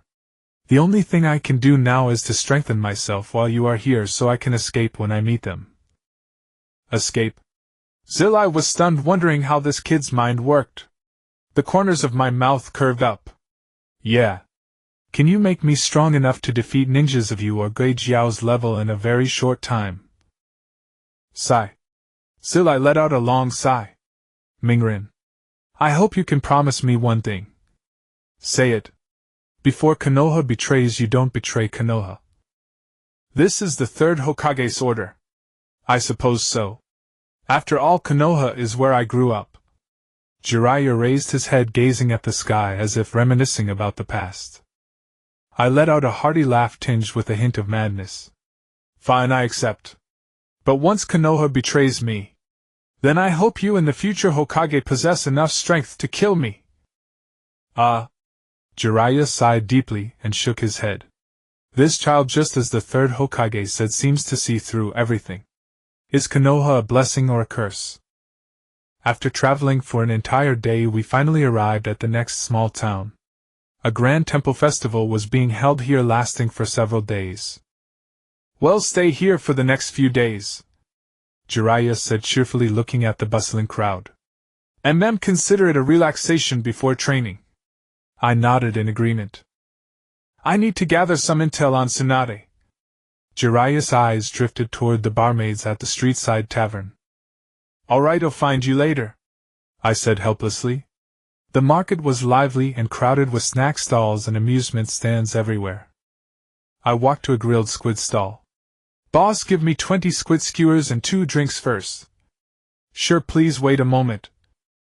The owner replied loudly, and soon the aroma wafting from the grill made my mouth water. Half an hour later, with a full stomach, I started to have fun. What game would be best? I stood under a huge signboard. So this town has a casino. By nightfall I stretched lazily as I walked out of the casino. Making money really isn't easy. After all this time I only won a few million. No wonder so many people clamor to become ninjas. An elite jonin earns more than this on a single mission. I did get a lead. The legendary big spender Tsunade. She was here half a month ago, ran up a mountain of debt and fled. Her whereabouts remain unknown. Rumor has it that someone recently spotted her in the town of Tanzaku Street. Looks like you'll have to go there. I wandered to the bar where I departed ways with Jiraiya earlier and pushed open the door. Jiraiya was sprawled over a table snoring. Damn. That lecherous toad, can't he be less troublesome? I grabbed a bottle, whether it was wine or water, from the next table and poured it directly onto Jiraiya's face. As he stirred groggily, the group at that table took offense. Hey! Why did you take our wine? Because it was convenient and within reach, I said with a smile. We just ordered that wine and you snatched it before we could drink. Aren't you going to compensate us a few $100,000? What wine is so expensive? I shrugged helplessly. Couldn't they see I was a ninja? Humph. Let me tell you, our boss used to be a chunin from IWA. A legendary dark ninja. If you know what's good for you. And if I don't. If you don't. Before the lackey could finish, their boss had already been sent flying, crashing into a water balloon stall outside. Is this the legendary dark ninja? I asked curiously, looking at the now awake Jiraiya. What dark ninja? Jiraiya hadn't heard our conversation. Nothing much. I shrugged indifferently. Are you awake? I'm awake. Jiraiya shook his head. Okay. Let's find an in time to rest. I stretched and said lazily. Wait. I just woke up. Jiraiya didn't seem dazed. No problem. You can use genjutsu to put yourself to sleep. Also 2 separate rooms. Your snoring is too loud at night. That night, lying in my own room, I tossed and turned, unable to sleep. According to my memories, I'd soon meet Tsunade, and shortly after encounter Orochimaru. I recalled that in the original story Naruto risked his life to protect Tsunade, finally helping her overcome her fear of blood. But now the situation is completely different from my memories. What should I do? Do I really have to fight Kabuto Hiden? In the original Naruto couldn't beat that Kabuto, but I have at least a 50% chance of winning, right? If I endure this, can I move Tsunade?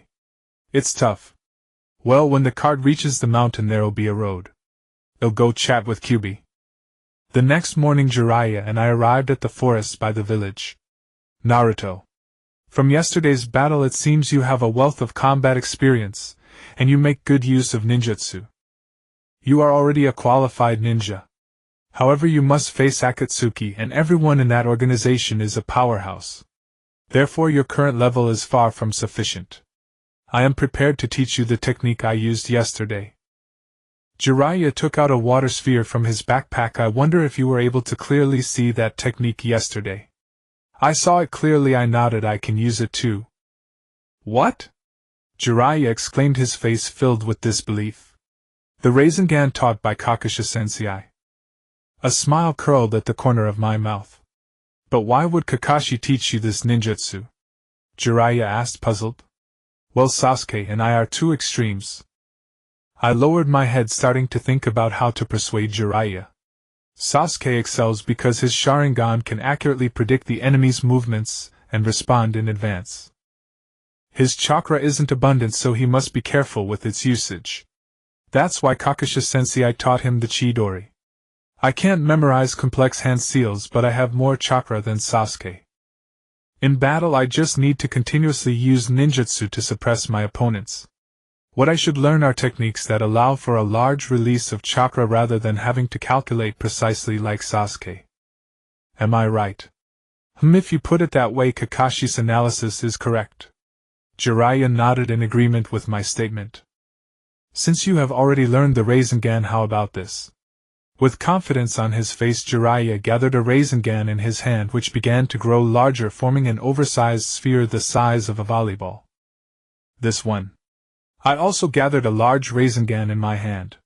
Since I learned the Rasengan, I've been thinking about how to enhance its attack power and expand its range.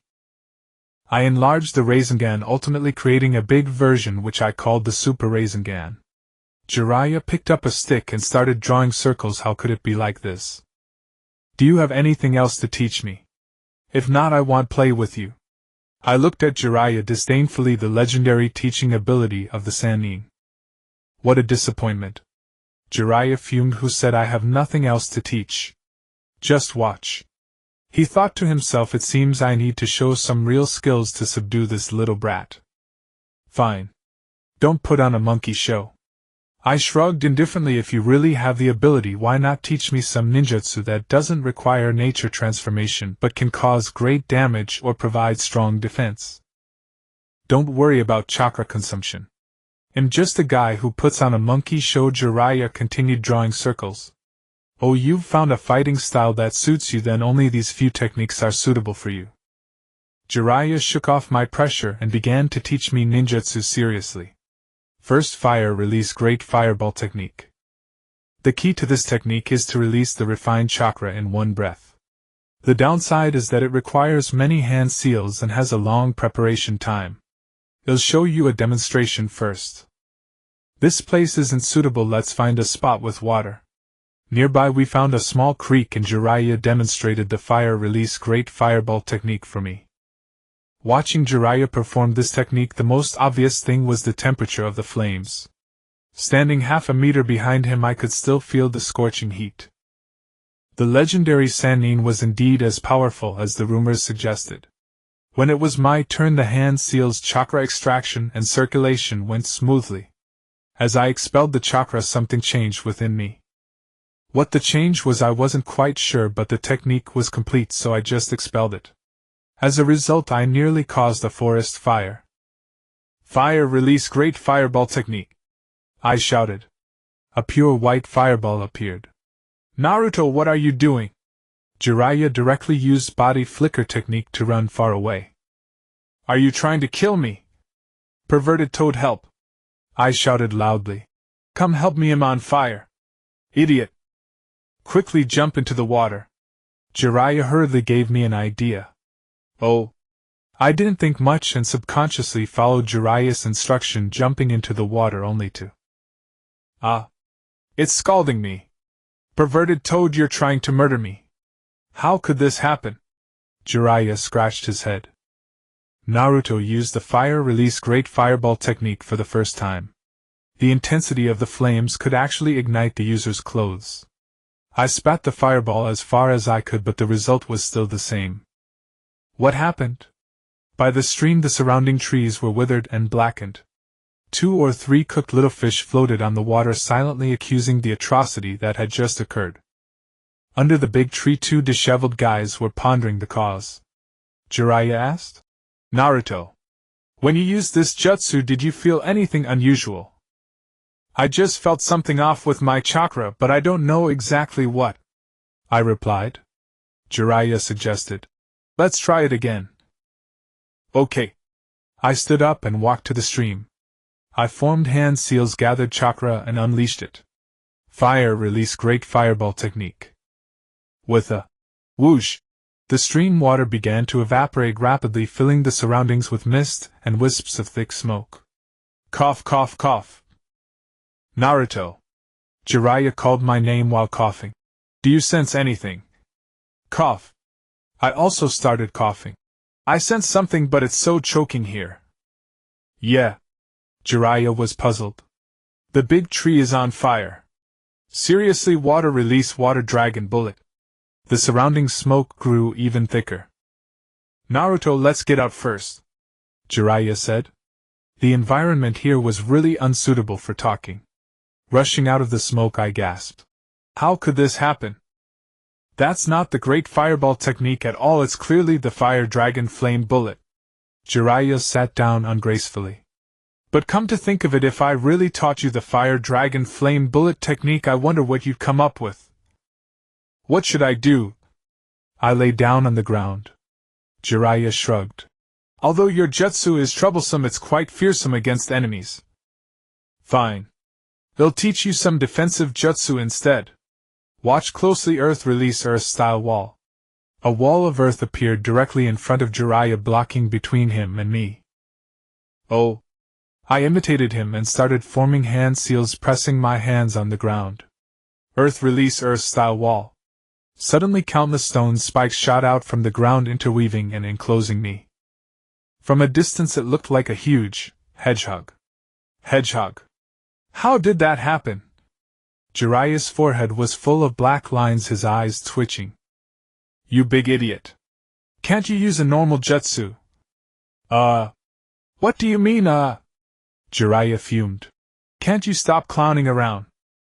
Can't you stop provoking me? Well, what else do you have to say? How do I cancel this jutsu? For the following week, Jiraiya was repeatedly struck by my antics. For all Fire Release series jutsu, I could increase their rank by 1 level. For example, Phoenix Sage Fire became Great Fireball became Fire Dragon Flame Bullet, Earth Flow River became Stone Spike River. The only thing that comforted Jiraiya was that my Water Release and Wind Release jutsu hadn't changed for the time being. It was limited to jutsu below brink. Jiraiya didn't dare to teach me jutsu that required nature transformation. He didn't know what would become of these 2 types of jutsu after I had learned Chakra's Fire Nature Transformation and Earth Nature Transformation. In Jiraiya's words, his young heart could no longer withstand such blows. In fact, I have a bit of understanding regarding these changes. Because of the heavenly curse sealed, the chakra after its transformation is exceptionally viscous. Compared to the nature of the wind I had before, it's like heaven and earth apart. The chakra within an ordinary genin is like air or mist, while mine is as thick as grease. When using ninjutsu, this mutated chakra triggers unexpected changes. The Wind Release Great Breakthrough and Wind Release Blade Slash have already proven that. The Wind Release Great Breakthrough has been modified by Orochimaru, and now when I use it, a massive wind formed by pure wind blades emerges, which can be devastating when it strikes. The Wind Release Blade Slash is said to have been left behind by the White Fang of Konoha, who used it with a blade. I use it with my own fingers. Is there a change? Jiraiya said that back in the day the White Fang of Konoha could unleash a silent wind blade 3 meters long with his blade, but the farthest it could go was 5 meters. I use this close combat skill as a long-range ability. The only ninjutsu in my hands that hasn't changed is the Rasengan, but recently when using the Rasengan there's always a strange feeling. Could it be that the Rasengan is about to change? As for whether the changes are truly due to the cursed seal, I will know once I meet the Sound Ninja Quartet. I worry that Jiraiya won't teach me the complete version of the ninjutsu, especially since the situation has begun to diverge from the original plot. I don't know if Jiraiya will hold back, wary of my potential defection, and restrain me. Therefore I must not sit idly by. The ninjutsu I develop myself is the only true ninjutsu of mine. As I pondered, I toyed with the steel wire in my hand. Together with Jiraiya we headed towards Shortbook Street. If Kankuro can use chakra threads to control puppets, can I use chakra threads to launch attacks in the same way? Naruto. You've been playing with the steel wire for the past few days. Is there something special about it? Jiraiya looked at my hand, puzzled. I'm preparing to develop a new technique. The goal is to catch ninjas like you who are always running around. Jiraiya had cold sweat on his forehead. If you have time you might as well study the Rasengan properly. Rasengan? How do I study it? I asked curiously. The Rasengan is very powerful, but it is not a complete technique, Jiraiya said. The Rasengan is a ninjutsu developed by the 4th Hokage over 3 years, and he didn't manage to complete it. According to his idea, the change in the nature of the chakra wind should be incorporated for it to be a complete ninjutsu. I shook my head and said, Kakashi once told me that this technique is incomplete. It can incorporate the change in the nature of the chakra wind. I have tried it, and it is almost impossible. I know it's tough. But isn't that precisely why it challenges people? Jiraiya had a mysterious smile on his face. TCH. I scoffed at him and continued to think about the manipulation of the steel wire. I can make chakra adhere to the steel wire, but I cannot control it. On the road. Soon we arrived at Shortbook Street. The gate of Shortbook Street town is tall and ancient, giving a solemn feeling. Strolling around the town with Jiraiya, the biggest difference between Shortbook Street and the previous towns is the variety of shops. As long as you have money you can find anything you want. An agricultural town, most of the residents are ordinary farmers. Many casinos make it a land of gambling. Older dice and more modern game rooms which are essentially arcades. For those who enjoy elegance there are also card games. If you just want to try your luck there are lotteries. It truly is a colorful and dazzling place. Zilai and I searched for any trace of Gangho. We entered the largest casino, whispered to the busiest croupier, slipped some money, and the matter was easily settled. The croupier directed us to a private club, saying Gangho had been there these past 2 days. Upon hearing that, Zilai said nothing and pulled me toward the private establishment. Inside we found nothing. Gangho's movements were convoluted. We pursued leads through 7 casinos in one stretch and learned she had just left, only about 5 minutes prior. 5 minutes. Zilai and I had arrived too early. We were likely to run into Dashuin. I had no desire to meet that pervert now, better to avert attention and wait until Gangho finished her discussions with him. Hey lecherous toad, where shall we look? I probed. Only 5 minutes, she can't have gone far, Zilai said confidently. Well, find her along this street. An old woman at the street corner waved to me. Puzzled, I approached. This is a ticket game both adults and children enjoy. It's quite entertaining, she said. On a whim I drew a ticket, and to my surprise won the first prize, a 100,000 yuan reward.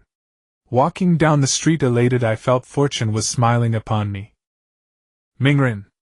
This way. Zilai, who had nearly scoured the whole town, called from the road leading to the castle. He planned to climb to higher ground and search with a telescope. No, we could not go to the castle. Dashuin was there reminiscing with Gangho. I needed to buy time.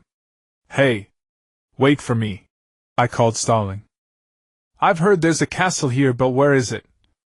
I asked. Dashuin was gravely wounded. If he captured me for reanimation, I'd be done for. Even if he did not seize me, if Zilai and Gangs Ho discovered my connection to Dashuan, I would surely decide how to deal with me. No sign of the castle. No sign of the castle, Zilai said, puzzled. The place was best known for once a castle. Before long a few fugitives came charging from the road's end. After questioning them, Zilai learned it was the Shuan's doing.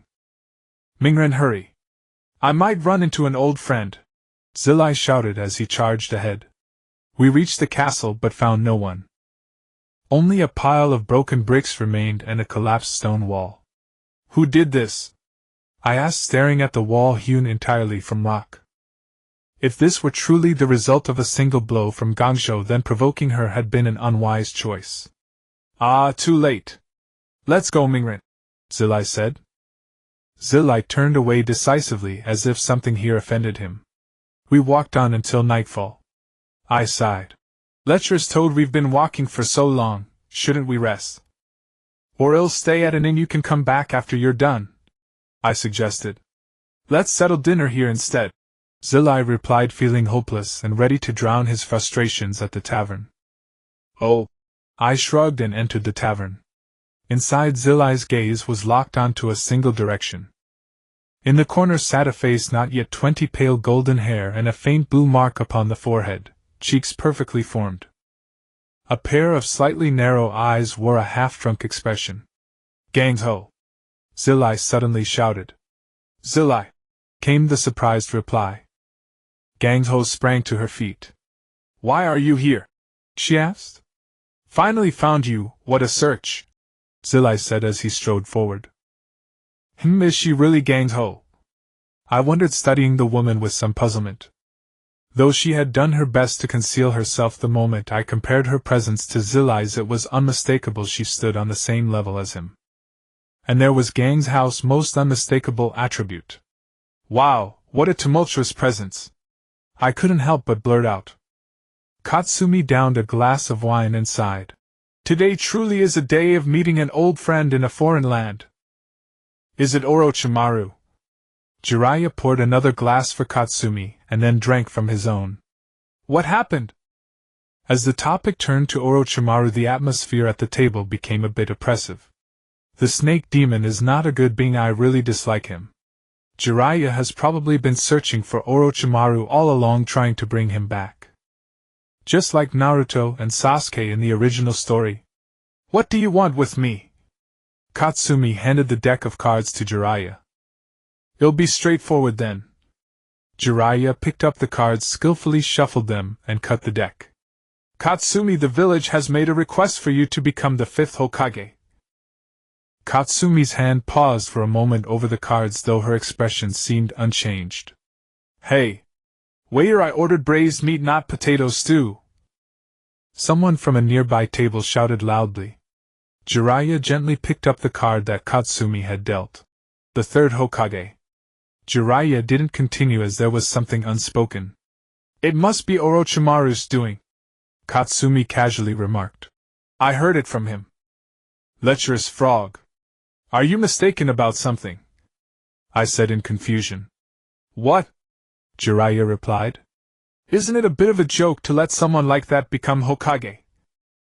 Thinking carefully, I said with a contemplative expression. Regardless of her gender, does she look like she has the qualities to be Hokage? Who is this child? Katsumi was quite displeased with my words. He is Uzumaki Naruto. Jiraiya introduced me to Katsumi. I struck a charming pose. Not bad. I am the ultimate latecomer of Konoha, inheritor of the title of the copy ninja Hatake Kakashi, and the king of late arrivals. Dubbed the prankster king of Konoha, with a new genin unexpectedly ranked NO. 1 in lateness, Uzumaki Naruto. The 3 people around and a little pig were stunned, or rather they had been completely blown away by my introduction. Ahem, let me repeat. There is a request for you, Katsumi, to take on the role of the 5th Hokage. Jiraiya, noticing the atmosphere had become too awkward, spoke again. So what is your answer? All eyes shifted from me to Katsumi. Are you willing to accept? Jiraiya asked once more. Katsumi. Katsumi pondered for a long while, then threw all the cards on the table. Impossible, I refuse. Jiraiya laughed. What a nostalgic line. It's just like what you said back then when you disagreed to go out with me. It's really embarrassing. When did Konoha become so humble as to seek a woman to be their leader? I shook my head helplessly. Things are only getting worse. Lecherous frog, let's leave. A woman like her probably only has one use: to dress less and be displayed in the window for admiration. As for Hokage, we have plenty of candidates. Don't say that. Jiraiya interrupted me. In fact, only Katsumi can be the 5th Hokage.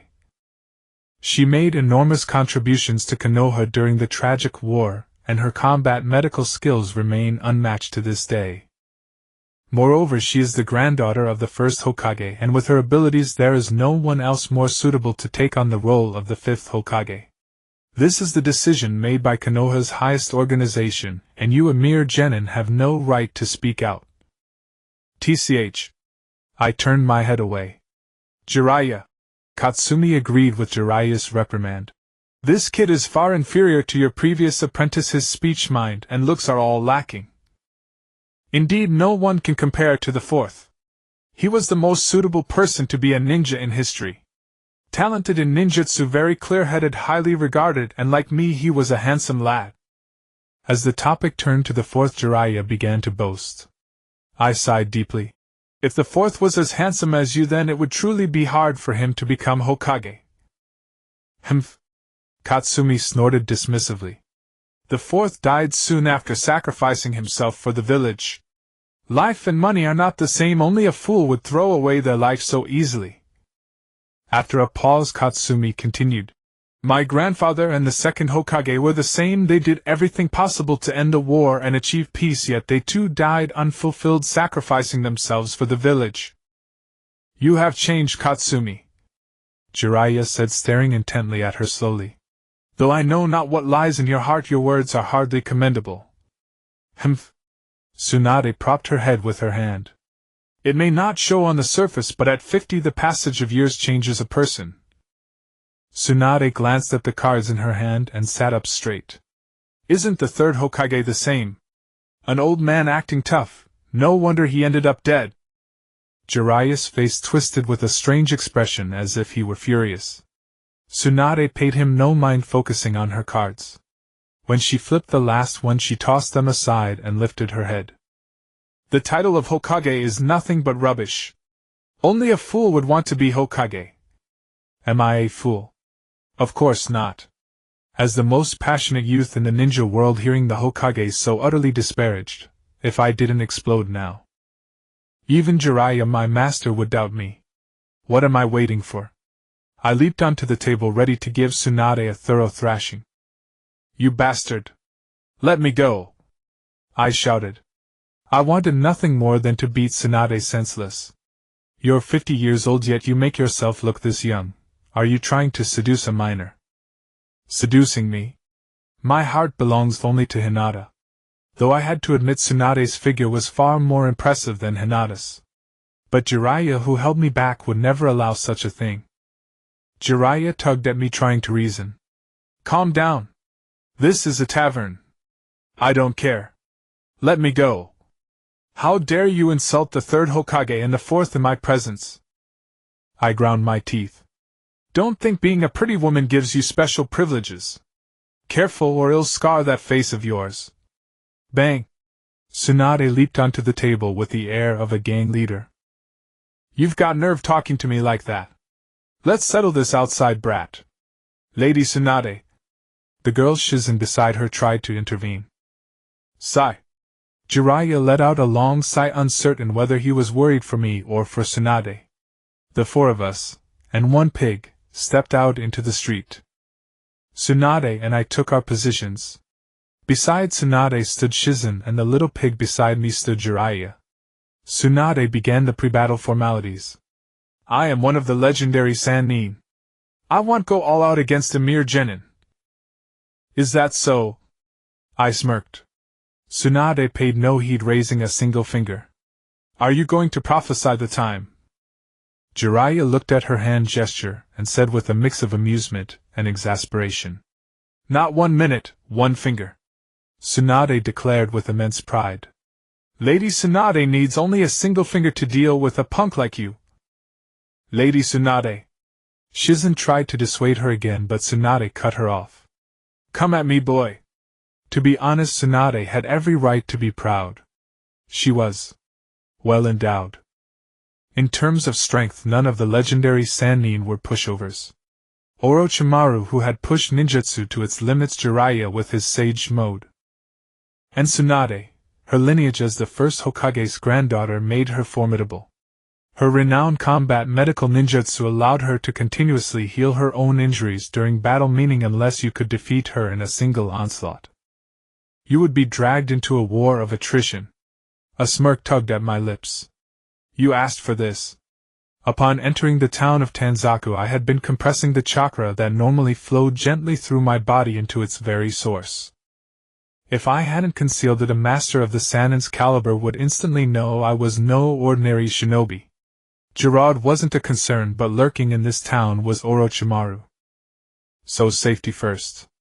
Under these circumstances, I could seize this chance to test my own combat power. Even if Orochimaru were watching from the shadows, I had no fear. The other two Sannin would never let him interfere. Ready?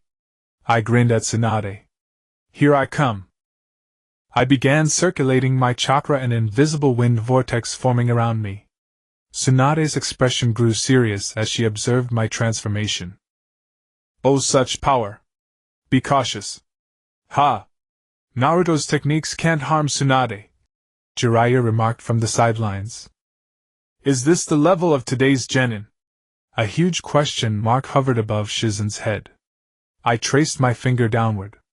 Wind release blade slash. A deep blade-like gash appeared across the street. Tsunade flinched and leaped away, evading the technique. Such a powerful jutsu! If this was merely a test, then during the real battle would Naruto unleash Jiraiya's sage mode? Tsunade couldn't help but glance at Jiraiya, who was busy matching mouth sizes with a hippopotamus. I kindly reminded her. This is combat time. Ninja art shadow clone technique. With a puff of smoke, 4 shadow clones materialized around me and charged straight at Tsunade. After unleashing such a powerful technique, why use shadow clones now? Something was off. Tsunade instantly deduced my strategy and thrust her finger into the leading clone. Poof! The clone dissolved into mist. I frowned slightly. There you are! Tsunade dodged the other clones and aimed her finger at the real me in the center. I lowered my head and began forming hand seals. Too slow! Tsunade yelled, accelerating her movement. Poof! A cloud of smoke revealed Jiraiya clutching his groin and collapsing. The 2 women and a pig stood stunned. Jiraiya's eyes brimmed with tears. Haha, even the legendary Sannin can make mistakes. I standing at Jiraiya's former position, and all my clones burst into laughter. Brat! Tsunade charged at me through gritted teeth. After she had knocked down all my clones, a kunai pressed against her back. Don't move! You've already lost. My voice came from behind Tsunade. What? Tsunade was stunned. How had he slipped behind her? She whirled around and pressed a finger to my forehead, then immediately withdrew it with a wry smile. Behind her stood a shadow clone, its entire body wrapped in explosive tags resembling a mummy. I'm no ordinary ninja. I tore a detonating tag from my body and flung it skyward with a kunai. Before the kunai had flown 5 meters, it exploded into a fireball. I sneered. This is my custom-made acceleration detonating tag with enhanced explosive power. If I had embraced you earlier, you'd be dead. Even with your medical ninjutsu. Tsunade watched the exploding tag in the sky and then looked at my body covered in similar tags. She shuddered involuntarily. How terrifying. How could this young man be so unafraid of death? I concede, Tsunade admitted helplessly. I nodded, and with a poof, I vanished into smoke. A shadow clone. Tsunade froze. When had another clone appeared? She hadn't detected it at all. Hee hee. A grin spread across my face as I stepped out of a shop. Whether it's a shadow clone or not doesn't matter, what matters is I won. How is that possible? Tsunade was dumbfounded. I had been within her line of sight the entire time. How had I entered the shop without her noticing? I chuckled. Nothing special, just the technique I developed. The trick is meaningless once explained, it only fools fools. In real combat it's just a useless gimmick. Fools. A cross-shaped vein bulged on Tsunade's forehead. Die. Sensing danger, I immediately formed a single-hand seal. Flying Thunder God technique. Her punch cratered the spot I had just occupied. You attacked from behind, I shouted. Humph. Before you die, I have one question. Tsunade glared at me with murderous intent. Real killing intent, no joke. Why do you revere the title of Hokage so much? Because unlike you, I will definitely earn that title. Feeling her bloodlust, I tensed my entire body. Prepared to flee at any moment. He didn't fight. My brain wasn't that damaged. The Hokage. Becoming Hokage is my dream. Hearing my reply, Tsunade paused slightly, her gaze drifting into distant recollection. Opportunity. I vanished in a flash of body flicker technique, reappearing instantly behind her, then hurled the giant Rasengan forward. Tsunade snapped back from her reverie, meeting my giant Rasengan barehanded, her palm shimmering with an eerie, unfamiliar hue. Over this past week I achieved two major breakthroughs. First, I synthesized the Shadow Clone Technique, Body Flicker Technique, and Transformation Technique to forge my own unique art, the Shadow Phantom Technique. It requires only 3 hand seals, perfectly optimized for combat. Using the smoke generated by shadow clones, I teleport both my original body and 2 clones to separate locations, then conceal them via transformation, lying in wait to strike unseen. Though it sounds simple, this technique is ideal for me.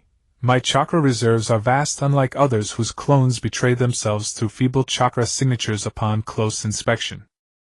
My shadow clones possess abundant chakra, thus by deliberately channeling extra chakra into one clone I can flawlessly divert and immobilize an opponent. At that moment my original body and clones surge forth simultaneously, launching coordinated physical assaults or unleashing jutsu with devastating synergy. My second breakthrough, per Jiraiya's guidance, I have fully mastered the Rasengan itself. I realize that in essence a shadow clone is another version of myself. Since I cannot split my focus, to wield both the Rasengan and Wind Nature transformation at once, might I instead divide these 2 components between myself and my clone? Let me control the Rasengan directly while entrusting the Wind Nature transformation to the clone. This remains nascent. I've only managed to imbue the Rasengan with faint wind-edge spirals. So far its practical effect remains unproven. Yet persistence will surely perfect it. Moments later the giant Rasengan dissipated, and Tsunade sent me flying 20 meters with a single kick. Tsunade called out, "Hey, Jiraiya! You're the one who taught him the Rasengan, aren't you? Why teach him that jutsu, and worse, encourage him to fuse it with Wind Nature transformation? I'm practically his mentor, but no, I didn't teach him this technique," Jiraiya mused, stroking his chin. "Only the 4th Hokage, you and perhaps one other person, have ever wielded it. Anyone else?" Tsunade asked, puzzled. "Kakashi Hatake," Jiraiya replied. "The 4th Hokage's disciple, renowned as the copy ninja capable of replicating any jutsu. He was Naruto's Jonin instructor." With biting irony, Tsunade retorted, "Don't think flattery and empty promises about perfecting jutsu make you anyone's sensei. No wonder such dream-addled brats spout nonsense like becoming Hokage. It's no joke." I lifted my head slowly, steadied by Shizun. "Why shouldn't I perfect this jutsu? Perhaps I'll surpass even the Hokage themselves. Had I not sought you out, I'd have mastered it in just 3 days." To have my progress dismissed so casually left me seething. Though incomplete, I'd uncovered a viable path, one far beyond those who couldn't even grasp the Rasengan. In truth, I was formidable. Bold words for a child. Tsunade regarded me with cool disdain. "A man's word is his bond. Once spoken, no chariot may overtake it." "Humph. I always keep my word." I meant every syllable. This is my Nindo, the way of the shinobi. Inwardly I admitted wryly my true Nindo is survival first. Then let's wager. Tsunade gently touched the necklace at her throat. 1 week. If you fully perfect this jutsu, I'll acknowledge your potential to become Hokage. And this necklace is yours too. Lady Tsunade, that's your most treasured. Shizen interjected urgently. A cheap trinket. I couldn't care less. I shrugged indifferently. I knew well enough, it was a death warrant. Within it might lie secrets of the first Hokage's power, though only if one lived long enough to uncover them. Don't dismiss it so lightly, Naruto. Jiraiya stepped in seeing my refusal. This ore is one vacant. Sell it and you could buy 3 mountains outright. It once belonged to the first Hokage. That impressive. I blinked in surprise. I'd known only of its curse, not its staggering worth. Fine. I accept your wager. Fail to perfect it within 7 days, and you lose. Tsunade tossed my wallet lightly in her palm. Every coin inside becomes mine. My wallet. Tsunade was sharper than I'd imagined. When had she taken it? Was she moonlighting as a pickpocket? After finishing the meal, I returned to the inn. Lying on the bed after calming my mind, I replayed the battle just now in my thoughts. That victory was a stroke of sheer luck. First of all, Tsunade was unaware of my true strength, believing me to be merely a genin incapable of causing her any real harm. Although she remained vigilant when I employed the blade-slash technique, she subconsciously never regarded me as an opponent. It wasn't until I executed the shadow clone technique and my surprise attack succeeded that the tide turned. Even so, Tsunade's final move, directly catching my giant Rasengan, left me utterly astonished. That I realized was Tsunade's true power. If Orochimaru also possessed such strength, then when he came to capture me I might as well tie myself up and wait to be taken away. There would be utterly no point in resisting. Sigh. I am so weak. Yet I have always contended with those far stronger than myself. Compared to Hinata or Sakura, though, I am still quite formidable. I lay on the bed letting my mind wander, planning to rest well tonight, and then throw myself fully into cracking the Raisin Shuriken tomorrow. Thump. Thump. A soft rhythmic knock came from the inn's door. So late, who could it be? Puzzled, I got out of bed and opened the door to find Shizen standing there. Naruto. I'm sorry to disturb you so late, Shizen said apologetically. I need to talk to you. I need to get a good rest tonight. I have training tomorrow, I replied with displeasure. I'm sorry. I don't want you to misunderstand Lady Tsunade, Shizen said softly. I also want to talk to you about the necklace. Humph. What do I care about that old woman? I muttered helplessly, stepping aside to let Shizen in. Lady Tsunade is not the person you imagine. You know nothing. Please don't speak like that. Hearing my words, Shizen immediately flared up and shouted at me. A moment later her expression softened. I'm sorry for raising my voice at you. In the past, Lady Tsunade was kind-hearted and loved the village. But she changed, all because of that day. Shizen's face fell with sorrow.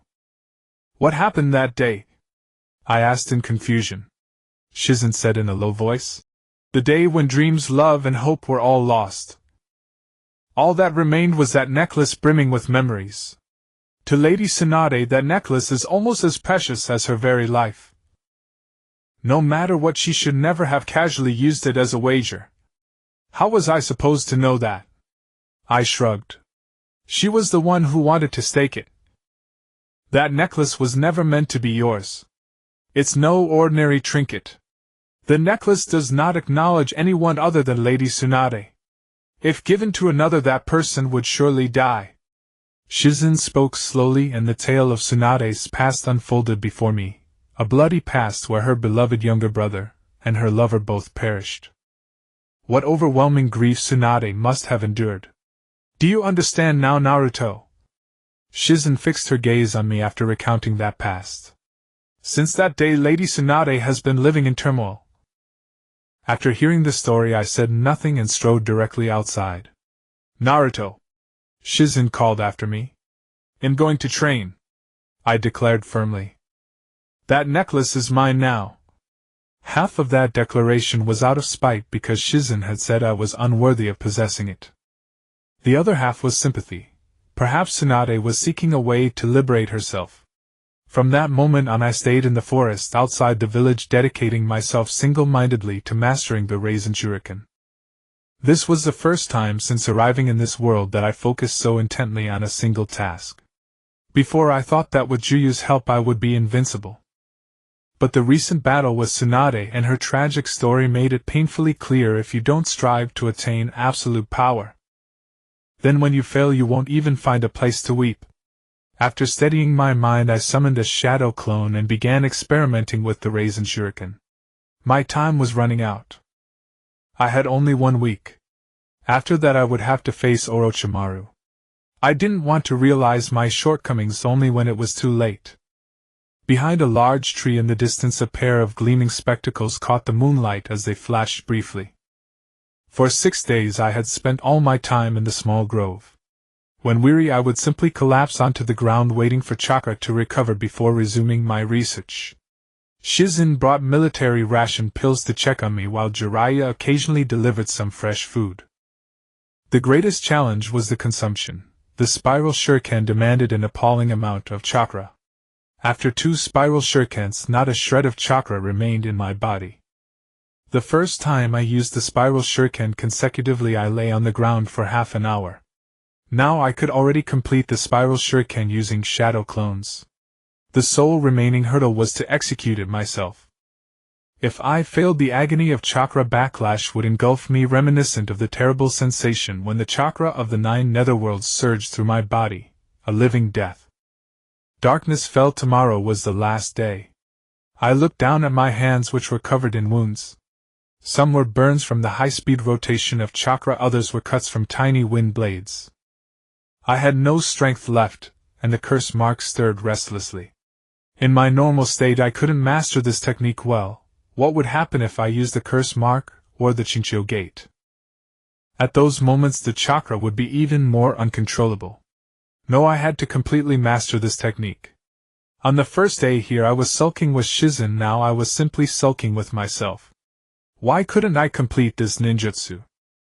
Once again I gathered chakra and a great spiral sphere appeared in my palm. I maintained it. Gradually I infused it with the nature transformation of wind chakra. Good, this time it's not bad. Continue. Not enough. Continue. Can't maintain it. Damn it, just a little more. Boom. The explosion followed. With hardly any strength left I had no choice but to endure it with my body. The next moment, blasted away by the explosion, I roared toward the sky. I won't accept this. Then I collapsed onto the ground. What's going on, Mingren? Shizen came as usual to deliver the military ration pills and saw me lying there along with a massive crater around me. Are you all right? Seeing Shizen arrive, I let out a long breath, my body and mind relaxing. Ninja Art Revitalization Technique. After 6 consecutive days of intense training, my body and spirit had reached their limits. When the spiral shuriken exploded earlier, I had absolutely no ability to escape. Such a degree of exhaustion had never occurred before. Only the revitalization technique could restore me in a short time. Without anyone watching over me, I dared not use it. Now that Shizen was here, everything would be fine. Shizen brought me back to the inn and had Tsunade examine me. Sinadesima, how is Mingren? Excessively fatigued and weakened. His right hand is severely burned by the heat of the chakra, with fractures in the metacarpal bones and the ulna of the forearm. This child won't wake up any time soon. Even if he does, he'll temporarily lose his combat ability. Tsunade looked at the Mingren before her, a tremor passing through her heart. What kind of body was this that after sustaining such severe injuries it could slowly repair itself? Even more terrifying was the speed of his metabolism, more than twice as fast as a normal person. Such a body was quite formidable in battle. I woke up outside. It was daylight. I stretched comfortably. This sleep had been very refreshing. At the inn it must have been Shizen who carried me back. Hey! I got off the bed, walked over to Shizen, and gently nudged her. Mingren. Shizen opened her eyes drowsily, then suddenly sat up. What time is it now? What day of the week is it? Monday. Are you groggy? I looked at her in confusion. Isn't your body all right? Shizen stared at me incredulously. Aren't you supposed to sleep for 2 days and 2 nights? TCH. That's never been the case. I've always been like this. No matter how severe the injury, just 1 day of sleep is enough. I removed the bandages from my hand and flexed my fingers. Dashawan, are you ready? Shizen stared at me blankly, lost in thought. Tsunade must have gone to see Dashyuan by now. Oh. Where did Tsunade go? Today's the day I ask her for the necklace. Have you completed that ninjutsu? Shizen asked in puzzlement. Secret. I smiled at Jingyin. A secret. Jingyin sighed and walked to the windowsill to water the flowers. Just as she opened the window, a shuriken flew past, brushing against her hair. Jingyin immediately prepared to counterattack, her eyes darting towards the direction of the attacker, momentarily stunned. Jiraiya! What's wrong? I rushed to the window and looked outside. Jiraiya, with a dark blue face, stood on the adjacent balcony. Jingyin, help me! Jiraiya said weakly, swaying unsteadily. Tsunade drugged my drink. Right now I can't even use chakra, my whole body is numb, and I can't throw a shuriken accurately. Jiraiya explained the situation concisely. You're really pathetic. I shrugged helplessly. Always claiming to be a powerful ninja, yet so easily caught off guard. I told you before, women and alcohol are no good things. You perverted toad. Shut up. Jiraiya shouted loudly. Tsunade is a special medical expert. She can concoct colorless and tasteless drugs that ninjas can't detect. But even if I were drunk, I shouldn't have been so careless with her. Jiraiya rambled on, and a prying gaze nearby caught my attention. Lord Jiraiya, how do you feel? Jingyin poured Jiraiya a cup of water. I feel much better than this morning. My body has recovered about 20%. Jiraiya drank a cup of water and slowly said. He looked at Jingyin and asked, What exactly did Orochimaru say to Tsunade? You should tell me. Orochimaru. I secretly braced myself. Getting involved with that snake demon could never be a good thing. I've always believed in Lady Tsunade. Jingyin lowered her head, speaking despondently. That's why I didn't say anything before, but there's no time left. Please follow me, I'll explain as we go. Okay. Jiraiya nodded. What if I don't want to go?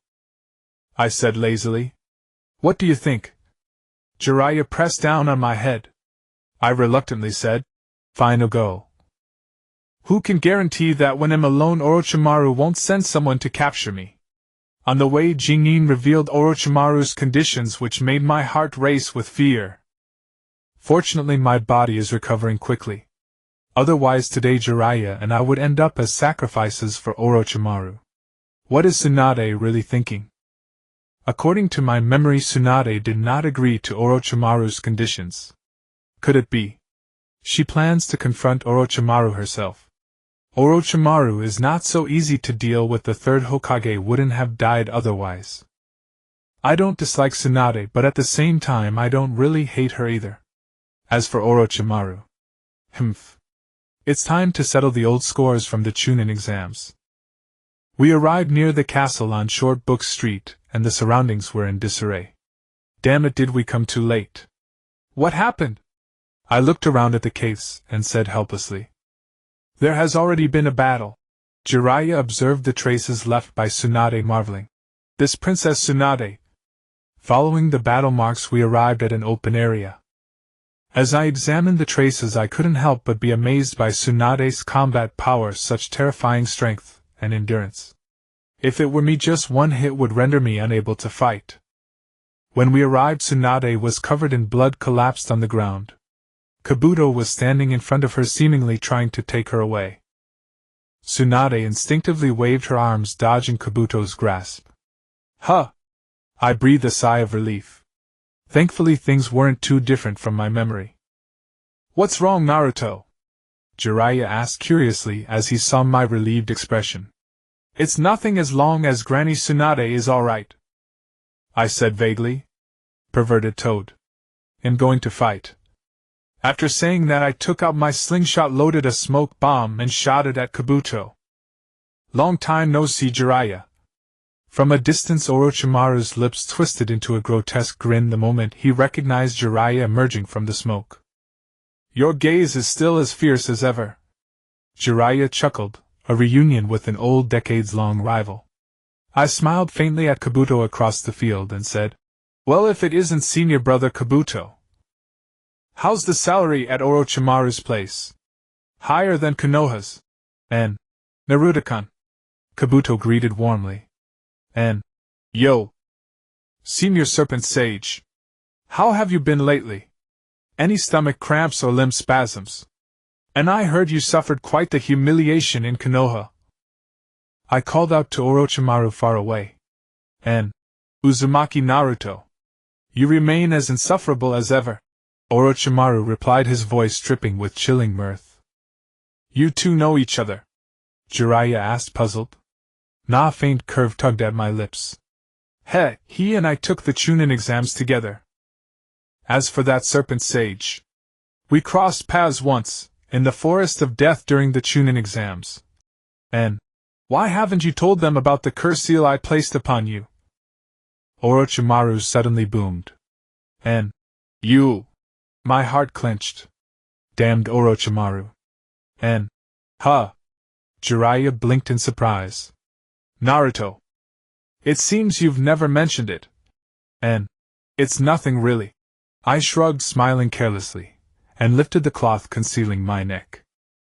During the Chunin exams, Orochimaru branded both Sasuke and me with the Heaven's Curse seal, a lure designed to entice us toward power, drawing us inevitably to him.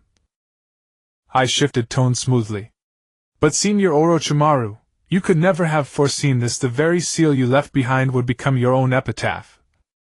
For I shall be the one who erects your gravestone. At that I smiled coldly. And is that so? Orochimaru's eyes narrowed instinctively, his grin sharpening into something feral. Truly insufferable. And with a light tug I tore off my forehead protector and headband, then unwound the bandages, revealing violet-black hair rippling in the wind. Orochimaru, this is what your curse seal wrought.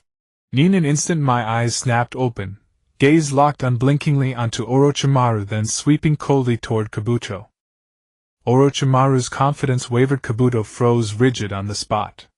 And what a terrifying gaze. And perhaps, placing that seal upon him was a grave mistake. The thought flickered through Orochimaru's mind. And Jiraiya paused, then recovered his gaze upon me, shifting no longer the same as before.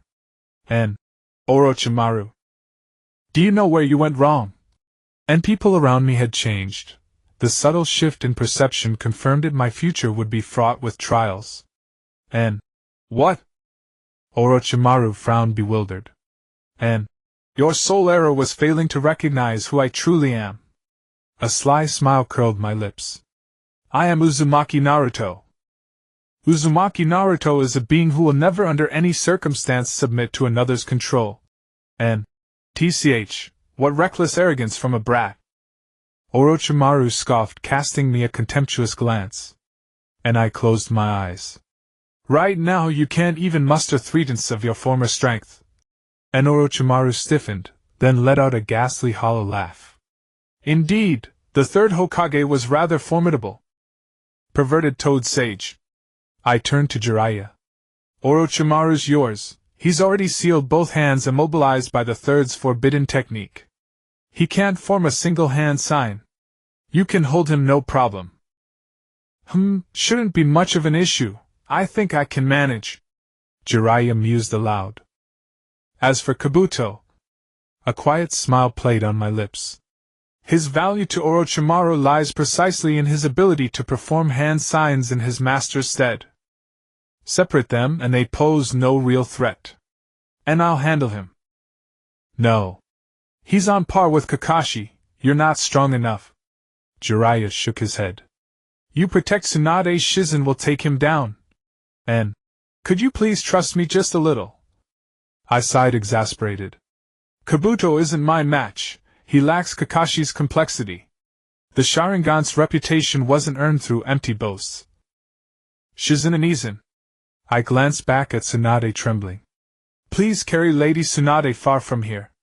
And I won't be able to guard you while I fight. But Naruto, Shizen began, but I cut her off. And shadow clone technique. With a thunderous shout, 4 clones surged forward. Still charging in headfirst as always. Kabuto watched me rush forward, and smiled. Now blur of taijutsu evaded my assault, shattering every clone in rapid succession. Such attacks hold no true power. Kabuto stood unscathed, untouched. And I glanced back. Shizen had already carried Tsunade to safety. I smiled gently at Kabuto. Truth is, I only launched that attack to ensure Lady Tsunade's safe evacuation. And what? Kabuto faltered. His gaze darted to Tsunade, now at least 30 meters away, his brow furrowing deeply. The next moment Kabuto returned to Orochimaru's side, took out a pill and swallowed it. Jiraiya remarked. Replenishing the blood you've lost. Be careful. Kabuto is also a medical ninja just like Tsunadesima. Shizen cautioned from a distance. Orochimaru-sama, please untie the bandage on your left hand. Kabuto said softly. Jiraiya watched as Orochimaru prepared to act, his smile gradually fading. Shizen, is there any way Tsunade could do something about my body?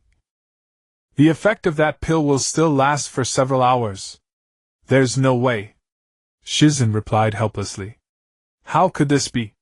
Jiraiya forced a bitter smile, a cross-shaped vein throbbing on his forehead. It seems I have no choice but to fight in my current state.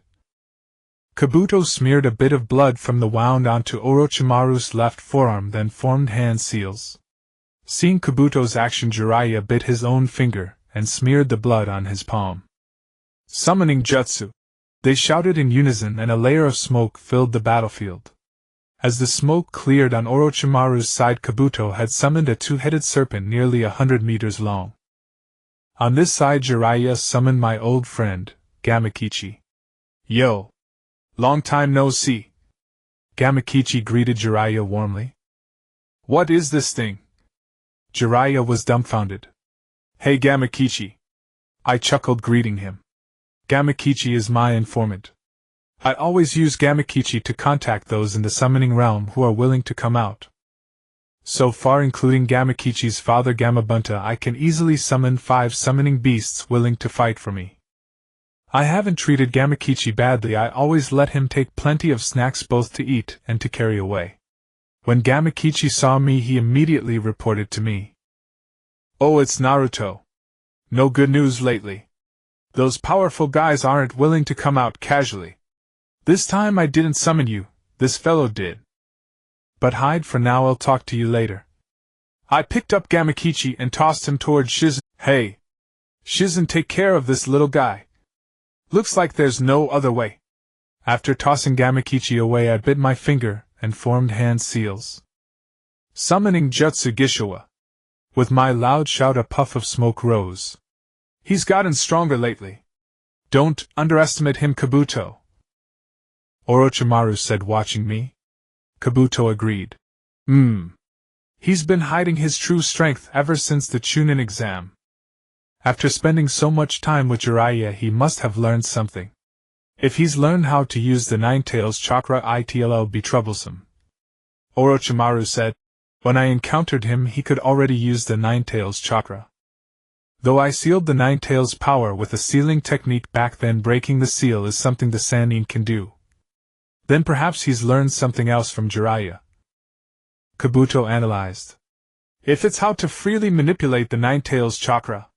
What's that? Shizen stared blankly at the figure emerging from the smoke. From within the smoke came an unusually deep, hoarse voice. Gishiwa Geizan. Fuxiang. Another sharp, coquettish voice followed. The smoke cleared completely, and I stood with Jiraiya atop a pair of toads. Below was a large yellow-green toad, its body covered in warts like Gamabunta's but half the size. Clinging to its back was another deep blue toad tightly embracing the one beneath. This toad was 2 sizes smaller than the one below, adorned with beautiful lightning blue stripes and no fierce warts. This is... Jiraiya was stunned by what I had summoned. These are Gishiwa, a married couple. The one below is the wife Geizang. A poison toad skilled in water release with venomous water. The one above is the husband Fushiong, a toad capable of lightning release. And their temper isn't very good. Geizang. Fushiong. You actually managed to summon them. Jiraiya was clearly amazed that I could summon such high-ranking individuals. Who summoned us? Geizang below rolled his eyes at me and Jiraiya, speaking in his low husky voice. Me. Uzumaki Naruto. Gamakichi must have told you about me. I stepped forward and said to Geizang. Fushiong, looking at me perched on his head, spoke in his sharp voice. We agreed to answer your summons, but we won't do anything boring. Oh, this time it's not boring. In calling you two to deal with that Orochimaru over there, I explained. Orochimaru. Both toads exclaimed in unison. What kind of joke is this, you little brat? Geizang immediately started yelling upon hearing Dashuin's name. Even though we're formidable, we're not yet at the level to contend with one of the Sanin Dashuin. Fushiong looked at me and laughed. Kid, I admire your courage. To dare to fight Dashuin at such a young age, not bad, not bad. Sorry, my mistake for not explaining clearly. Your task is to deal with the snake summoned by Dashuin. As for Dashuin himself, he'll be handled by another of the Sanin Zilai. I explained again. Geizang carefully observed the 2-headed snake opposite. A creature like this the 2 of us can handle, but... Are you sure he's that Zilai who was sent flying by Boss Bunta? Fushiong curiously sized up Zilai. Zilai's old face instantly turned completely red. Damn, that guy Naruto summoned is so annoying. I raised an eyebrow at Zilai. I can guarantee he is Zilai. As for being sent flying by Bunta, I really didn't know that. Although my eyes were closed, I could clearly sense the change in temperature on Zilai's face. So you can confidently deal with that guy? Alright. Fushiong. Go. Geizang charged forward with Fushiong and Zilai. Meanwhile, I rushed toward Do, who had separated from Dashuin. Geizang bellowed. Water release, bone-eroding rain. A yellowish-green liquid sprayed from Geizang's mouth shot into the sky and fell as a fine rain, drenching the 2-headed snake. Hiss! As the raindrops landed, the 2-headed snake's skin emitted wisps of smoke and pits appeared where the drops hit. This kind of summoning beast is somewhat troublesome, Dashuin muttered. The giant snake beneath him seemed unfazed by the damage and continued charging toward Geizang undeterred. Earth release, swamp of the underworld. Seeing that Geizang had not slowed the opponent, Zilai directly used a jutsu to turn the ground into a swamp. The swamp was a bit small, just enough to trap the giant snake. Moreover, it couldn't fully submerge the snake below the surface. However, it still slowed the 2-headed snake's momentum. Water release, iron cannonball. Seizing the opportunity, Geizang fired 3 consecutive shots, thoroughly soaking the snake's entire body. Fushiong roared. Lightning release, lightning break. A tongue crackling with lightning shot out from his mouth, carrying a lightning orb at its tip that was at least as large as the 2-headed snake's head. What? So they're coordinated attackers. But the 2-headed snake isn't that simple. Dashuin curled his lips into a sinister smile. Geizang and the 2-headed snake collided, falling into the muddy swamp below. Huh! Just how thick is this snake's skin? Fushiong frowned. Looks like we have no choice. Geizang helplessly exclaimed, then bellowed. Water release, toad oil bullet technique. Fushiong coordinated. Lightning release, lightning flash. The entire swamp instantly turned into a sea of fire. Then Geizang pushed off with his feet and leaped out of the swamp. Zilai, who was standing on top of Fushiong, was caught off guard and electrocuted by Fuxiong's lightning flash, his hair smoking. As Geizang leaped away, Zilai fell headfirst onto the back of the 2-headed snake. Heh. Your stupidity remains uncured. Zilai. Dashuan, standing on the snake's head, looked at the disheveled Zilai and sneered darkly. You're this pathetic. Did Tsunade do something to you? Zilai looked at the snake beneath him and thought the two-headed snake is now stuck in the swamp and immobile. With the toad's flames, this snake is no longer a problem. My medicine hasn't worn off yet. There's only one way now. You're still as arrogant as ever. A smile appeared on Zilai's face. Here I come. Dashuan shouted and charged toward Zilai. Midway, his neck suddenly elongated. Ninja Art Jizo Needle. Zilai immediately used the defensive jutsu. In an instant, his white hair turned into steel needles, covering him completely. However, before his jutsu could complete, Dashuan had already arrived. He stepped onto the steel needles formed from Zilai's hair, swept the hair aside, and then bit down hard on Zilai's neck. Damn! This jutsu wasn't completed!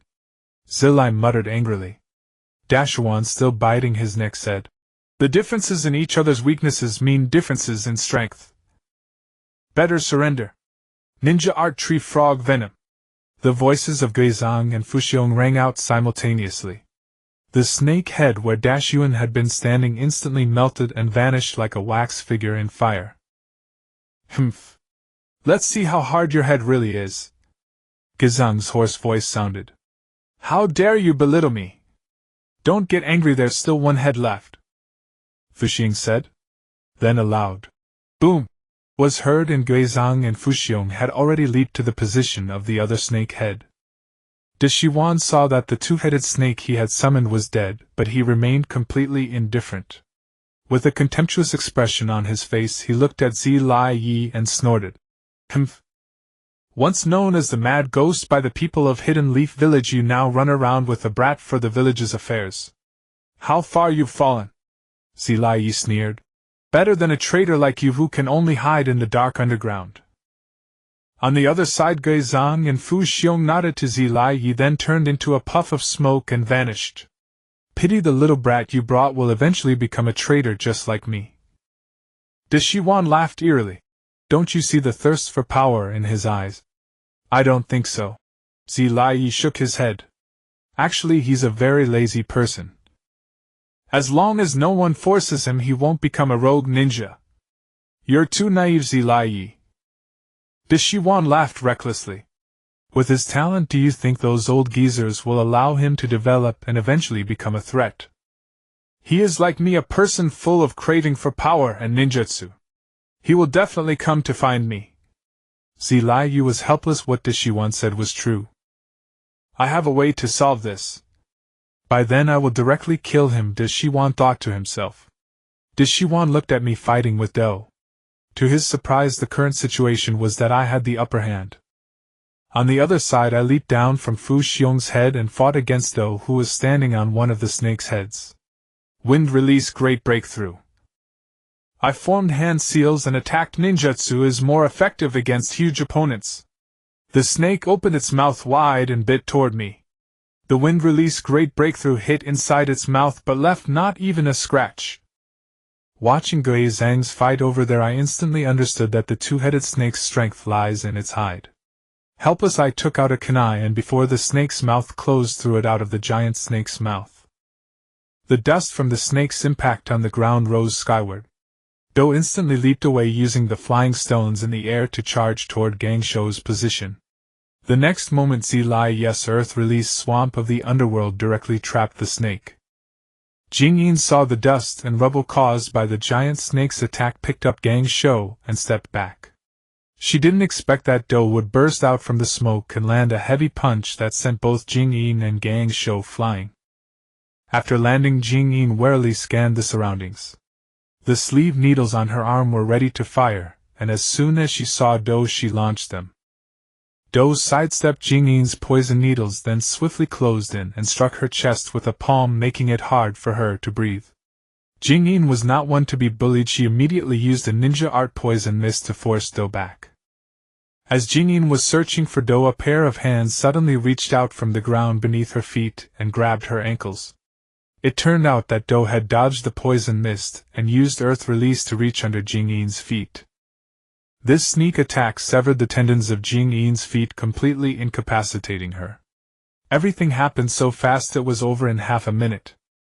As Do was about to grab Gang Sho, he sensed something and a metal ball flew past his temple. Do turned around and saw me walking out of the smoke. A smirk curled at the corner of my mouth. Your opponent is me. How can you casually switch targets? Oh. I thought that snake had eaten you. Do said. Oh, I've been eaten by a snake once before. I shouldn't make the same mistake again, I said with a chuckle. At the same time I formed hand seals and with a puff of smoke 5 Ming Rin appeared. Shadow clone technique, Do said with a wry expression. This kind of jutsu is useless against me. The foremost of my clones formed hand seals. Wind release blade slash. Do cautiously drew a kunai. Behind him was Gang Sho. He didn't want her dead now. Suddenly Do froze. His eyes saw one of my clones grab Gang Sho and with a single-handed seal used a flying thunder god technique to bring Gang Sho and Ha Ma Ji to Jing Yin's side. Damn it! Do parried the blade slash, staring at the clone that had taken Gang Sho. So your goal was to rescue Gang Sho? I said nothing, a mysterious smile flickering before I vanished into smoke. What? Just a shadow clone? Do was left stunned. How is that possible? Clearly this is the main body. Before he could comprehend, the voice of the shadow clone came from behind him. Fire release great fireball technique. Wind release great breakthrough. In an instant a brilliant white light rushed towards Do, the fierce wind propelling the fireball to chase after him. Earth release earth wall. Seeing my attack closing in, Do executed a defensive ninjutsu. Another shadow clone shouted. Wind release blade slash. The distorted light pierced through the fireball, instantly slicing open the earth wall, revealing Do within. Then the roaring flames engulfed him completely. Amidst the inferno, Do let out a wretched scream as he slowly melted away. I, standing at the back, exclaimed in surprise. An earth clone. Earth release heart decapitation technique. As Do's voice echoed, I, who had been hiding at the back, was pulled underground, leaving only my head above the surface. All the surrounding shadow clones turned into smoke. Naruto-kun, you have surprised me greatly, Do said with a grin, looking at me on the ground. I remember observing you during the Chunin exams, but there was very little information. I had no idea about your strength nor your character. I always thought you were a very cheerful person. Later Lord Orochimaru told me you had a heart for slaughter, and I didn't believe it. It seems now you are a genius. With that, Do took out his kunai. I never expected you could grow to such a level. However, everything ends here. Even if Lord Orochimaru might be displeased. Hee. A smile crept across my lips. What if I am also a shadow clone and my only task is to hold you back? Impossible. Do adjusted his glasses. Though I cannot directly see your main body, I can deduce some of your movements. For example. Do swiftly sidestepped, dodging the sneak attack from behind Shadow Clone, then thrust his kunai, turning the Shadow Clone into smoke. Hee. I smiled on the ground then. Boom! An explosion followed. Do hurriedly formed hand seals. Body flicker technique. When the smoke from the explosion cleared, Do stood there looking a bit disheveled. I sat grinning on a nearby rock. Hey! Dao-senpai. I warned you that was just a shadow clone. Damn it, it's impossible to engage in close combat without finding the main body. Do's brows furrowed tightly. I have no choice. Earth release earth dragon bullet. A dragon's head slowly emerged from the ground, opening its mouth as a barrage of stones rained down upon me. Earth release earth wall. I formed hand seals, preparing to block the earth dragon bullets. I underestimated Do, as the earth wall only held against 4 earth dragon bullets before collapsing completely. In the next moment I formed a single-handed seal for the flying thunder god technique, instantly appearing behind Do, and a massive Rasengan flew towards him. My Rasengan missed Do, shattering half of the dragon's head he summoned. Then he transformed into a puff of smoke and vanished. Shadow clone.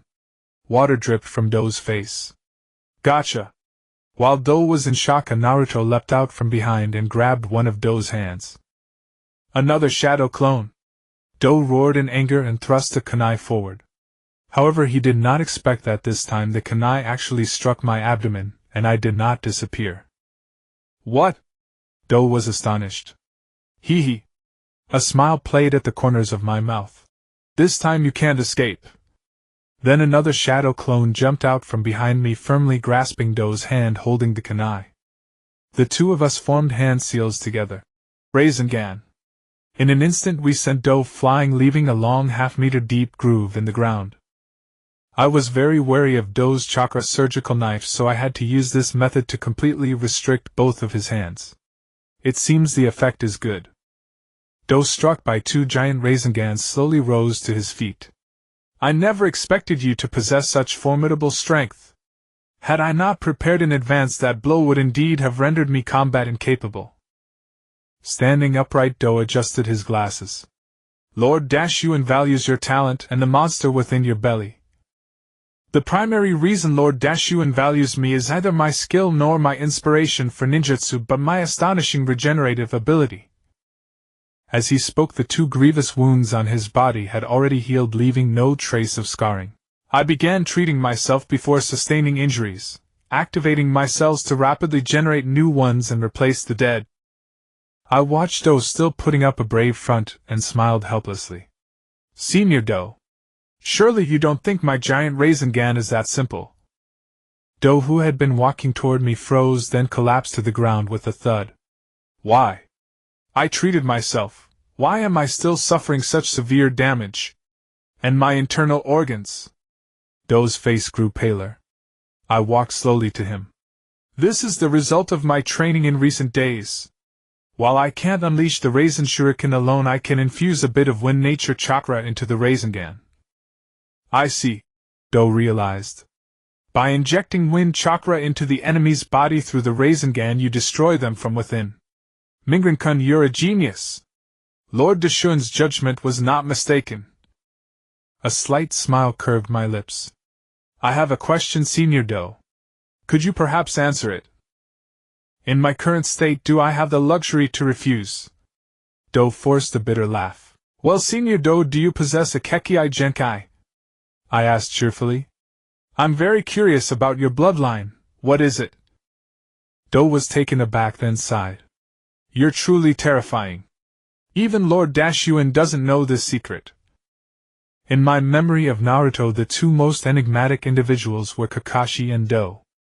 I had read Kakashi Gaiden. After acquiring the Sharingan, his life became a blank. Based on age, there was at least a decade of Kakashi's life I knew nothing about. Do was even more mysterious. All I knew was his origin. He was an infant recovered from the Battle of Kikyo Pass, adopted by Yakushi Nono, and given the name Yakushi Do. As for his true identity, how he came to serve Dashuan, and whether he had other ties to the Akatsuki beyond being a spy planted by Scorpion, I had no idea. Coupled with Do's formidable strength, which I deeply dreaded, I considered killing him immediately. In the future, if I had to deal with Dashuan, Do would be the most troublesome opponent. Now, based on my deduction, Do indeed possessed a Kekii Genkai. Should I kill him? Such a good opportunity rarely came. Lost in thought, I failed to notice that my back was turned to Dashuan, who was locked in battle with Zillai. Dashuan had been observing our fight for some time. It was indeed a mistake not to kill him back then and only leave the curse mark. Dashuan muttered. He has grown into a nuisance. If the Akatsuki get their hands on him, it will be even worse. Hey! Zillai stood opposite Dashuan, noticing his distraction. Your opponent is me. It seems your subordinate has failed. That brat is a problem. If I don't kill him, he'll make an already complicated situation unpredictable. Dashuan revealed a sinister smile. The best time to kill him is now. With that, he ignored Zillai and flew straight toward me. No! Zillai immediately followed Dashuan. Dashuan glanced sidelong at Zillai, casually turned and shot out his ultimate weapon, his elongated tongue, binding Zillai and hurling him to the ground. Using the momentum from Zillai's landing, Dashuan accelerated toward me. Mingren! Dodge! Gang's host suddenly shouted. Startled, I snapped out of my reverie. A powerful killing intent enveloped me, freezing my movements. Then I saw a sword tip gleaming with cold light burst from my chest. The immense force propelled me toward Gangsho, who was rushing toward me. Only one person present possesses such a sharp sword, Orochimaru. The sword tip was about to touch Tsunade, who appeared as a fragile girl lacking the strength to tie up a chicken, staring dumbly at the sword that was getting closer and closer without any reaction.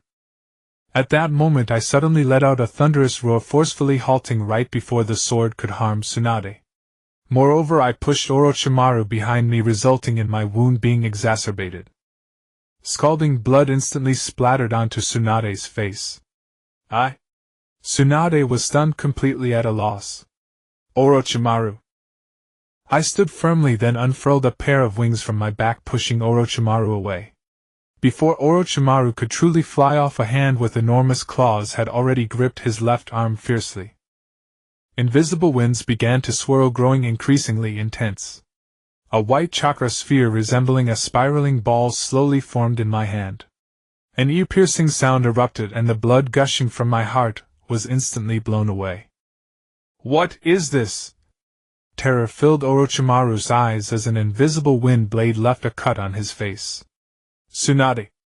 I had transformed into the second curseal state, turning back with fierce eyes revealing a hint of determination. According to our agreement, that cursed necklace of yours belongs to me. Orochimaru. Die for me. Wind release spiraling shuriken. Orochimaru let out a despairing scream. Lord Orochimaru. Kabuto struggled to rise from the ground, trying to shield Orochimaru from this strike. However, it was all too late. Jiraiya watched as the dust stirred by the strong wind settled, and I had already collapsed.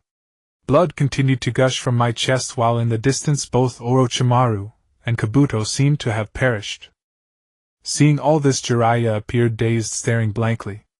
Hee. That was quite the close call. Orochimaru's sinister laughter echoed once more. Then the fallen Orochimaru opened his mouth wide. Another Orochimaru slowly crawled out from his mouth, shedding his skin like a snake. What? Jiraiya's eyes instantly narrowed. Once Orochimaru completely emerged from his mouth, Jiraiya's heart sank. Orochimaru's right shoulder and arm had completely vanished, leaving behind a smooth-cut surface. What a terrifying offensive power! Wow! Orochimaru spat out a large mouthful of blood while Kabuto immediately gathered his last chakra to heal Orochimaru's wounds. On the other side, Tsunade was gathering chakra, pressing down hard on Naruto's chest in an attempt to heal him. However, Naruto was covered in blood and clearly was no longer a normal human. Damn it! Damn it! Tsunade's face was filled with anxiety. Don't die! Please don't die! At this moment, Tsunade seemed frantic, recklessly using her own chakra. Grandma Tsunade! I struggled to open my eyes, painfully lifting my hand to grasp Tsunade's necklace. This time I won. After speaking, my arm fell weakly. No! Tsunade let out a heart-wrenching cry. Then she slowly took off her necklace and placed it around my neck. Please! Come back to life. It's useless. The damage inflicted by the Kusanagi sword cannot be healed by medical ninjutsu. Kabuto's voice softly rang out, seemingly mocking Tsunade's helplessness. Am I going to die? For the first time my heart was eerily calm. Oh. I still have one thing left undone. Immersed in my consciousness, I arrived before a massive barrier. Kyubi! I shouted loudly. Send me up. You fool! I only believed in such jokes once. This time it's real. I smiled wryly. Don't you think it's a bit dark around here? What happened? My heart has ruptured. It was pierced by the Kusanagi sword. Send me up. Is there no other way? Kyubi's voice suddenly grew tense. If I had another way, I wouldn't be here saying this. I shook my head. Hurry up. I'm afraid that even if I want to go up later, I won't be able to. Aren't you afraid of dying? It's not that I'm not afraid of dying now, but that I'm about to die.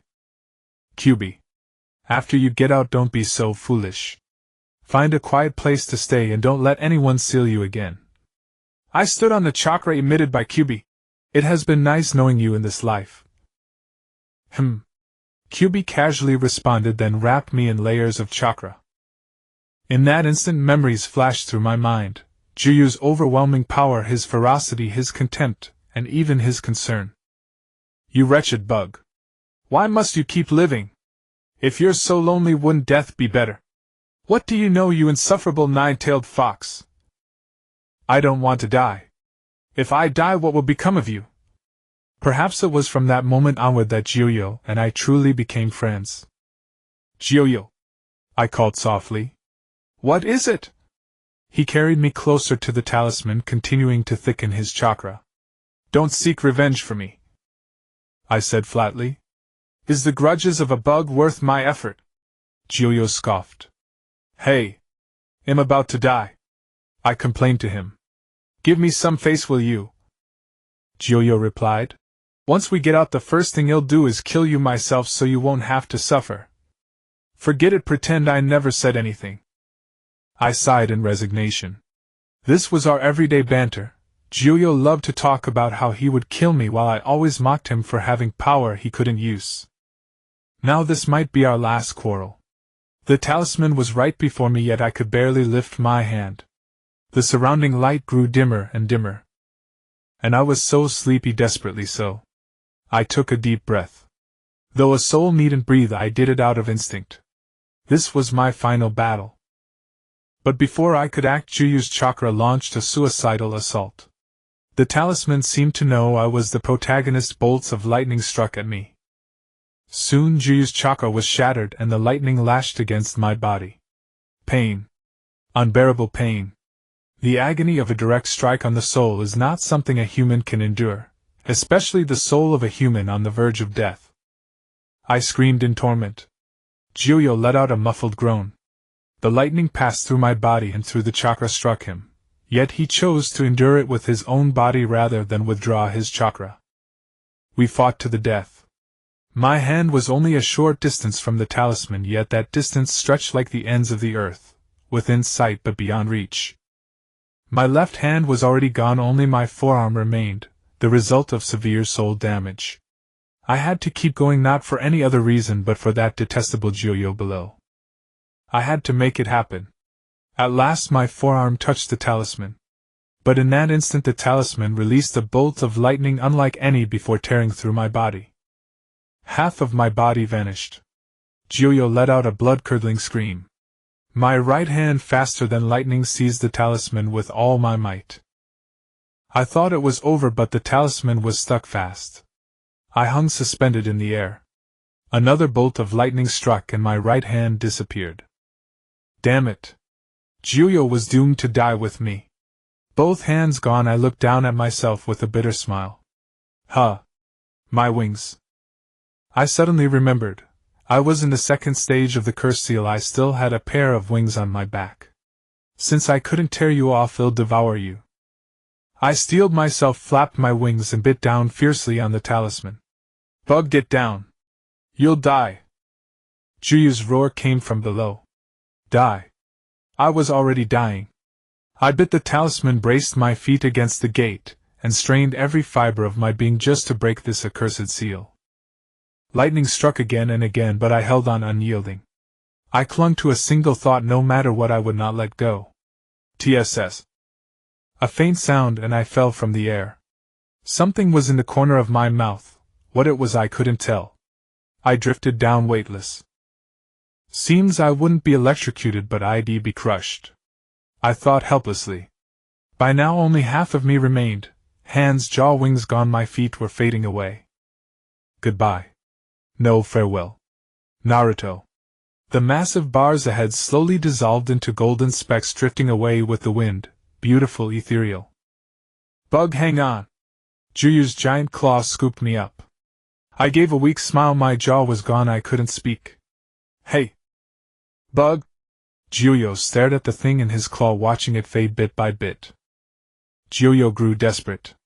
Several oranger chains shot from his mouth, instantly binding me tight. The soul's dissolution slowed for a moment, then continued. Want to die? I haven't agreed yet. Gyuyo roared like a man. Secret art, soul bond. Tsunade was desperately using her chakra attempting to stitch the wound and repair the shattered heart. However, Tsunade understood that her efforts were futile. The heart had long ceased to beat, and blood continued to flow, threatening to drain the body completely.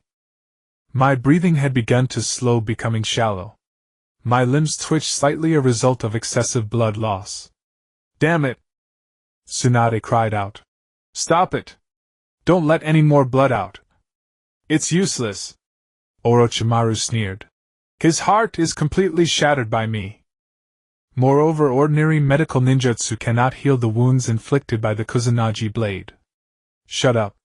Tsunade roared like an enraged lion. Tsunade's hands came to a halt, her chakra depleted, leaving her powerless to save him. No. Her face was ashen, devoid of expression and color. Why? Why? Suddenly a flash of orange light crossed Tsunade's vision. What? She immediately raised her head. Orochimaru's expression turned icy. Are you actually using the Nine-Tails chakra to heal? Nine-Tails! Tsunade was stunned as she saw the orange chakra coalesce into threads, slowly stitching the wound. Tsunade lunged forward again, channeling the last of her chakra to begin treating the stitched wound. After the stitching was complete, she collapsed weakly to the ground. The wound now vanished. However, Tsunade lacked the courage to check. She feared that her examination would reveal that the child had already died long ago. All she could do was hold her knees and hope for a miracle. Damn it! Orochimaru cursed, ignoring the ongoing treatment of Kabuto, and leaped directly toward me on the ground. A snake head emerged from his mouth, opening wide to reveal the Kusanagi blade. Thud! The sound of the sword-piercing flesh echoed through the area, leaving Shizen and Jiraiya dumbfounded. Tsunade blocked the Kusanagi blade with her body. At that moment, the blade completely pierced through her chest. Orochimaru asked, "Is it worth it for a dead person?" Before Tsunade could respond, Orochimaru jumped back as if he had seen a ghost. "Lady Tsunade! Get out of the way!" Shizen shouted. Huh! Tsunade was stunned. Turning her head, she saw Naruto's skin in the thinner areas begin to spout blood, while a layer of orange smoke slowly enveloped his body. What is? Tsunade was left speechless by the sight before her, unsure of what to say. Phew! A shadow flashed by, and in the next moment Jiraiya carried Tsunade to Shizen's side. Tsunade showed no reaction, staring intently at Naruto, who was undergoing a transformation. She was ignored. Jiraiya thought to himself. However, this child truly held many secrets. The blood that sprayed from my body did not drop but floated within the chakra smoke. I was completely enveloped in blood, my body gradually disappearing as if something was corroding me. The chakra sphere began to thicken, ultimately transforming into a large black ball. Lord Orochimaru, Kabuto said. Though I have not seen it with my own eyes, it matches the description exactly. The Nine-Tails is about to emerge. Yes. Orochimaru nodded. Let's go. But Lord Orochimaru, Kabuto hurriedly said. Your hand. There's no choice. Orochimaru said coldly. My body has already been damaged. There is no way I can fight like I did earlier. Your body is the same, right? Thud. Thud. Two light sounds echoed, and wind blades shot out from Kabuto's back, sending him weakly to the ground. According to intelligence, this little brat will not lose consciousness when releasing the Nine-Tails chakra. If we don't leave now, we will be stuck here forever. Why not let Jiraiya and Tsunade deal with this trouble? Orochimaru said ominously. If they don't, those old geezers in Konoha won't let him live either. Let's go. With that, the two of them transformed into smoke and vanished. On the other side, Tsunade and Jiraiya stared blankly at the large black sphere before them, forgetting about Orochimaru. Inside the large sphere, I was left with only a few cells. The rest had been completely corroded away, yet these few cells somehow survived under such conditions. Secret Technique, Chapter of the Underworld. As a hoarse, deep and wild voice echoed, the large sphere involuntarily wriggled. The Nine-Tails, Tsunade and Jiraiya murmured. The morning sunlight streamed through the balcony, and I squinted slightly, gazing around in bewilderment. Had I transmigrated again? I tried to move my body, but even my fingers seemed immobile. After a long while I finally managed to lift my right arm. Naruto! Shizen pushed open the door, and seeing my open eyes immediately exclaimed, Lady Tsunade, Lord Jiraiya! Naruto is awake! Hey! Shizen! I exclaimed in surprise, my voice extremely hoarse. Naruto! Shizen approached my bedside. Is something wrong? How many days have I been lying here? A week, Shizen replied. A week? I sighed. So long. Naruto! You're awake! Tsunade rushed in directly. Oh! Is Naruto conscious? Jiraiya appeared at the doorway. Granny Tsunade, perverted toad. I thought I would never see you again, I said wearily. Naruto, listen to me. Tsunade pulled back Jiraiya, who wanted to say something. Your body is very weak now, it's already a miracle that you're conscious. So rest well. Do you understand? Oh, I nodded. Today you can only have some liquid food. Don't move at all. Your wounds aren't fully healed yet. Tsunade's hand gently pressed against my chest, a strange expression on her face. Not joy, but a hint of fear. Can I have some water? I asked. Tsunade was a master medical ninja, it was wise to obey her. Already prepared. Shizen held a cup of water, smiling cheerfully. Here. Let me feed you. Shizen lifted my head and slowly fed me the water sip by sip. After drinking I felt much better. Naruto! You rest, Shizen will stay with you, Tsunade said softly. Jiraiya, let's go out and not disturb Naruto. Jiraiya patted his head. Some things I'll ask you when you're better. Naruto, have a good rest. After Tsunade and Jiraiya left, Shizen sat on a stool and took out a magazine to read. I drifted off to sleep. I wanted to see Gyouyu since I wasn't dead. Gyouyu should be fine. But no matter what, I couldn't enter the consciousness space. It seemed that my consciousness space was primarily for sealing Gyouyu. Since Gyouyu had already broken the seal, my consciousness space had lost its purpose. Heh. Gyouyu is gone. I laughed helplessly. First I should care about myself. I still didn't know what exactly had happened to my body. Calming my mind, I sensed chakra flowing slowly inside my body. The chakra was moving so fast and my meridians were more spacious. What was going on? Could it be a parting gift from Gyouyu? What a good fox. I kept feeling something was off about my body, but what exactly? I examined my body again. Chakra was flowing through my meridians. They were a bit wide, but that wasn't the issue. The chakra reached the end of the meridians and flowed back through the cells to the chakra source. The chakra source was also fine. The chakra was still purplish black. My limbs and head were fine, though my joints were a bit stiff from prolonged inactivity. I was breathing evenly, my blood was flowing. No problem there either. Where is my heart? Why can't I feel my heartbeat? Am I dreaming? I broke out in a cold sweat immediately. Forcing down my surging emotions, I perceived my heart. Where my heart used to be was now a tangled mess filled with countless chakra threads and conduits. How could this be? Puzzled, I followed the thickest chakra conduit with my senses. After an unknown distance, I suddenly realized I had once again entered my consciousness space. You little bug! You're back so soon! A hoarse, deep, and seductive voice sounded. I quickened my pace toward the source of the voice. I walked to the end of the corridor where a giant fox face appeared before me. A smile curled at the corners of my mouth. Oh, you're still here. If I leave, you'll truly be finished, Gyouyu said arrogantly. Why? I asked in confusion. Because if I go out, I will completely tear your body apart. Gyouyu's voice echoed in the space. The entire area was extremely simple, surrounded by darkness, with the only light coming from the orange glow emitted by Gyouyu. 3 chakra chains extended from Gyou유's head, binding around my body. Additionally, 2 chakra tubes as thick as fingers connected to Gyou유's chest, seemingly with something flowing inside. What exactly is going on? I was very confused. At this moment I realized my body had returned to a normal human form. How did I change back? It's quite simple, Jiuyo said with an air of superiority, changing to a more comfortable position and sitting on the ground. What binds you are the soul inheritance chains. Soul inheritance, I repeated in confusion. Exactly. Soul inheritance, the secret technique of my true form. It's a technique that allows one to completely inherit another's memories. At that time your soul was about to vanish, and I intended to inherit your memories to avenge you.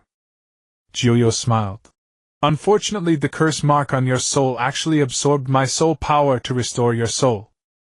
How could that be? I was astonished. In fact, it was indeed your curse mark that repaired your soul. As for your current transformation, I have no idea how that happened. Jiuyo sighed with a wry smile. This time you've really put me in a terrible situation. The massive extraction of my soul power almost killed me. But fortunately I am strong enough to pull through. Now try activating the curse mark. Is there any problem? I closed my eyes and activated the curse mark. When I opened my eyes again, I was nearly scared to death. The chakra chains on my body transformed from pure orange to a black and red intertwined chain. Jiuyo surprisingly transformed into the first curse mark state, looking at the swirling black clouds on his body. Jiuyo and I stared at each other, both dumbfounded. Do you know why I'm upset? Jiuyo glared at me fiercely. Pity my beautiful fur. I was speechless. What does Juyu's second curse mark state look like? This is a great research topic. So I closed my eyes once again. I opened my eyes again, transforming into the second curse mark state. In front of me, Jiuyo had turned into a completely dark red fox with horns on its head, fangs bared, and a pair of enormous bat wings on its back. Jiuyo, you look so cool right now, I exclaimed. I was taken aback, not expecting that my death would actually allow Jiuyo to master the curse mark. You bug! Is this really good looking? Jiuyo glared at me angrily. Although my abilities have greatly increased in this state, it still looks too ugly. If I go out like this, will any beautiful fox still like me? Unexpectedly, there's a lecherous frog outside and now another lecherous fox here. Jiuyo warned. Don't casually use the curse mark again. Why? I asked in confusion. Because of your body. Jiuyo. My body? I was stunned. Then I realized. Hey! I haven't asked you what exactly you've done to my body. Why is my heartbeat gone? Hee hee. Juyu's smile made me want to stomp on his face. Well, this. At that time I was prepared to inherit your memories and then immediately break through your body to help you take revenge. However, your soul actually restored itself. Thus I couldn't damage your body, otherwise your soul could only exist within my body. So I planned to help you fix your body, but the troublesome part was your heart. Your heart has been completely shattered with no possibility of recovery. Therefore I had to use chakra to form a conduit connecting your heart to your body. Jiuyo pointed to the chakra conduit on his chest, saying, However, I didn't expect your body to be so fragile. My blood has nearly completely corroded it. Yet a fragment of your body managed to survive within my blood and chakra. So I used that last remnant of your body to activate the Forbidden Art chapter of the Netherworld. What is the Forbidden Art Netherworld chapter? My body involuntarily tensed. Jiuyo stroked his chin and said, The Netherworld chapter is an art that originated from the Netherworld. Those beings in the Netherworld are souls without bodies. For them to come to this world, there is only one way: to use another body as a substitute. However, this would harm another soul, or if they encountered a strong individual, their own soul would be injured and dissipate. The Netherworld chapter art evolved so that any tiny piece of biological tissue could grow into a vessel for a soul. This vessel is called a nether body. They usually use corpses as for a living one. I suppose I am the first. I used the cells from your body that could survive in my blood as seeds and nourished them with my blood to create a nether body for you. Nether body? I asked bewilderedly. So my soul is made of the curse seal and my body was made by you. Then am I still myself? You are still yourself, Giulio said with a profound demeanor. I was bewildered. What was all this? Hey, bug! Giulio had an awkward expression. As a vessel for netherworld souls, the nether body can maintain its original appearance on the outside, but inside it is vastly different. They cannot stay in this world for long under normal circumstances. A nether body can only last 4 or 5 days. I was shocked. Then why'd I disappear soon? Not that exaggerated, Giulio said nonchalantly. These past few days I've been watching over your body, and I discovered that the nether body created from living cells is also alive. Right now, other than your heart, the rest is still the same. As long as I don't stop supplying blood, you won't die. Oh. I heaved a long sigh. That scared me to death. Also, your meridians, those netherworld beings directly use soul power to manipulate chakra and drive the nether body. A nether body has many meridians, and they are very wide. Based on your activities before you came in, I suppose you already know that. I nodded. Giulio lowered his head and looked at me curiously. Why do you always have that same expression? If there's anything else you want to shock me with, just say it all at once. I wore a dull expression. I don't know if your current body is good or not either. Giulio made a very human-like shrugging motion. What's that saying you use? Oh, only the feet know if the shoes are comfortable. Sigh. I let out a helpless long sigh. You seem quite unhappy. Giulio bared his ferocious teeth. If you wake up tomorrow and find that you've turned into a stink bug, would you be happy? I retorted. Giulio said. Hey, bug, don't be so ungrateful. This nether body was nurtured using my blood as nourishment. It is far stronger than your original body. In the future, if you get injured, just use the netherworld chapter once, and you will fully recover. I know and I can understand. After all, there really was no other choice at the time. I sighed emotionally. I've troubled you, Giulio. And I've forced you to remain inside my body. It's nothing really. Giulio shook his head. Even if I weren't inside your body, I would have to find somewhere to seal myself away. We are all beings that shouldn't exist. We? I asked in confusion. No. Giulio looked desolate. We, the 9 great-tailed beasts. Why? I wondered why he would say he shouldn't exist. Giulio seemed lost in his memories. To prevent that fate from befalling me, I chose to seal myself away. That bastard 8 Tails, afraid that our destined annihilation wouldn't come, stirred up trouble wildly and dragged me into it as well. Sigh. Forget it. Giulio sighed helplessly, and I too felt a pang of sorrow. I gazed calmly at Giulio. But is it okay for you to hide inside my body? Giulio glared at me viciously. Hiding in your body brings even more trouble. You greedy, smug little pest. Still better than being a fox on display in the zoo, I retorted out of habit. The words had barely left my mouth when my heart jolted. Oh no. Now Giulio was free. Heh. Giulio let out a sinister laugh, grabbing me with her claws and tormenting me mercilessly. Let you mess with me before you pest.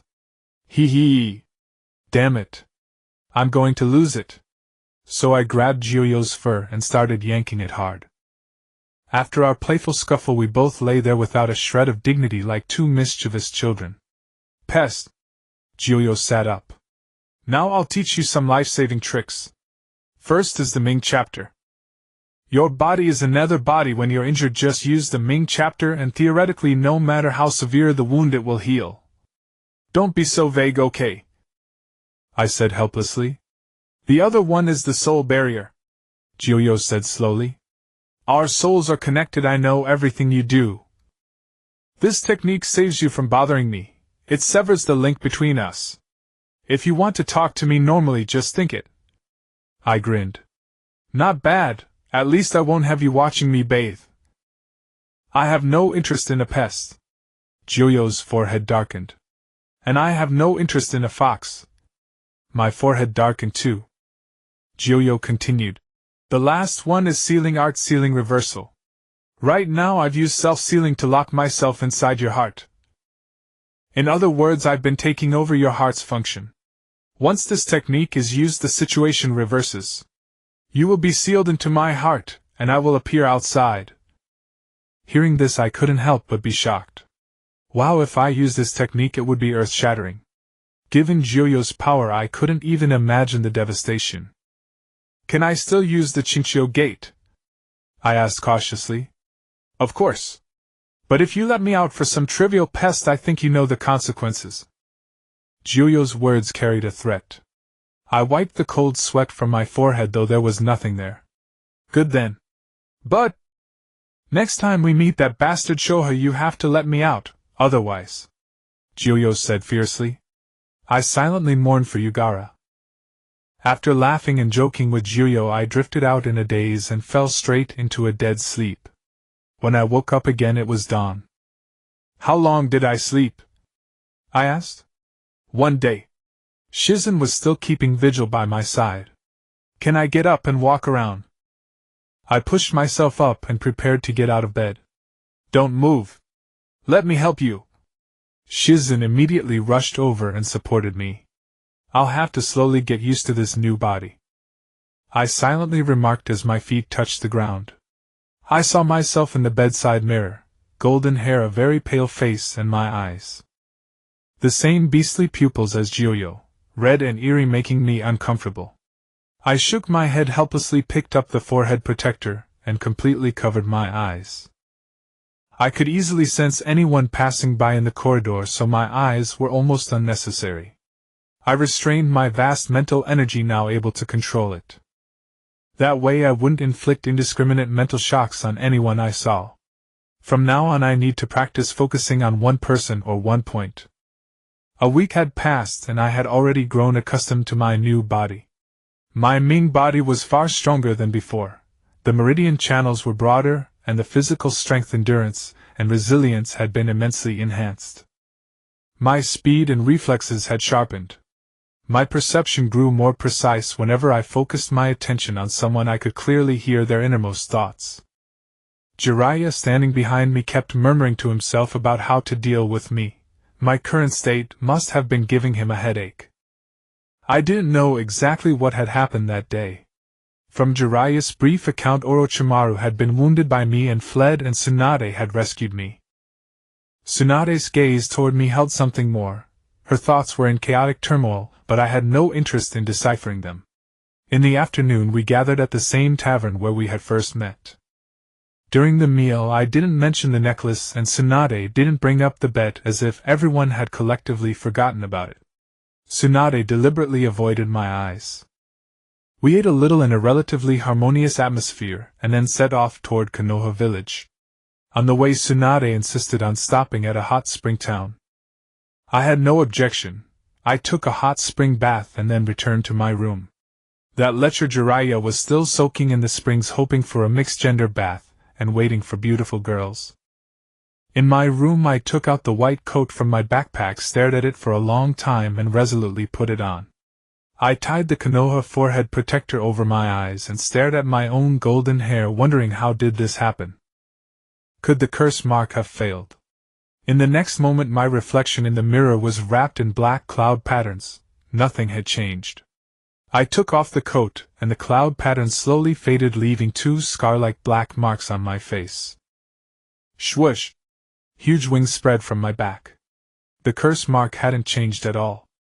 A soft knock came from outside the door. I asked, "Who is it?" "May I come in?" Tsunade's voice came from outside. I put on my clothes and opened the door. "Sinodecima, please come in."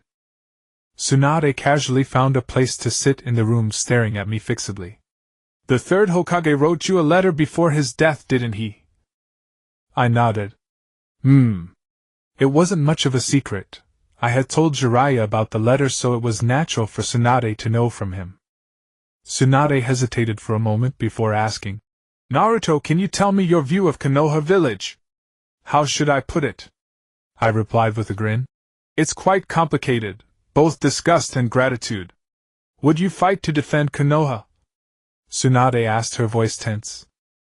"Yes. Why not? After all, Konoha is my home." I answered with a smile. Tsunadesima, you have become the 5th Hokage of Konoha. Then let me speak one true honest word.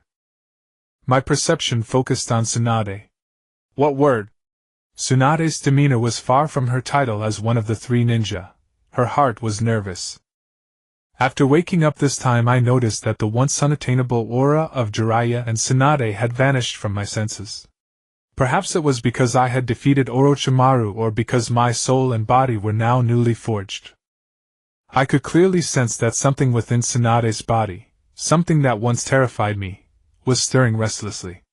That must be her wood-style power. Perhaps only by using wood-style could Tsunade stand a chance against me, and even then her odds would be less than 50%. I guess Tsunade had sensed my transformation and knew I was no longer a puppet to be manipulated, so she brought up this matter formally. Tsunadesima, as the 5th Hokage, I'll tell you something. I stood up and walked to the window. I will not harm Konoha unless it moves against me first. Behind me, Tsunade let out a long breath and teased. Jiraiya and Orochimaru weren't this formidable when they were your age. If you can gain enough prestige in a few years, the position of Hokage should be yours. I shook my head helplessly. Hokage. Too troublesome. I'm just like the pervy sage, utterly unfit for that kind of work. Although becoming Hokage was my dream, I know my own limits. You're not like Jiraiya at all, Tsunade said, seeming to recall something and pausing slightly. You're very much like the 4th Hokage. Is that so? My hair. I touched my head. The pervy sage said the same thing. You're not like Jiraiya. Tsunade seemed to recall something, a slight pause in her voice. You're very much like the 4th. Is that so? My hair. I touched my head. The pervy sage said the same thing. Enough talk. It'll take you to meet someone. Tsunade instantly regained the aura of the legendary Sannin. Naruto. It'll wait 6 years for you. In that time you must become capable of inheriting the title of Hokage.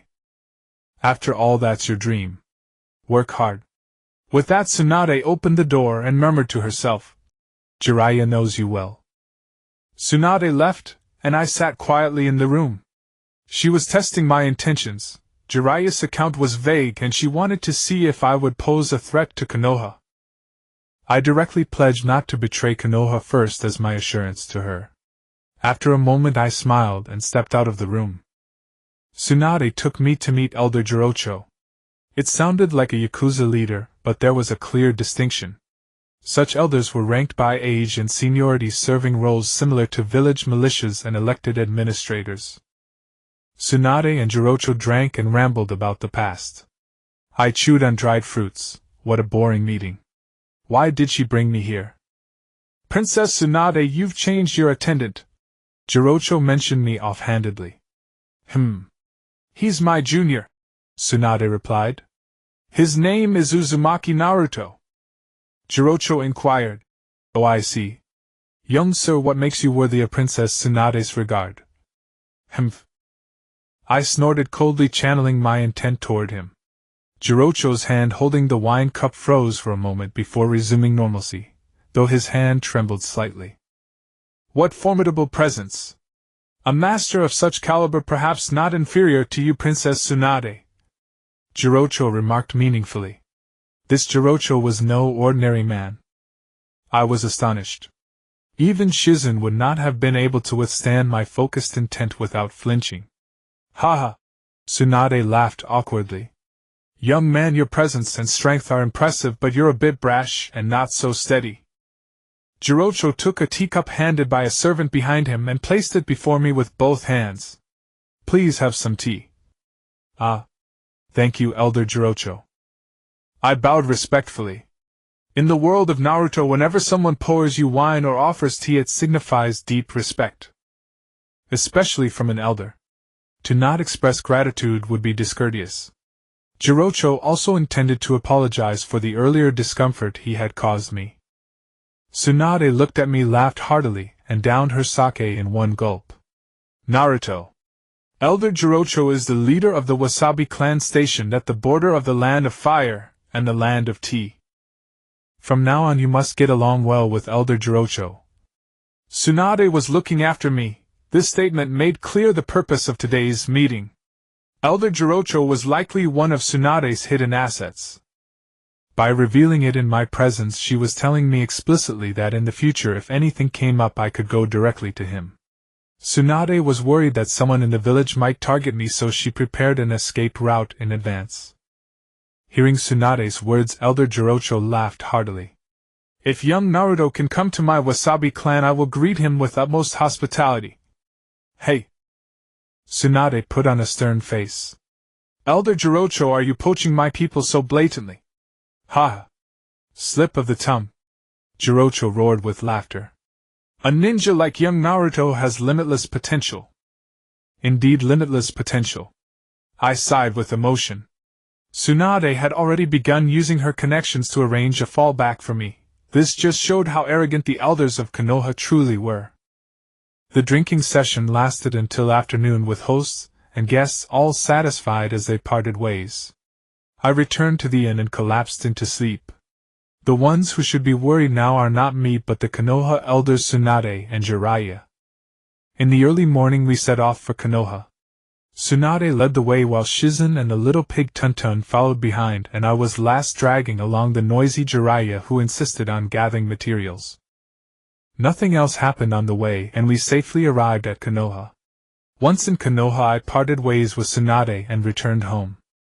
Just as I was about to rest, several figures intruded upon my senses. They were wearing masks Umbu.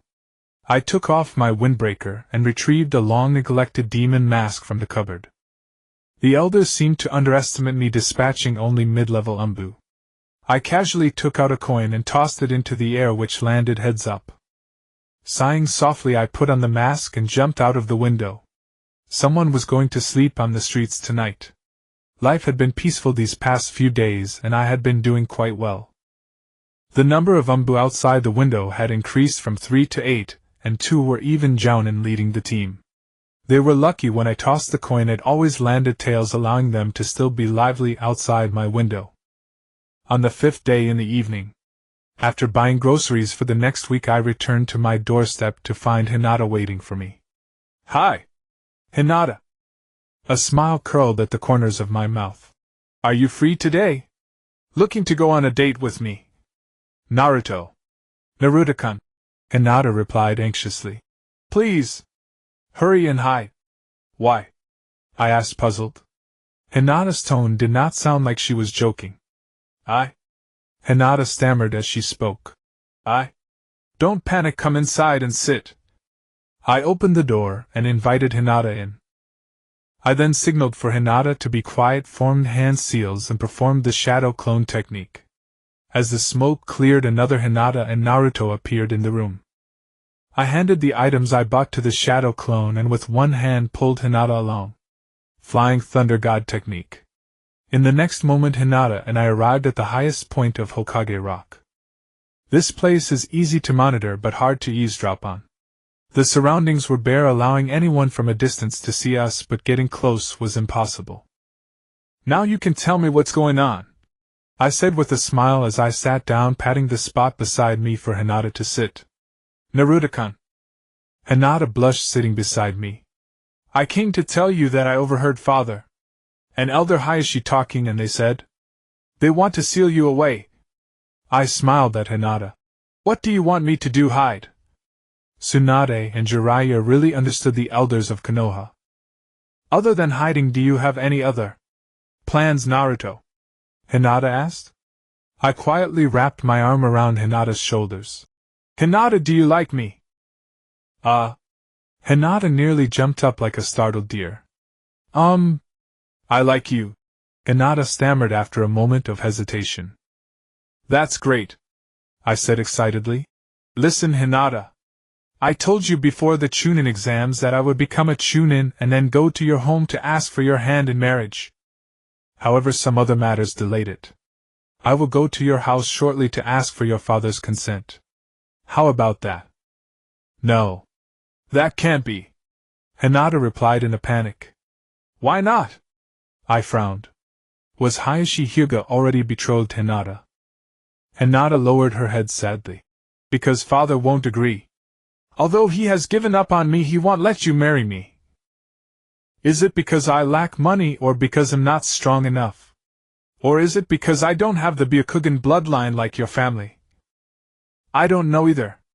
Hinata shook her head vigorously. Then what is it?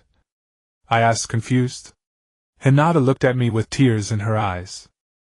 Because when we became genin, father assigned me a task. I was abandoned by my family, and this is my only chance to prove myself. What task? I asked with a smile. It wouldn't be to assassinate me, right? No. Father didn't allow me to reveal this mission. Hinata spoke with distress. I raised my right hand and said, I swear I will never divulge this secret. Hinata, can you tell me? Hinata looked at me somewhat flustered and said, Actually, my mission is to monitor Sasuke and investigate the Uchiha. The secrets of the Uchiha clan's Sharingan. It seems this mission is too difficult for you. I scratched my head. Hinata had been troubled all along, so this was the reason. Yes. This is my only reason for existence. Hinata wept. I have no talent for gentle fists. My younger sister Hanabi is better than me. I know father has completely given up on me, but I've always wanted to change. All right. Don't be sad. I gently pulled Hinata into my arms to comfort her. I want to change, but father turns a blind eye. Until I met you, Naruto-kun. Hinata choked as she recounted her past. I'm very happy to be assigned to the same team as you. Father's orders. I'm so distressed. I originally thought that as long as I kept striving, father would surely notice my change. But father, he ordered me to investigate the secret of your strength. As Hinata spoke, my heart gradually sank to the bottom. Hinata, are you willing to leave Konoha with me? Naruto-kun. I can't. Hinata refused tearfully. Because you are the young lady of the Hyuga clan. I said indifferently. Hinata. No. Because father. Silly Hinata. I sighed inwardly. Oh well, I won't put her on the spot. A curve lifted at the corner of my mouth. Hinata. One of the legendary Sannin Lord Jiraiya will take me out for training. It might be a long time. 3 years. After 3 years I will return to Konoha and marry you. Naruto-kun, you're leaving. Hinata's eyes were filled with reluctance and attachment. I nodded. But before I leave I will go to the Hyuga clan and formally propose to Lord Hiashi Hyuga. Naruto-kun. Hinata gasped softly. So for our future, Hinata, you must become strong. I held Hinata tightly and whispered in her ear. Tonight will be very eventful. Find a place to hide. Tomorrow everything will be fine. Hiashi Hyuga. Since you want to know the secret of my strength, I'll tell you. Sasuke's disappearance has something to do with you, doesn't it? Eventful. Hinata seemed not to understand but nodded. Hinata and I arrived at the Hokage building to find Tsunade. Before entering I furrowed my brow. The shadow clone had been eliminated, 4 Hyuga clansmen and 8 Umbu monitoring me. Should I make my move? The Hokage building was empty, too quiet. Is Granny Tsunade here? Without concern I pushed open the door to the Hokage's office. The room was empty, even Shizen wasn't there. I smiled at Hinata and said, Hinata, spend the night here tonight. I'll write a letter for Granny Tsunade. In the future you'll study under her, okay? Also, no matter what happens tonight, don't come out. Okay, Hinata said with a blush. Reluctantly I released Hinata's small hand, walked to the Hokage's desk and wrote a letter to Tsunade. After settling Hinata I used the Flying Thunder God technique to return to my home. I packed my things, my explosive tags, some records of prank supplies and my tools. I gently wiped the tools. I estimated they would be coming soon. Hiding outside the window. A smile curled on my lips, my tools were ready. I put on my clothes and glanced back at my home. There is nothing here for me to cling to. I pushed open the door and removed my forehead protector. Hey! You're already here, no need to skulk about like a shadow. Uzumaki Naruto. A towering figure emerged from the darkness. The elders request your presence. I opened my crimson beast-like eyes. You do well to address me with greater respect. Very well, don't blame us then. An ANBU agent lunged forward. I arched a single brow, then launched a one-handed Rasengan straight into that fool's chest. Ah, the Rasengan. He recognized it instantly. His body slammed backward, hurtling into the very shadows where he'd lain in wait. Another ANBU appeared behind me. My own hand struck his neck like a blade, and I collapsed to the ground. Impressive, but you shouldn't have been so careless. Such a blow could scarcely wound me. Chakra surged from his palm into my body, but in an instant my own chakra neutralized the foreign intrusion completely. My collapse was feigned, to conserve strength. Those old men weren't easy prey, better to save my energy for them. As for these foot soldiers, I had no patience to waste on them. Humph! Monster! Sneered the ANBU who'd struck me down. Tsunade stood frustrated, summoned at dusk by elders Koharu and Hamura, subjected to a torrent of meaningless rhetoric. She sensed clearly they were stalling. Only after pressing them did they finally confess their delay was meant to buy time for sealing Uzumaki Naruto. Damn it, you'll be the shame of Konoha! Tsunade snapped, then vaulted out the window without another word. The two elders exchanged bewildered glances, utterly baffled by her sudden fury. Inside Naruto, the nine-tailed fox was stirring, awakening. If left unsealed, its escape would bring catastrophic ruin upon Konoha. Tsunade rushed to the Hyuga compound where Jiraiya stood outside, deep in contemplation. Jiraiya! What are you doing here? Tsunade demanded. The worst has come to pass. Where else could I possibly be? Jiraiya sighed wearily. Why didn't you go in and stop them? Tsunade roared. You have the power. Yes, I do. I could intervene this time, but what of next time? Jiraiya nodded gravely. I can reason with the elders, Tsunade said resolute. Reason? A faint sardonic smile flickered across Jiraiya's face. If persuasion truly worked, Minato wouldn't have died alone on that night. Then what do we do? Tsunade's voice softened, clouded with worry. Whether they succeed, or fail, I will take Naruto away. Take him? Tsunade froze. Why? Konoha is no longer fit to nurture him. Jiraiya murmured, a long sigh escaping his lips. And the Akatsuki has already marked him. I'll protect him myself. But if the sealing fails... Tsunade began. Jiraiya cut her off. Worrying won't help, consider the worst instead. The worst? Tsunade's eyes widened as realization struck. We must stop them, now. It's too late. Jiraiya spoke calmly. If Naruto chooses death over submission, you must prepare to reseal the nine tails. He won't, Tsunade insisted. You don't know him, Jiraiya retorted sharply. Naruto isn't like the fourth, he carries thoughts no one fully grasps. Haven't you seen his strength in battle against Orochimaru? Jiraiya turned to her. Stay out of this. Make preparations for the darkest outcome. I bid you farewell here. Tsunade frowned. Are you planning to? If it comes to that, I'll have no choice. Jiraiya gazed upward at the star-strewn sky. In truth, he resembles Minato deeply, both bound by extraordinary kindness. Yet their paths diverge utterly. Tsunade fell silent, raised a hand in parting, and walked away. Jiraiya remained behind, shoulders heavy, breathing a quiet, sorrowful sigh. A secret underground chamber. 15 jonin of the Rishion clan and 13 Numbu members with various masks silently watched the sealing array on the ground slowly diminish its radiance. Rishion Rizu, slightly breathless, walked up to Tuanzang. It's finally complete! Tuanzang looked at Rishion Rizu and the few Rishion elders who had performed the sealing technique. Are you truly certain that this seal can completely control him? Elder Tuanzang, how can you doubt the secret sealing technique of my Rishion clan? An old man behind Rishyang Riza spoke with dissatisfaction. Tuanzang said, "In my opinion we should seal him completely. If we seal him completely he will not possess any power. Isn't that good? He will be obedient, and yet not lose his strength." Rishyang Riza said, "Heh.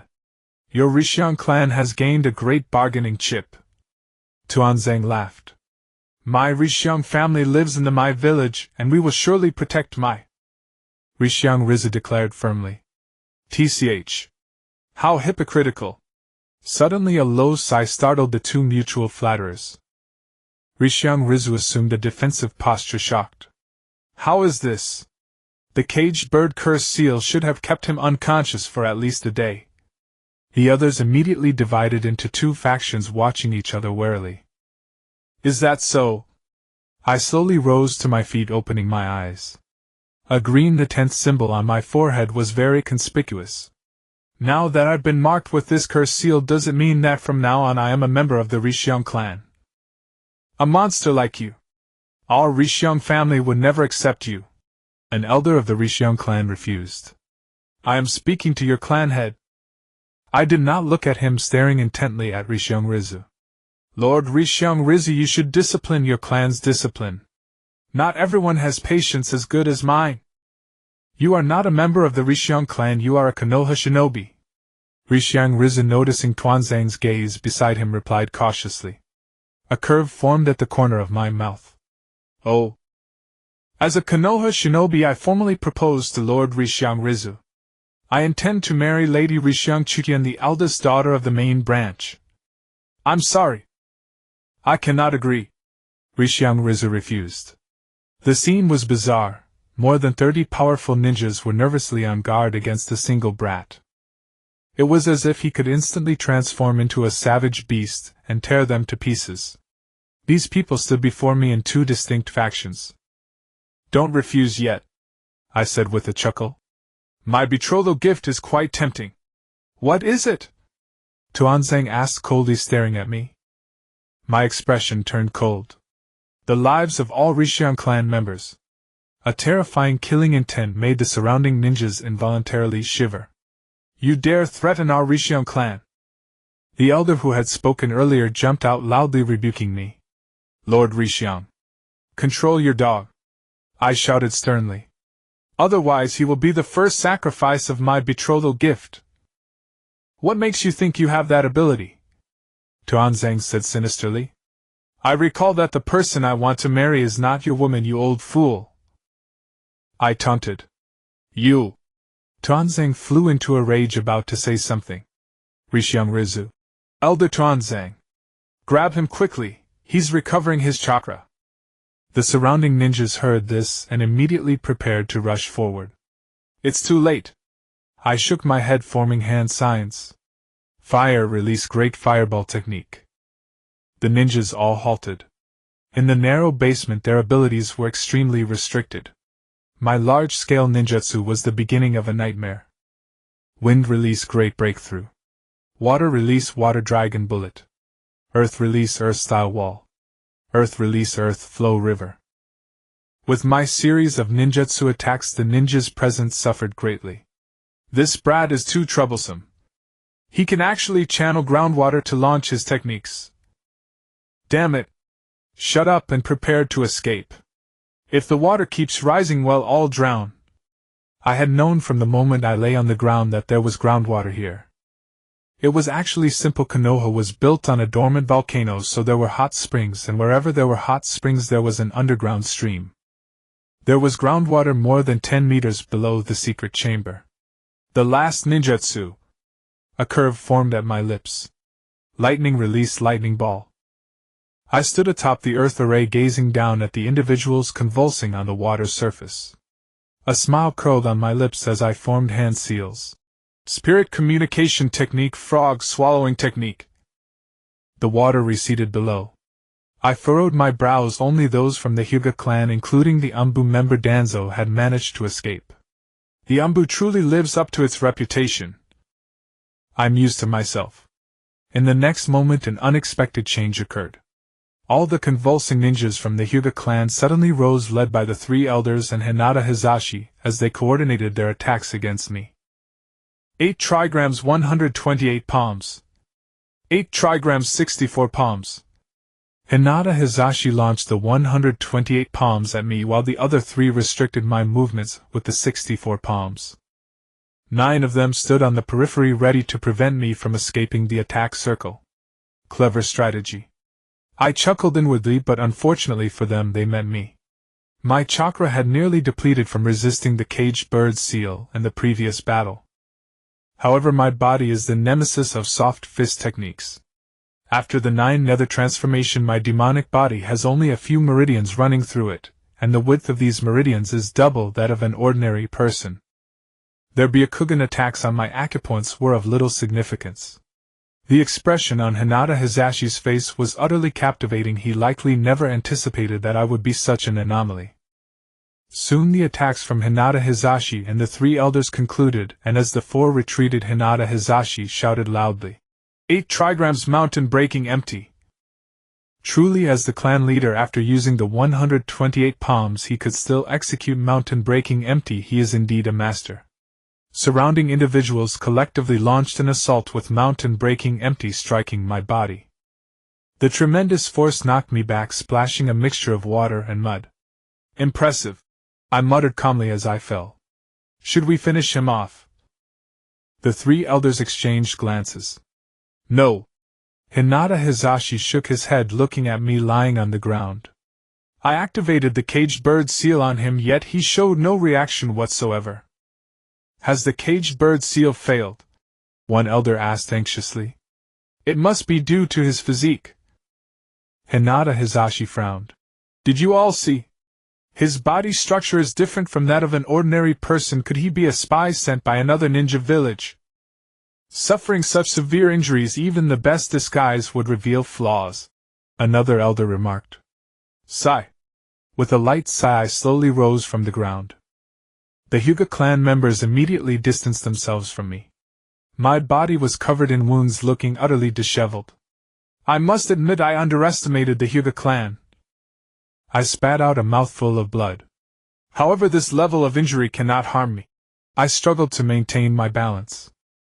What? Hinata Hizashi's brows tightened further. Mr. Hinata Hizashi. I looked at him.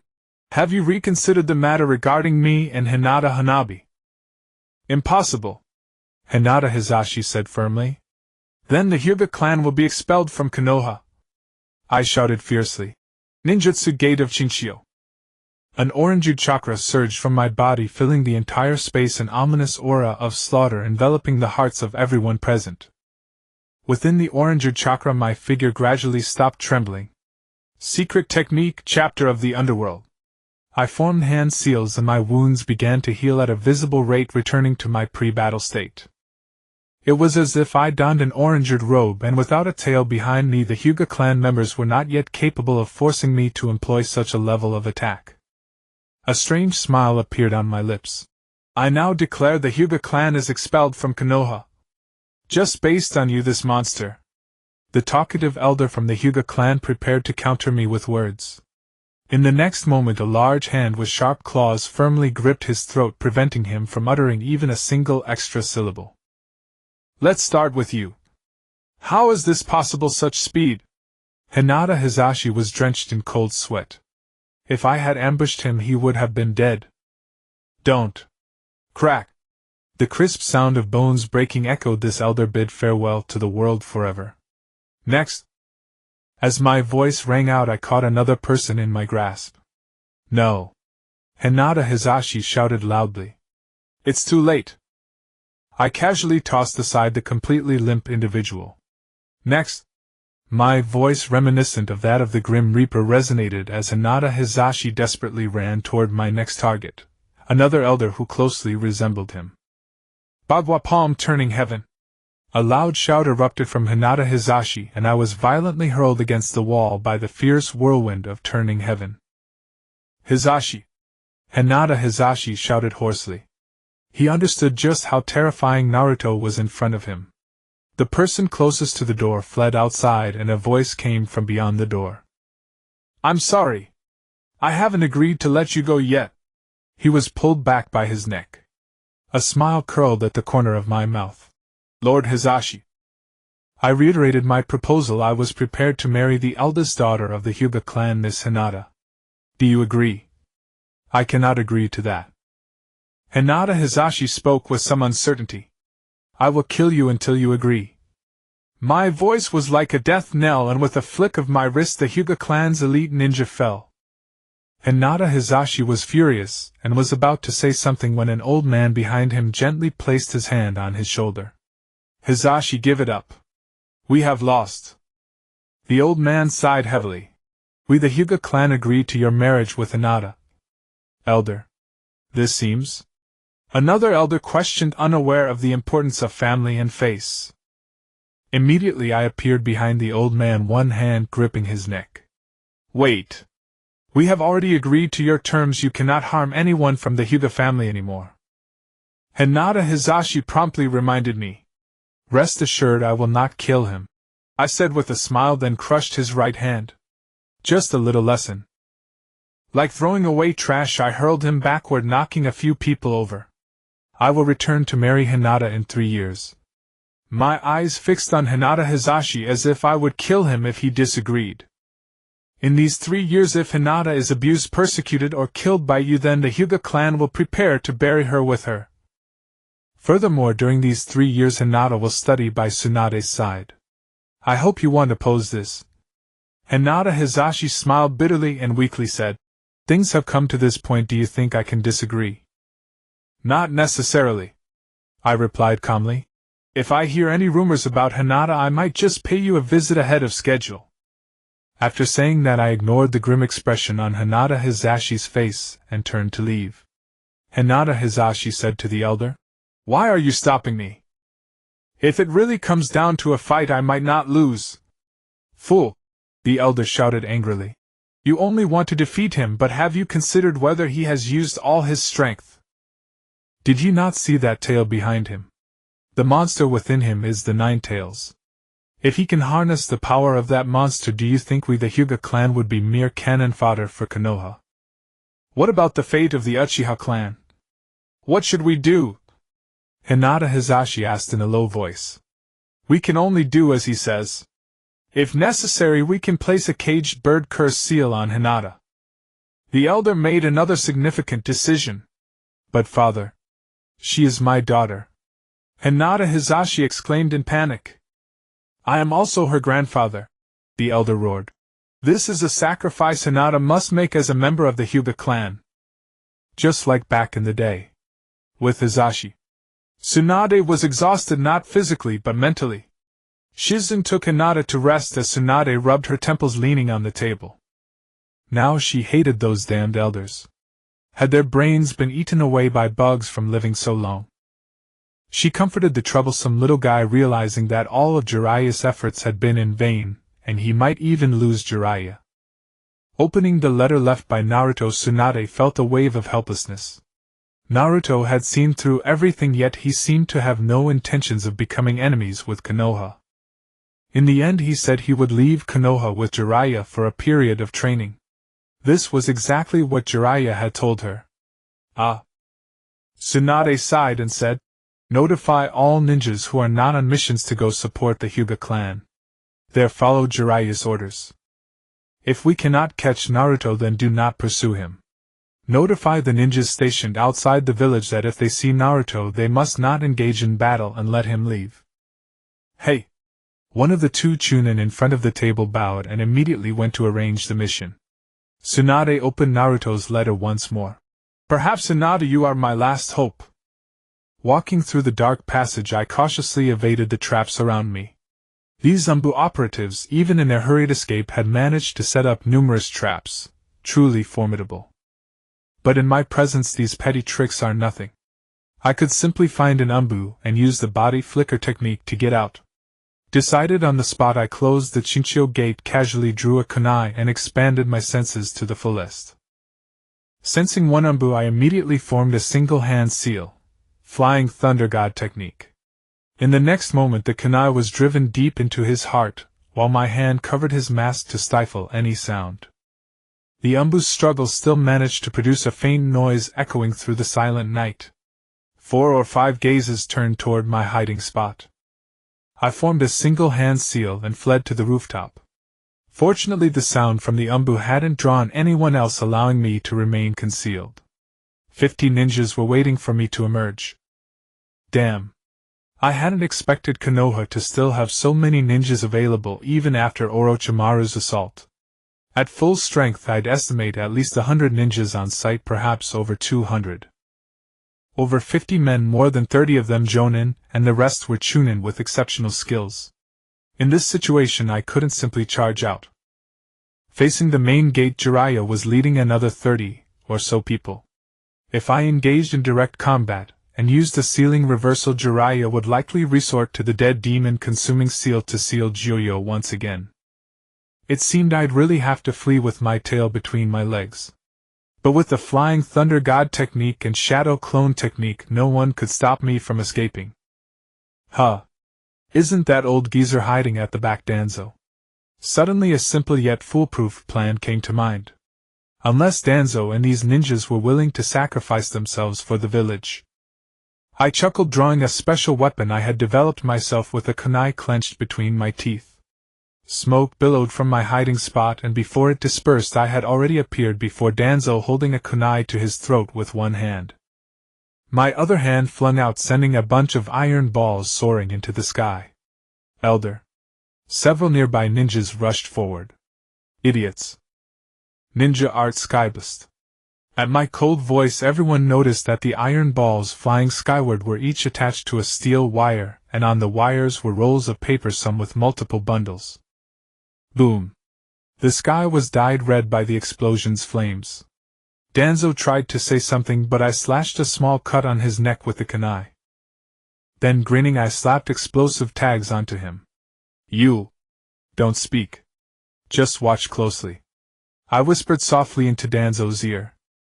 I bound Danzo's hands with steel wire, securing the explosive tags on him. Whoever you are, whatever your ambitions, I don't care, just let me go. Now Konoha's strength has dropped to its limit. If I killed these dozens of men, would the sand ninjas launch another surprise attack? Danzo heard this, looked around, sighed deeply, and ceased struggling. Brave ninjas of Konoha. Destroy me for the future of the village. Don't worry, Elder Danzo is ready to sacrifice himself for Konoha. What are you afraid of? Come on! I shouted with extraordinary arrogance, leading Danzo toward the residential area of Konoha. The surrounding ninjas were speechless. Jiraiya covered his face. Honestly, why did I ever pick someone like this as my disciple? Not far along, I suddenly stumbled and turned into a puff of smoke. Damn. Hiding not far away, I sighed inwardly. Danzo was no simpleton. He had managed to kill me without me even realizing it. After my lament, I immediately used the body flicker technique to flee into the distance. Leaving so easily. A voice appeared beside me. Who's there? I turned. He wore a water-patterned mask unfamiliar to me. Trying to defect. Ask the sword in my hand if it agrees. With that, he charged at me, sword drawn. Just a chunin. I parried his blade with one hand, instinctively formed a seal with the other, teleported behind him, and performed the 3-seal version of wind release blade slash. He tried to dodge, unaware of the power of this technique. The blade slash flew with incredible speed, and at close range there was no escape. He was cleaved in two. Looking at the ninjas around me, I sighed. Jiraiya. I know you are here, come out. Where to? I raised an eyebrow. Am taking you out to train. Jiraiya's face showed a hint of madness. You will become the hope of this world. Hope? A smirk appeared at the corner of my mouth. If I refuse, will they bury me under their bodies? Yes. Jiraiya nodded. I disagree. I would rather see you die here than let you go out and cause chaos. I cannot allow you to become the second Orochimaru. Naruto, your promise to Konoha has been fulfilled. Now it's time for me to fulfill my promise to you. Sorry, I don't think you can teach me anything more. I looked coldly at Jiraiya. I am not your hope, so please let me go. The injuries or deaths of the people here will have too great an impact on Konoha's strength. You need to consider Lord Hokage. Sometimes it's better to be a little selfish. Jiraiya's expression was solemn. Full power. Kill Naruto. With Jiraiya's command, shurikens flew towards me in an impenetrable formation. Damn it. What has Jiraiya gone mad about today? In the distance, Danzo Sanbu began to close in. 80 elite and mid-level ninjas. Even the fourth Hokage at his peak would have to flee. Flying Thunder God technique. In the next moment I left the range of the shurikens. Jiraiya. Today I don't want to destroy Konoha, but you are forcing me to do so. I looked at the more than 80 people surrounding me. Although I cannot destroy Konoha.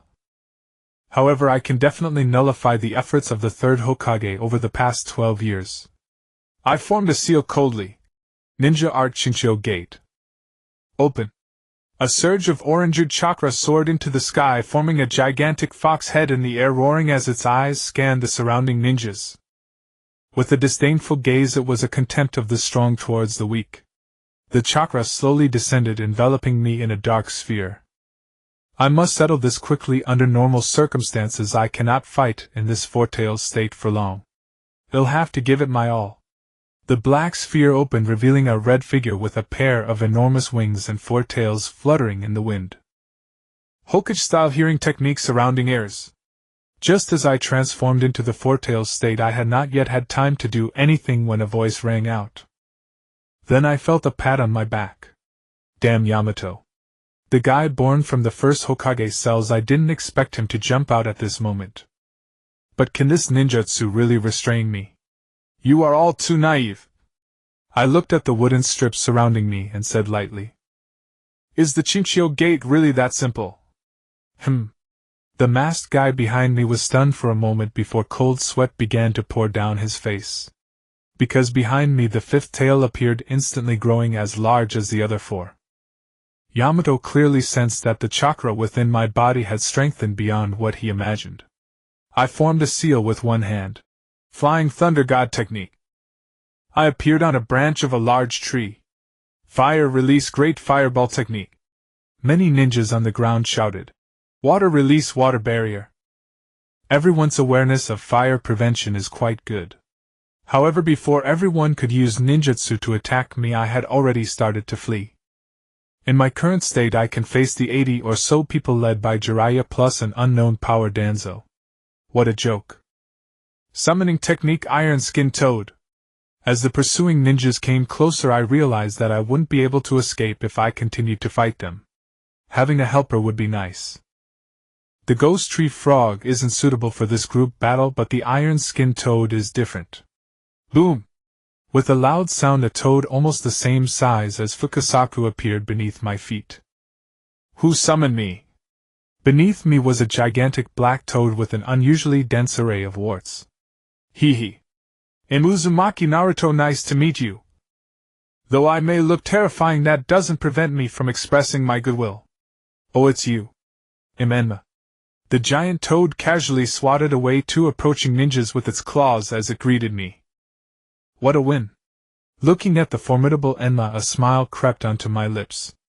The information Toad Sage gave me said that the iron-skinned toad is the most resilient of Mount Miyaboku, and even its father Fukasaku finds it troublesome. Enma has a quirky temper, liking you if you catch his eye and indifferent if you insult him. If he takes a disliking to you, no amount of flattery will work. His only downside is that his attack power is not high. He basically doesn't know any ninjutsu, relying solely on his physical prowess like Rock Lee. Kid!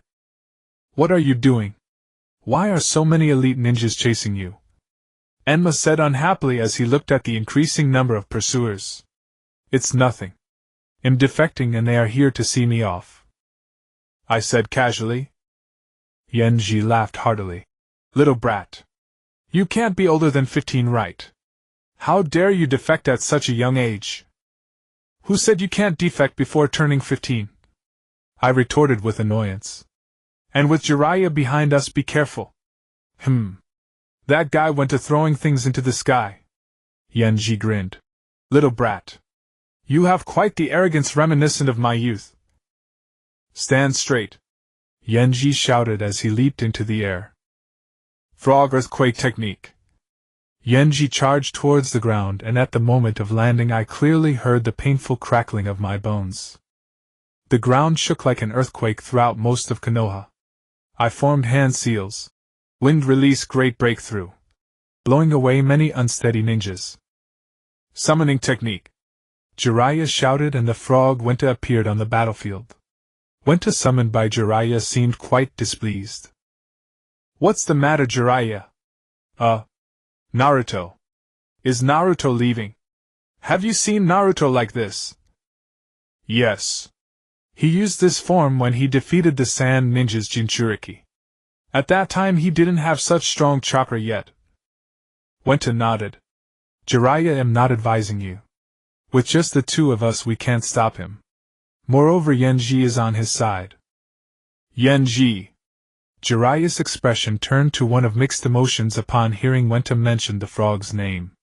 The guy who once blocked my dagger with his back. Wenta. And there's something I haven't told you. I've agreed to let Naruto be my master. Jiraiya, you're really giving me a tough problem. No way. Jiraiya sighed in frustration. The relationships between summoning beasts and ninjas are varied, but the most hierarchical is that of master and servant. Jiraiya and Wenta can only be considered friends. My relationship with Wenta is master and servant. If I summon Wenta at the same time as Jiraiya, Wenta will respond to my call instead of Jiraiya. I didn't summon Wenta not wanting him to feel uncomfortable facing Jiraiya. The outcome of Jiraiya calling Wenta out was predictable. Jiraiya! Are you really forcing me to kill you? I shouted loudly at Jiraiya while standing on Yenji's back. Naruto! One last time, come with me. Jiraiya frowned. Then don't blame me. I said coldly. Yenji. I need a little time. Little brat, I really like you. To be able to fight alongside you next time, I'll show you my true abilities. Yenji sat up, starting to gather energy in his mouth. Not good, Wenta exclaimed. Damn, Yenji. Is it really necessary to go all out? Quickly tell all ninjas to retreat. Wenta gripped his dagger with one hand. Yenji. Why are you doing this? I really like this little brat just like my younger self. So arrogant. Wenta, it's been a long time since I've fought. Take this. Yenji grinned eerily, unleashing a torrent of flames. Frog jump slash. Wenta dashed towards Yenji, his dagger aimed at Yenji's abdomen. Wenta. Are you using the same move again? Yenji laughed heartily. Iron arm impact. Yenji exhaled a large plume of fire, blocking with his arm as he advanced towards Wenta's dagger. Clang! The dagger collided with his arm, surprisingly making a sound akin to swords clashing. Wenta. When will you learn? Yenji pushed Wenta aside with force. Wenta! Jiraiya shouted from above Wenta. Damn! This guy has gotten much stronger. Wenta lamented as he tumbled like a rolling gourd. Yenji, get out of the way! With my loud command, Yenji jumped back behind me. At this moment I transformed into two identical monsters, each holding a spiral shuriken. Just now Yenji's blast of flames had forced most ninjas to retreat far away, watching the battle from a distance. As long as I eliminate Jiraiya and Wenta, no one will be able to stop me from leaving. Jiraiya. I'll ask one last time, do you agree to let me go? I promise I won't kill any ninjas from Konoha. I held the spiral shuriken and asked. I didn't understand why Jiraiya hadn't used Sage Mode yet, but even if he did use Sage Mode now, with two spiral shurikens in my hands, I still had a chance to kill him. Even if he didn't die, he would be severely injured. Sigh. Jiraiya sighed helplessly. You win. Let's go, remember your promise. Wenta. I dispersed the spiral shuriken in my hands. I'm very disappointed in you. I resumed my normal state, clad in a white trench coat, watching as Wentai dissipated into smoke along with the dejected Zilai. I reached into my pocket, pulled out my ninja headband, and tossed it to Zilai. Have Tsunade or Hinata keep it for me, I'll come back for it in 3 years. Also, Uchiha Sasuke seems to have been captured by the Elder Council and the Hyuga clan. He's entrusted to you. With that, I stood atop Yenkai's head and headed away from the village without looking back. I must be the first and the last person to defect from Konoha so arrogantly. I have nothing more to teach you. Zilai Yi sighed helplessly, looking at the black character, Ming, on the back of my white trench coat. Letting him grow freely was the third Hokage's mistake, Danzo said as he approached Zilai Yi. Forcing him to defect was the Elder Council's mistake, Zilai Yi said fiercely. Elder Danzo. An ANBU appeared behind Danzo. We've just received word that Sasuke was kidnapped by the Sound Four. Danzo was startled. When? Just now, the ANBU replied. What a clever scheme. Danzo growled through clenched teeth. Both of the hidden cards I had prepared were gone, and I was completely exposed. I stood on Yenkai's head, slowly advancing. Suddenly I collapsed. Oh, can't hold on. Yenchi looked at the brat on his head, a sinister smile curling at the corner of his mouth. What a remarkable brat. Even though he borrowed someone else's power, his cursed seal is probably about to break through to the second stage. Where am I? I rubbed my head and looked around in confusion. A gentle voice sounded behind me. You're awake. Who? Your uncle, the newcomer said softly. At best you're the third Hokage's subordinate, spare me the uncle talk. I pulled an evil spirit mask from my clothes, one I had bought at the temple festival town when I was looking for Tsunade. You still can't forgive me, Uzumaki Chiya said with a bitter smile. I originally wanted to take you back to the land of whirlpools, but it seems impossible now. My identity has been exposed and I have to return immediately. If you have nowhere to go, you might as well go to the Rogue Ninja Village. Rogue Ninja Village? I asked in confusion. Uzumaki Chiya casually took out a scroll and tossed it to me. That's right. The underground black market provides a foothold for rogue ninjas like you. The Rogue Ninja Village is a small village on the border between the Land of Tea and the Land of Waves. Here is the map and my letter. Go there and find a fellow named Lien. He is my friend. If you are strong enough, he will take you in. Why should I listen to you? I did not take the scroll and let it fall to the ground. Because you have nowhere to go.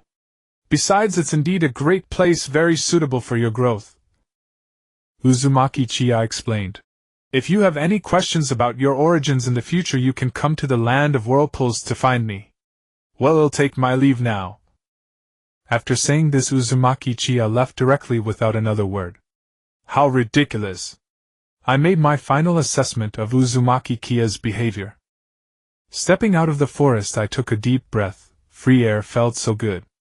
Looking carefully at my surroundings, I was speechless. Of all places Yenchi could have gone, he had to end up at the Valley of the End. Was this another twist of fate? How inconvenient. Standing still, I pondered and decided to follow Uzumaki Chiya's arrangement. Uzumaki Chiya was right, I truly had nowhere to go. Now that I was a rogue ninja, A and B were surely tracking me. I needed to find a place to hide, and only emerge when I was strong enough. Surviving was no easy task. Hey!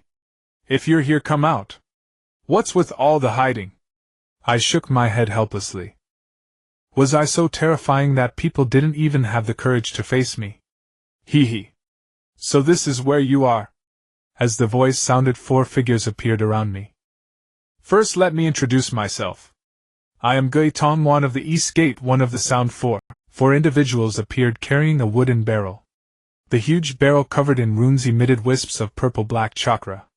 You are the other esteemed guest Lord Orochimaru values. So kind-hearted, yet the number of people you killed after defecting from the village is far less than those we secretly slaughtered while infiltrating. Sakan sneered. I am Sakan of the West Gate. I looked at these fools. Didn't Orochimaru tell you that I am dangerous? By the way, is he still using the body I injured last time? Do not mock Lord Orochimaru, said the girl with fiery red hair, assuming a combat stance. A smirk curled at the corner of my mouth. Since you want to play, I'll oblige. This battle was unavoidable. If Orochimaru hadn't reincarnated, Sasuke would be in grave danger going there. Moreover, would Sasuke willingly go to Orochimaru, as in the original story? If Sasuke refused, I would take him away. After all, I had already defected. But speaking of which, although I am a ninja, I am not a professional killer, am I? Why would I kill so many people? I glanced sideways at the four around me. Kidamura laughed contemptuously, saying arrogantly, Lord Orochimaru did tell us to avoid you if possible. But I really want to know what ability you possess that makes Lord Orochimaru wary. You are an imitation beast ninja. From your appearance, you must be a spider type. I fixed my gaze on Kidamura. Unfortunately, my summoning beast is a toad, your natural enemy. Bang! Suddenly Jirobo's right fist swung toward me. I caught it with my hand. I was astonished by Jirobo's strength. If I weren't in my spirit body state, that blow would have fractured my arm. So impatient! I ducked to avoid Sakan's fist, then swiftly turned behind Jirobo, kicking both Jirobo and Sakan together. Next, I blocked attacks from Kidamura and Taiyuya. Troublesome. It's not easy dealing with four at once. I sighed softly, grabbing Kidamura and Taiyuya's hands and flinging them towards Sakan and Jirobo, who had just risen. I rapidly retreated, standing on the water surface, and began forming hand seals. Summoning Jutsu Ghost Tree Toad. As the smoke dissipated, Gaizong and Fushiong appeared in the water. Oh. It's you again, kid. What business do you have with us? Fushiong asked, looking at me. Nothing much. Just a four-known fight. I can't handle it alone, I said nonchalantly. Is that so? Gaizong eyed the four on the shore. They don't seem like formidable opponents. They can use special methods to enhance themselves just like me. Handle them with care, I said softly. How many do we need to take on? Fushiong asked. One with multiple arms. He's an imitation beast ninja. Spider type. You should have an easy time dealing with him. I grinned, looking triumphantly at Kidamura. All right. Fushiong, let's go. Gaizong, being hot-tempered, charged with Fushiong straight toward Kidamura. I leaped down as Gaizong moved. With the once spitting webs everywhere gone, things became much simpler. A smile crept across my lips. Then let's begin. Jirobo approached swiftly, his right leg aiming for my face. I blocked Jirobo's attack with my left hand, while in my right palm a white Rasengan formed. Hee hee! I let out a strange laugh, slamming the Rasengan viciously into Jirobo's stomach. With a scream, Jirobo was sent flying far away. At that moment, a pair of hands emerged from the water beneath my feet, grabbing my ankles. Sakan. This is troublesome. Sakan's special technique allowed his brother to enter the opponent's body, causing chaos, combined with the apparitions summoned by Taiyuya and Jirobo's powerful attacks. Jirobo had been blasted away by my improved Rasengan, but Taiyuya's apparition was still there. Sure enough, the next moment a giant spiked club struck me like a baseball. Damn it! I cursed, crawling out of the rubble. Another voice. Hey! Are you trying to kill me too? I turned back to see Eugene on my shoulder, waving his arms and cursing as he pushed away the stones pressing down on him. Sorry for dragging you into this. A sinister smile curled at the corner of my lips, and patterns of black clouds appeared on my face. The curse mark is useless on me. Eugene laughed cheerfully, choking my neck tightly.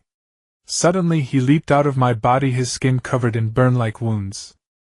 What's going on with your body? Why does your blood burn like flames? My blood came from the netherworld, so of course I wouldn't tell him. I drew a kunai and said, this isn't the time for answers. Let's settle this first. The melodious sound of a flute. These ghostly creatures had arrived. I formed hand seals. Shadow clone technique. As the smoke cleared, 14 shadow clones appeared. Why so few?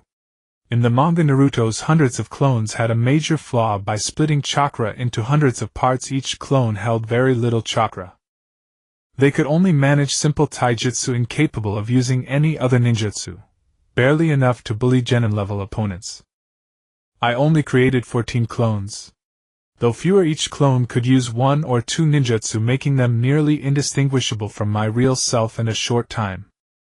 By the time these clones' chakra depleted, my original body's chakra would almost fully recover. This way I could definitely drag those two into a prolonged battle, and then they'd be in trouble.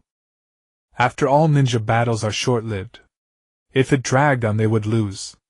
Fire release, great fireball technique. With the clones' jutsu, the 14 vs. 6 battle began. Zuijin and Eugene didn't concern me, those two were all bark. To me they posed far less threat than Duyuyi. Their fighting style was mostly taijutsu, which posed little danger to me. Duyuyi was different. He had 3 summoned ghostly creatures and was a sound-based illusionist. If I fell under his genjutsu, I'd be as good as dead. Watching my shadow clones battle the creatures, I suddenly fixed my gaze on the one wielding a spiked club. Its attack power was formidable. If it struck one of my clones, I would lose a chunk of chakra for nothing. How could I allow that to happen? I instantly used body flicker to appear behind it, seized both its shoulder blades, and forced my chakra into its body. The next moment the creature let out a horrific scream as if its back were scorched, thrashing desperately. Just as I suspected, these creatures were nourished by Duyuyi's chakra. Duyuyi's chakra hadn't undergone mutation like mine, so my chakra could neutralize his, effectively cutting off the creature's power source. But they had been fed for who knows how long, their internal chakra concentration extremely high. I couldn't fully neutralize it, I needed a compromise. I exchanged a glance with a shadow clone below, then used body flicker to leave its back and head for the next creature. As I left, my clone seized the creature's waist tightly. Boom! The creature was sent straight back to where it came from. Having mastered the method, slaying the specters became straightforward. At last I discovered Taiyuya concealed behind a boulder near the water's edge. "Hey! Found you!" I greeted Taiyuya, my hands swiftly forming seals as I launched a wind-release blade hurtling toward her. Taiyuya immediately leaped backward, attempting to evade the strike. Yet the blade slash only grew more formidable with distance. If it were so simple, it wouldn't be my trump card. Beholding the sheer terror etched across Taiyuya's face, my smile turned merciless. For an instant I envisioned her body cleaved in twain, blood splattering everywhere. Summoning Rashomon! Just as my blade slash was about to claim Taiyuya, Sakan and Yukon emerged from some unknown corner, conjuring the Rashomon gate to shield her. "I'd rather not save you, but if you die we're in danger," Yukon said coldly to Taiyuya. "I don't need saving from a fool like you," Taiyuya retorted. Seeing the Rashomon block the wind-release blade slash, fury surged within me. How dare a defensive jutsu challenge my most potent wind-style attack? Wind-release Raisin Shuriken. I coordinated with my shadow clone, conjuring a Raisin Shuriken and pressing it against the Rashomon. As the gate shattered, I stared at the empty ground, stunned. Damn! I've been tricked. Earth release Earth prison, came Jirobo's deep chant. A sly maneuver, but can it truly capture me? The thick earthen walls surrounded me. I struck with all my might, but the damage swiftly repaired itself, and my chakra dwindled slightly. A faint dizziness clouded my mind. My other shadow clones had been obliterated by Taiyuya and Yukon in their curse-marked Stage 2 forms. Sakan, also in Stage 2, protected the beleaguered Jirobo, who was trapping me. Though Jirobo had activated his curse-marked Stage 2, the blood seeping from his chest and back was no illusion. The Rasengan I had landed earlier proved effective. Standing within the earth prison, I declared coldly, "I hadn't intended to kill you all. It seems I was still too merciful. Are you ready to face death? Brag when you can get out." Jirobo snarled, his expression twisted. "As you wish." With those words, the black cloud-like markings on my body began to fade and vanish, and a pair of enormous wings unfurled from my back. I realized this transformation was different from before. Tiny bone spurs emerged at my joints. On the back of my hand, a pure bone blade appeared, adorned with tiny barbs that chilled the soul. Though my chakra appeared unchanged on the surface, I could clearly sense that even the slightest exertion would unleash something terrifying.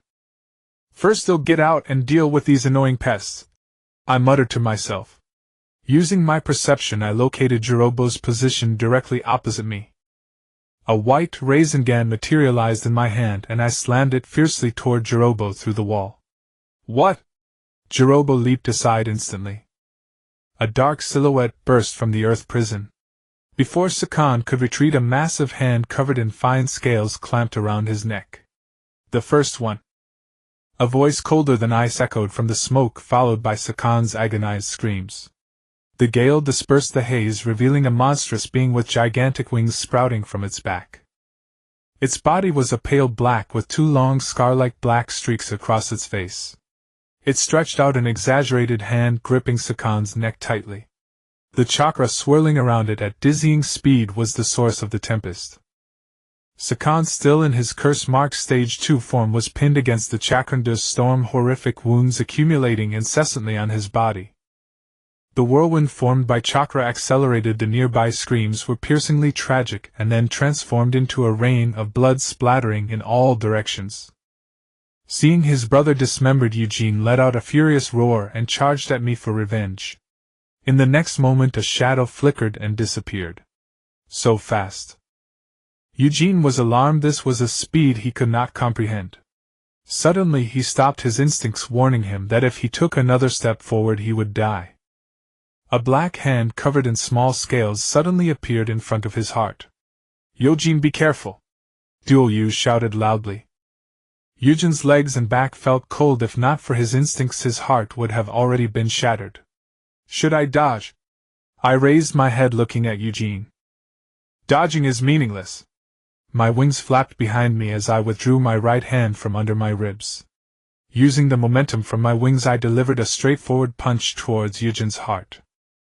Eugene stepped back, my hand grazed past his chest. He instinctively dodged, retreating several meters, blood oozing from his heart. With such a wound, returning to Zajan's body would pose no problem. However, with Eugene dismembered by me, his healing plans had been dashed. Still didn't catch him. I frowned slightly. Chakra was now difficult to control, making it hard to suppress him purely with physical strength. My wings flapped, and this time a surge of chakra erupted beneath my feet. Puff! A dull sound echoed as Duoyu also saw the scaly black hand pierce through Eugene's heart. Gula, both Duoyu and Jirobo involuntarily swallowed. The speed was too fast. Eugene had no time to make any evasive movements. With the explosive speed of my chakra now, even Kakashi could only see but not defend, for his body couldn't keep up with my speed. Next is you, fatty. I looked at Jirobo, a trace of disdain hanging at the corner of my mouth. I finally understood why Jiuyo always called me a cockroach. When one possesses great power, it indeed evokes a feeling that everything in the world is mere ants. For instance, Jirobo, although he enhanced his strength with a curse mark, I could kill him while he breathed. This feeling was truly pleasurable, almost intoxicating. Humph! Am not like those two useless ones! Jirobo shouted furiously, punching the ground beneath his feet. What a scheme! The terrain was full of ravines restricting my speed. Unfortunately, Jirobo forgot about the wings on my back. With my wings flapping continuously, the chakra around my body began to circulate, and soon I floated into the air.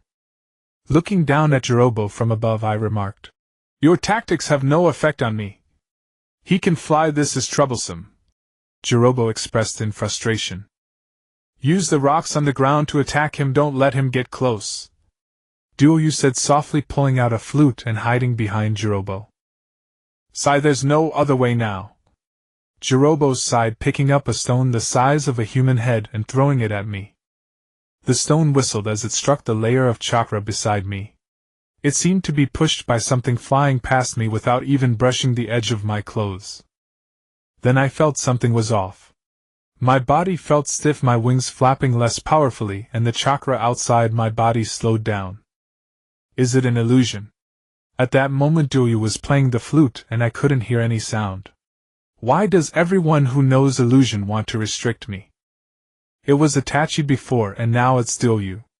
Did no one tell them that I do not use illusions but am adept at breaking them? I closed my eyes and then slowly opened them. An invisible spiritual storm immediately surged towards Jirobo and Duoyu. although I still couldn't manipulate this power well enough to concentrate it on a specific point or person I could strike in one direction. I formed a hand seal for the Flying Thunder God technique and vanished into the air. My spiritual storm swept over Jirobo and Duyo, both feeling dizzy at the same time. Before they could react, a large hand pierced through Doya's chest, emerging from Jirobo's waist. "What is happening?" Duyo grasped my hand, his face filled with disbelief. Being defeated in his strongest domain and losing his life was a blow that not everyone could accept. Zhilongfang seized my hand firmly, preparing to use his own body as a lever to break it. "Humph! Your strength is impressive." My other hand grabbed his head. "Unfortunately, there's nothing here." With a single hand, my sharp claws easily pierced his scalp and skull, crushing his head entirely. A massive black shadow descended from the sky. With a thunderous splash, it plunged into the water, sending surging waves crashing toward me. Damn it!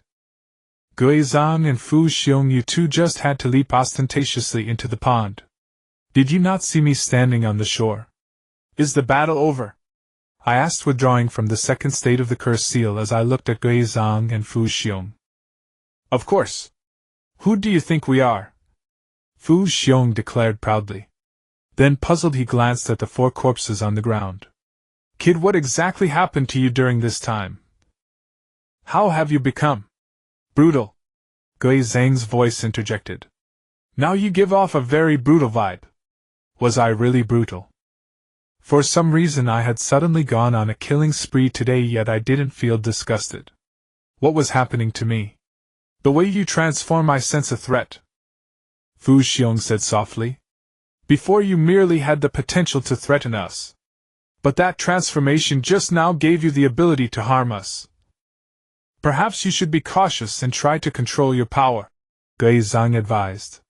Though I don't know what ninjutsu you used to become so strong in such a short time.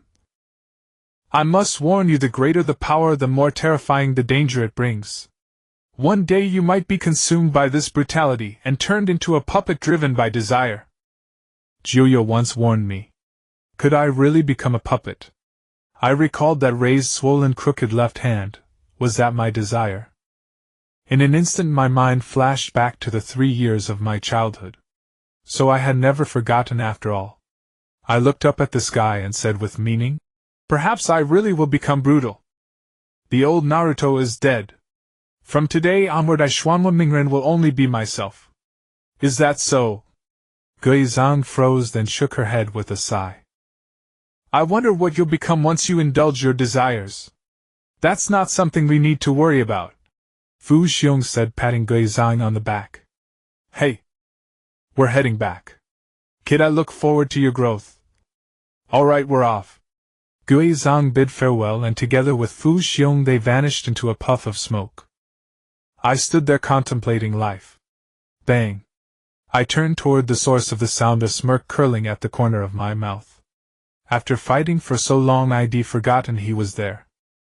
Suizhu leaped out of the giant barrel, murmuring, So this is what it feels like to possess absolute power. It's more like having a certain degree of power, I said with a grin. Mingren. Suizhu turned in astonishment. Are you here to take me back? His voice was icy, his expression even colder. No. I shook my head. Let me correct you, I am now a rogue ninja from Mai. Taking you back has nothing to do with me. A sinister smile crept across Zuozu's face. So you've left that place where people slowly rot. Slowly rot. I savored Zuozu's description of Mai and broke into a wide grin. An apt metaphor. Do you still remember the promise you made to me? Zuozu's eyes blazed with the fire of battle. What promise?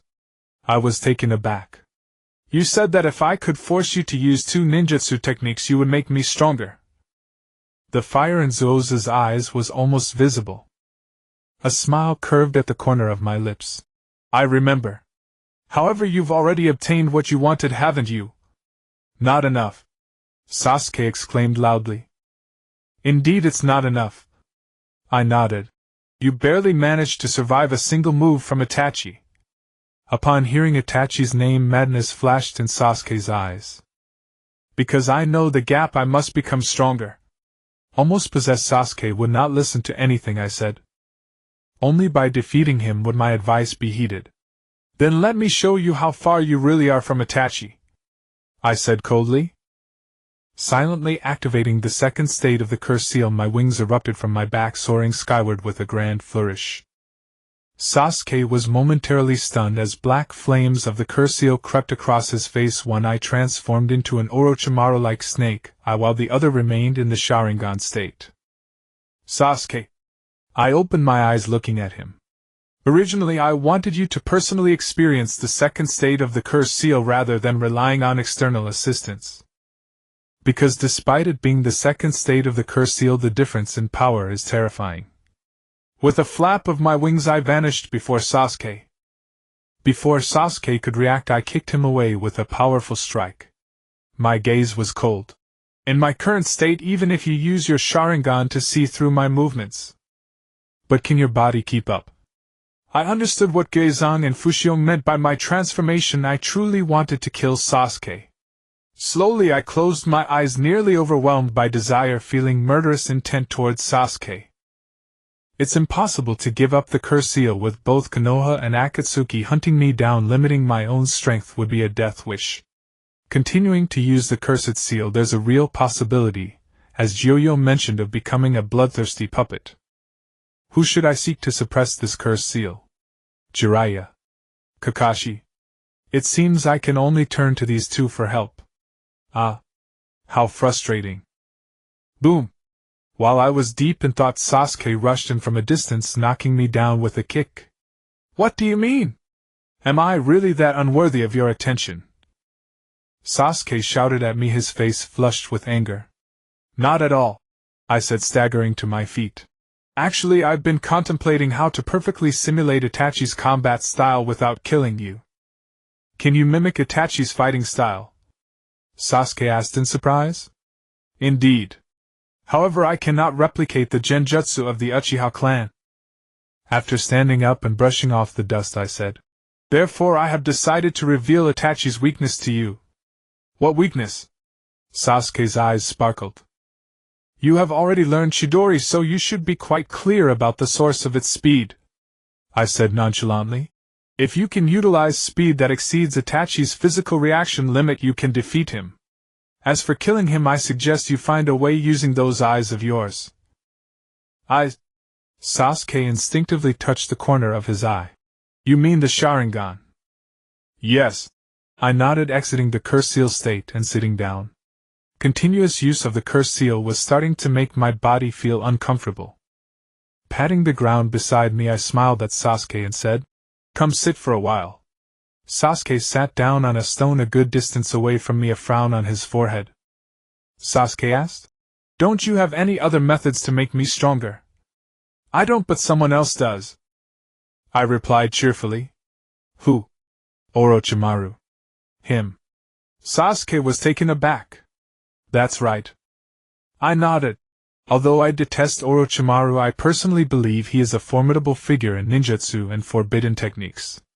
What concerns me the most is whether he will use your body as a tool for this reincarnation. Reincarnation? Yes.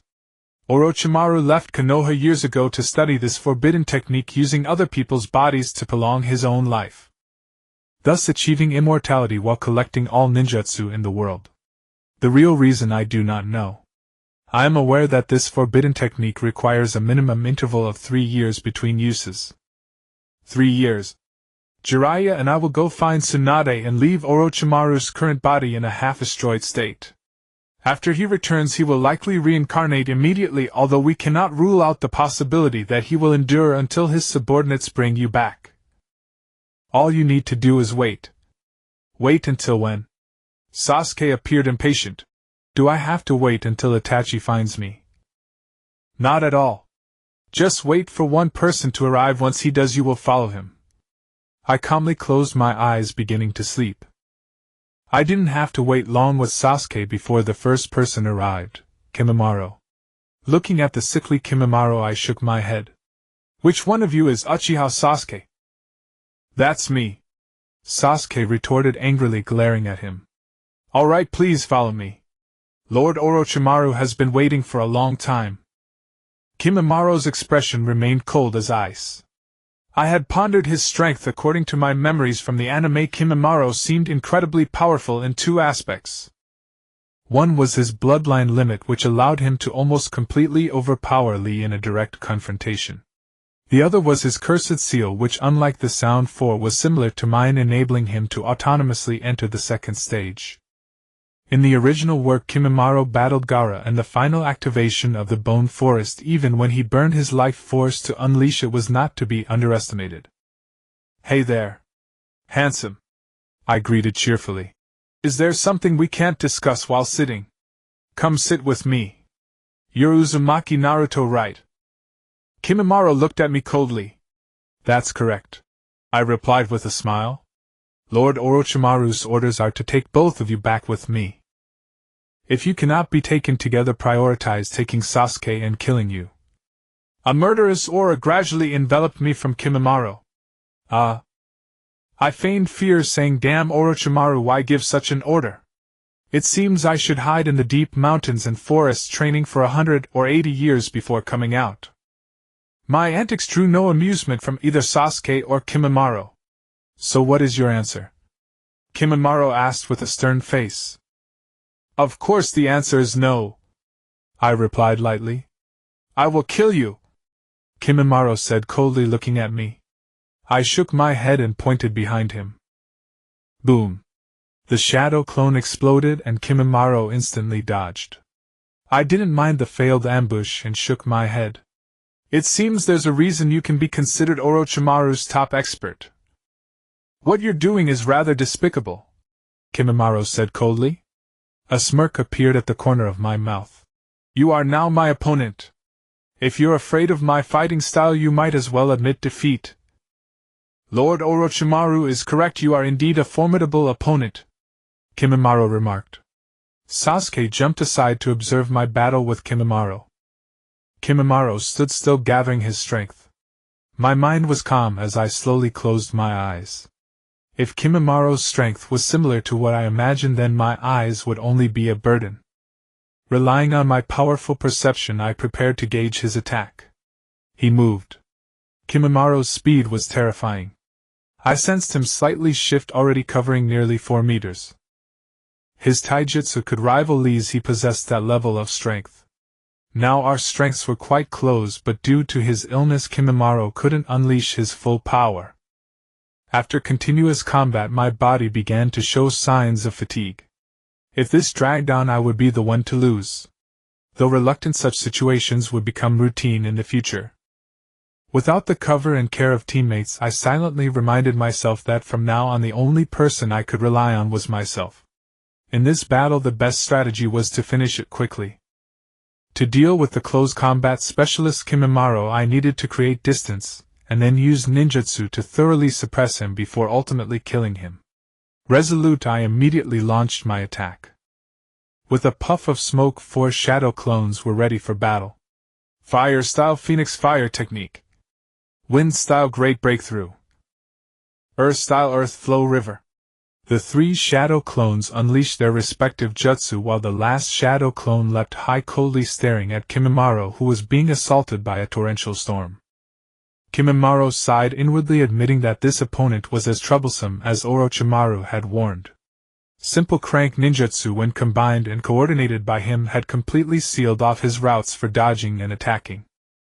Naruto unleashed an immensely large fire-style Phoenix Immortal Fire technique paired with a Great Breakthrough laced with fine wind blades. Beneath their feet, the Earth Flow River transformed into a swamp of stone spears and rocky forest. The range was absurdly wide, extending far behind him. The finishing move was the shadow clone that leaped up at the last moment.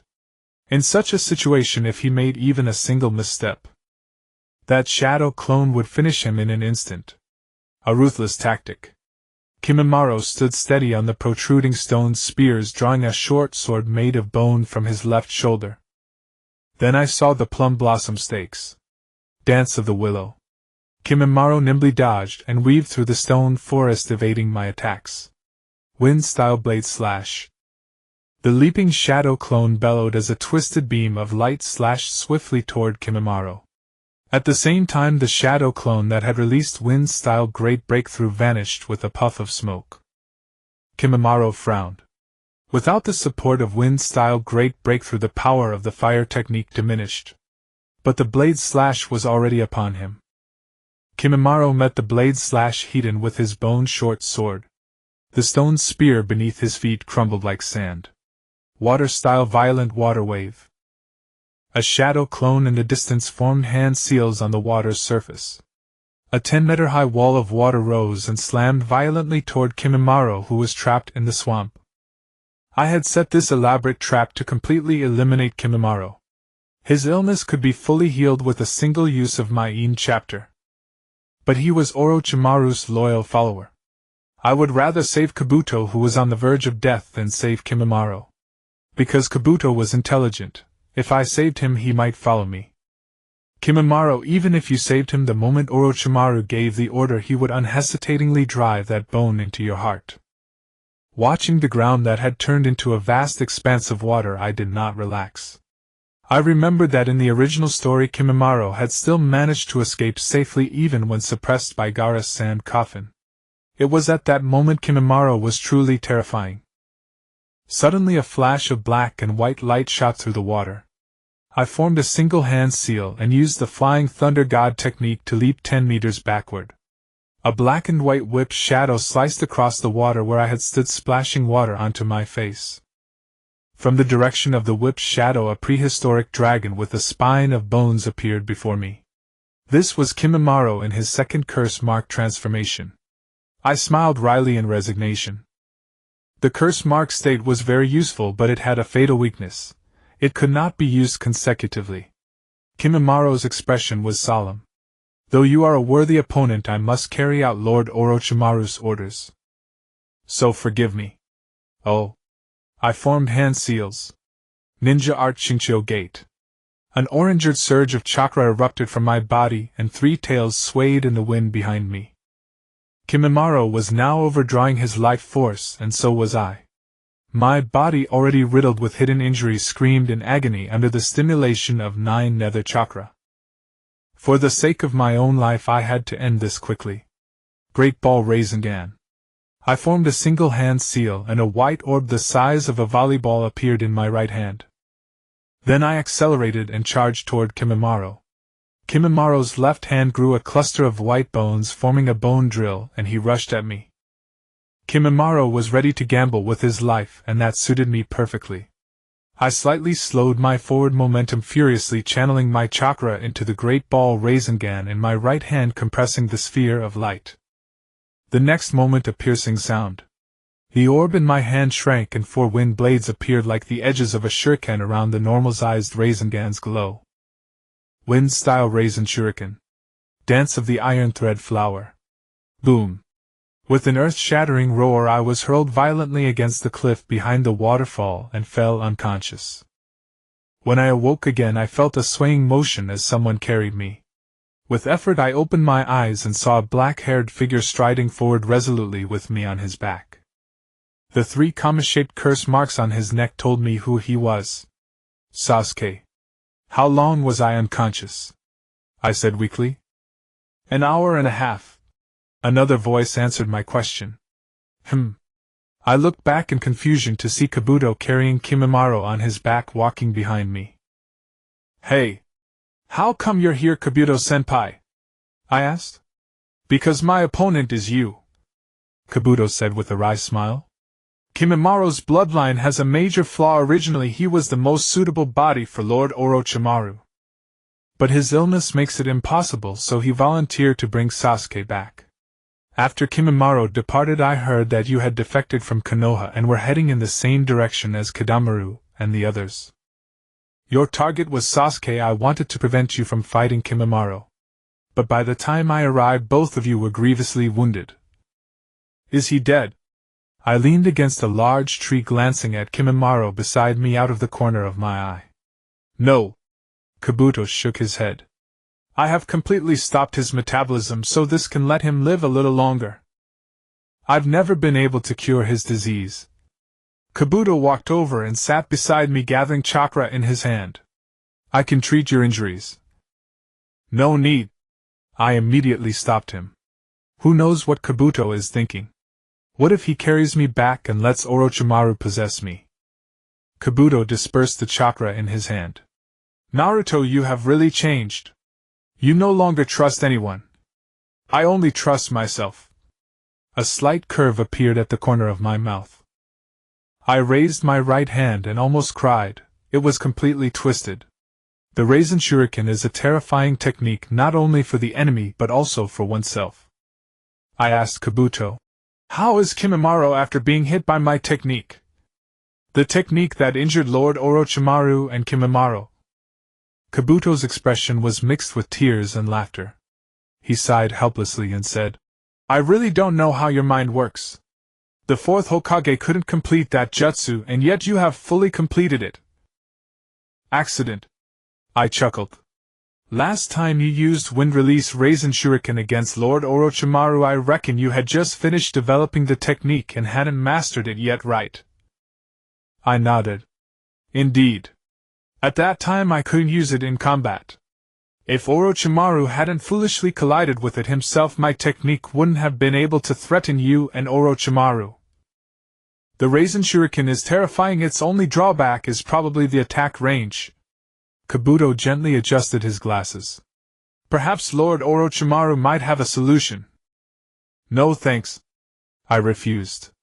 Naruto-kun. Kabuto frowned slightly. You seem to be very hostile towards Lord Orochimaru. Why? I let out a long sigh. Ah. Kabuto-senpai. Why do I hate Orochimaru? Do you know whether Orochimaru is a man or a woman now? Kabuto suddenly realized. It seems you know Lord Orochimaru quite well. I know a little. I nodded. About the reason Orochimaru fled from Konoha. Actually, it's not as terrifying as you think. That technique has great limitations, Kabuto said with a smile. I asked. Time. The body, Kabuto replied. This is Lord Orochimaru's secret, I cannot tell you. However, if you go and ask Lord Orochimaru yourself, I think he would tell you. TCH. A huge drop of sweat appeared on my head. In my current state, if I go to find Orochimaru, he would probably be very happy to eat me up. Seeing my expression, Kabuto directly changed the subject. Let's talk about your technique. The Raisin Shuriken is very strange. Besides attacking the opponent's body, it also attacks their meridians. Meridians? I asked in confusion. Do nodded and said, Lord Orochimaru has been injured by the Raisin Shuriken, losing his right hand completely. Moreover, the chakra pathways in his body cannot accommodate chakra nor allow the flow of chakra, rendering him unable to use ninjutsu. I discovered that Lord Orochimaru's chakra pathways had sustained severe damage, with the connections between cells being cut and severed. As for Kimimaro, I currently cannot diagnose the injuries he has based on his description. So what now? I asked curiously. Do smiled at me, saying, Lord Orochimaru has returned to normal. He is quite interested in the new technique you developed.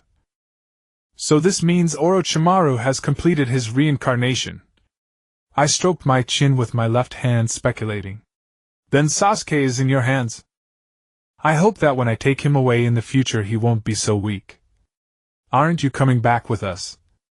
Do asked in confusion. Your body lacks enough medicine and equipment, it's impossible to heal. No need.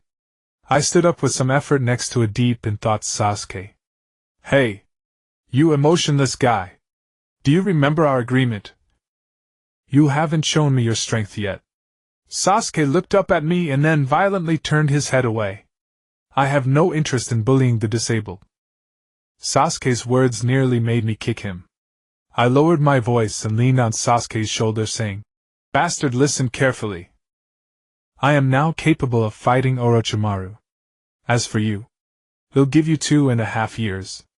When the time comes, we'll meet at the New Life Bridge and it'll take you to kill that man.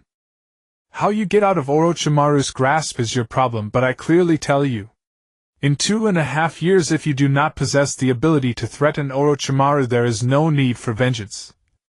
Sasuke's face twitched. My matters are none of your concern. Fine. I want metal.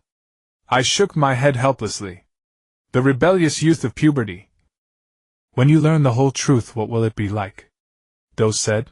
Naruto your body. It's fine, it will be better in a few days. My lips curled into a smile.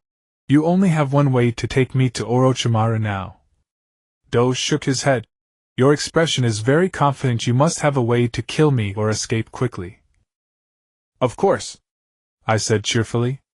I'm taking Sasuke-kun and Kimimaro back. Do formally bid me farewell, turning to carry Kimimaro and leaving my sight with Sasuke. I watched Sasuke and Do fade into the distance, feeling a wave of disorientation in my heart. Konoha no longer had anything to do with me. Hinata should start learning medical ninjutsu from Tsunade. Sasuke goes to find Orochimaru, but what about me? I sat down in a daze, wondering why I was living at all. This is a common question among all ninjas. The world of ninjas appears mysterious to ordinary people, much like the martial artists I read about in novels before. However, the reality is not like that. Battles between ninjas are as brutal as hell. In life and death struggles against adversary ninjas, sometimes even those you trust most, be they parents, children, or brothers, can kill you in an instant due to a single command. In such a cruel world, every ninja needs a reason to survive, or rather an excuse to numb their hearts. Many ninjas cling to their reasons for existence, which is why there are so many freaks in the Hokage world. For example, Kimimaro, the Sound Four, and even Haku. Reflecting on their reasons for survival, I became confused. What is my reason for living? Is it merely to live for the sake of living? For Sasuke and Hinata. Neither. Then why should I continue living? I stood up speechlessly and walked deep into the woods, skillfully performing earth style and entering underground. Diving into the soul, perhaps that ancient monster who has lived for thousands of years will give me a satisfactory answer. In the space of consciousness, before I could even greet him, Jiu-Yu grabbed me. Jiu-Yu's expression was furious. You damned vermin! Using the curse seal and Chinchou gate consecutively, are you seeking death? I put on an innocent look. Jiu-Yu's eyelids twitched. See for yourself. Jiu-Yu set me down, revealing his belly adorned with patterns resembling black clouds. These cursed seals can't be retracted anymore. Jiu-Yu spat angry spill toward my head. My purfur. I was speechless. A narcissistic nine-tailed fox. Jiu-Yu shouted.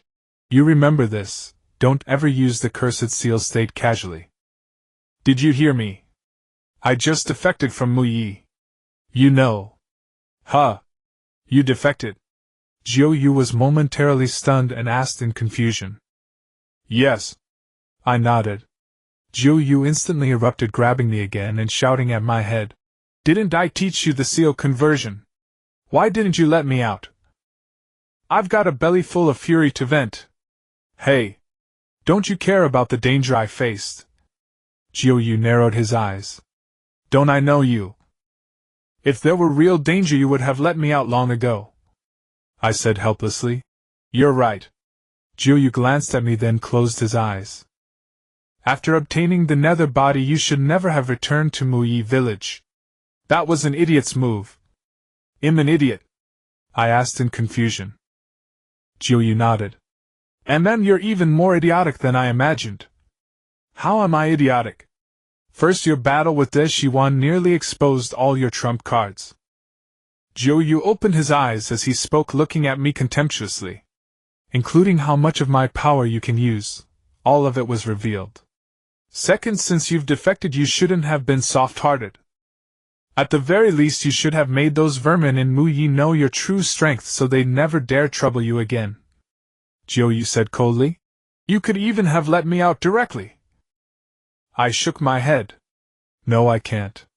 You were sealed in Muyi last time. I can't guarantee there isn't someone in Muyi village who knows that technique.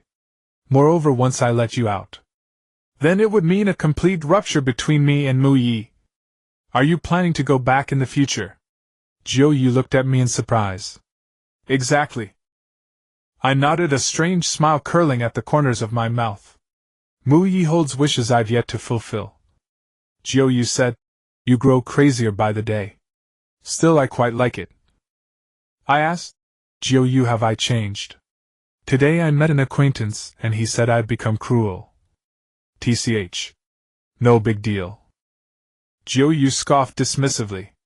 Cruelty is a term the weak use to describe the strong. What if the one uttering that word is stronger than me? I asked in confusion. Then it means your strength can already overwhelm him. Jiu said. Overwhelm. Suddenly I recalled that in my transformed state I indeed held an overwhelming advantage over the duo of Gui Zhang and Fu Xiong. Because I had killed Zhuijin Eugene Duo Yi and Ci Lang Fang while Gui Zhang and Fu Xiong only killed Gui Tongwan. I remembered that when I first summoned Gui Zhang and Fu Xiong my transformation didn't possess such power. Was it due to the nether body, or the change in the curse seal? I truly couldn't fathom the reason for this change. For now I set it aside, I would understand later. There's one more question. I began hesitantly. What a bother. You vermin, Jiu said impatiently. Go ahead, if I know I'll tell you. What is your reason for living? Don't misunderstand, I simply can't find my own reason for existence. So I thought I'd ask yours to learn from each other. Jiu's eyes snapped open and I quickly explained. After all, Jiu was free now. Reason. Jiu fixed his gaze on me and roared loudly. My reason for existence is a bloody sham, an excuse even more worthless than you vermin. Jiu's face twisted with rage, his fur even bristling. I sealed myself for 1,000 years to break this very fate. What kind of reason do you think my existence has? Are you also searching for your own reason for being? I stared at Jiu in astonishment. In all my time knowing Jiu, I had never seen him so furious. I do not believe that fate is a conclusion manipulated by others, so I choose to evade. Isn't it laughable that someone as powerful as I am is in such a predicament? Jiu laughed bitterly. Jiu. I lifted my head. Perhaps we should search together. Search together. Jiu scoffed. Do I have the same reasons for survival as a bug? However, for now we are like grasshoppers on the same rope. So you little bug, go ahead and be secretly happy. Humph. I made a dismissive gesture at Jiu. Jiu raised an extended middle finger. Then both Jiu and I were adorned with 3 black lines on our foreheads. It's over, this fox has completely learned to be bad from me. You unfortunate fox. You damn bug. Jiu and I exchanged insults before bursting into wild laughter. Yes. What is there to fear without a reason to survive? Won't I go find one? Do I really need a reason to survive? This is the world of Naruto, and with a troublesome friend like Jiu, why should I fear not being able to live? After our laughter subsided, Jiu raised an eyebrow. Hey, bug? Have you noticed your change? What change? I was taken aback. The change in your curse seal, Jiu said with a smile. The power of your transformation using the curse seal is much stronger than before. Indeed, it is much stronger, I said with confusion. After leaving Konoha last night, I was in battle the whole time, so I didn't pay much attention to it. During the recent battle, I noticed the power of the second state of the curse seal had increased. Do you know why? I don't know. Jiu answered straightforwardly. Then why are you talking? I shouted at Jiu. Jiu said, I can roughly speculate that it may be related to your current body being a nether body. I can't explain it in detail, but I suggest you avoid using the curse seal transformation casually in the future. If something goes wrong, you won't even have time to cry. Be cautious with everything. I got it. I waved my hand impatiently. I suddenly remembered my right hand was twisted. I asked Jiu what to do, and Jiu casually replied, Why don't you just chop off your hand and grow a new one? I broke out in a cold sweat. Even though this was the simplest solution, it sounded terrifying. Time flew by, and in the blink of an eye I had officially defected from Konoha for a month. According to Uzumaki Kiba, the small town before me should be the legendary rogue ninja village. This month has been quite fulfilling. I defected from Konoha and circled halfway around the border of the Land of Fire to reach here. During this period I encountered 4 assassination attempts, averaging 1 each week. The ones chasing me were afraid of my declining battle skills and diligently practiced battle techniques with me. Of these 4 attacks, 3 were bounty hunters and 1 was an umbu from Konoha. The battles were short with clear outcomes. All 4 encounters ended with me fleeing in disarray. This is not due to my declining strength, but rather once I get entangled with them I can guarantee that before the battle ends a whole swarm of bounty hunters will rush in. I wondered how much is my head worth. I was surprised by the umbu from Konoha. There was only 1 person and he was from the Nara clan of Konoha, the largest pharmaceutical merchant in Konoha's Shikamaru's family. This umbu was a master of shadow-based ninjutsu, jumping out from my shadow to ambush me and then using the shadow stitching technique. It was my first time battling a pure control-type ninja and I almost got caught. Fortunately, even though he had the same ninjutsu as Shikamaru, he did not possess Shikamaru's intellect. I managed to shake him off using the Flying Thunder God technique. Since then I've become smarter. During the day I look for deserted places to bury myself using earth release to rest. At night I go out to travel. I walk for an hour using body flicker technique several times, changing direction as I go. When passing through villages and towns I dare not buy anything and can only eat the pure natural pollution-free green food from the forest. It sounds nice, but in reality it doesn't taste very good. After a long journey through mountains and rivers I finally arrived at the defector village. Upon entering the village it was not as chaotic as I had imagined. Occasionally there were disputes between 2 individuals, but they only exchanged casual threats.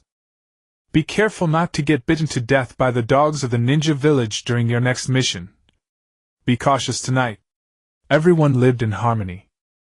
An irritable fellow directly dragged his opponent toward the village entrance, leading to an earth-shattering ninja battle.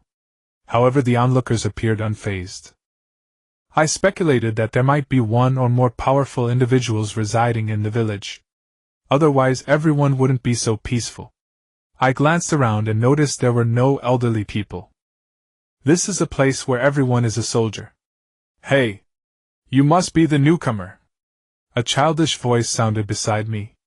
I looked down to see a 5 or 6-year-old kid with a smug expression. I'm talking to you. What are you staring at? Haven't you seen the boss before? The kid became impatient when I didn't reply. I'm the newcomer, so what? I chuckled. It's easy to handle newcomers. The kid looked at me with arrogance. With your poor appearance you must have had a hard time outside, which is why you ran to the village. I was speechless. Was the kid out of his mind? You little brat. Why do you think I would follow you? With that dirty look of yours you must be struggling out there, so you ended up here in the village. The kid wore a calculating expression. If you follow me I can still have a say here, and you will be responsible for getting money. Humph. I scoffed in disdain. This little guy is truly going down the wrong path. I casually pulled out my wallet and tossed it in my hand. Money, you say? I have a bit. The kid's eyes were immediately drawn to my wallet. You're quite rich. If you want money, take me to find someone, I said with a smile. Find someone? The kid became alert. Who? Lien. I spoke the name that Vortex Kia had told me. You want to find Lien? The kid slowly stepped back upon hearing the name. I looked at his actions in confusion. Is that so? Could it be that Lien is such a terrifying figure that he could silence the cries of children at night? Damn it! The kid cursed just when I finally encountered a fat sheep. I didn't expect it to be a dead one. Go deeper inside where the graves are the most, that's where Lien resides. After saying that he muttered and walked away. Another short-lived ghost. Short-lived ghost. I scratched my head, not understanding what was going on. I pondered the child's words as I walked deeper into the village, quickly arriving at the place. Indeed, Lien was terrifying. He actually lived in a mass grave. Sigh. Another weirdo. I steeled myself and knocked on the seemingly flimsy little wooden house in the mass grave. I circled the small house twice but couldn't find the door. Just as I was wondering, an excessively pale pair of small hands shot up from the ground, gripping my ankle tightly. I felt a wave of fear because before those hands could grab me, my body suddenly stiffened, making it impossible to even move my fingers. As those hands grasped me, my chakra instantly ceased to flow. If he wanted me dead, he only needed to inject chakra into my body, and I would completely lose the ability to struggle. Fortunately, the person who grabbed me quickly released their grip. I found myself in a very large space. It was spacious yet extremely dark, and I could not see anything around me. I immediately closed my eyes, carefully sensing everything around me. There were two people, no one person, and the other seemed not to be human. His body floated aimlessly, and I could distinctly feel that his feet were completely off the ground. He was floating in the air. What was this? Uzumaki Naruto. Male, 14 years old. Konoha Village bounty. Notice you escaped during a mission a month ago with ordinary genin strength valued at 500,000 ryo. There is also a reward of 1 million ryo for capturing you alive. As the jinchuriki of the Nine Tails, you are worth this price. The person in the distance spoke softly, his voice heavy with restraint. My trump card was revealed, which truly surprised me. A bounty of 1 million ryo. No wonder the bounty hunters are so insane. Who are you? I asked. Aren't you here to find me? The torch lit up. I forgot to introduce myself. I am Lien. I could see Lien clearly. He wore a purple kimono, looking eerie under the torchlight. His head was tightly wrapped in bandages, leaving only his left eye exposed. These were not ordinary bandages, but ones inscribed with sealing spells, wrapping his hands as well. Quite strange. You are Lien. I looked at this mummy in confusion, along with the pale-faced little girl behind him. She seemed to be a little girl.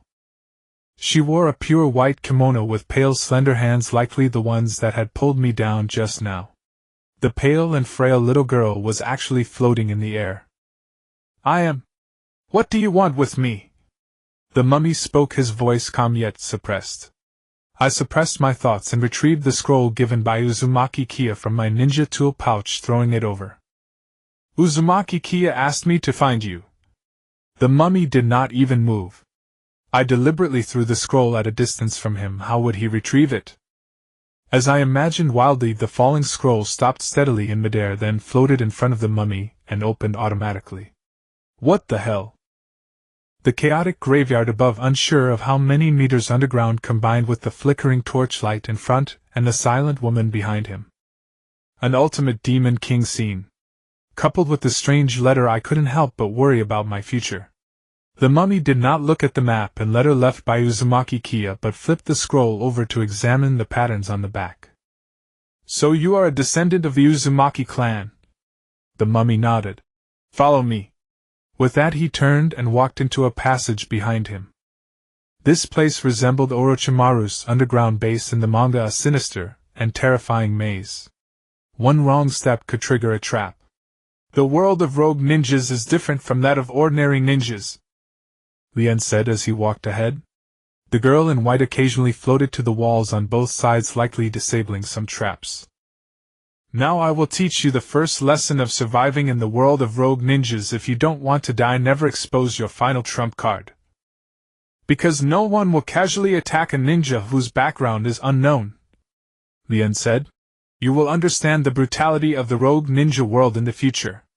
Here you must deal with assassination attempts from within your village, facing peers tempted by money and power. Keep your original intention, and do not be swayed by money and power. In short, you have much to learn. Since meeting Lien, I have been living in his underground base. This place is vast, and sometimes I actually get lost. In such a large space, it's just me. I wonder if staying here for a long time will make me like Lien and Yuzi. But at least I am still alone for now. Lien is a mummy, and I have never seen him unwrapping his bandages. His strength is terrifying. Faced with Lien, unless I use the sealing reversal, I would be killed by him in an instant. Lien is a puppeteer just like Scorpion. I have yet to see Lien's puppets. My strength is not enough to make Lien use them. Yuzi is the white-clad girl beside Lien, a ghost. What is Yuzi's strength? Am not quite sure. She has never shown her skills in front of me, but her cooking is quite good. Moreover, Yoshi is a medical ninja and she helps me tend to my injuries during training. The first day fighting against Lien. Lien criticized me thoroughly, making me realize Jiraiya's scheme. In the ninja world I made mistakes regarding some basic knowledge. For instance, ninjas do not casually use shadow clone technique. The shadow clone technique consumes more than half of one's chakra. A ninja can create at most 3 or 4 clones. An ordinary ninja retains half of their chakra. If the other half of the chakra is divided into 3 or 4 parts, then each clone only possesses 1/6 to 1/8 of the chakra. For example, Kakashi can use Raikiri consecutively twice and can perform Raikiri 4 times in a day. In the state of 3 or 4 clones, it is already impressive for Kakashi to use lightning-based ninjutsu. As for Raikiri, don't even think about it. In that state, does Kakashi even pose a threat? During the battle against Orochimaru and the first and second Hokage summoned by him, the third Hokage did not use shadow clones.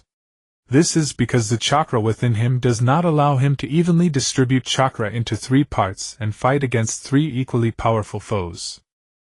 This unwritten rule has caused the clone technique to become a useless ninjutsu in the Hokage world, only serving as a common technique for evasion. Due to its greater chakra consumption, the shadow clone technique has become the worst of the worst. The only commendable aspect of the shadow clone technique is its memory transmission ability, albeit with the downside of damage feedback. Thus, the shadow clone technique is severely restricted in reconnaissance. However, there are exceptions. The Uzumaki clan is a prime example. This is not due to their bloodline, they simply possess much more chakra than ordinary ninjas. They can essentially maintain 4 clones while still having enough chakra to spare.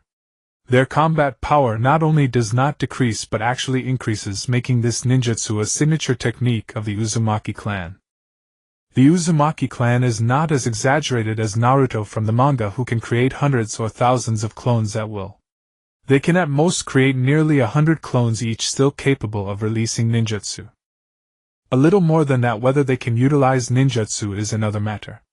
Like in the manga, Naruto also uses shadow clones to practice high-consumption techniques like the Raisin Shuriken. Before the Third Ninja World War, it was the most powerful period for the Uzumaki clan. What makes the Uzumaki clan commendable is that they nearly had no low-ranking ninjas due to their secret ninjutsu, multi-shadow clone technique. Almost every child of the Uzumaki clan, even if they do not know any other ninjutsu, will surely be able to use the multi-shadow clone technique. If they cannot even use the multi-shadow clone technique, they should at least create 3 clones to save face. However, this exposed their greatest weakness. Once the damage feedback of the shadow clone technique was discovered, the Uzumaki clan immediately faced catastrophic disaster. Ultimately, during the conquests of the ninja world, they gradually disappeared, relegated to a family fief overseas. The second common mistake I made was being deliberately misled by Jiraiya. Ninjas are broadly divided into 3 major ranks: Genin, Chunin, and Jonin. Chunin and Jonin can further be subdivided into 3 levels: Special Chunin Jonin, Regular Chunin Jonin, and Elite Chunin Jonin. The rules for differentiation are quite simple. Under normal circumstances, one battles against ordinary Chunin or Jonin if their combat power is insufficient. However, if one excels in a particular area or their abilities or bloodline can kill an ordinary Chunin Jonin under specific circumstances, they are classified as Special Chunin Jonin. Those who can easily eliminate an ordinary Chunin in battle and possess certain leadership abilities yet still cannot complete Jonin tasks independently are classified as Elite Chunin. Elite Jonin are the absolute backbone of each ninja village, most of whom have become battle tools through the trials of war or countless missions, their terrifying power exceeding imagination.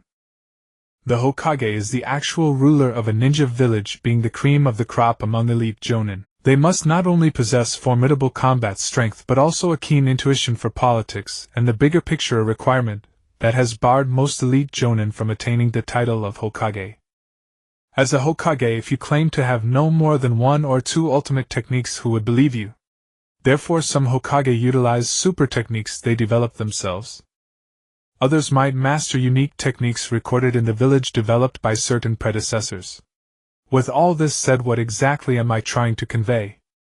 In fact, there is an unwritten rule among ninjas: one is not allowed to train in a second nature transformation until they reach the level of an ordinary jonin.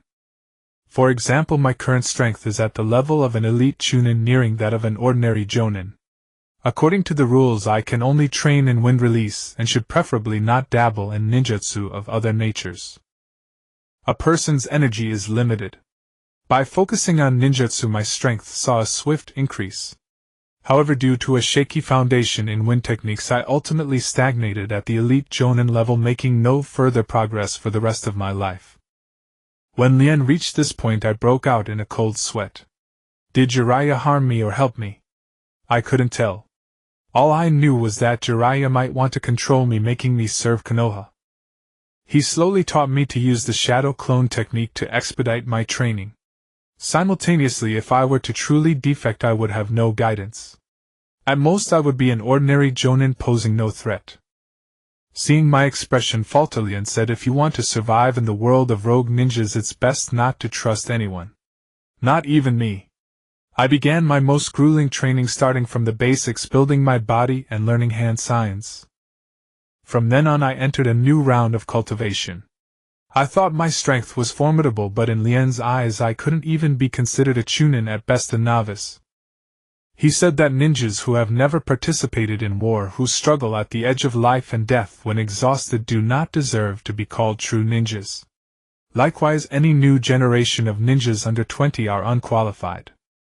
They stepped onto the battlefield, and after a year only 1 in 10 survived. That 1% of ninjas are the true ninjas, in Lien's words. And to earn Lien's recognition, they need 10 years of effort, with only 3% qualifying. Lien's teaching was simple: to equip me with the ability to survive in the most difficult times. Why do this?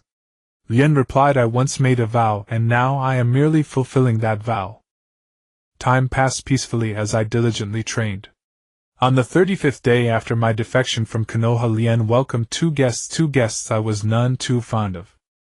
In the morning, I engaged in simple hand sign training as Lien instructed.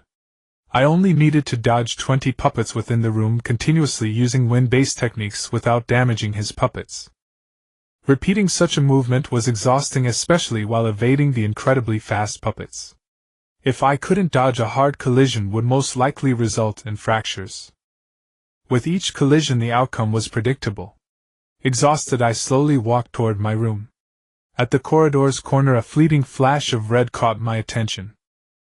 There were guests. Who dared to visit? Another mummy. My curiosity piqued, I rushed to catch up, and at the end of the corridor 2 figures left me dumbfounded. Dressed in black with red clouds, wielding a broad 3-bladed scythe and sporting a mane of golden hair. I immediately recoiled my head. Damn! Why was he here?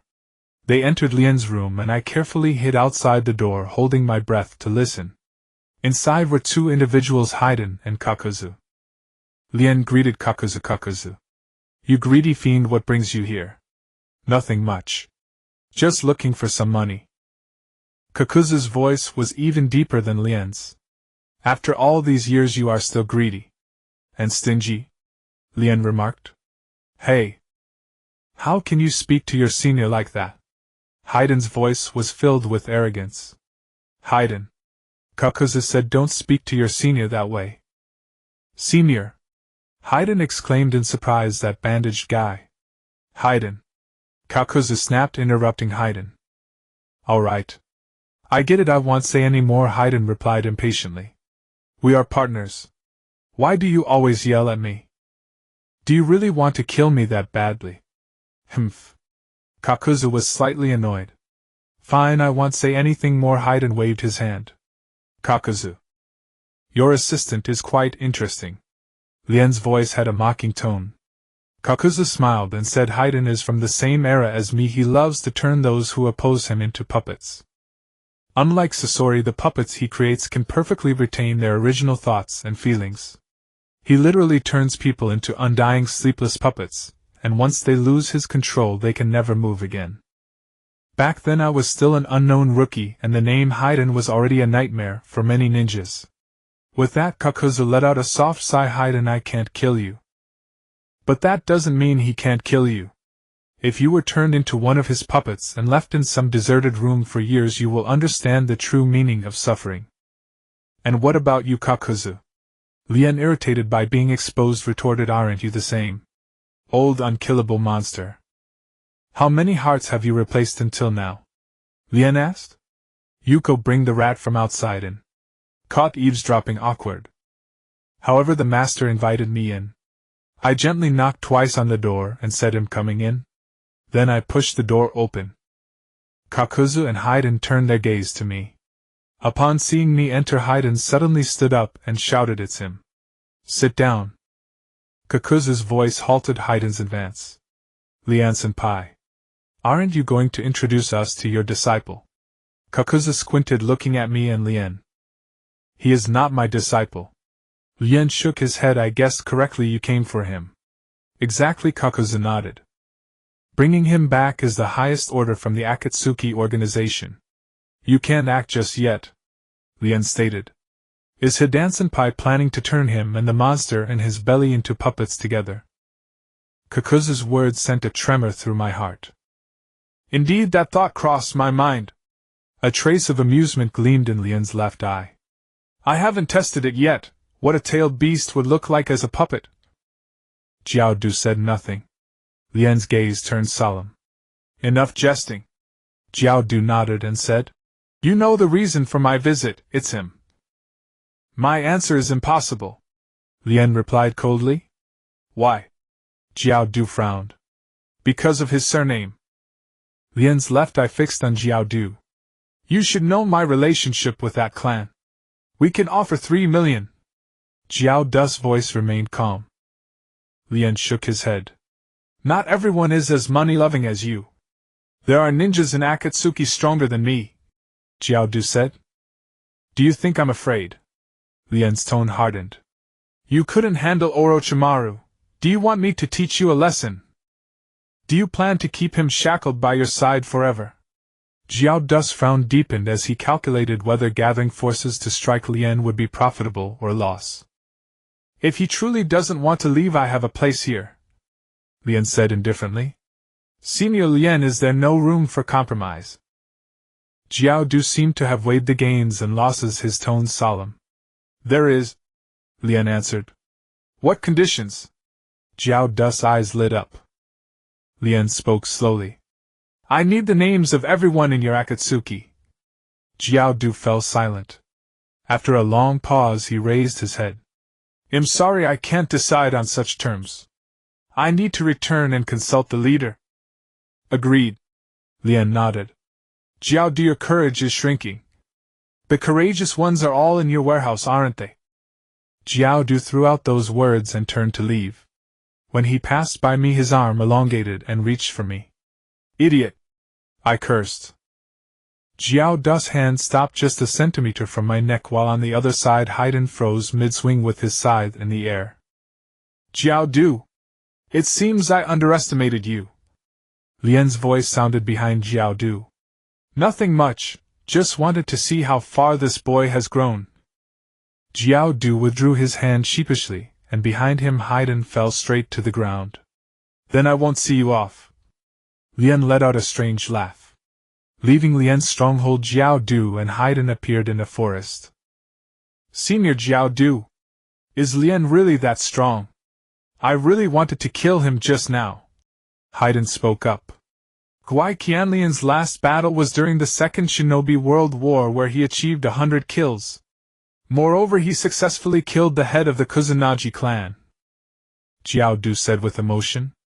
At that time, Guai Qianlian was called the Death Envoy, meaning that to see him was to already be dead. That girl beside him must not be underestimated either.